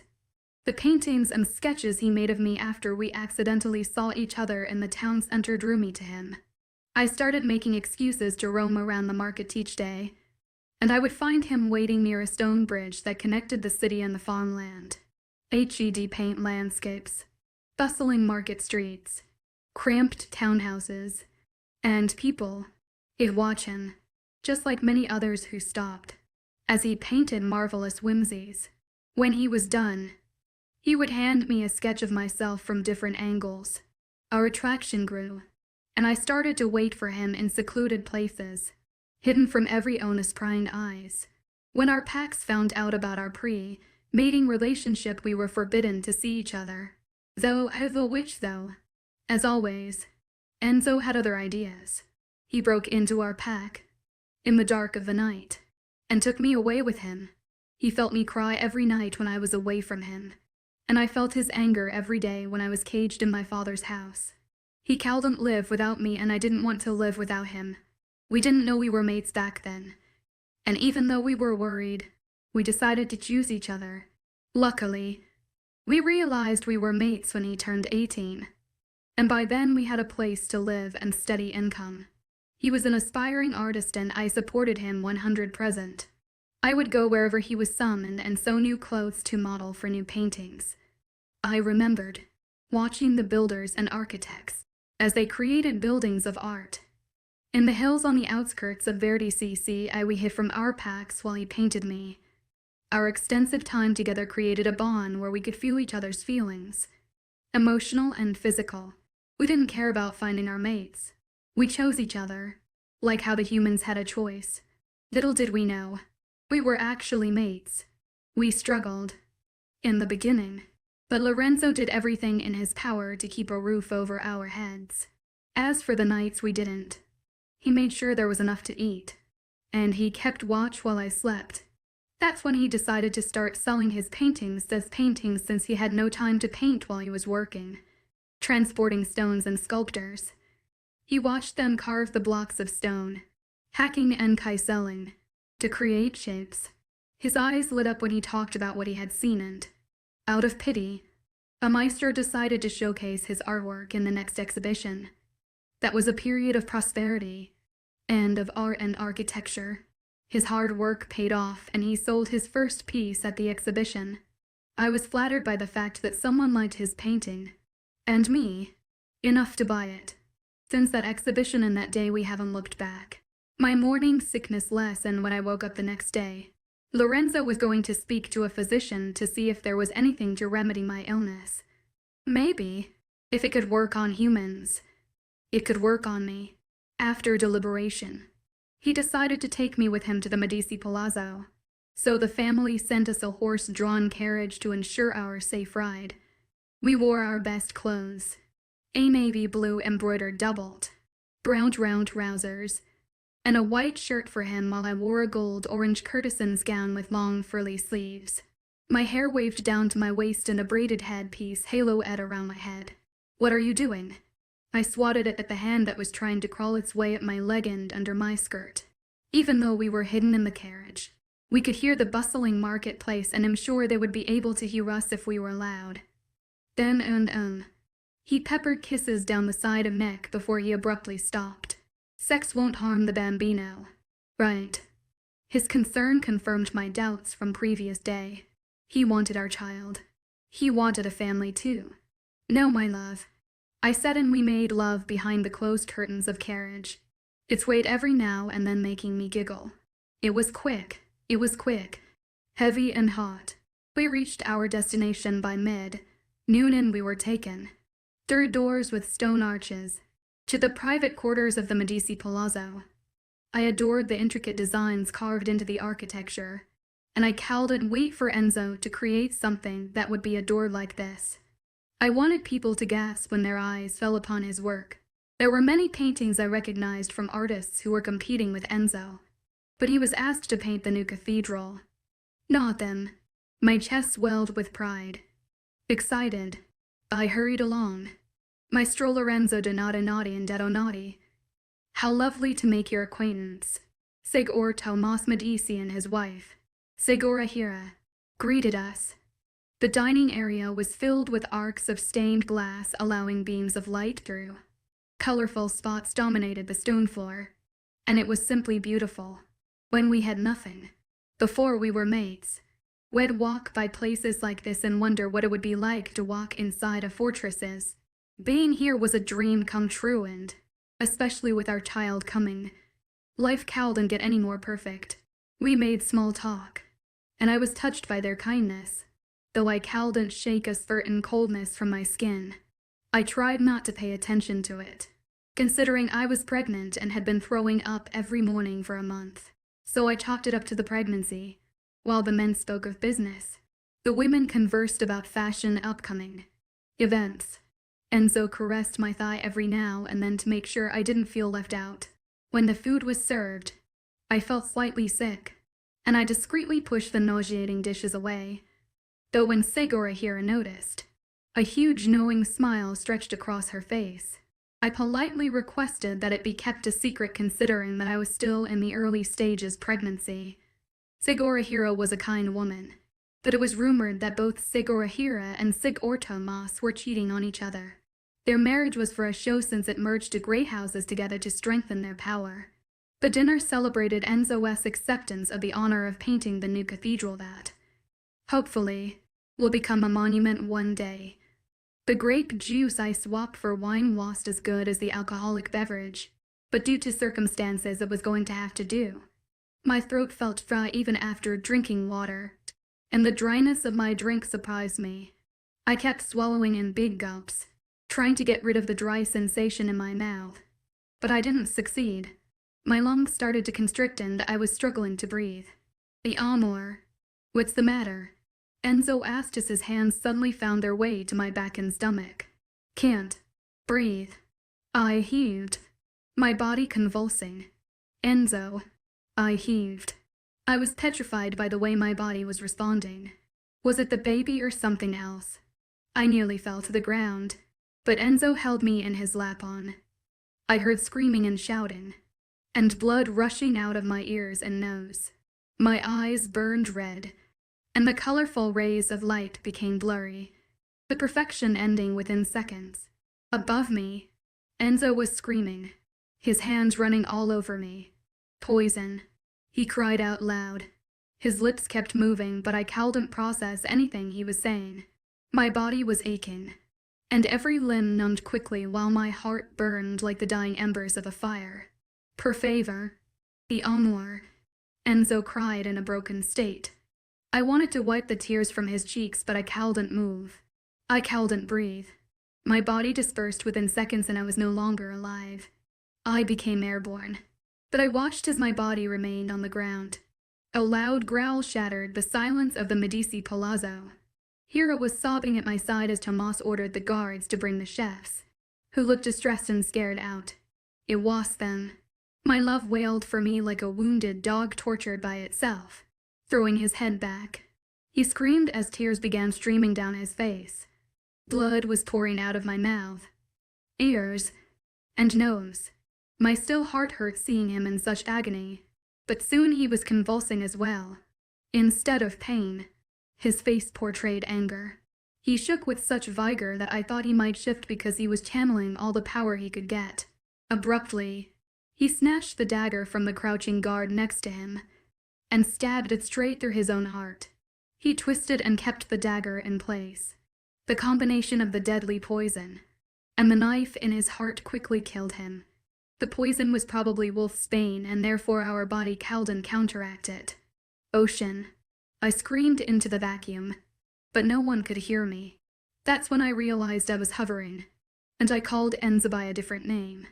I tried to reach down, but something kept pulling me back up. An unseen force that was stronger than gravity itself.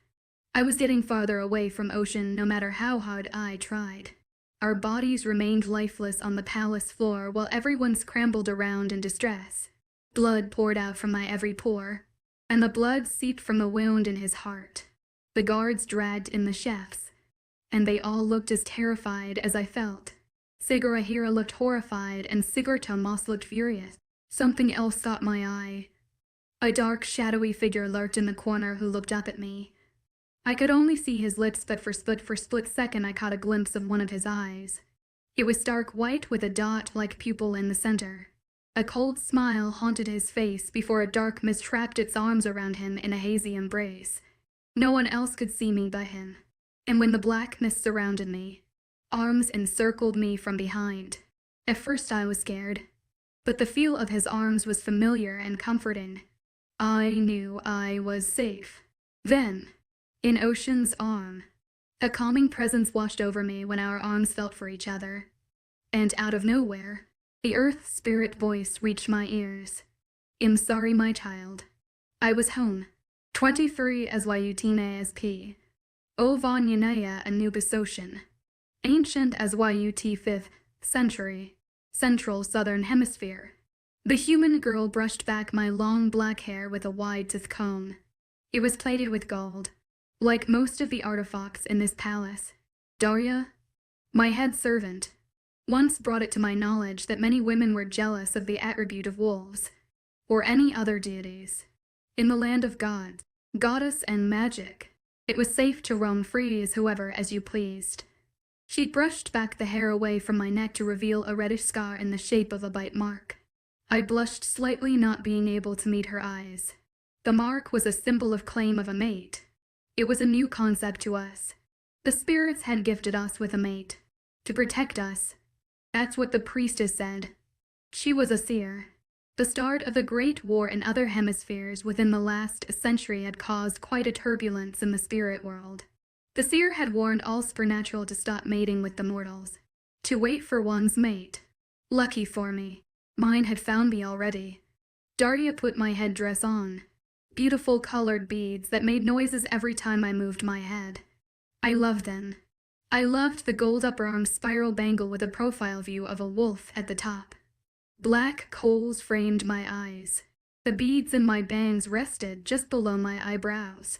A white cotton rest that touched my ankles harboring bejeweled leather sandals. In the desert, everyone was taken care of. The great river Nile provided us with water.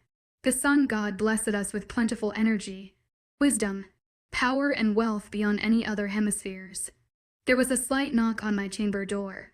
When I signaled the other servants, watering the plants on the balcony, to open the door, it revealed the heir and boy. He was a wolf too, a new pup, eager to learn the laws of security before following in his father's footstep. "Your Highness, the king has arrived safely."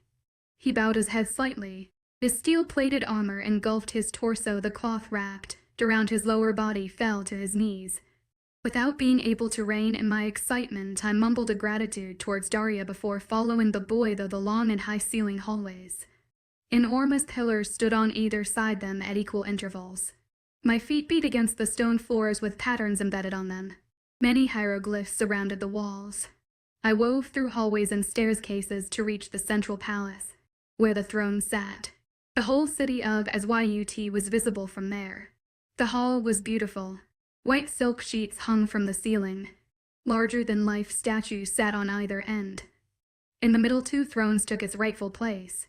So much gold, bronze, brass, and rubies. The kingdom was overloaded with privileges. Saddest thing was, I didn't care. I looked around for my mate, and there he was, standing on the balcony behind the thrones, holding my dress up by my hips, and jogged towards him.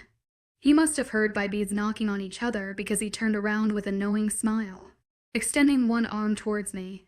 He waited, my Anubis, slowing down when I reached him. I took his hand in mine and stood there, taking him all in. He washed in his wolf form, which all the gods were known for, their ethereal bodies, their supernatural appearance. To me, he was just my mate. He placed his free hand on my face, dragging me in for a soft touch on the lips. His skin was dark from the sun. Gold-plated armors covered his chest, shoulders, and upper arms. His headdress was resting on the beautiful heavy brass table next the wine-long neck-curved jug. My love, you look exquisite as always. He placed a quick kiss on his claim on my neck. Would you care for some wine? Without waiting for an answer, he self and eyed a goblets of wine. Usually a servant was to perform such duties, but when we were together, he usually acquired full privacy. Exactly like before we became king and queen. We sat down on the warm chairs on a delightful summer evening. The sun lowering in the horizon created intricate streaks of reds, pinks, and yellows across the sky. The noises on the streets were dwindling down. Palm trees stood in rows down the length of the road that led to the main entrance staircase. Statues splattered across the city with palm trees. Sand on the far end with pyramids dedicated to the first gods, and from Nile on the other. From here one only saw the large kingdom and the fields near the Nile. From our chambers, the pyramids were visible against the horizon that aligned the three great stars of the night. Lines of people returning from the open fields scattered across the open land at the edge of the kingdom. Horse carts and horses helped them bring in the harvest for the day. Those fields fed the whole kingdom. Turning towards Anubis, I studied him. Deep thoughts lurked around his mind. His forehead in a tight crease indicated such. Is there something troubling you, my king? I asked semi-informally. It was forbidden to address one informally who had higher status than oneself. The Great War had reached the southwestern hemisphere. Many brothers and sisters have died. Some humans as well. But they have more numbers now. Soon it will reach us. I do not know how to stop my kingdom from rebelling against me. He placed his hand on mine, creating small circles on the side. My king, if I may, I didn't want to provide him with any advice without full knowledge of the situation and idea for a solution. That was his advisor's job. And put, you're my beloved wife. Feel free to speak your mind. His voice slightly adapted the firm tone he usually used in company of others.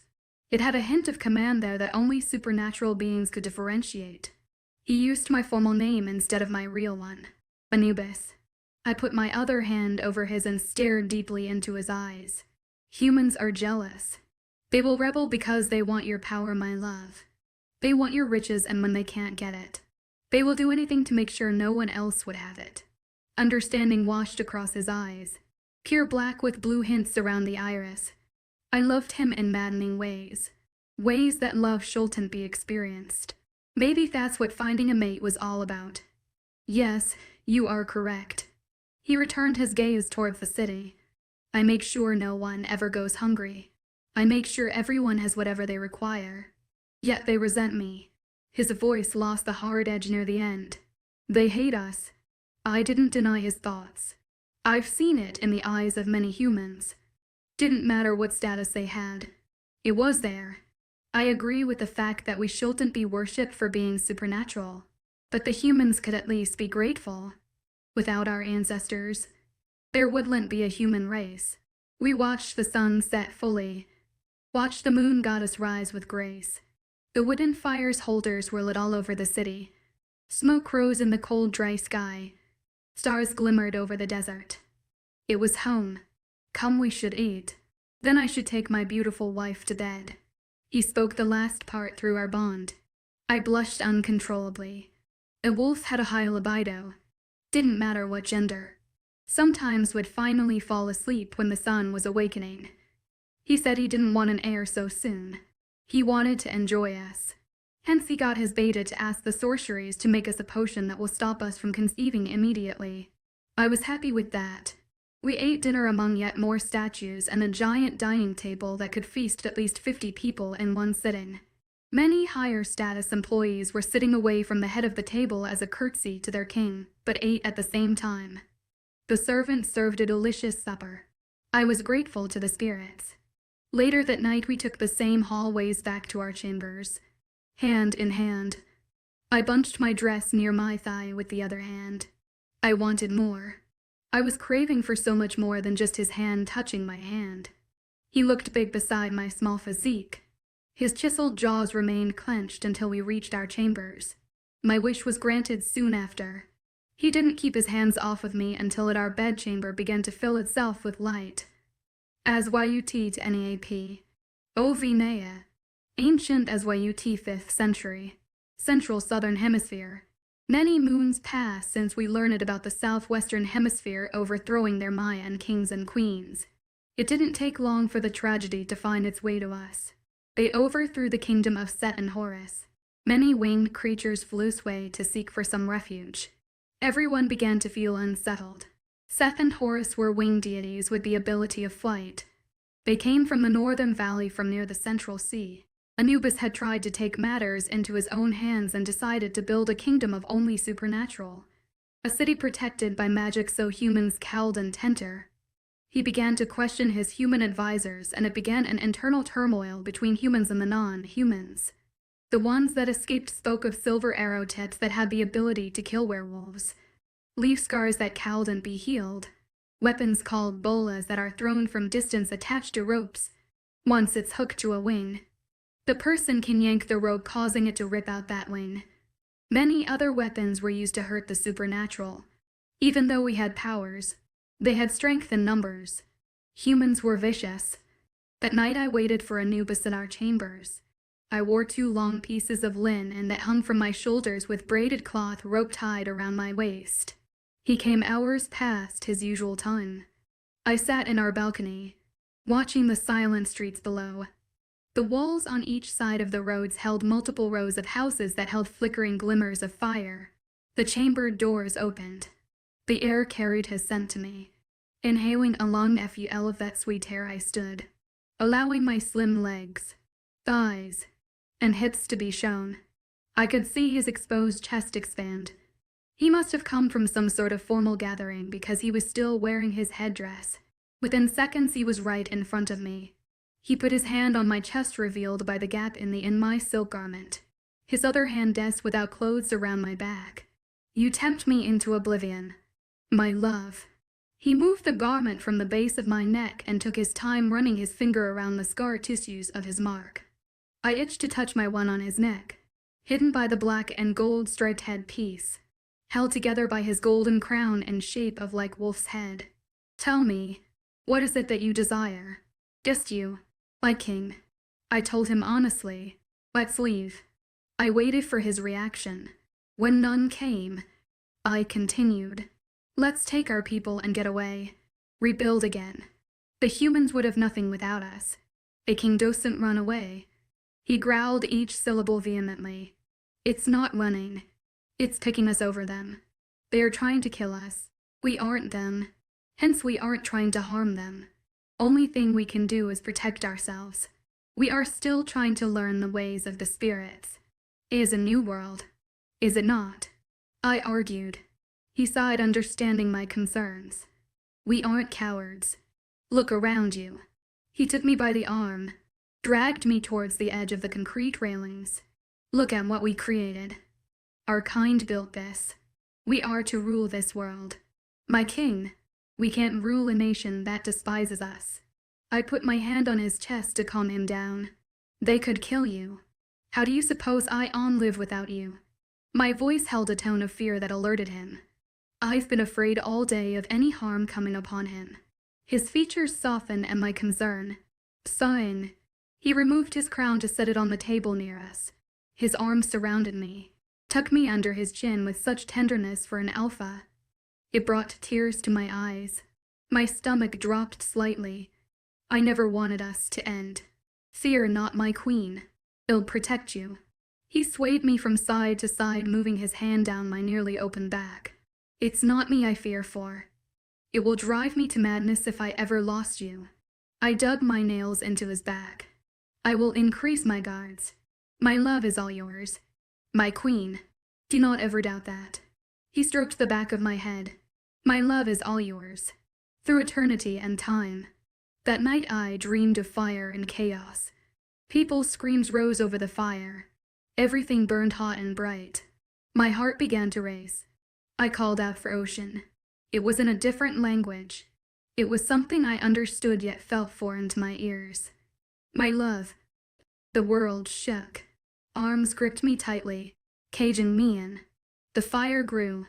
Earth gave away beneath me. N-E-A. You're having a nightmare. I opened my eyes abruptly. His arms locked tightly around me, prevented me from sitting up. It took me a while to switch to normal my breathing from thinking when I was inhaling soot. He stroked my hair after placing my head on his without clothes chest. His other hand tracked down my thigh to the back of my thigh that he hitched up and draped in over his torso. He kissed my forehead over and over again, uttering soothing words to calm me down. You said my birth name in your sleep. He mentioned the dream that seemed so far away. I hardly remembered what happened. Mortified, I apologized. My king. I sincerely apologize, hush. That's not what I meant. It was nice to hear you say my birth name. It's been a while since you did so. We used to know each other before he took his father's throne.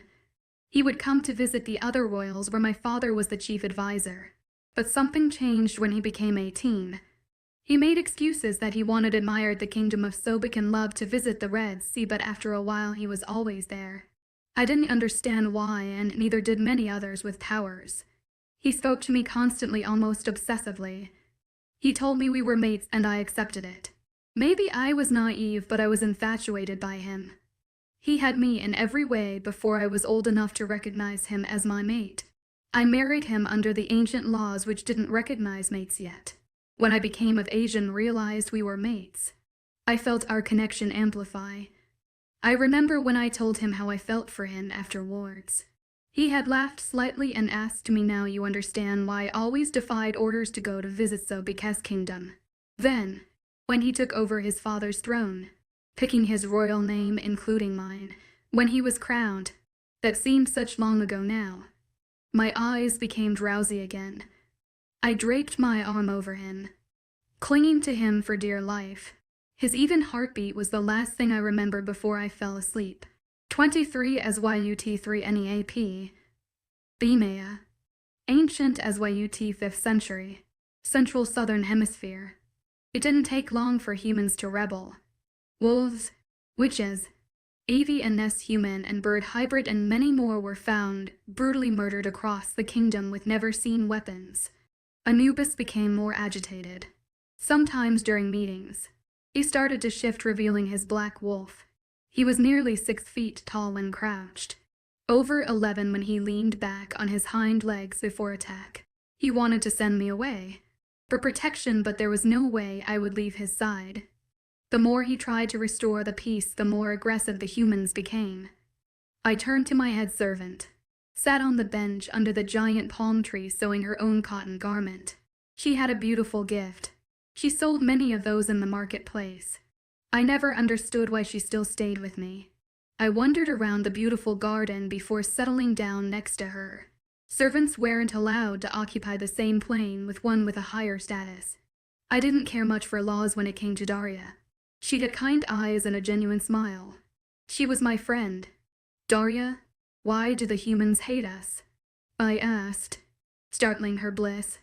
She shifted uncomfortably, wanting to get off the bench. I had told her many times before to forget about rules when it was just her and I. She was my friend, and slowly, she felt semi-comfortable to be around me that way. Your Highness, I cannot speak for others, but I certainly do not wish any harm upon you or your kind. She didn't meet my eyes, but did turn towards me. You have such a talent. Why do you still feel the need to serve the palace? I asked, wondering.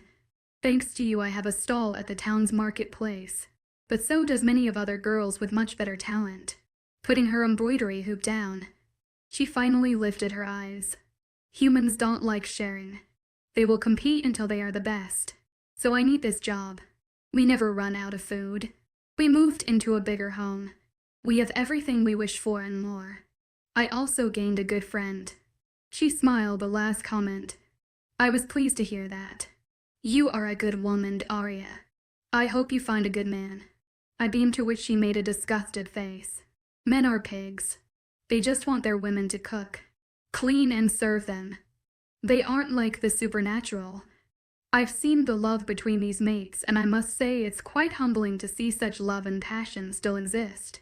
Her eyes glossed over with longing, a type of longing I experienced before I set my eyes on Anubis.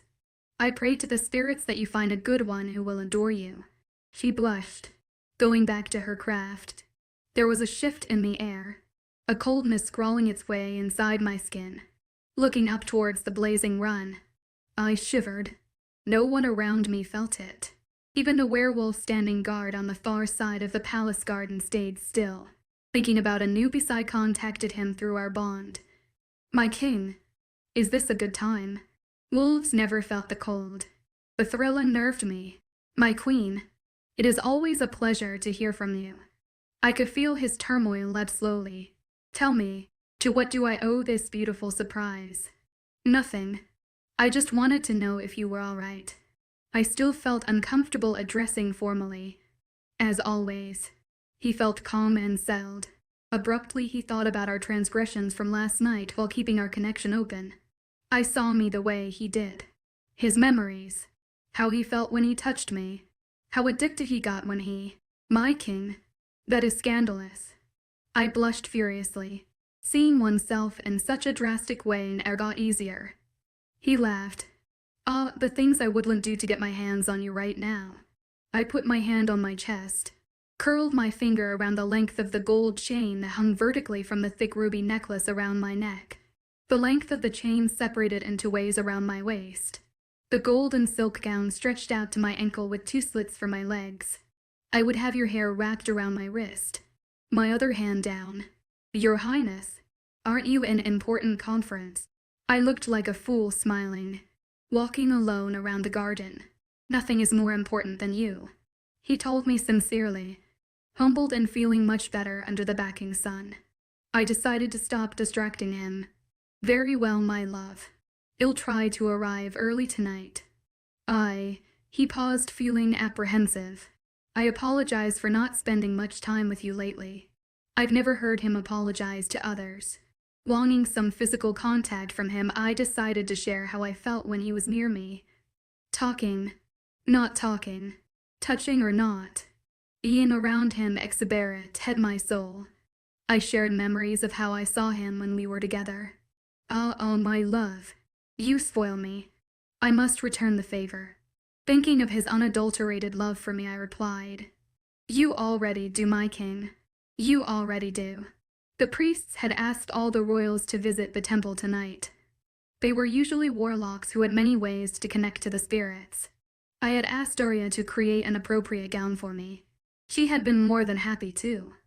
Every now and then I felt the coldness seeping through my bones, but Anubis was there. He was trying his very best to keep his people calm, but many with powers were scared and outraged. Some even retaliated by killing humans. Thus the priests had invited us to speak to the spirits, understand the problems and find a solution. My love, you look so beautiful. We must postpone. Laughing at his antiques. I shook my head. He entered my personal chambers while Daria helped me get dressed. Thank you, Your Highness. We both wore crowns with a wolf head made of gold. His was much larger than mine. It suited his big physique. He indicated for everyone to give us privacy. My eyes searched his. The turmoil behind them raised certain levels of alarm in me. Are you all right? Ocean, I asked, placing my hands on his jawline, stroking my thumbs along his cheeks. He smiled, pulling me closer. With you, always. He looked outside, the moon nearly on its highest level. We must leave. Taking the initiative. I got on my tiptoes and dragged his face down to my height. I kissed him softly, savoring the moment. Tongues teasing each other, craving for more. I melted into him, wanted for this moment to never end. Sighing, he pulled away. Come, we must go.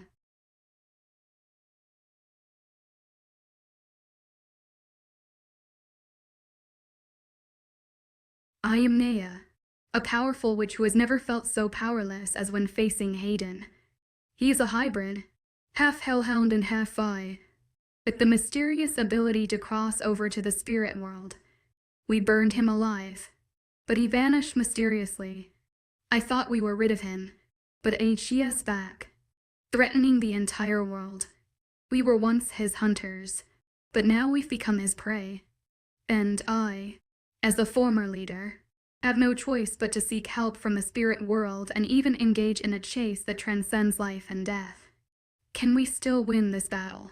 23 as YUT for any AP. OV ancient as YUT 5th century.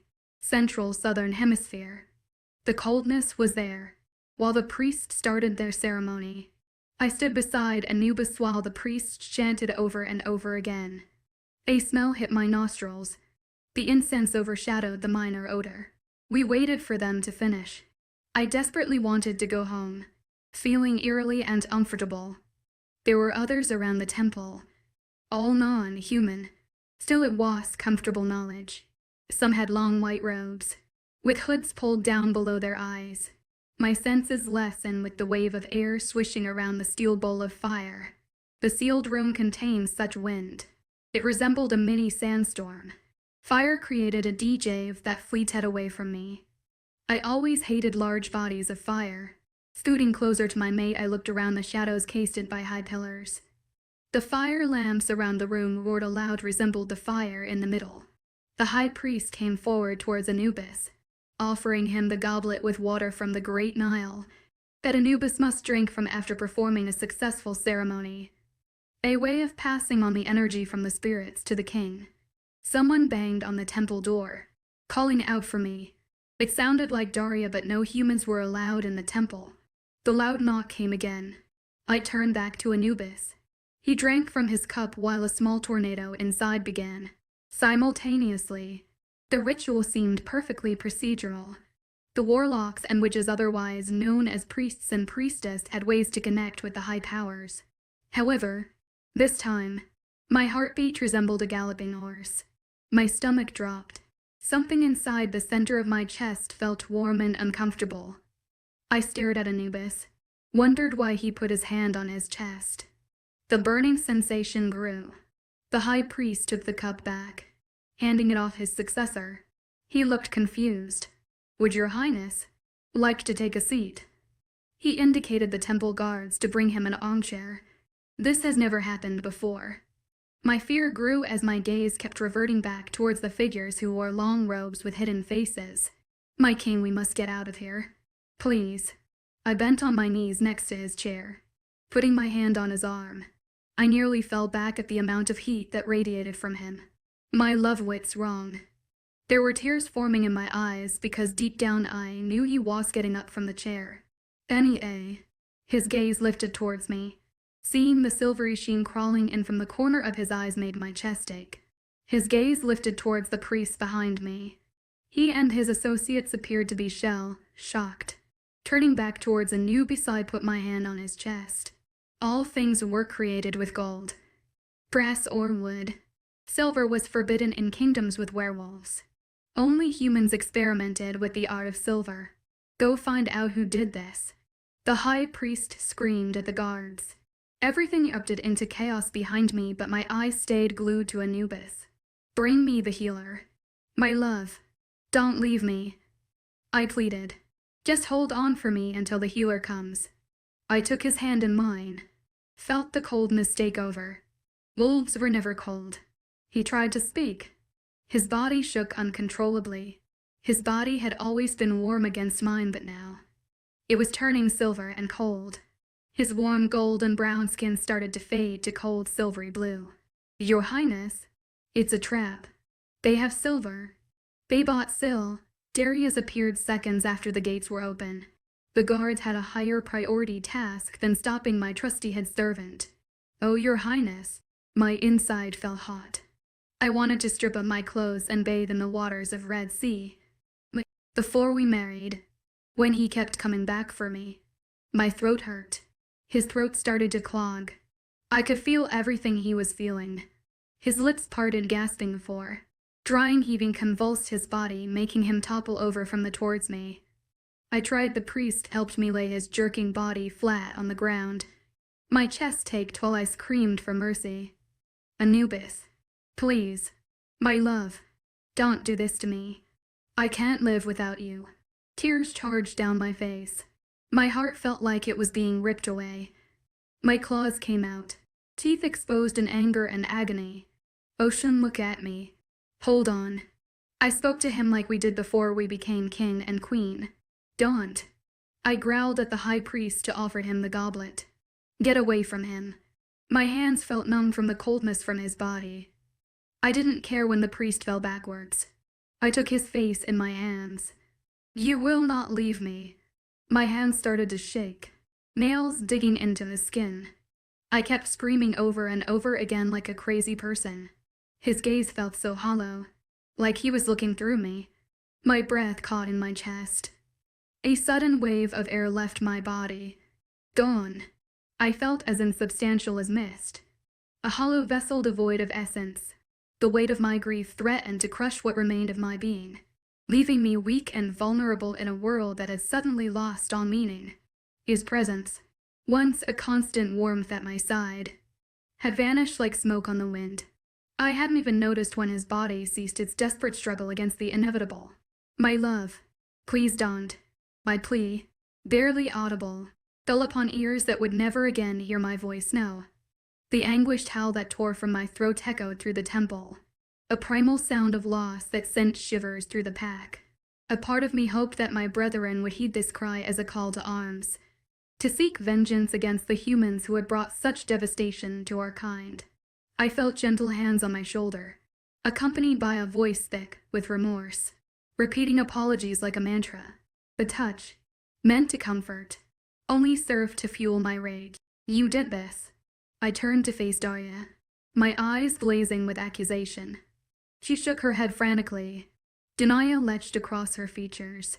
You all did this. I screamed, my voice rive with pain and fury. Daria recoiled, her face a mask of shock and sorrow. No, I had no idea until the other servants started talking about humans smuggling in weapons. I came here as soon I heard. I'm sorry. Her words dissolved into sobs. I'm sorry. Despite my anger, I knew she spoke the truth. The realization was a bitter pill to swallow. Not all humans were evil, but their actions had still led to this moment of irreversible loss. Something within me shattered, the pieces scattering like shards of glass. I turned back to my mate, my gaze drawn inexorably to his face. His eyes, once filled with warmth and love, now stared sightlessly at the ceiling. The ache in my chest intensified, my throat constricting as if I were being strangled by my own grief. With trembling hands, I reached out to close his eyes, unable to bear the emptiness of his gaze any longer. Why, the question escaped me in a broken whisper, my face wet with an endless stream of tears. I leaned back, my body racked with sobs that threatened to tear me apart. Why? I screamed to the heavens, challenging any deity that might be listening to justify this cruelty. In a desperate attempt to externalize my internal agony, I began to claw at my chest, my nails raking across my skin. The physical pain was a mere shadow of the torment in my soul, spurring me to dig deeper, as if I could somehow excise the grief that had taken root in my heart. Your Highness, please stop. You're hurting yourself. Daria's voice cut through my haze of anguish as she tried to pull my hands away from myself, inflicted wounds. Her intervention only fueled my determination to feel something. Anything other than this all-consuming sorrow. I bent forward, pressing my forehead against his chest, inhaling deeply to capture his scent one last time. The familiar smell, now tinged with the metallic tang of blood, would forever be etched in my memory. My love is all yours, I whispered, a final vow to the mate I had lost, the other half of my soul now torn away, leaving me adrift in a world that would never again feel whole. His non-response stirred the last thread of sanity. Bringing both of my hands to my chest, I ripped and clawed as much as I could. The pain in my heart overshadowed my physical one. My body worked hard to repair itself, but I didn't give it time. Howling for the last time, with the ocean's cold body in view, I clawed my way through when I reached my heart. I ripped it out of my chest. The blackness came over me again, like I was floating away. I could see what was going on beneath me, yet I was floating. The colors in the room dimmed, All I could see was Daria sobbing desperately, calling to the gods, demanding that it was a mistake. My head rested on her lap, heart and blood spilling out of my chest, other arm touching Ocean's gray body. She was a good one. I prayed to the spirits that they kept her safe. The priests were in high alert while panic mode set in. No one knew who killed us. There he was, in the shadows of a dark temple. I remembered him from somewhere. He was standing very far away, blocked by the wall of fire directly in my view. The guy in the temple looked up, like he was looking straight at me, whereas everyone else tried to tend to our dead bodies in grief. The darkness started to sweep over, blocking my view of the temple and ritual ground. My love. Someone called my name. It was hard for me to turn around towards the voice in this floating stance. I twisted my upper body while flailing my legs around, but Cal didn't reach any ground. A familiar hand touched my shoulder. He turned me around and tucked me under his chin. I could only see Ocean's face with the last light coming from below. I felt whole again, like I belonged. Nothing made sense. We were neither with the gods nor with the demons. We were in a floating limbo. We were in darkness. 24 Tiscan P. OV. 1st century. Tiscan ancient civilization, Northern Hemisphere. Your Highness, Aiden has escaped. I don't know how. He was supposed to. I don't know how it happened. The fire didn't work on him. My trusted friend Aria exclaimed in panic. Then he must have had at least one parent who was blessed by the fire spirit. I tried my hardest to remain calm, not allowing the fear to show through. Yes, but we did not know that a hybrid of such powers existed. We aren't even sure of the powers of the ones that are dead. She followed me through the long hallways towards my personal study chamber. We did what the spirits wanted us. They tortured and murdered more than one people. Just for fun. I know what we did was inhumane, but it necessary. We couldn't was let them hurt more people, Elaria. I tried to even though guilt kept its tight grip on my throat. They might have been monsters and deserved what was done to them, but I wasn't anything like them. I couldn't commit murder and sleep soundlessly. I understand, Your Highness, but what shall we do now? Her high-pitched voice scratched my eardrums. Elaria was one of the most powerful witch that the world had ever seen. Chestnut brown curls ended near her waist with bright green eyes that resembled the earth spirit Sora. She was the leader of her coven and my right-hand woman. We must find a way to capture him before he regains his full power, or the world would be in chaos. The guard at my chamber door was a jaguar. His broad shoulders and height only added to his ferociousness. I'd agree, but how? I might be a witch and we have the spirit's blessing, but are also powerful because they have both powers and we only have one. It strained us. She was correct. They were all recuperating. What about the bodies? The others were all burnt. Like you ordered. I ordered the witches to cast a tracking spell on a special item that each hybrid wore or carried daily. Something they couldn't live without. We didn't dare cast a spell on them. Couldn't have them become suspicious. When they were torturing humans, they were at their most vulnerable. They didn't care about who was around them or what was going on. They found pleasure in inflicting pain. That's when they were ambushed and poisoned with serpent venom. It couldn't kill them but paralyzed them for long enough to be brought into the woods. Then, as the spirits had asked, we put their limp bodies over stacks of dry wood and lit them on fire. 12 bodies burnt that night as the humans celebrated their freedom. They were also a part of my kingdom and I had the exact same responsibilities towards them as I did for my own kind. I had to protect them. We had to protect them. Ocean and I. The King of Tiscan and Great North. Sighing. I shuffled through the scrolls and scribes to find out any information about this hybrid called Hayden. Was he a phoenix? They could create fire, hence they didn't burn. Or a dragon rider. They were immune to fire. They could understand the language of a dragon. Protect them. Keep them from harm's way. They were the protectors of dragons. No. He burned, but everyone was so busy digging mass graves and the witches were trying to cloak them. We didn't notice when he managed to disappear. How I exclaimed. I don't know. She grabbed my hand. Maya, in telling you, I swear to all the spirits and all the goddess, I don't know how it happened or how he disappeared like that. She was frightened. Her unwashed tears glistened under the heavy candle-lit chandelier. Air spurt. He must be a fae, the vanishing gift. To be able to blend in where there is a highly powerful gift. Only our Shay could do that. I concluded. She was the last pure blood of her kind, even though there were countless of pure-blooded fays left. Their abilities varied depending on their family line and wings. Our Shay, however, didn't have wings. She was gifted with the ability to vanish into thin air, whereas everyone else had wings. She disappeared a long time ago, and no one had seen or heard from her. We initially thought she left northern and migrated to southern northwestern like many others were doing, expanding and discovering new lands. Finally, my hand landed on the scroll that had the word Hellhound written over the closed flap.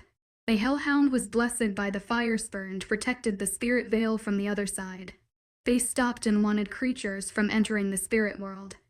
Only a Hellhound was allowed to cross over undetected. They were immune to fire, but Hayden was a hybrid. Meaning, he was definitely burned. However, he was able to regain his senses and use his mother's technique to disappear.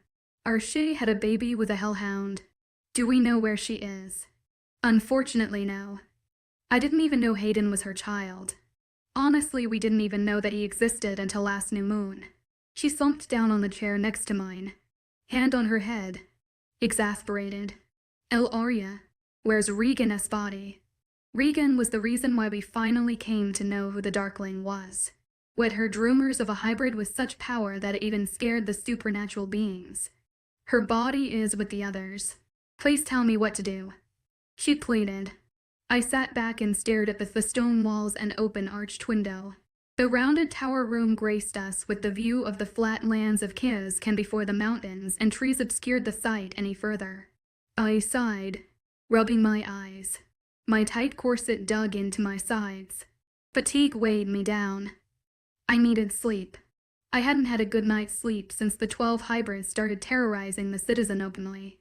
They committed crimes before, but they de-hide before emerging again. But recently, that wasn't. Since Hayden made his appearance. Kizkan wasn't the same safe space pace anymore.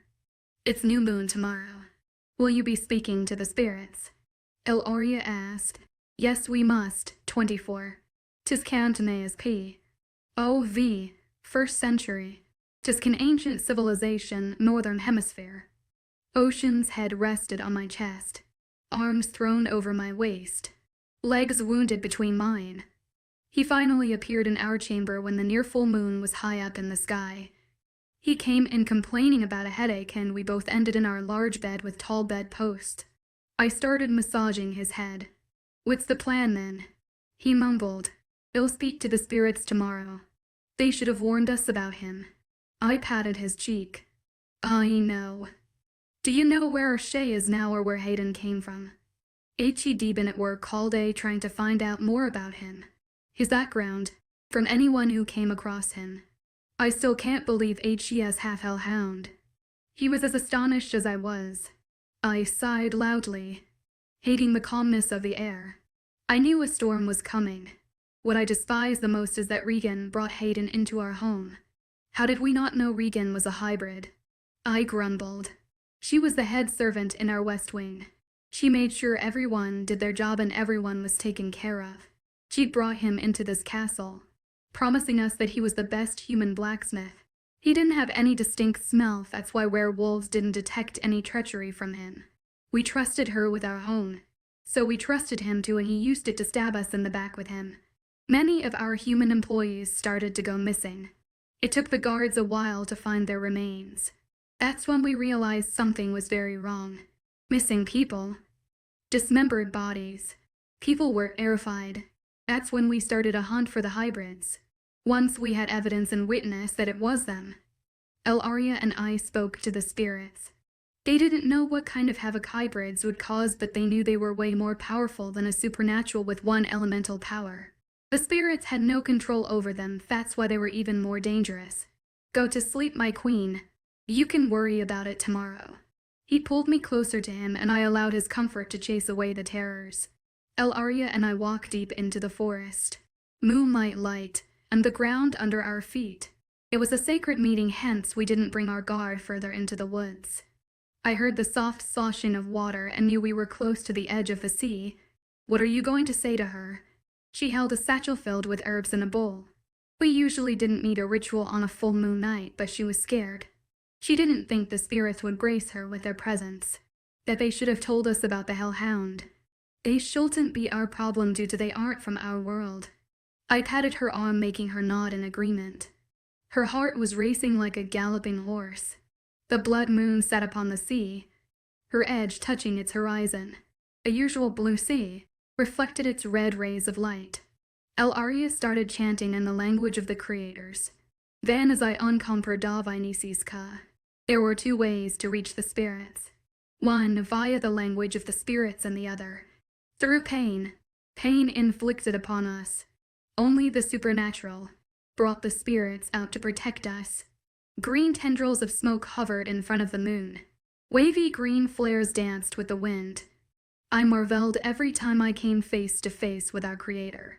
Witches and werewolves were blessed by the earth spirit, hence our connection was always stronger. Races bounded by our Creator. Fays connected with our spirit, and mermaids with water.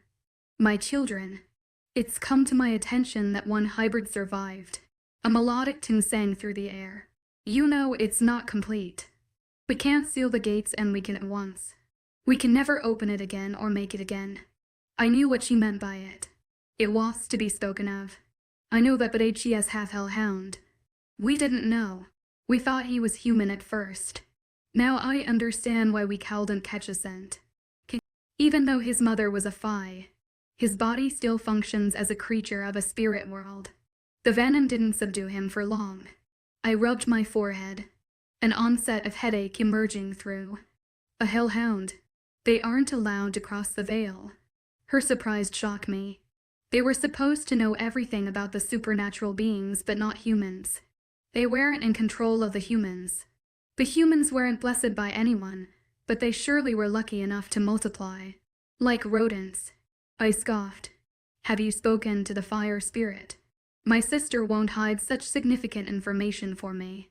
She seemed offended, but I didn't care at that moment. We apologize, but how do we stop him now? We can't even find him. Aria stuttered. One thing I hated. How can a hellhound hide from the spirits? I wondered out loud. We do not have tracks of hellhounds when they walk the earth, because they aren't supposed to walk the earth. I didn't know why we didn't notice when he was gone. The Great Spirit herself seemed perplexed. Maybe because the veil was thin when he crossed over. We know it was our Shay who's the mother of this hybrid. She's blessed by the air spirit. Do you know where she is? I asked.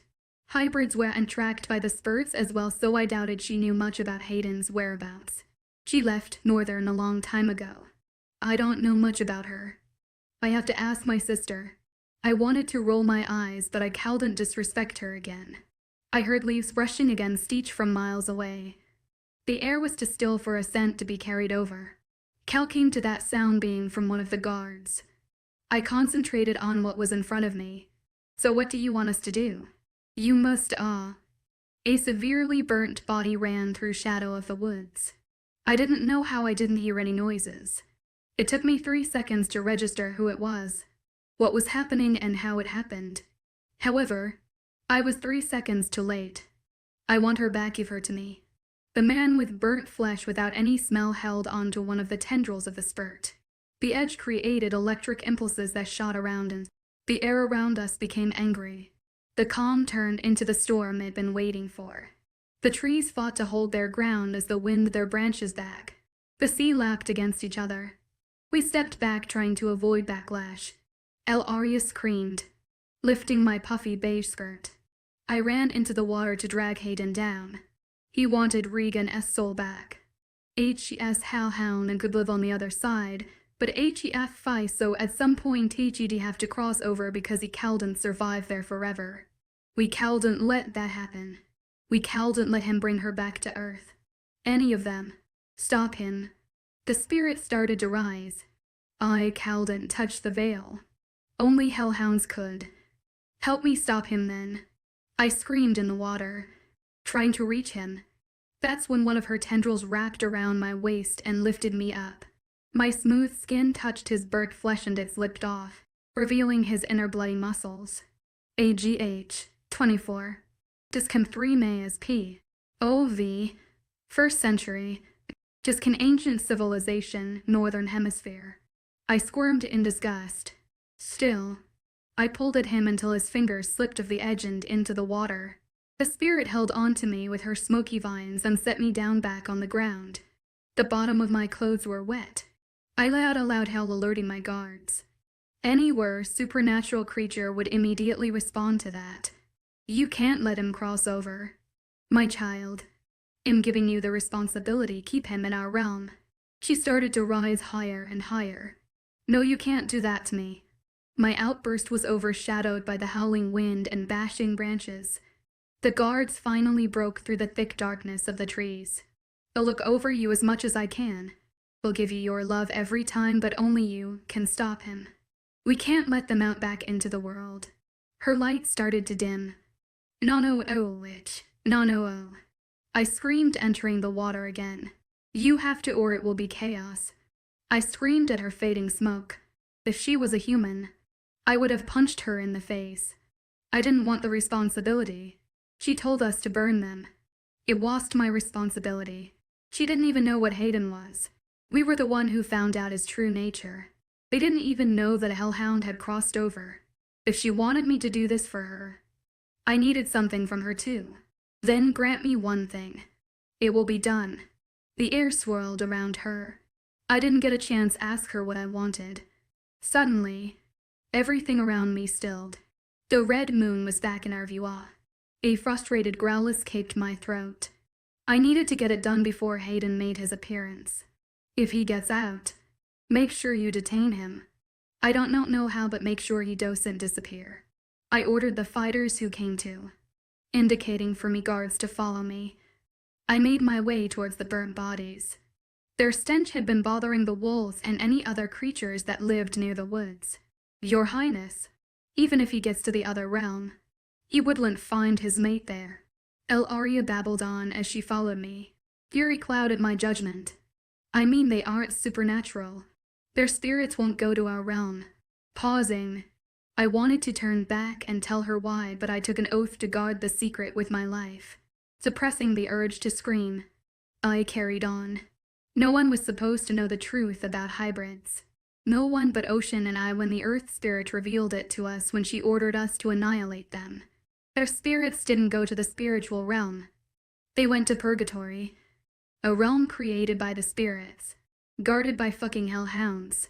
We weren't told much about the hellhounds, just that they were made by fire spirits to endure the hellish environment of the purgatory. However, the spirits scowled and sealed the gates forever until all 12 of them were inside. If the plan succeeded, they would have been sealed forever, to suffer in their own misery. The spirits scowled and make the mistake of opening the realm again and again, just in case one sneaked through. The spirits scowled and feel their presence, so they needed all of them at once, to lock them away forever. Everyone thought the hybrids died, just like humans, but it was so much more worse.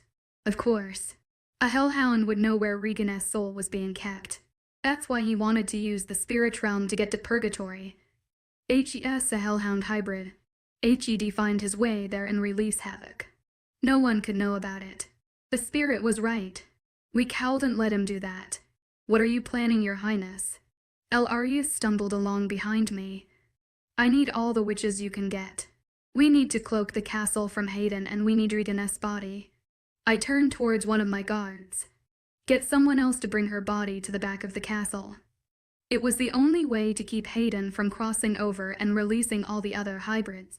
I became airborne, and I didn't understand why. Usually my soul became airborne once it'd seen my death. My mind worked twice as fast, trying to comprehend how I was floating in thin air and watching myself carry out the plan.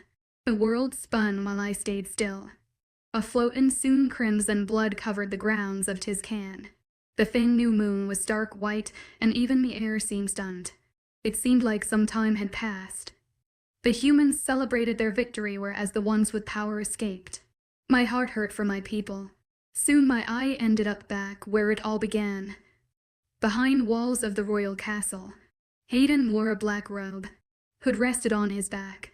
His face looked nearly melted. Disgusting loose black flesh hung off his jaw. One of his eye was stark white while the other one was pure red. I didn't know how hounds could change their red eyes when walking the earth. He called and get into the castle because of the tailmisnums, and he called and see the grave tomb that was right behind him. The walls inside were marred with blood of all the witches that I ordered to hide away until they regained their strength. I didn't know that the humans that I protected would turn on us so violently. Hayden called and get, and so he manipulated the humans to turn on us. I didn't know how, but I knew he was behind their uprise. He was behind our downfall. I physically saw the souls of those witches banging on the walls, screaming to get out, but the bright flare of talisman kept them in. I floated towards the room ocean, and I resided into fine silver pouring out of my mouth and oceans. Blood gushed out of our wounds. Uncountable arrows stuck out from every pore of our bodies. That was the same with any creatures. They called and fight us hand to hand and win, so they created weapons that fired from far away to weaken us. Finally, I was myself. I was Nea, the queen of Tiskin, nor was I a muse or the teenage girl who was desperately in love with Ocean. I had to go back. I had to warn them. Even if I never got my wolf back, I had to tell Ocean how to stop all of this, and I knew exactly how. I screamed for the spirits. 25 present reminder from present life. Ocean and Nea are mates. She moves from her pack days. They are both alphas. Ocean acts cold and distant. Later, human hunters attacks Nea. Ocean and Nea argue, and she leaves. She gets attacked by the Darkling, a creature that's half hellhound and half fire. He takes May as wolf, and she gets hospitalist. Ocean feels guilty and tells Nea about reincarnation, and they try to bond. After a couple of weeks, Nea falls into a coma. Just a refresher. Aaron Draco's Beta, Ocean's best friend. Macy Draco's Aaron's Nea's best friend. Aunt Livia Draco's Aaron's mother. Uncle Steve Draco's Aaron's father, former Beta, Ocean's father's Beta A, the pack doctor. Samu Lady, a son, saved Ocean when Ocean's parents died. Line is previous Lev's best friend, now they are older. Josh, sniper of the pack. Ise Akato Nea's mother, and Rukato Nea, a father back to present. Ocean's P. OV. Dark Wood. 21st century. It had been a whole week since my mate was pronounced dead. It had been a whole week since I recused from my alpha position. It had been a whole week since an all-around curfew was established. 2 weeks since I gave up living. Unruly beard marred my face, and uncut hair that reached my jawline. Aunt Livia had been keeping me alive by practically forcing food down my throat. Stephen and Aaron were in charge of the pack, and Ryan had ordered crates of canned food for the whole pack that would last for months. No one was allowed out. My head turned towards Nea. Her body was plugged up to a breathing ventilator. A head cat monitoring her brain activity. The lines working overtime to keep up whatever was going through her head. I was hospitalist again after my team found me passed out on the ground. I was empty. The void inside me was eating me alive, and I wanted to be with her. I wanted to die with her. Like I have 4 centuries, but when they told me that her MRI scan shows significant activity, but her body wasn't responding to any stimulants. ADA provided me with a medical bed in her room. I couldn't leave her side. The pack was getting restless, and they wanted to know what happened and why. The elite team and the only immediate family knew the true reason. I had a splitting headache from the lack of connection with my mate. You need to sleep, Ocean. I felt Adi's comforting hand on the back of my head. I've been sitting on this chair for days. Come on. It'll give you some anesthetic to help you sleep. You need to be strong when she wakes up. What if she never wakes up? My voice was sore and hollower than usual. I was weak and unstable. Look at her brain activity. It's too high for her to be dead. She's only paralyzed. Hold on the hope, young Alpha. Her nickname for me stabbed a sword through my heart. It was Samuel's nickname for me when I was a teenager. The brave son who gave his life to save mine. I'm sorry. I planted my head in my palms. Elbows rested on my knees. For what? For getting Samuel killed. I don't think I've ever heard you say those words. I heard her voice soften. He didn't protect the future Alpha. He protected his little brother. My throat constricted with tears. You did him proud by growing up to be the man you've become. I wanted to argue with her about the statement because I was proud of who I had become. I tugged at my long hair, wishing it was Naya. Our first kiss flashed through my mind. She was fighting for dominance, just like a true alpha. Come on, get to bed. They'll hook you up to some saline solution while you sleep. If the bed was next to her, I would have declined, but she was still in arm's length, so I complied. It helped me forget. It helped me escape reality. She inserted the appropriate needles to my arm, and I wondered what happened to the memories from my past lives. Since Naya collapsed, the world seemed to have stilled around me. We've lifted the curfew, Alpha. People were getting restless and we haven't had any attacks for 2 weeks. We can keep their movements limited, but other than that we are all good. Aaron stood with his hand behind his back. Josh was behind him, stoic with a rifle in his hand. The boy grew up overnight. Stephen informed me that he doesn't mess around anymore, even talks. For the matter of fact, I was still hooked up to the saline machine.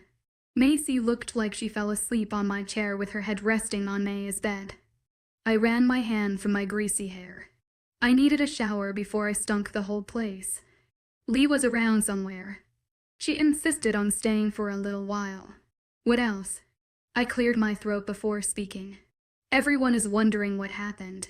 Aaron averted his eyes towards his mate and my longing for mine grew. No one would believe it, so tell them. My mate was attacked and she might die soon. I had no emotions left. Aaron looked haggard, but not as bad as me. He blinked a couple of times, thinking something over. Give us some privacy. He moved his head slightly towards Joshua, and surprisingly, he complied without a word. HES learning. Naya would have been proud. Aaron rubbed his forehead before hastily sitting down at the corner of my bed. Just spit it out. I commanded him. Irritated. He opened his mouth trying to voice his concerns, but instead he patted me on the shoulder and whispered dim sorry before leaving. I just wanted some peace. Alpha, can I speak to you? It will only take a minute. Josh poked his head in. Finally set his eyes down on Naya. His face dropped, lowering his eyes. He moved around her bed towards me. I didn't care for much company, but he was still a member of my pack. Alpha. I hadn't spoken to him since he was in one of these beds himself. I'm sorry I couldn't protect her. His voice was firm and eyes remained focused. Unlike before, it's not your fault. If I knew why, I never would have brought the Tahoe. I need you to know it had nothing to do with disrespecting you. He spoke as fast as he could, trying to finish his apology. I forgave him already because I was to blame, not him. I also should have told him about the Darkling, about my past lives like the whole elite team. I undermined him and I shouldn't have. It was your fault. So stop blaming yourself and be the best version of yourself you can be. That's what she'd want. I pointed at Naya. He stared in misery. Well, all right. I don't know. I answered honestly, wishing the headache would leave, even for just a second. He sighed before leaving swiftly. Suddenly, Naya's heart monitor started making an absurd noise, setting everyone in a frenzy. I pulled out the needle from my arm before jumping off the bed to see what was wrong with her. Her body started convulsing and Macy ran out to get ADA, who was already at the door. What's happening? I screamed, terrified that this was it. Her brain waves were showing significant amount activity. A couple of nurses came running trying to push me out of the way, but I couldn't let cold hand. Her vitals are elevating. 80 as convoys cut through the chaos. She had a needle ready to stick into her arm when Naya's seizing started to decrease. Her brain waves returned to normal and heart rate too. She's breathing on her own. ADA was as surprised as I was. I was elated and couldn't comprehend anything ADA was saying. What does that mean? I felt faint. It means she's not comatose and has every chance of recovering. Everyone in the room stood shocked. I guess everyone lost their hope, and somewhere along the line so did I. My chest constricted and I sagged next to her bed in relief. My knees gave out. Head limped against the mattress. I heard footsteps before the door burst open. Is she awake? I heard Shess awake. Her mother's voice scraped could have been heard from miles away. So much for keeping things on the down low. I stood and faced her father's hatred. I welcomed it. A feeling I could accept considering I felt the same way about myself. I let their daughter believe that I didn't want her when I never came for her. I didn't warn her about the dangers outside of these walls. Just breathing on her own now. Ada walked around to check the monitors. She patted my arm in the process. Livia held on to Issei, preventing her from collapsing, whereas her dad was accompanied by Lion and not Stephen. He had work to do, packed to care of, so she will wake up. Her father's hopeful voice was not of an alpha. I see no reason for her not to. 25.5 awake. Oceans P. OV present. The Katos and the Dracos were pacing in the waiting area. Just down the hall. Memories of my parents flooded me. At first it was before they died. Their smiling faces. A funny alpha who loved to show unlimited affection towards my mother. It used to gross me out when I was a child. Every alpha I met was stoic and downright arrogant, whereas my dad played the game. Acted like he was fit into the criteria of an alpha, but he was far from it. Andrew Kaito was one of them, but he loved his daughter. When my memories switched to them lying them in their blood with many others near the front of the woods where the gates were now. Vacant eyes. Limp bodies. Their last cries that tore through the pack link. Suddenly, Naya move. Her ventilator was taken out and she was free majority of her wires. She groaned and I felt like I could breathe again. Naya. The door burst open and her parents rushed in, bombarding her with questions. Honey, it's me. I'm here, sweetheart. I'm sorry I'm late. Oh, I cried, stroking her head. I turned them out, concentrating her my mate. Since the ventilators had been taken out, some color had returned to her and skin. Her eyes started to flutter open, lips opening and closing. She was alive. Her arm moved and I took her hand in mine. I blinked a couple, not believing my eyes when her slender hand wrapped around mine. I wondered if she knew that it was me. Slowly, her eyes opened and they landed me. We're going to transfer you to Royal Blue Gates now that you're awake. Get you the right treatment. Her mother was coddling her and a part of me agreed with her, but the other part, the one that had fallen in love with her, refused. She didn't let go of my hand at all and I was glad. Shess not even awake yet. Just wait, Auntie say. Macy was near the door. Ada didn't allow anyone else to come in. Lee was there in the background, looking nervous for Naya. Bites. A very soft, raspy whisper hushed everyone. Hearing Naya's voice after so long soothed my soul. Ada immediately turned down the lights. Water. I say hurried to provide it for her. She was groggy and lucid but held on to my hand tightly. Before she became sick. We had a difficult relationship and the hardest thing was I felt the lack of love she had towards. Unlike the amount of affection I had towards her. I just knew how to hide it well. She finally opened her eyes and pulled my hand closer. Startled, she looked around trying to comprehend what was going on. A cruel thought flicked my stomach. What if she doesn't remember anything? Ah, she groaned. I didn't know what to do or say while she roamed her eyes over every in and out of the room. Then, after deep thought, she breathed out. What's going on? You got sick, sweetheart. You're here now.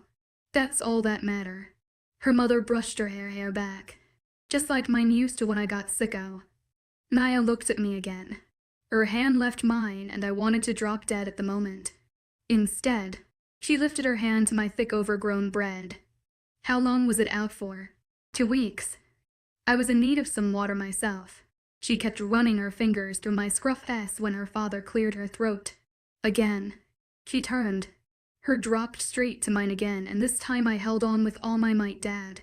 Mom, you don't look so good. She tried to smile. Oh, honey. Her mother broke down before hugging her. I'm going to give my friend a call. Get the plane ready. You're going to a proper hospital.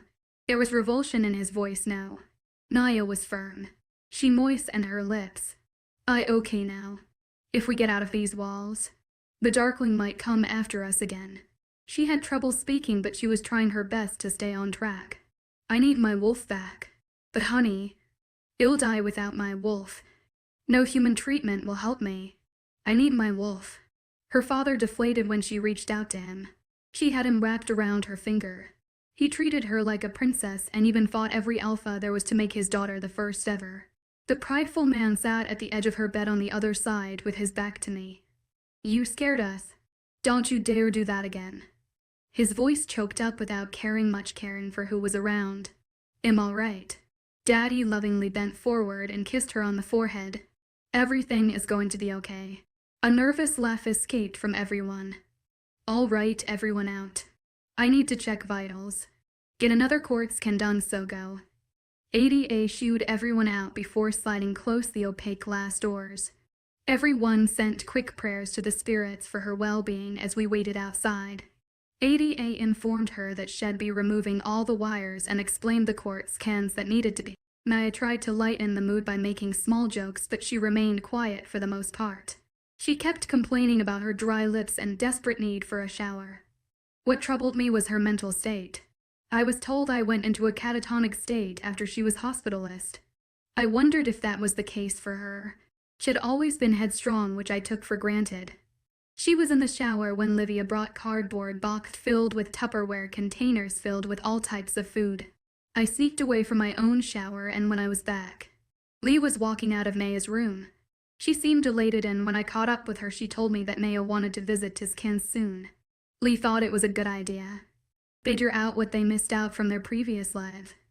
I thought it was a ridiculous idea. Maya had just woken, she was already walking around, demanding for things like she didn't nearly die. When I walked into her room without knocking, she was standing around, speaking to Macy like to old friends. The sight of her walking, talking and smiling drained all my doubts disappeared. She beamed. Her wet wavy hair reached her gray sweatpants that had darker damp spots from the tips of her beautiful hair. She had a simple black shirt on, just like I did with gray shorts. Come in. I ran a hand through my wet hair, making sure they remained behind my ears. 25.5 awake to. Oceans P. OV present. It'll give you some time together. The food's still here. Every onus gone home, even though your mom didn't want to. Livia managed to drag her home for some rest. Macy hugged my mate before bouncing her way out of the room. Closing the door behind me, I made my way to her. Slowly, prayed that she didn't disinter. She came to me, tentatively, her hands by her side. I like the new look. Her hand reached for my scruffy beard. She leaned into me of her own accord. She was much skinnier than before, and I missed her softness. Granted, we were never physically that close, but in our other lives, we were inseparable. Also the hair. She ran her long nails through them, brushing them behind. You look handsome. She was flirting with me, and I didn't know what the fuck to say. She left me tongue-tied. Like always. You need to sit down. I've been laying down for months. I need to stand. She interrupted me, wounding her arms around my waist before she rested her chin on my chest and looked up with those gray eyes. She looked gaunt, but she was still the most beautiful girl I'd ever seen. I stroked her head adoringly. I'm so happy you're awake. It felt like a dream. She was holding me, speaking to me, seemed more upbeat than a recovering comatose patient. No matter what. I took what I got from her. I wasted too many days running from her. No more. I loved it when she bunched her hands into fists while holding my t-shirt, like she was desperate for me. Are you sure you're all right? Yes, but... She shook her head from side to side. Before I could open my mouth so saying, she put her finger over my lips. I'm fine. I took her into my arms, tucked her under my chin, finally savoring the feel of her body. I promise it'll be better this time. I couldn't lose her. I'll tell you whatever you need to know. Just don't leave this time. I guided her towards her bed and sat down, making sure her bed was elevated in the right angle for her to lean comfortably. Using the adjustable table stand, I laid out all the boxes for her. Her appetite matched mine, and I had to smile at her eagerness. So you knew about me and had me followed. Tell me more about that. I paused, letting her smirk sink in. Before she went under, she acted as if she didn't care about it. Yes, she was angry at first but didn't ask about it later. It took a while. I didn't know where you were, but once I found you. I thought about bringing you here. Then I thought about how my parents were killed. I couldn't have that happen to you, so I kept an eye on you from far away. Is that how you got your scar? She leaned over, glided her fingertips across my throat. 80 as son Samuel took the bullet for me. Her eyes widened. Sigh adverted towards the door. How her sadness for me touched my heart. When I saw their body, I lost it.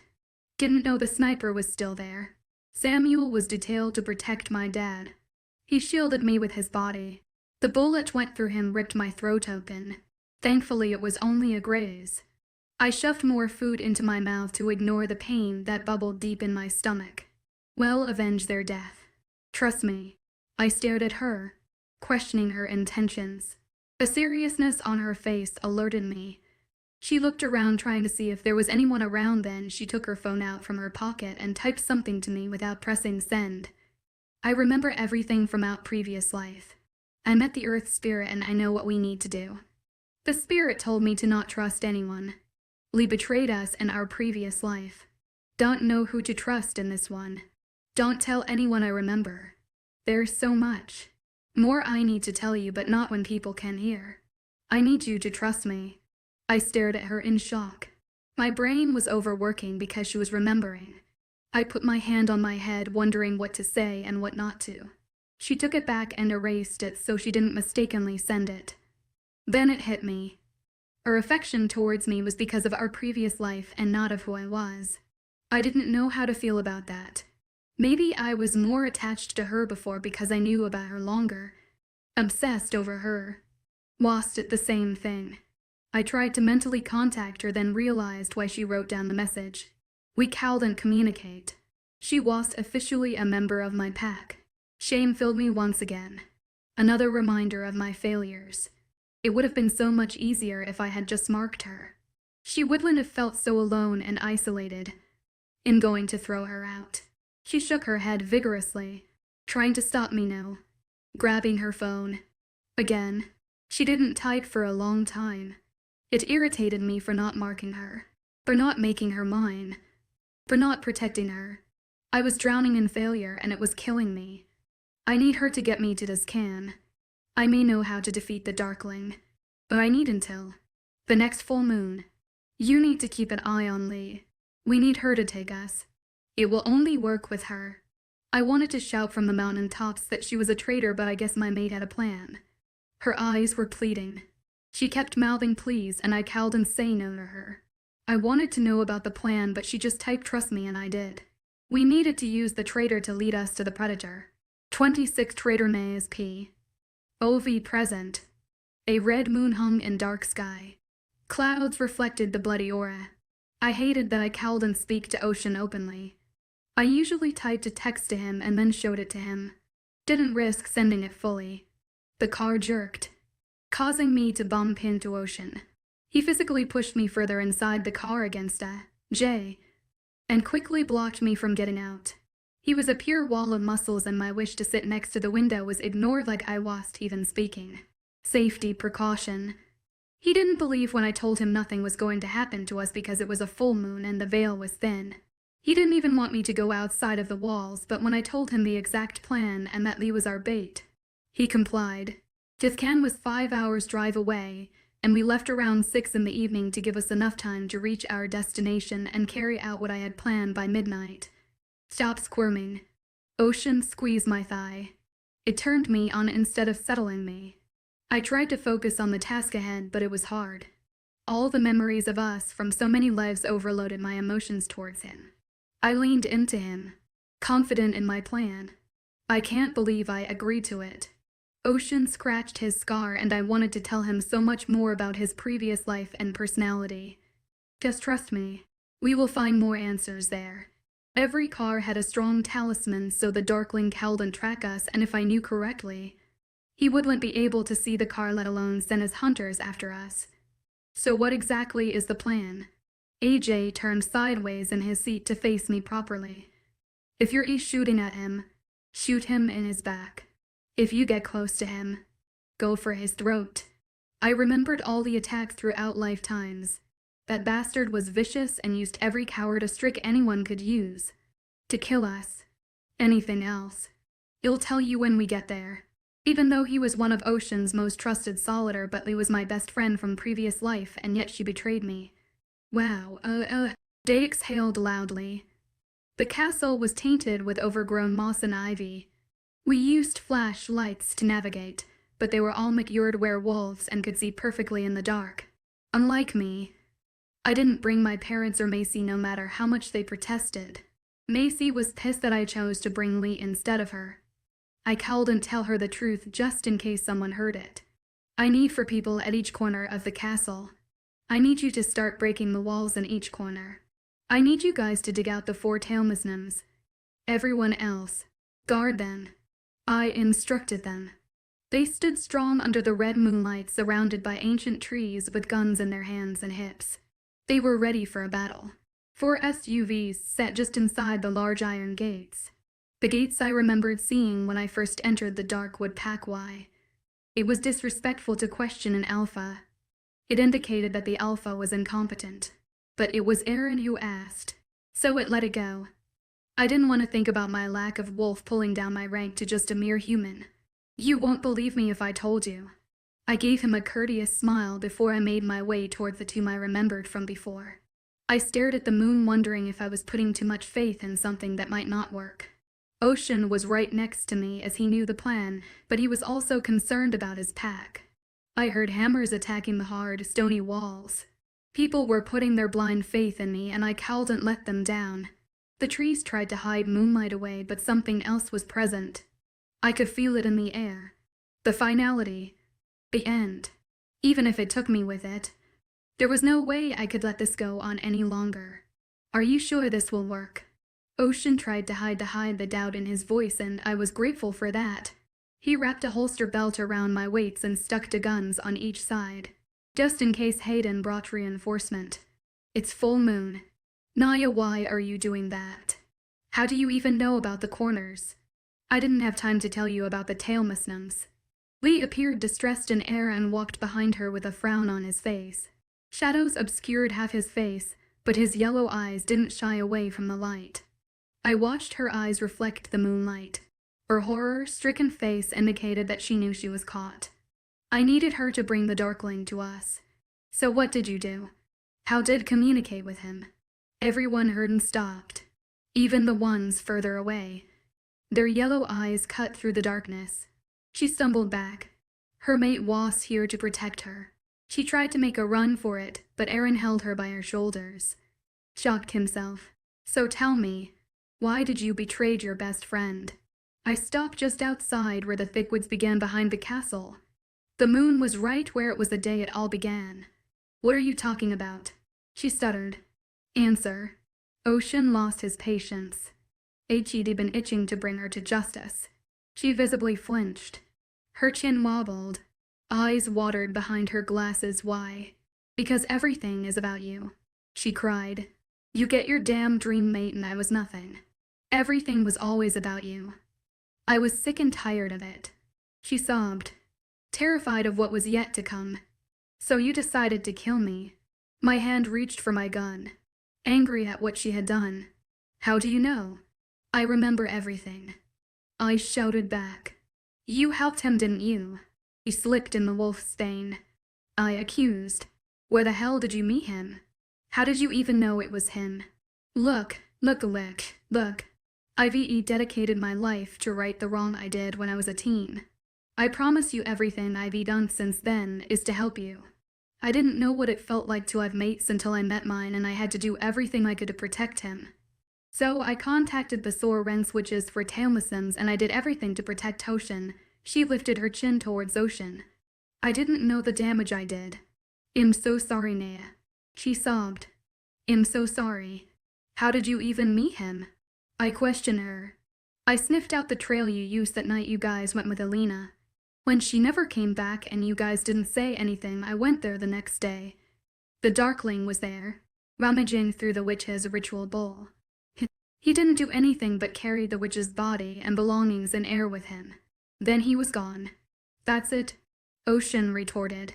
He found me again on my way here. You guys didn't even notice I was gone.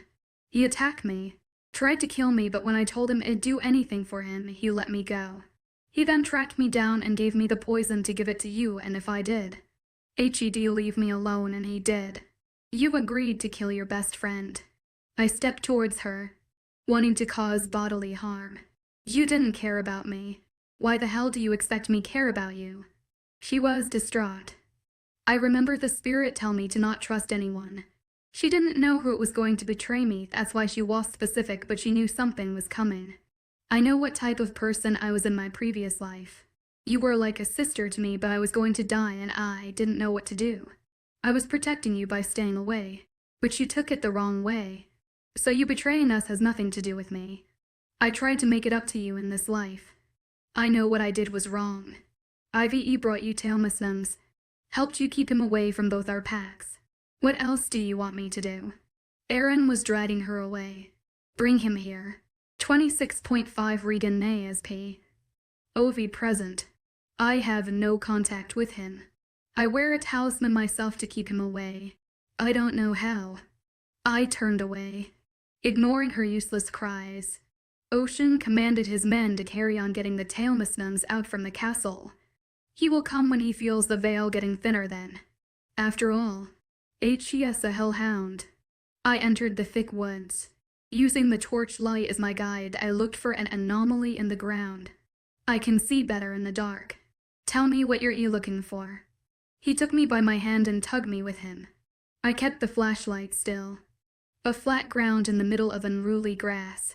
We walked parallel to the castle instead of following the narrow path that was once clear of overgrown shrubbery. Flat ground.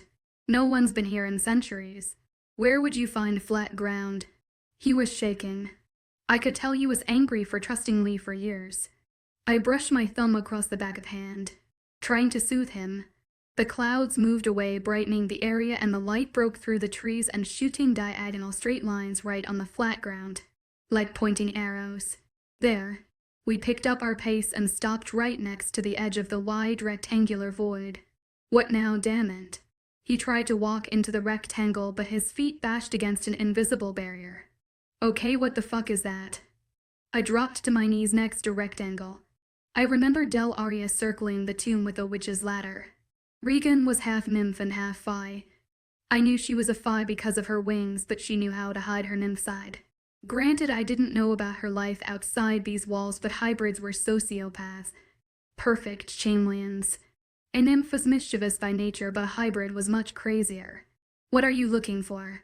He started doing the same, and with claws he managed to dig in faster pace than mine. A witch's ladder. Its charmed braided cord with a lot feathers. Bones and charms. He wouldn't know what charms were in witch's term because he was there. They are herbs, from mistletoe to valerian, but they probably look like right wigs now. What's the reason for it? Each knot was created with a spell by 10 powerful witches. El Aria? She was the leader of the coven and his can. Told me that this spell keeps the supernatural body intact. I had a lot of explaining to do after we got out of this predicament. Considering Plana with Lee didn't work. I need one where the spirits were forced to thin the veil so Hayden could find us. Whose soul? Just when I was about to answer him, an eerie form of green light shone from near the moon. Everyone was astounded as I was. I didn't know my human form had any command over the spirits. That's when the air around us began to thicken. White foggy mist started to rise from the ground. The damn half-hellhound felt the presence of the spirits, but this time, I had the upper hand. I had what he wanted. I had Regan. Keep digging. This is who he wants. He thinks Regan is dead and that her soul is on the other side. He kills us every life because the spirits takes our soul and keep us in a limbo, and like every other supernatural creature who dies and goes to the other side. The Darkling is half hellhound, therefore he can survive in the limbo and take that route to the purgatory to find Regan's soul. But I made a deal with the spirits to keep her soul separate and when I needed them to release her soul back on Earth. I needed Regan and Hayden to be at their most vulnerable to catch them. Just like before. How we caught the hybrids the first time, at their most weak state, when their guards were down. The night he escaped and tried to enter the spirit world, I made a deal with the earth spirit. I made the witches cast a binding spell on her body, ready when the spirits returned her soul when I asked. This is her burnt body covered in ointment slab to prevent her from decaying. Once we find the rope and break the binding, the soul will return to her body and he will have his regain. The fog was thickening. I needed to get his attention. We're giving him what he wants. He paused. Wait. How's that even possible? Yes, and keep digging and have your claws ready. I slapped my hands together, ridding myself of the damp dirt. I need to distract him now. He stood to, making his way towards me. "It'll do." Suddenly a scream emanated from one of Ocean's men, followed by a thud. The atmosphere grew greener, indicating the veil was thinner and closer. If he killed us before I could get through to him, everything I did would be in vain. Keep digging. I need them to release the tailmusnums and the bound needs to be broken. I walked towards where the thickest white fog, merging with the green smoke. He can't see it. He needs to see it. I need that bond broken.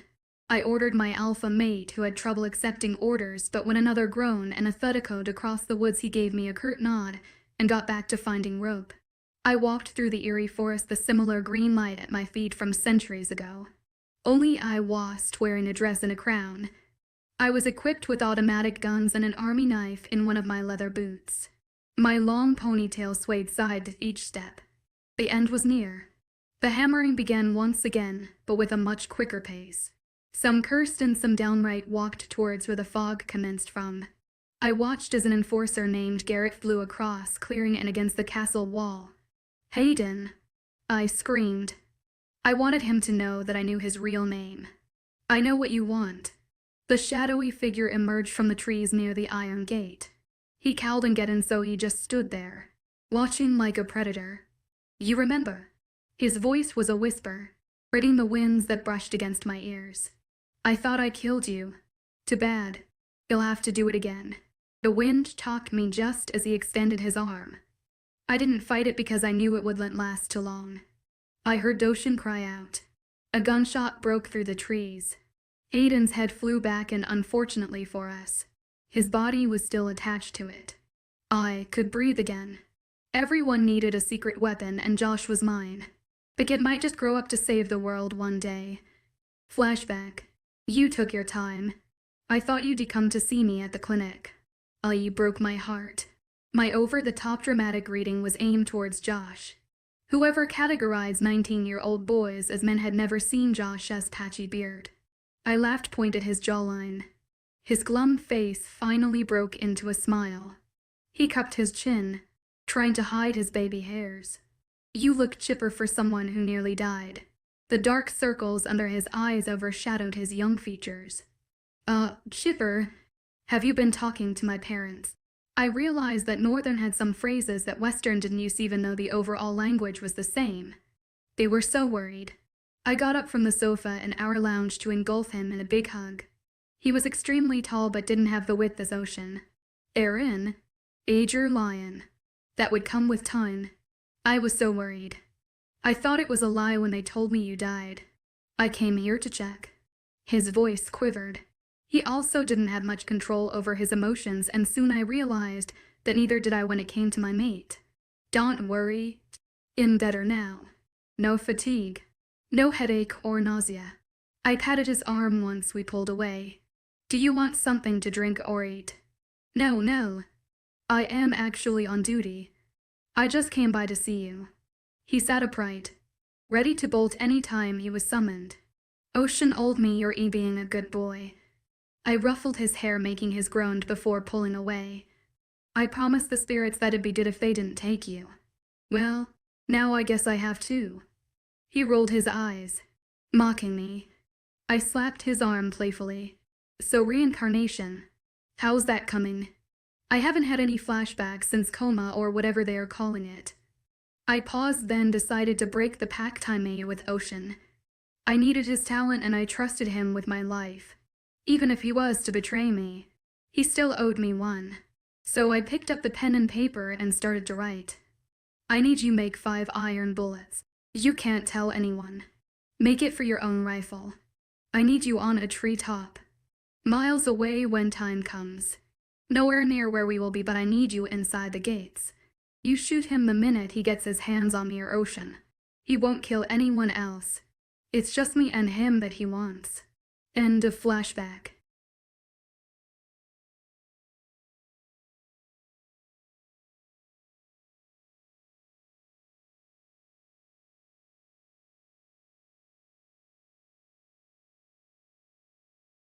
I watched as Regan's body was enveloped by a green light, her soul seemingly being reawakened. I had once thought she was our only hope, but now she had become the target we had to eliminate. I stood there, my heart filled with conflict and struggle. I had trusted her, but now I had to end her life with my own hands. The pain of betrayal was almost too much to bear. I looked into her eyes, and she seemed to hesitate as well. Was she regretting her choices too? 27. Heart may as P. Ovi present. I have Regan, and I'll give her to you if you stop hurting everyone now. I screamed, my voice echoing through the night as I waited for Hayden to rise. My knowledge of supernatural beings told me that iron could typically kill a Fae, much like silver affected werewolves. But Hayden was no ordinary creature. His hellhound half granted him immunity to worldly weapons. The iron would eventually burn out of his system, but his vice eye was still vulnerable. It was his kryptonite, explaining the burn marks he'd seen before. His dual nature allowed the hellhound part to help him survive, while the Fae half suffered. Hayden writhed on the ground, his supernatural fog dissipating. He groaned, turning from side to side, and bullet slowly worked its way out of his forehead. When it finally emerged, it left a gaping hole that refused to heal, a testament to the power of iron against his Fae nature. You're lying, he snarled, his white, beady eyes piercing through the darkness, filled with a mixture of pain and fury. If I was, I retorted, summoning all my bravery, would I be here breaking down the castle and digging up Regan's grave? Finally, Hayden stood, swaying unsteadily on his feet. Come on, Hayden, I taunted. Do you really think it'd come anywhere near you just to die again? I made a deal with the spirits. I continued, my voice steady despite my racing heart. You've been trying to get to the other side all these years, but your beloved is here, right behind that castle. I attempted to move closer, but Ocean, ever cautious, held me back.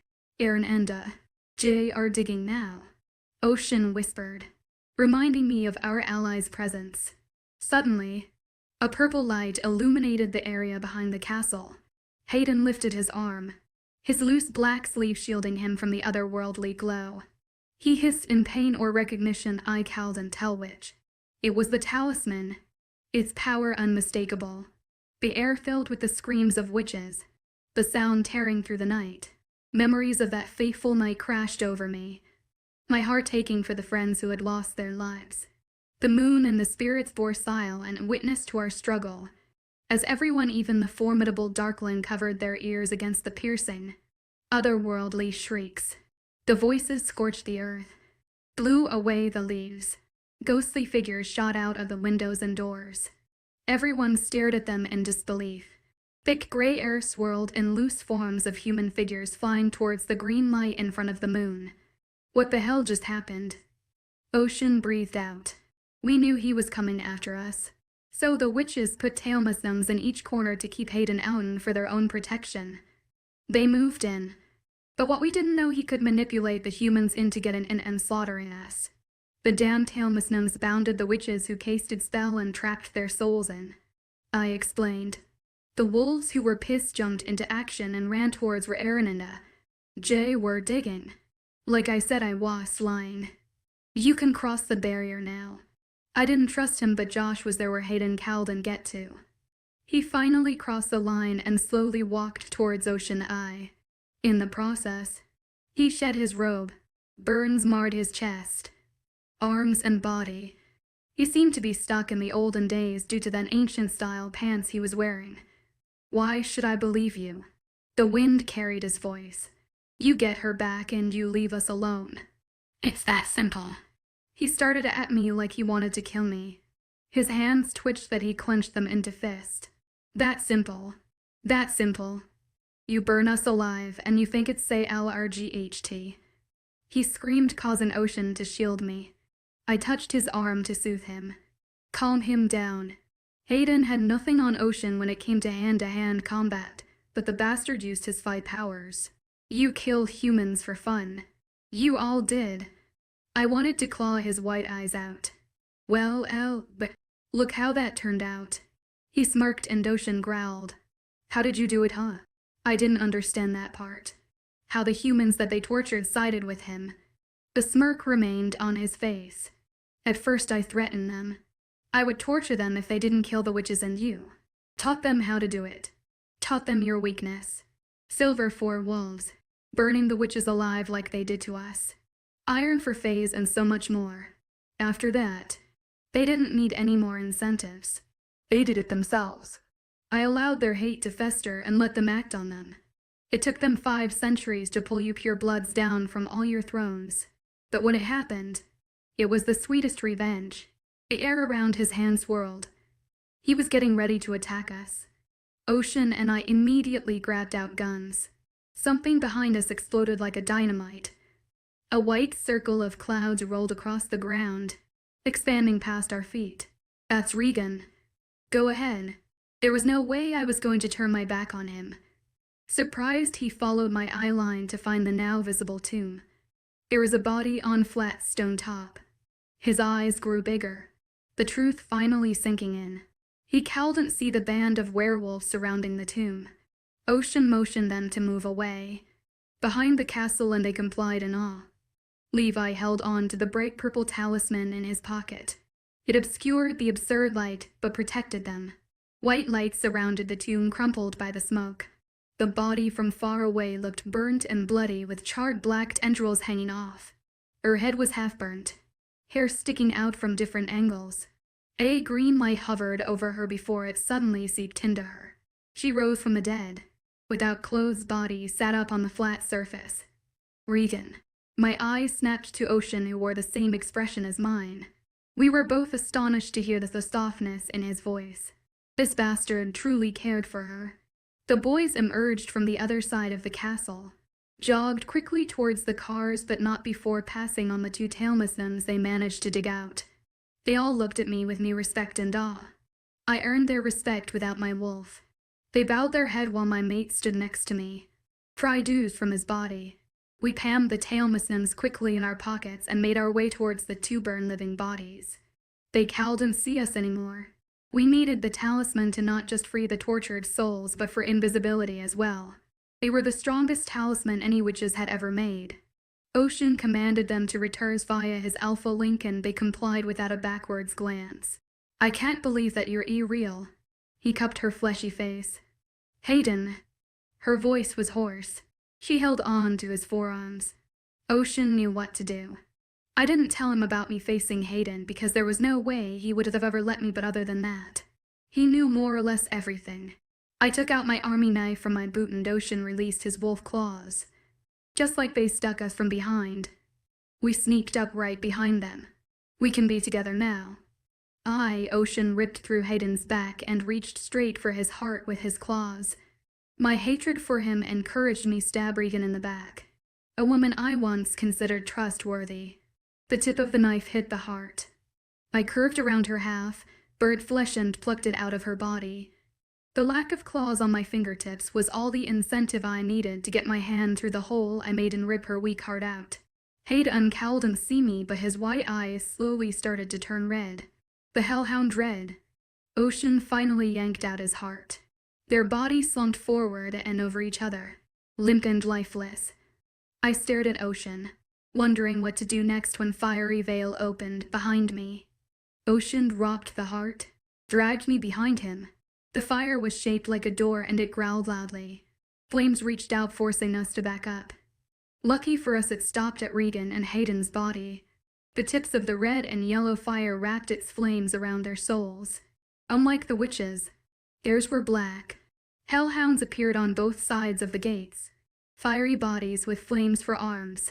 They captured the black souls with their fiery extensions and dragged them into the gates of hell. Hayden and Regan finally saw us. Their anger towards us was unmissable, but they screamed when the hellfire touched them. They weren't going to the other side. Hellhounds resided in purgatory, and that's where they were headed. With a flash, the door disappeared as quickly as it appeared. I held on to Ocean, waited for the next shoe to drop, but we were only greeted with absolute silence. Ocean's skin felt warm against mine, and I felt my body heating up significantly. "That's it?" he asked, but to my dismay, I was feeling lightheaded. The green light around me brightened, and I couldn't keep my eyes open any longer. "Naya, Niall." Abruptly, the green light consumed me, pulling me away from Ocean. Once again, 27.5 resurrection. Ocean's POV present Naya. I screamed. Her limp form frightened me once again. I couldn't lose her. She had fulfilled her destiny and her fate seemed final. "No," I whispered. The green light up above formed a face. Lips, then eyes and a nose. Smokes of hair danced with the still air.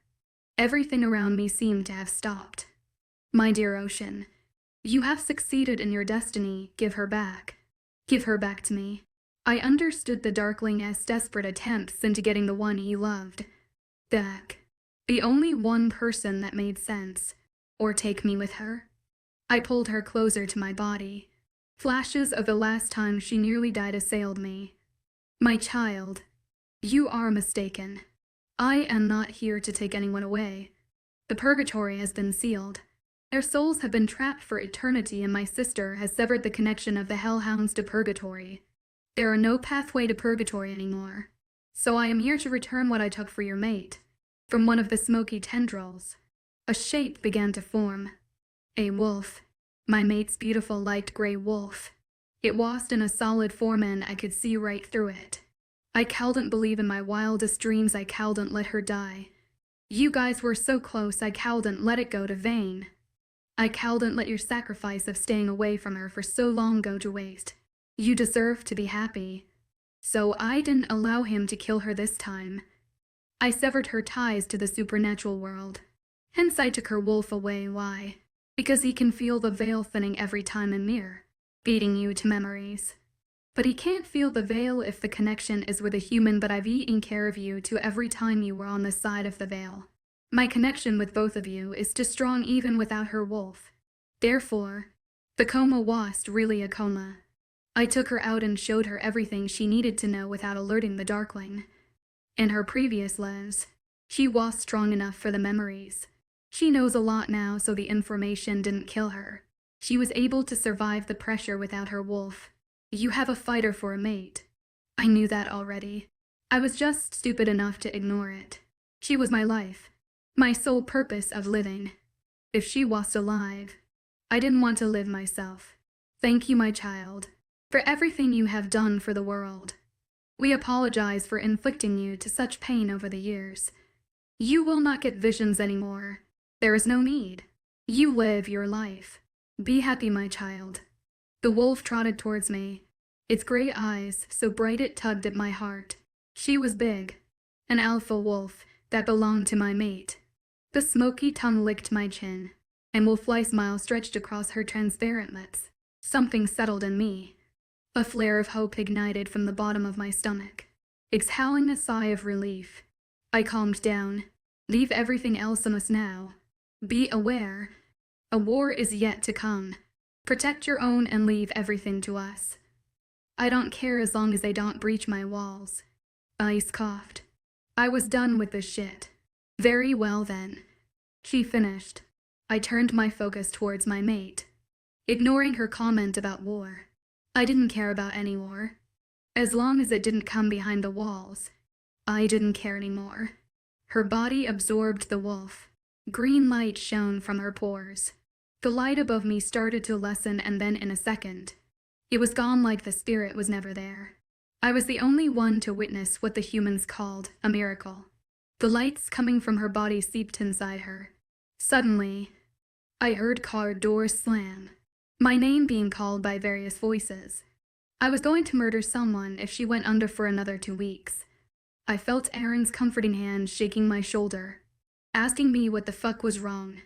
I just needed her to wake up, burn their hearts. I pointed at the 2 red organs lying next to their body. The blood on our hands started to dry. It smeared on out close, but still. I picked up her limp body, she chalked. I sagged back down in relief. Oh dear goddess. She got on her hands and knees, coughing profusely. AJ lifted the hearts on the tombstone. Joshua finally made an appearance. One of my enforcers ran back from the car with gasoline and a lighter in his hands. I rubbed May's back, forcing her to sit down. You're okay. The spirit gave you your wolf back. Just sit back and relax. She was jittery and shaking, turning her head. She looked like she wanted to hit me. My lips curled and helped but lift on one side. She was crawling next to 2 dead bodies, one charred and one with an open hole. Fine. I picked her up, started to walk away when the fire growled. Woods crackled under flames. Burn the bodies too. I mentally contacted Aaron. I needed their body incinerated because I couldn't have their remains on Earth. Just in case. I opened the Tahoe door, laid her down sideways across the back seats. The fire grew as the bodies were added on top of the flat stone. Naya was burning up, her body overheating. Shivers raked down her body. Baby, you need to shift. I cooed in her ear. Stop fighting it. Accept it. Be the wolf you really are. She nodded, tried to crawl out herself, but her shaky hands cowed and held her slight weight, picking her up. I dropped her on her feet near the woods by the large gates, but I couldn't let her go. Couldn't stop touching her. Her bones started to crack and I felt every single one of them. Aaron sneaked up behind me, grabbed me by my shoulders to steady me. I screamed and I felt her pain. Her sides were constricting. Her legs and arms bent back to readjust to her wolf form. She was transforming from the beginning again, and I didn't know what to do. I got on my knees trying to hold her together, but my own body felt like it was breaking. I had no strength left in my body. It took her a while to change, but when she finally did, soft green light emanated from her fur, like her wolf was being reborn again. I could feel my wolf rise from within me, a wounded soul finally being resurrected. I found my mate all over again. The bond and the connection rekindled. The force or aura reconnected knocked me back. I felt whole again, felt her presence at the back of my mind, like she was in my pack, in my soul. My wolf felt alive, but the connection was fully completed. I was whole again.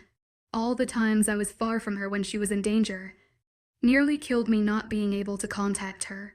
However, when her wolf was being taken, she managed to telepathically communicate with me.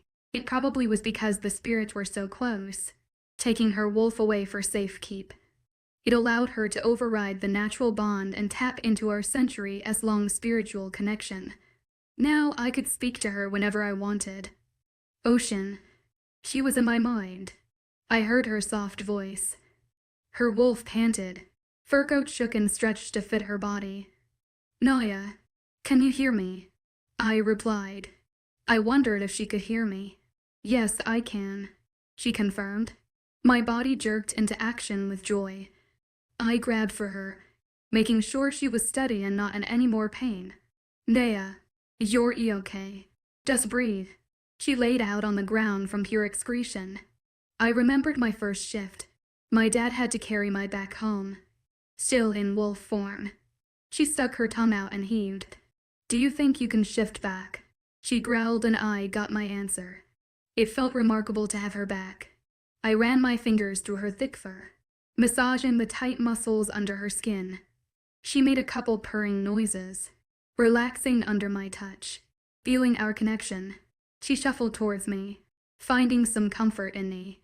It felt nice to be needed. What's happening? She asked. 28 over Ocean's P. Ovi present. It felt amazing to speak to her telepathically.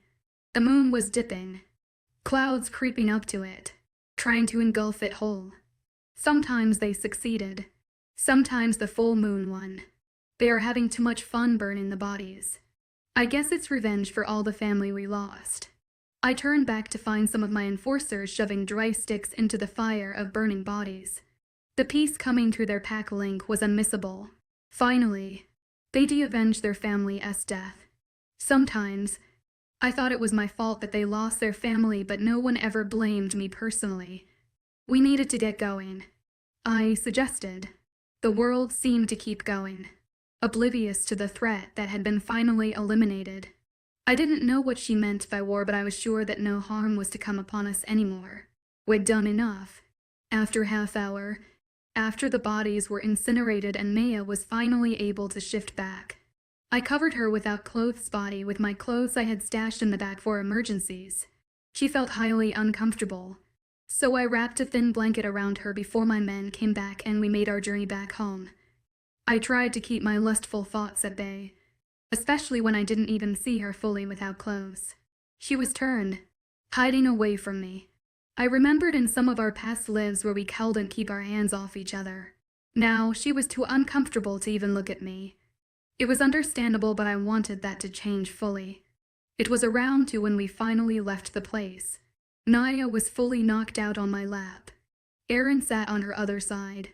Her breathing was even, our connection strong, and I finally felt whole again. Is it really over? Erin broke the silence in the car. We'd been driving for about 15 minutes, yes. I replied. Are we going to know how she knew about this and how the hell she got her wolf back? One of his arm was thrown over the backrest, the other on the windowsill. His body was vibrating with energy. It was finally over for him too. Looking down, I brushed back Naya's hair, allowing the connection of the mating pull to settle me. I started the story from the beginning. Everything I learned after she regained her consciousness. I told them about the spirits taking away Nay as wolf to feed her information without thinning the veil. I had to tell them about purgatory. Now that it's sealed, there's no way anyone supernatural or human could get inside and release them. Even hellhounds. There were no route or gateway to purgatory anymore. Then I owned a Zen.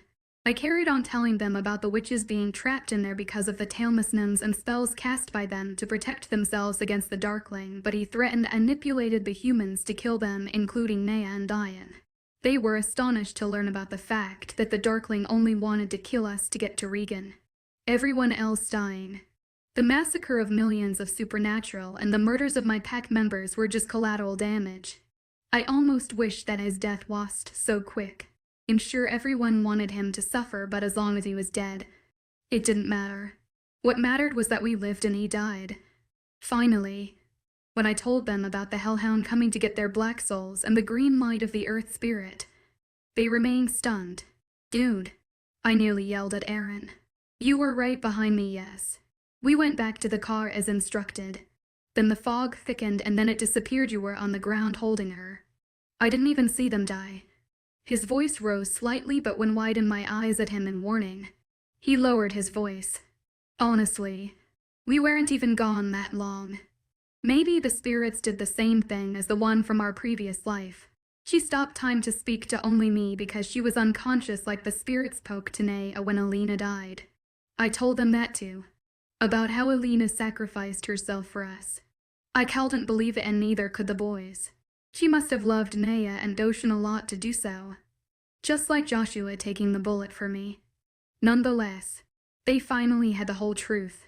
One thing that physically pained me again was when I had to recite about the fact that Naya was pregnant in one of our lives when we died.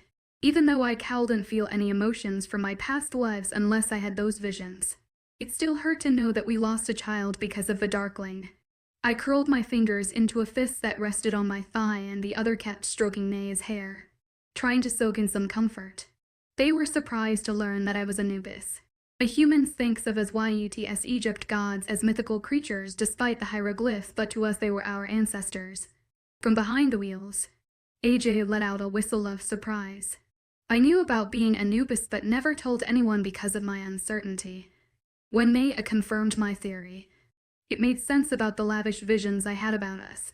The road kept going and when then the dark sky started to give away to light, I finished by telling them about Naya's plan. She made a deal with the spirits to keep Regan Ness Sol outside of purgatory. in a separate limbo like they did for us, but it was still too risky. Hayden could have easily reached her. Luckily, that didn't happen. However, I did feel sick to my stomach to learn about the souls of the witches being trapped in a castle for thousands of years. Witches who casted the spell to keep Regan's body alive for her soul to return hid away the castle and tempt my tailmisms. Finally, their suffering came to an end too. The boys were shocked by the plan Queen Nea had created. It was a dangerous plan, but a successful one. To bring back Regan, distract him, and use the powerful tailmisms to cloak ourselves and kill them. If Regan lost there, he wouldn't have been vulnerable and we wouldn't have been able to ambush him. Aaron was slightly annoyed that I didn't trust him, but the plan worked perfectly. He was my right-hand man and was secretly grooming him to take over my post when or if I died. He said, as long as you aren't going to die in this life, I'm fine with that. I appreciated it. Not to mention I can relax now. What do you mean? I frowned. You grooming me to become the next Alpha just in case you died. He huffed, and Levi shifted uncomfortably. At one point in our youth, they would have scoffed or openly spoke their mind, but after I became the Alpha, our friendship strained. Unlike Aaron, we became brothers. So you picked up on that? I nodded. If I hadn't, you wouldn't have trusted my intellect to leave the pack to me. He made a sound similar to Few. He was right. I wouldn't have left the pack to him if he was smart enough to take good care of it. Especially when he took such good care of the pack when I was out when Nea was in coma. Sighing, I relaxed back into my seat, watched the skylight, and as the forest ended and the countryside started with huge farmlands, the city skyscrapers looked tiny far in the horizon. The greater the distance became from the car and the Tiskin castle, the lighter the sky seemed to get. Soon, the sun peeked up from the side of where Aaron was sitting. He was half asleep with his head lolled to one side. The car behind us came into view in the rearview mirror. Lee was in the car behind us. Joshua's gun with Ayed. It won't kill her, but it will surely incapacitate her for a long time. It let Jay deal with her, even if it meant he might kill her. Jay swept while his best friend died right in front of him, and Lee was the main reason for it. A cruel side of me cowed and waited to see what he would do to her. Joshua was in a way Mae's right-hand guy, someone she could blindly trust. Like Macy, but she still didn't tell either of them the plan. She trusted only me. Granted, it was because we were mates and had nothing to do with her choosing to confide in me, but I wanted that to change. I wanted her to come to me instead of Macy. I wanted to be her everything. Like she was mine. I stroked my mate's hair as the jasmine scent engulfed me. When the calm settled in, the bizarre events played on a loop in my head. I met the fucking Earth Spirit. We carved out to hearts like animals, and no matter how many bottles of water we used to wash them, still some red stain remained. The bloodied knife she used to carve out Regan's arm was in the trunk of the car, and I doubted my mate would want to ever use it again. Thankfully she'd never need to. She finally had her claws back. Epilogue 1A as P. OV. 1 month later. Do you want me to shut the window? Ocean rubbed my bare back as I sighed that. The wind howled outside. Rain beat against the walls. The full-bloomed branches brushed against each other like swords. No, I like the cold air. It feels amazing not to feel the chills again. I pulled the blanket up to cover my chest. My hair didn't reach past my waist anymore. It ended in layers just past my shoulders. Ocean didn't appreciate that I chopped it off, but it was his call to make. Unconsciously, I had the same hairstyle for centuries. Ocean's hair was back to how I remember seeing it the first time I met him. All nearly buzzed along the sides, and longer on the top. His short stubble left graze marks on my neck, chest and inner thighs. Are you hungry? I got out of bed, put on his discarded shirt on the ended halfway down my thighs. He lazily yawned. Always, he said, rubbing his without clothes chest. What do you want to eat? It was the middle of the night and we'd been going at each other for hours. He didn't wait much longer to mark me after we returned from this can. Macy was pissed that I didn't tell her, but she understood that we could have still been working with the Darkling. She wasn't mad at Air nor Ocean anymore, but she was still feisty as Everything downstairs was covered with darkness. I turned on the lamps. Soft light steamed down to the kitchen. It was half stocked with fresh food in half Tupperware containers. I cooked whenever I wasn't working. Sometimes, Ocean would come home with me, help me set up and even cook without burning the house down. What are we having? He started setting plates and glasses on the aisle and instead of the table. We hardly ate there. Beef stew and mashed potato and some leftover veggies. I started to microwave everything. Your back looks like it was mauled by a bear. Open flesh was closing one by one. There were too many to close at once.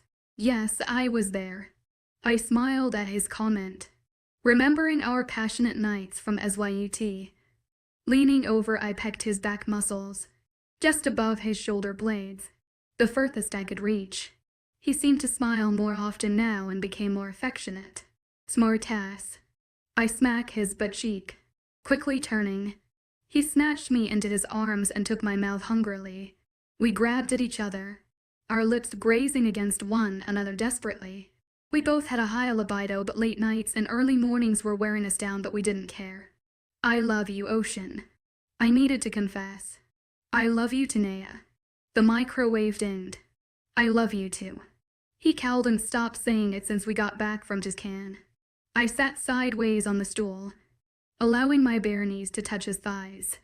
His pecs had bites marks on them and biceps, but not as many as before. I gingerly touched the scar on his neck, but he wore it with pride. Do you remember how you marked me in our last life? We'd been speaking about all the loves we remembered. I remembered it all, but he remembered a lot more than he let on. Shaking his head, he picked up the mashed potato with the edge of his fork, dripping with gravy. I remembered seeing you laying on your bed from your previous life. I thought you were dead. Then I realized what I did. That was the only time you nearly marked me early. I taunted him. He was a quiet person and loved listening to our stories from previous lives. His eyes widened. The tilt of his chin allowed me to carry on. In SYUT, his lips lifted to one side and nodded. You married me under the ancient laws when I was only 15 and you were 18. Wow, that young. People married when they were young back in the day. I was 25 when we died. 10 full years. You were so sexy walking around half without clothes all the time. He chuckled. From what I remember, you hardly wore any clothes. He reached out, took one of my breasts in his hand and squeezed. He quickly let go, teasing me, smacking his upper arm playfully. I rolled my eyes. That was the fashion. However, he was right. I saw what happened to Daria. They tried to kill her after. The humans, I mean, but a human soldier from your squad found her and ran away with her. I carried on eating. Didn't the humans who were open to supernatural beings come under heavy scrutiny? He knew. Yes, that's why they had to run. They fell in love and actually had a happy life.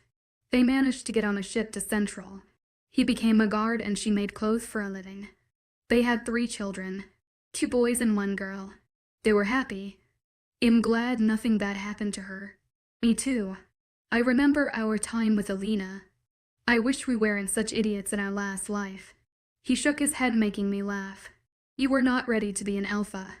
I was too obsessed with you. Every time I remembered something from my old life, all my thoughts were you. How to get over you. Under you, under you. In Sid, I get the picture. We were both horny teenagers. I remembered the girl I was. How obsessed I was with him. Chuckling, we both fell into a comfortable silence as we ate. Do you know why we didn't have any children? His voice was merely a whisper. We were still in our honeymoon phase to worry about kids. HED never brought it up before, even after I told him about the unborn child we lost. I think after the Renaissance period, the spirits didn't grace us with children. You remember I told you that I heard her apologize. Maybe it was because of the baby. Frown marred his forehead before I heard him gulp. We were happy. I stroked his back, wanting to tell him that one day we will have a child. Maybe more, but I refrained from it. I wasn't ready to have that conversation yet. Babies freak me out in this life. Crying and pooping all the time. I was not ready for it. I know how we died, but not that you were pregnant. He threw his fork on the plate. That's why I never got pregnant again. No matter how much we tried in the next life, we remained silent for a long time, finishing our food. The light above us didn't reach too far. The yellow lights touched the deep red woods of the cabinets. I loved his home. It became my own home now. After we cleaned up, we ended up in his room again. He was such a big man. Sometimes it humbled me to see him so vulnerable sometimes. I tied up my hair before getting into bed again. Exhausted. How are your parents doing? The flexible bedside lamp illuminated only a small portion of the room. His room was a lot smaller than mine. He gave me the room of his parents because he could never move into it. I still had half of my belongings in the other room, but the main necessities were now in his room. They are still worried. I spoke to his friend too, the one who sent the plane for me. He thought you guys were keeping me hostage. I've known him since I was a baby, but my dad explained to him that everything is fine. Although my dad might have to give him some large discounts in their next project. I waved my hand like it didn't matter. He pulled me to him, put his arm under my head. He still hates me. Yes, just worried. I didn't want my dad hating Ocean because I would always pick Ocean. He hummed, rubbing his cheek. Did he punch you? I sat up, uncaring of my see-through t-shirt. Yeah, when you ended up in clinic. At least he had the decency to do it when no one was around. He pulled me back in his arms. You shouldn't have let him. Oh goddess. I stroked his face gently, smiling. He pushed his bottom lip out and shrugged. I wanted to do it myself. He sighed. It was your fault. Baby. I didn't say anything to that. I knew that he still blamed himself for not telling me, but if he had, the spirits wouldn't have had the chance to sacrifice my wolf and return all the memories to me. The things I needed.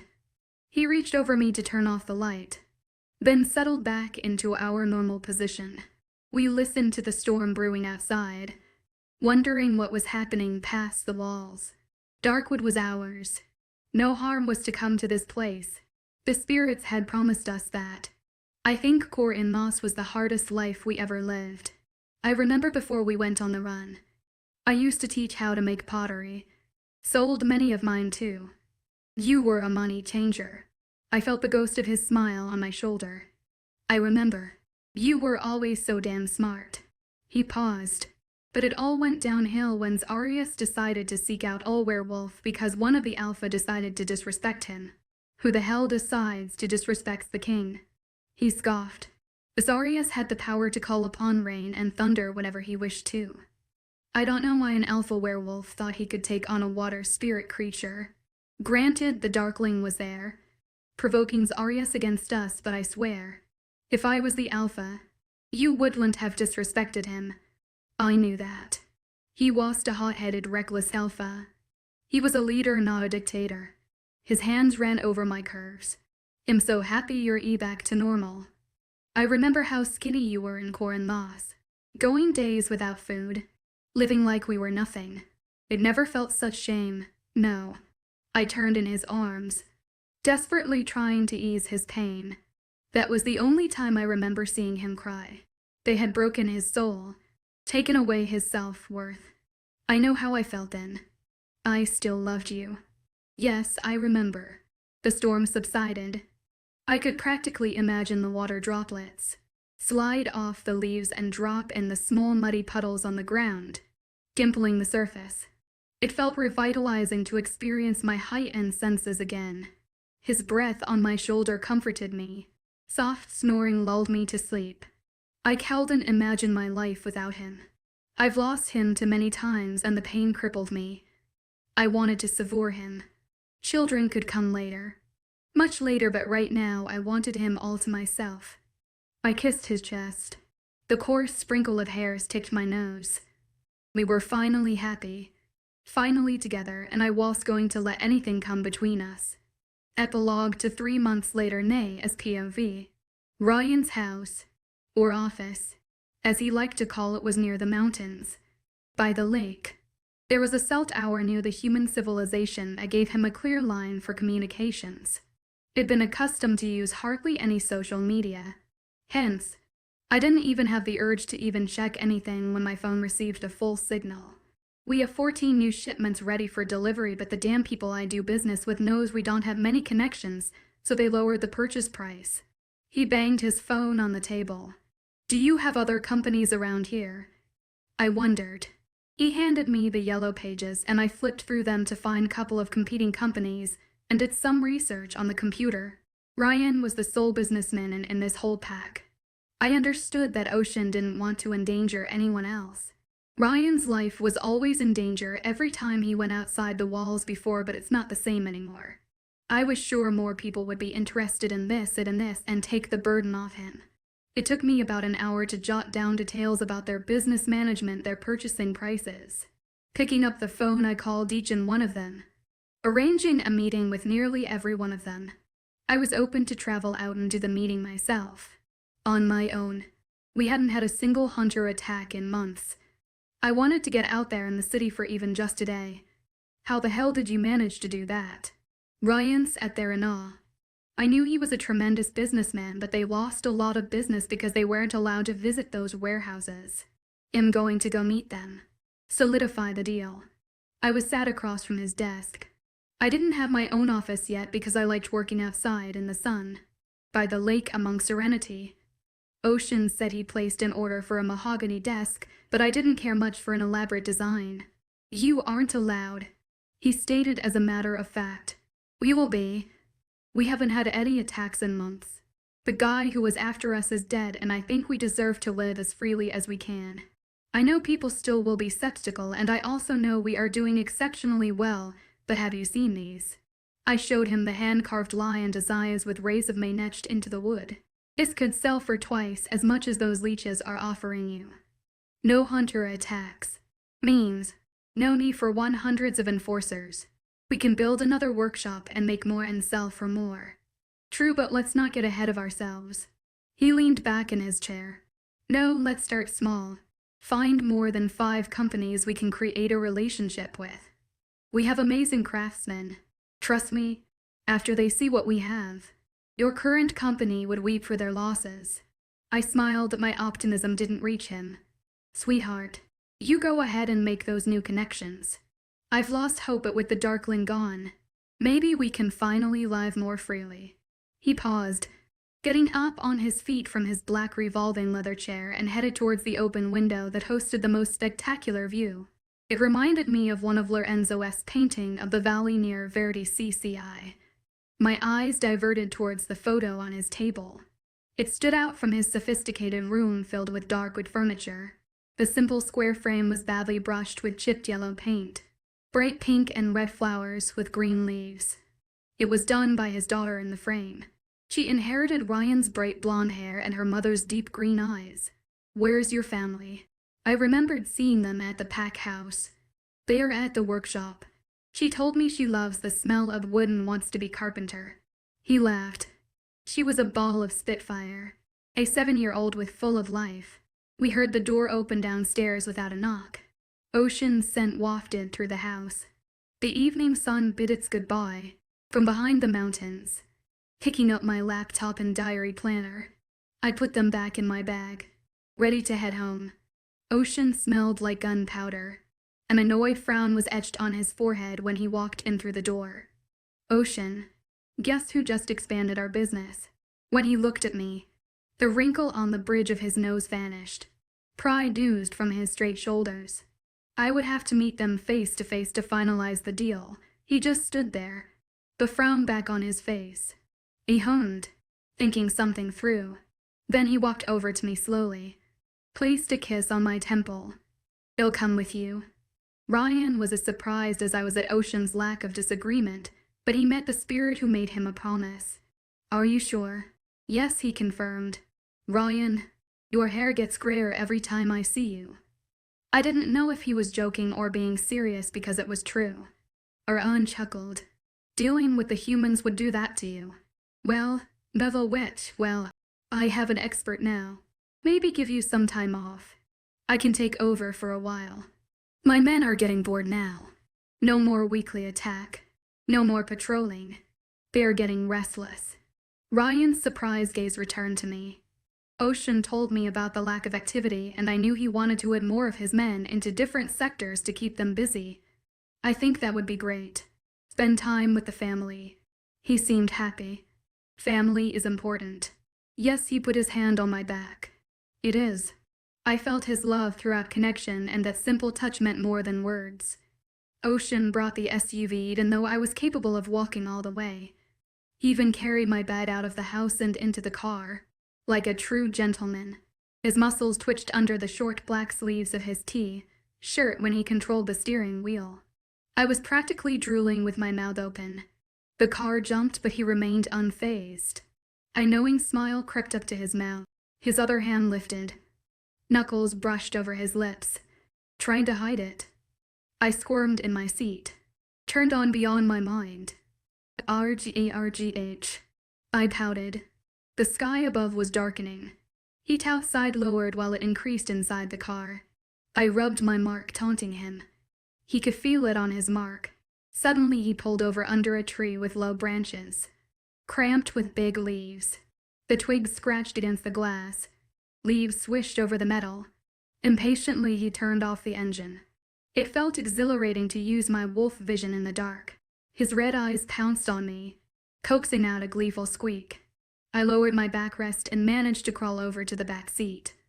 I tore off his T-shirt with my nails and bit his chest. He chuckled at my eagerness and hissed the minute I sunk my K9s into his bicep muscles, drawing blood. He fisted my hair at the nape of my neck and yanked hard. I salivated in his strength and dominance. Pushing him back, I climbed over him, decided to take off his belt and jeans instead of ripping them apart. Our ride back to our house was interesting, and we decided to take the day off because neither of us could or wanted to walk again. I thought we weren't doing anything today. I complained. Ocean had reduced the border petrol and took the weekend off to spend uninterrupted time with me. I told you, I want you to introduce you to some people. We'd been walking for miles, and he even took me by the waterfalls he told me about. It was absolutely beautiful. The algae on the mountain walls surrounding the area turned the water green, which flowed down the rocky steps to meet the lake. We climbed up to the top, and I marveled at the beauty that stretched before us. The treetops hid the houses apart from the pack house. Wolves and people walked freely together. Ocean said it was the first time he allowed his pack to travel in wolf form in daylight, but they were still not allowed to go past the walls, even if it was just the woods. We passed the mountain and followed the lake for miles. We have to cross back over, he told me, pointing at the boating dock. Then why did we cross over in the first place? I complained. Because I wanted you to see the damn waterfall. He shook his head. I am tired. I slept for only 5 hours. 5 hours. I spread out my fingers in front of his face. You're the one who didn't let me sleep last night. He spoke through our link. I rolled my eyes. You didn't have to fuck me all night after. A smirk stretched across his lips. It was my pleasure. I know. I was there. It felt amazing speaking to someone through Pack Link. He tapped my butt while I was getting on the boat, starting the engine. He guided it to the other side. We carried on walking again, but now on our side of the woods. We walked hand in hand, savoring the summer afternoon sun. The sun rays played piquio with the leaves. Sometimes they blocked the light. Sometimes they allowed it to touch the ground. Ocean was wearing a white T-shirt with light gray cargo shorts, while I was in a wild sleeveless dress. How's work going? I leaned into him, rubbing his arm. Nothing's happening. My men are sitting around watching security tapes. Trackers are bored. They go out trying to get a scent, but there's nothing. Usually we'd smell something and anticipate an attack, work out a defense. But now, nothing. That's good though. I wondered if he was afraid of the calm before the storm. Yes, but they are wolves, not cats. I laughed. My men need a purpose. They can't lay around doing nothing. You know you're funny sometimes. He was making small jokes every now and then, and I loved to see him so laid back. My dad was funny. I always remembered my parents laughing while growing up. I used to find it annoying, but now he didn't laugh much, but he wasn't moody anymore. He said he was too happy for that, but still needed some time to get used to the new dynamic. I wish I could have met them. Their pictures around the house didn't do justice to the way Ocean described them. That's where I'm taking you. I gaped at him while he nodded, guided me through the trees. Headstones filled the clearing when we finally emerged. There must have been about one of them or maybe more. The two large ones at the far end caught my eyes. Alpha Anthony Devereaux, loving father, husband and a fierce leader. Female Alpha and Aria Exor, loving mother, wife and a generous leader. Your mother was from Southwestern. No wonder he was tanned like me. They also had exotic names, like my mother. Latin America, Central South, but yes. I should have brought you to meet them earlier, but we did have a darkling chasing our ass. I smiled. Central America, what would they say if they were alive? I wondered. My mother would always boast about how her daughter, in-law, is extremely smart and pretty. I beamed. And my dad would be proud of you. Of your loyalty and bravery. We stood there in silence for a long time staring at their headstones as he told me sweet stories about them. He after introduced me to Samuel O'Shea, loving son, loyal protector and the great warrior. He introduced me each one of his fallen members. The ones with little gravestones tugged at my heart. The young innocent lives that were lost because of a crazy hybrid. He also saw Josh's father tombstone. According to Ocean, he was a kind man and Josh's mother was a sweet lady unlike the one I met when I went to visit her with Josh and Macy. We ended up at the pack house by dinner. His whole team was dying with boredom. They still couldn't believe what they had seen back at his can. So, I hear that you two got married. AJ asked. The humankind. Yes, we did. Well, I got ordained online. We mailed for our marriage certificate and changed my last name. I explained. The mayor knew Ocean personally, and when he gave him a call, he made sure that we didn't have to go down to the city hall. Why she wanted to take his last. Chesney a Devereaux now, not Cato. Macy explained, biting into her filet burger. Is that a big deal? Levi wondered out loud. In human world. Yes, I wanted to take his last name. It's like a husband and wife thing. I bumped my shoulder with Ocean's and I immediately regretted it. He was about to bite down on his burger, but the nudge, spearing the ketchup across his cheeks. He narrowed his eyes at me while everyone on the table laughed. I rolled my eyes at his antics. Leaning over, I wiped his cheeks with a napkin and placed a quick peck on his lips before returning my attention to food. My back hit the mattress and it was still light out. I was ready for a long nap. A couple of blue orchids with purple veins sat on the desk by the window. They were my favorite kind in the world, and he managed to surprise me. He finally drew the blinds and joined me after calling Aaron for any updates. Even though it was his day off, he still couldn't relax.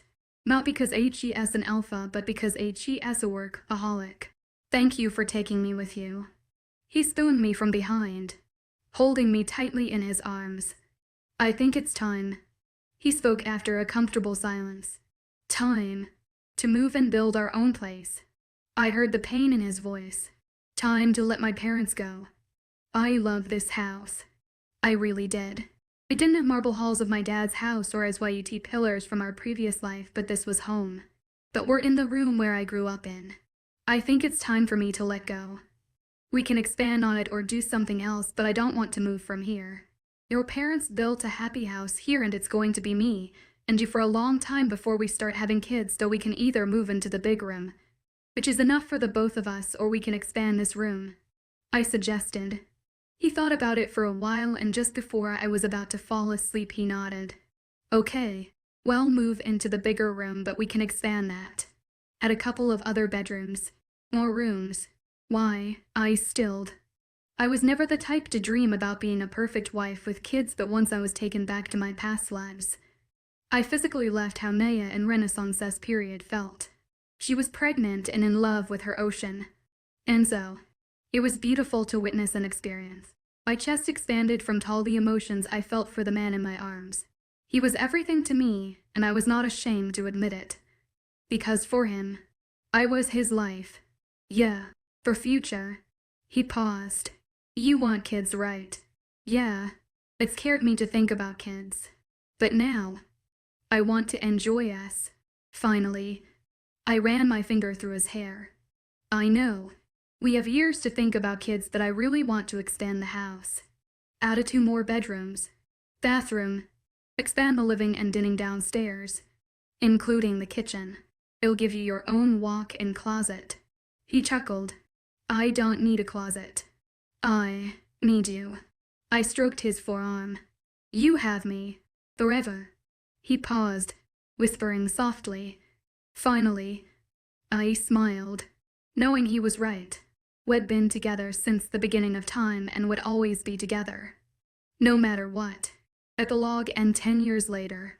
The thunderstorm roared outside. Lightning struck the ground every minute. The lights were out, and instead of turning on the generator, I lit multiple candles in the cozy lounge. Ocean wanted to open plans. Like my parents' house, but once I convinced him that I don't need the big mansion. Just something comfortable and something that is ours. Ocean and I both worked on the house together with the builders, and it was a beautiful experience. Darkwood became my home after we killed the Darkling.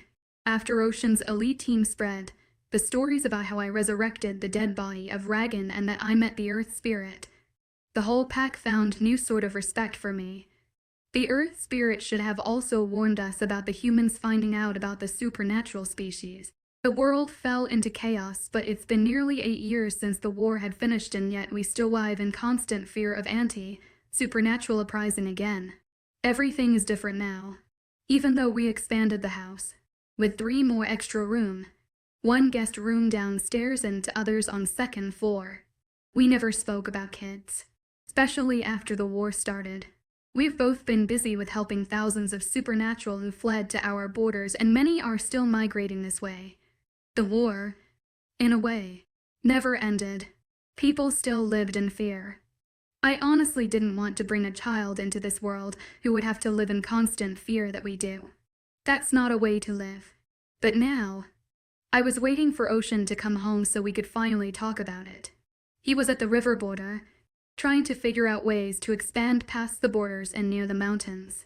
The rain didn't stop settlers from coming in, and neither did it stop Ocean and his men from doing their work.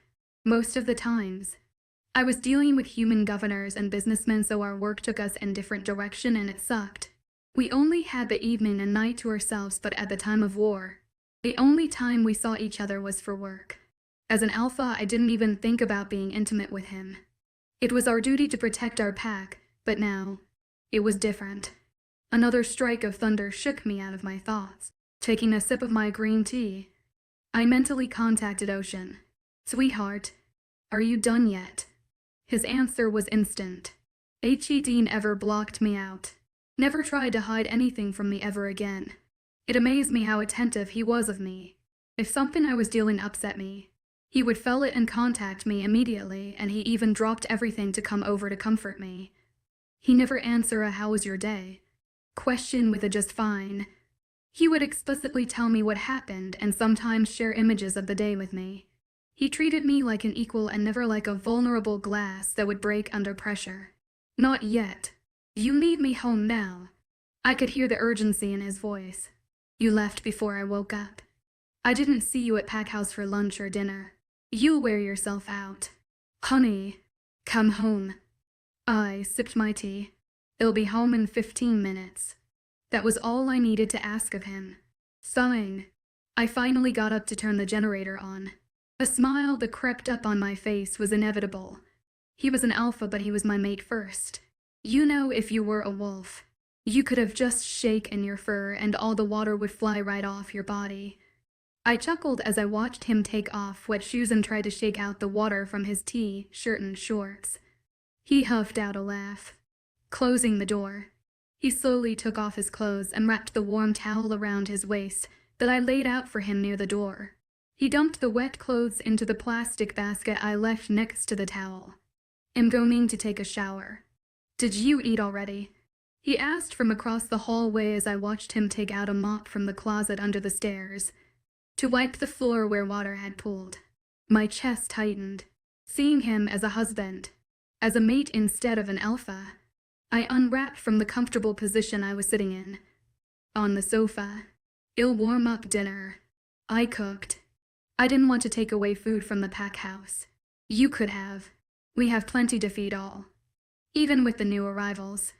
I walked into the kitchen, losing him behind the walls. Yeah, only I work for 24 hours. Everyone else takes shifts. Levy's third team of cooks are preparing food now. I heard him enter the laundry room, turn the washing machine on before emerging from the dining room. Is everything okay?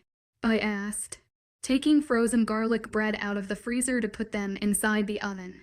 The lasagna was already inside, cooking away. Yes, same as yesterday. We are running out of room, however. We can carry on building cabins for people, but what will happen after they leave? He asked while I took out the salad from the fridge. Do you think they will? They come here because they know that this state has strict laws against hate crime towards people like us and under your sanctuary. People feel safer, especially when they hear walls and elite force. I tilted my head to the side, shaking his head. He came forward to place a kiss on the back of my head. Maybe we should start redirecting people to Red Mount. I know Onyx will take them in. They aren't as self-sufficient as we are, but their state is also a sanctuary. I'm sure they can expand. The water from his wet hair dripped onto my shoulder. We should start doing that. We've taken in over 10,000 people like us. We need to strengthen this community. Make people feel like they belong. I can't allow people to drop through the cracks and something crazy happens. I mean, werewolves and other species are staying together, which is very uncommon now. Do you plan on keeping them separate? I started making no. We just need to regroup as a pack. Figure out a way to function together. Lay some new rules down. The water from his hair was soaking my t-shirt. Honey, you need to go take a shower. I'm starving. Also, you're getting water all over me. Instead of walking away, he brought his head near my neck and used his hand to shake of water from his hair on me. Stop it. I laughed, squealing slightly. Laughing. He walked away and upstairs to our bedroom. Ocean was adamant about creating a bigger bedroom for us, with walk-in closet. I had to almost go behind his back to make sure the closet was the same size a damn bedroom. When the room was being built, I finally managed to convince him that I didn't need a giant closet. The house had an extra living room downstairs, which I turned into a library with giant leather sofa sets and an extra long dining room. The kitchen was twice the size now, with a much bigger aisle and which extended into an informal dining area. The two new rooms were directly above the library and the dining room, giving us much more space and a balcony and Ocean's old room and in place. It didn't take him long to finish and join me for dinner, for more pack houses were built around the estate that we now owned. 3 hidden among the trees, and the middle was always the main one. Ocean was thinking about building more cabins, but I recommended that he added more houses like that. Turn them into hostels, so not only would it be cheaper and the plumbing would be easier. As the alpha of his pack, he can decide whatever he wanted to do and enforce any rules he wanted, but that didn't stop him from discussing even minor decisions with me before implementing them. It humbled me that he saw me as his equal, and when he was absent or dealing with something else, he would just leave his pack's problems with me like it wasn't a big deal. I never fumbled. I was trained to be an alpha, and it felt good to act like one, to have such responsibilities. I loved everything about being his mate and alpha female. I loved everything about he treated me. He was someone who I never thought I would have before I met him. Now, after all these years, I couldn't imagine my life without him. After dinner, Ocean sent me up to bed telling me he would clean up, and as I waited for him to join me, I prepared myself to tell him the news. I didn't know how he would receive it, but deep down, I knew he would accept it. Even so, I was terrified. I didn't even know how it happened. I never missed my pills. After a while, I heard the lights being turned off and then the generator. Slowly, the lights from downstairs disappeared when he turned the candles off, but the ones I lit in the room was still on, and one at the top of the stairs. The orange lights from the candles softly lit his figure when he came in through the doors, closing it behind him. I lost my breath for a second, from the fear of what I was about to tell him. I need to tell you something. I patted the space next to me legs. Something serious. I saw the serious shift in his demeanor. The glimmering lights danced around on his tan skin. Leaning forward, I planted my palm on his face, loving the feel of his stubble. I didn't know how to break the news, so I decided to rip off the band-aid. "I'm pregnant." The air around us stopped. He paused, maybe even stopped breathing. There were no expression on his face for nearly a minute. My heart pounded in my chest. I heard the blood rush to my ears. It was the right time. "Okay, look. I don't know how it happened. I never missed my pills." I paused. "Wait, it's actually your fault." His face suddenly transformed. A barely minimum tilt to his lips. I leaned back, dropping my hand from his face. "You and your super sperm got me pregnant. I was supposed to get pregnant. We didn't plan this. You know what? If you kept your damn penis to yourself, this wouldn't have happened." I was panicking suddenly, flailing my arms around. "But you like my penis." He crunched his eyebrows together, but the smile on his face got bigger. "That's not." I was surprised by his calmness. "That's not the point. Why didn't you tell me before? Did you already take the pregnancy test already?" He moved forward. His hand absently rubbed my knee. "Wait, you're not freaking out." "Wait, what?" I was so confused. "You could have told me before you took the test. I would have liked to be there." His voice was tender, so soft. It soothed my heart. I breathed out a sigh of relief. I took one. Macy stole a couple from AD's clinic. I sat up, leaned towards him. He smiled this time. "You're not mad, or freaked out?" "No, of course not. Why would I? You do know you're my mate, right? Not a one-night stand." I rolled my eyes, picking up a pillow. I whacked it against his body, but we never talked about it. He took my hands in his and kissed the back of them. "We've both put the pack first. We've both chose to halt our lives for them. We've been through a lot. I think it's time now. We should start redirecting the new ones to Jay's, on excess pack now. We are at full capacity. We should slow down a bit now. Maybe get Aaron to step up sometimes." He was putting us first. Again. Always. Without even asking. My chest expanded. "You'd like that very much? Good. From now on, anything happens, you tell me first." Not Macy. He was dead serious. Sometimes Aaron and Ocean got annoyed at close Macy and I were. By default. When we gossiped, Ocean and Aaron's business was shared, which they didn't want each other to know. Girls share. Deal with it. I don't want her to know how I do. Or how good I am in bed. Neither do I want to know how Aaron has a bondage fetish. He shivered. I laughed out loud so hard. I cowed and help it. "I'm sorry. I know www. Okay.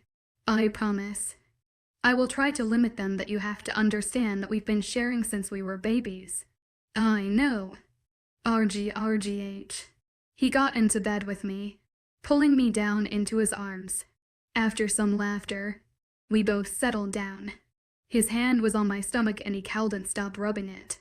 "Thank you for not freaking out. I know we never spoke about it, but I want a baby with you. I want a baby with your eyes. I want a family with you, Naya. It's time. We've suffered for centuries. It's our time to have what we couldn't. I'm not freaked out because I want a baby with you. I was just waiting for you to be ready. I'm ecstatic, Naya. I'm really happy." I didn't say anything after that. It was perfect. That's all I needed from him. Macy already have to, and by what she tells me, Aaron could go for a football team, but the only way Macy would have another one is when science found a way to push a baby out of Aaron's penis. I nearly laughed out loud thinking about it. What I loved about Ocean was that we were always on the same page. I was grateful for that. He always found a way to put me first. It was humbling. It was also humbling that the Earth Spirit had been protecting us. No body has died from the hands of humans since the night we defeated the Darkling. It was time to move on. It was time to build the future that we both dreamed of. Thank you for tuning in. If you enjoyed this episode of the story, please give it a like. And don't forget to subscribe to get notifications for updates.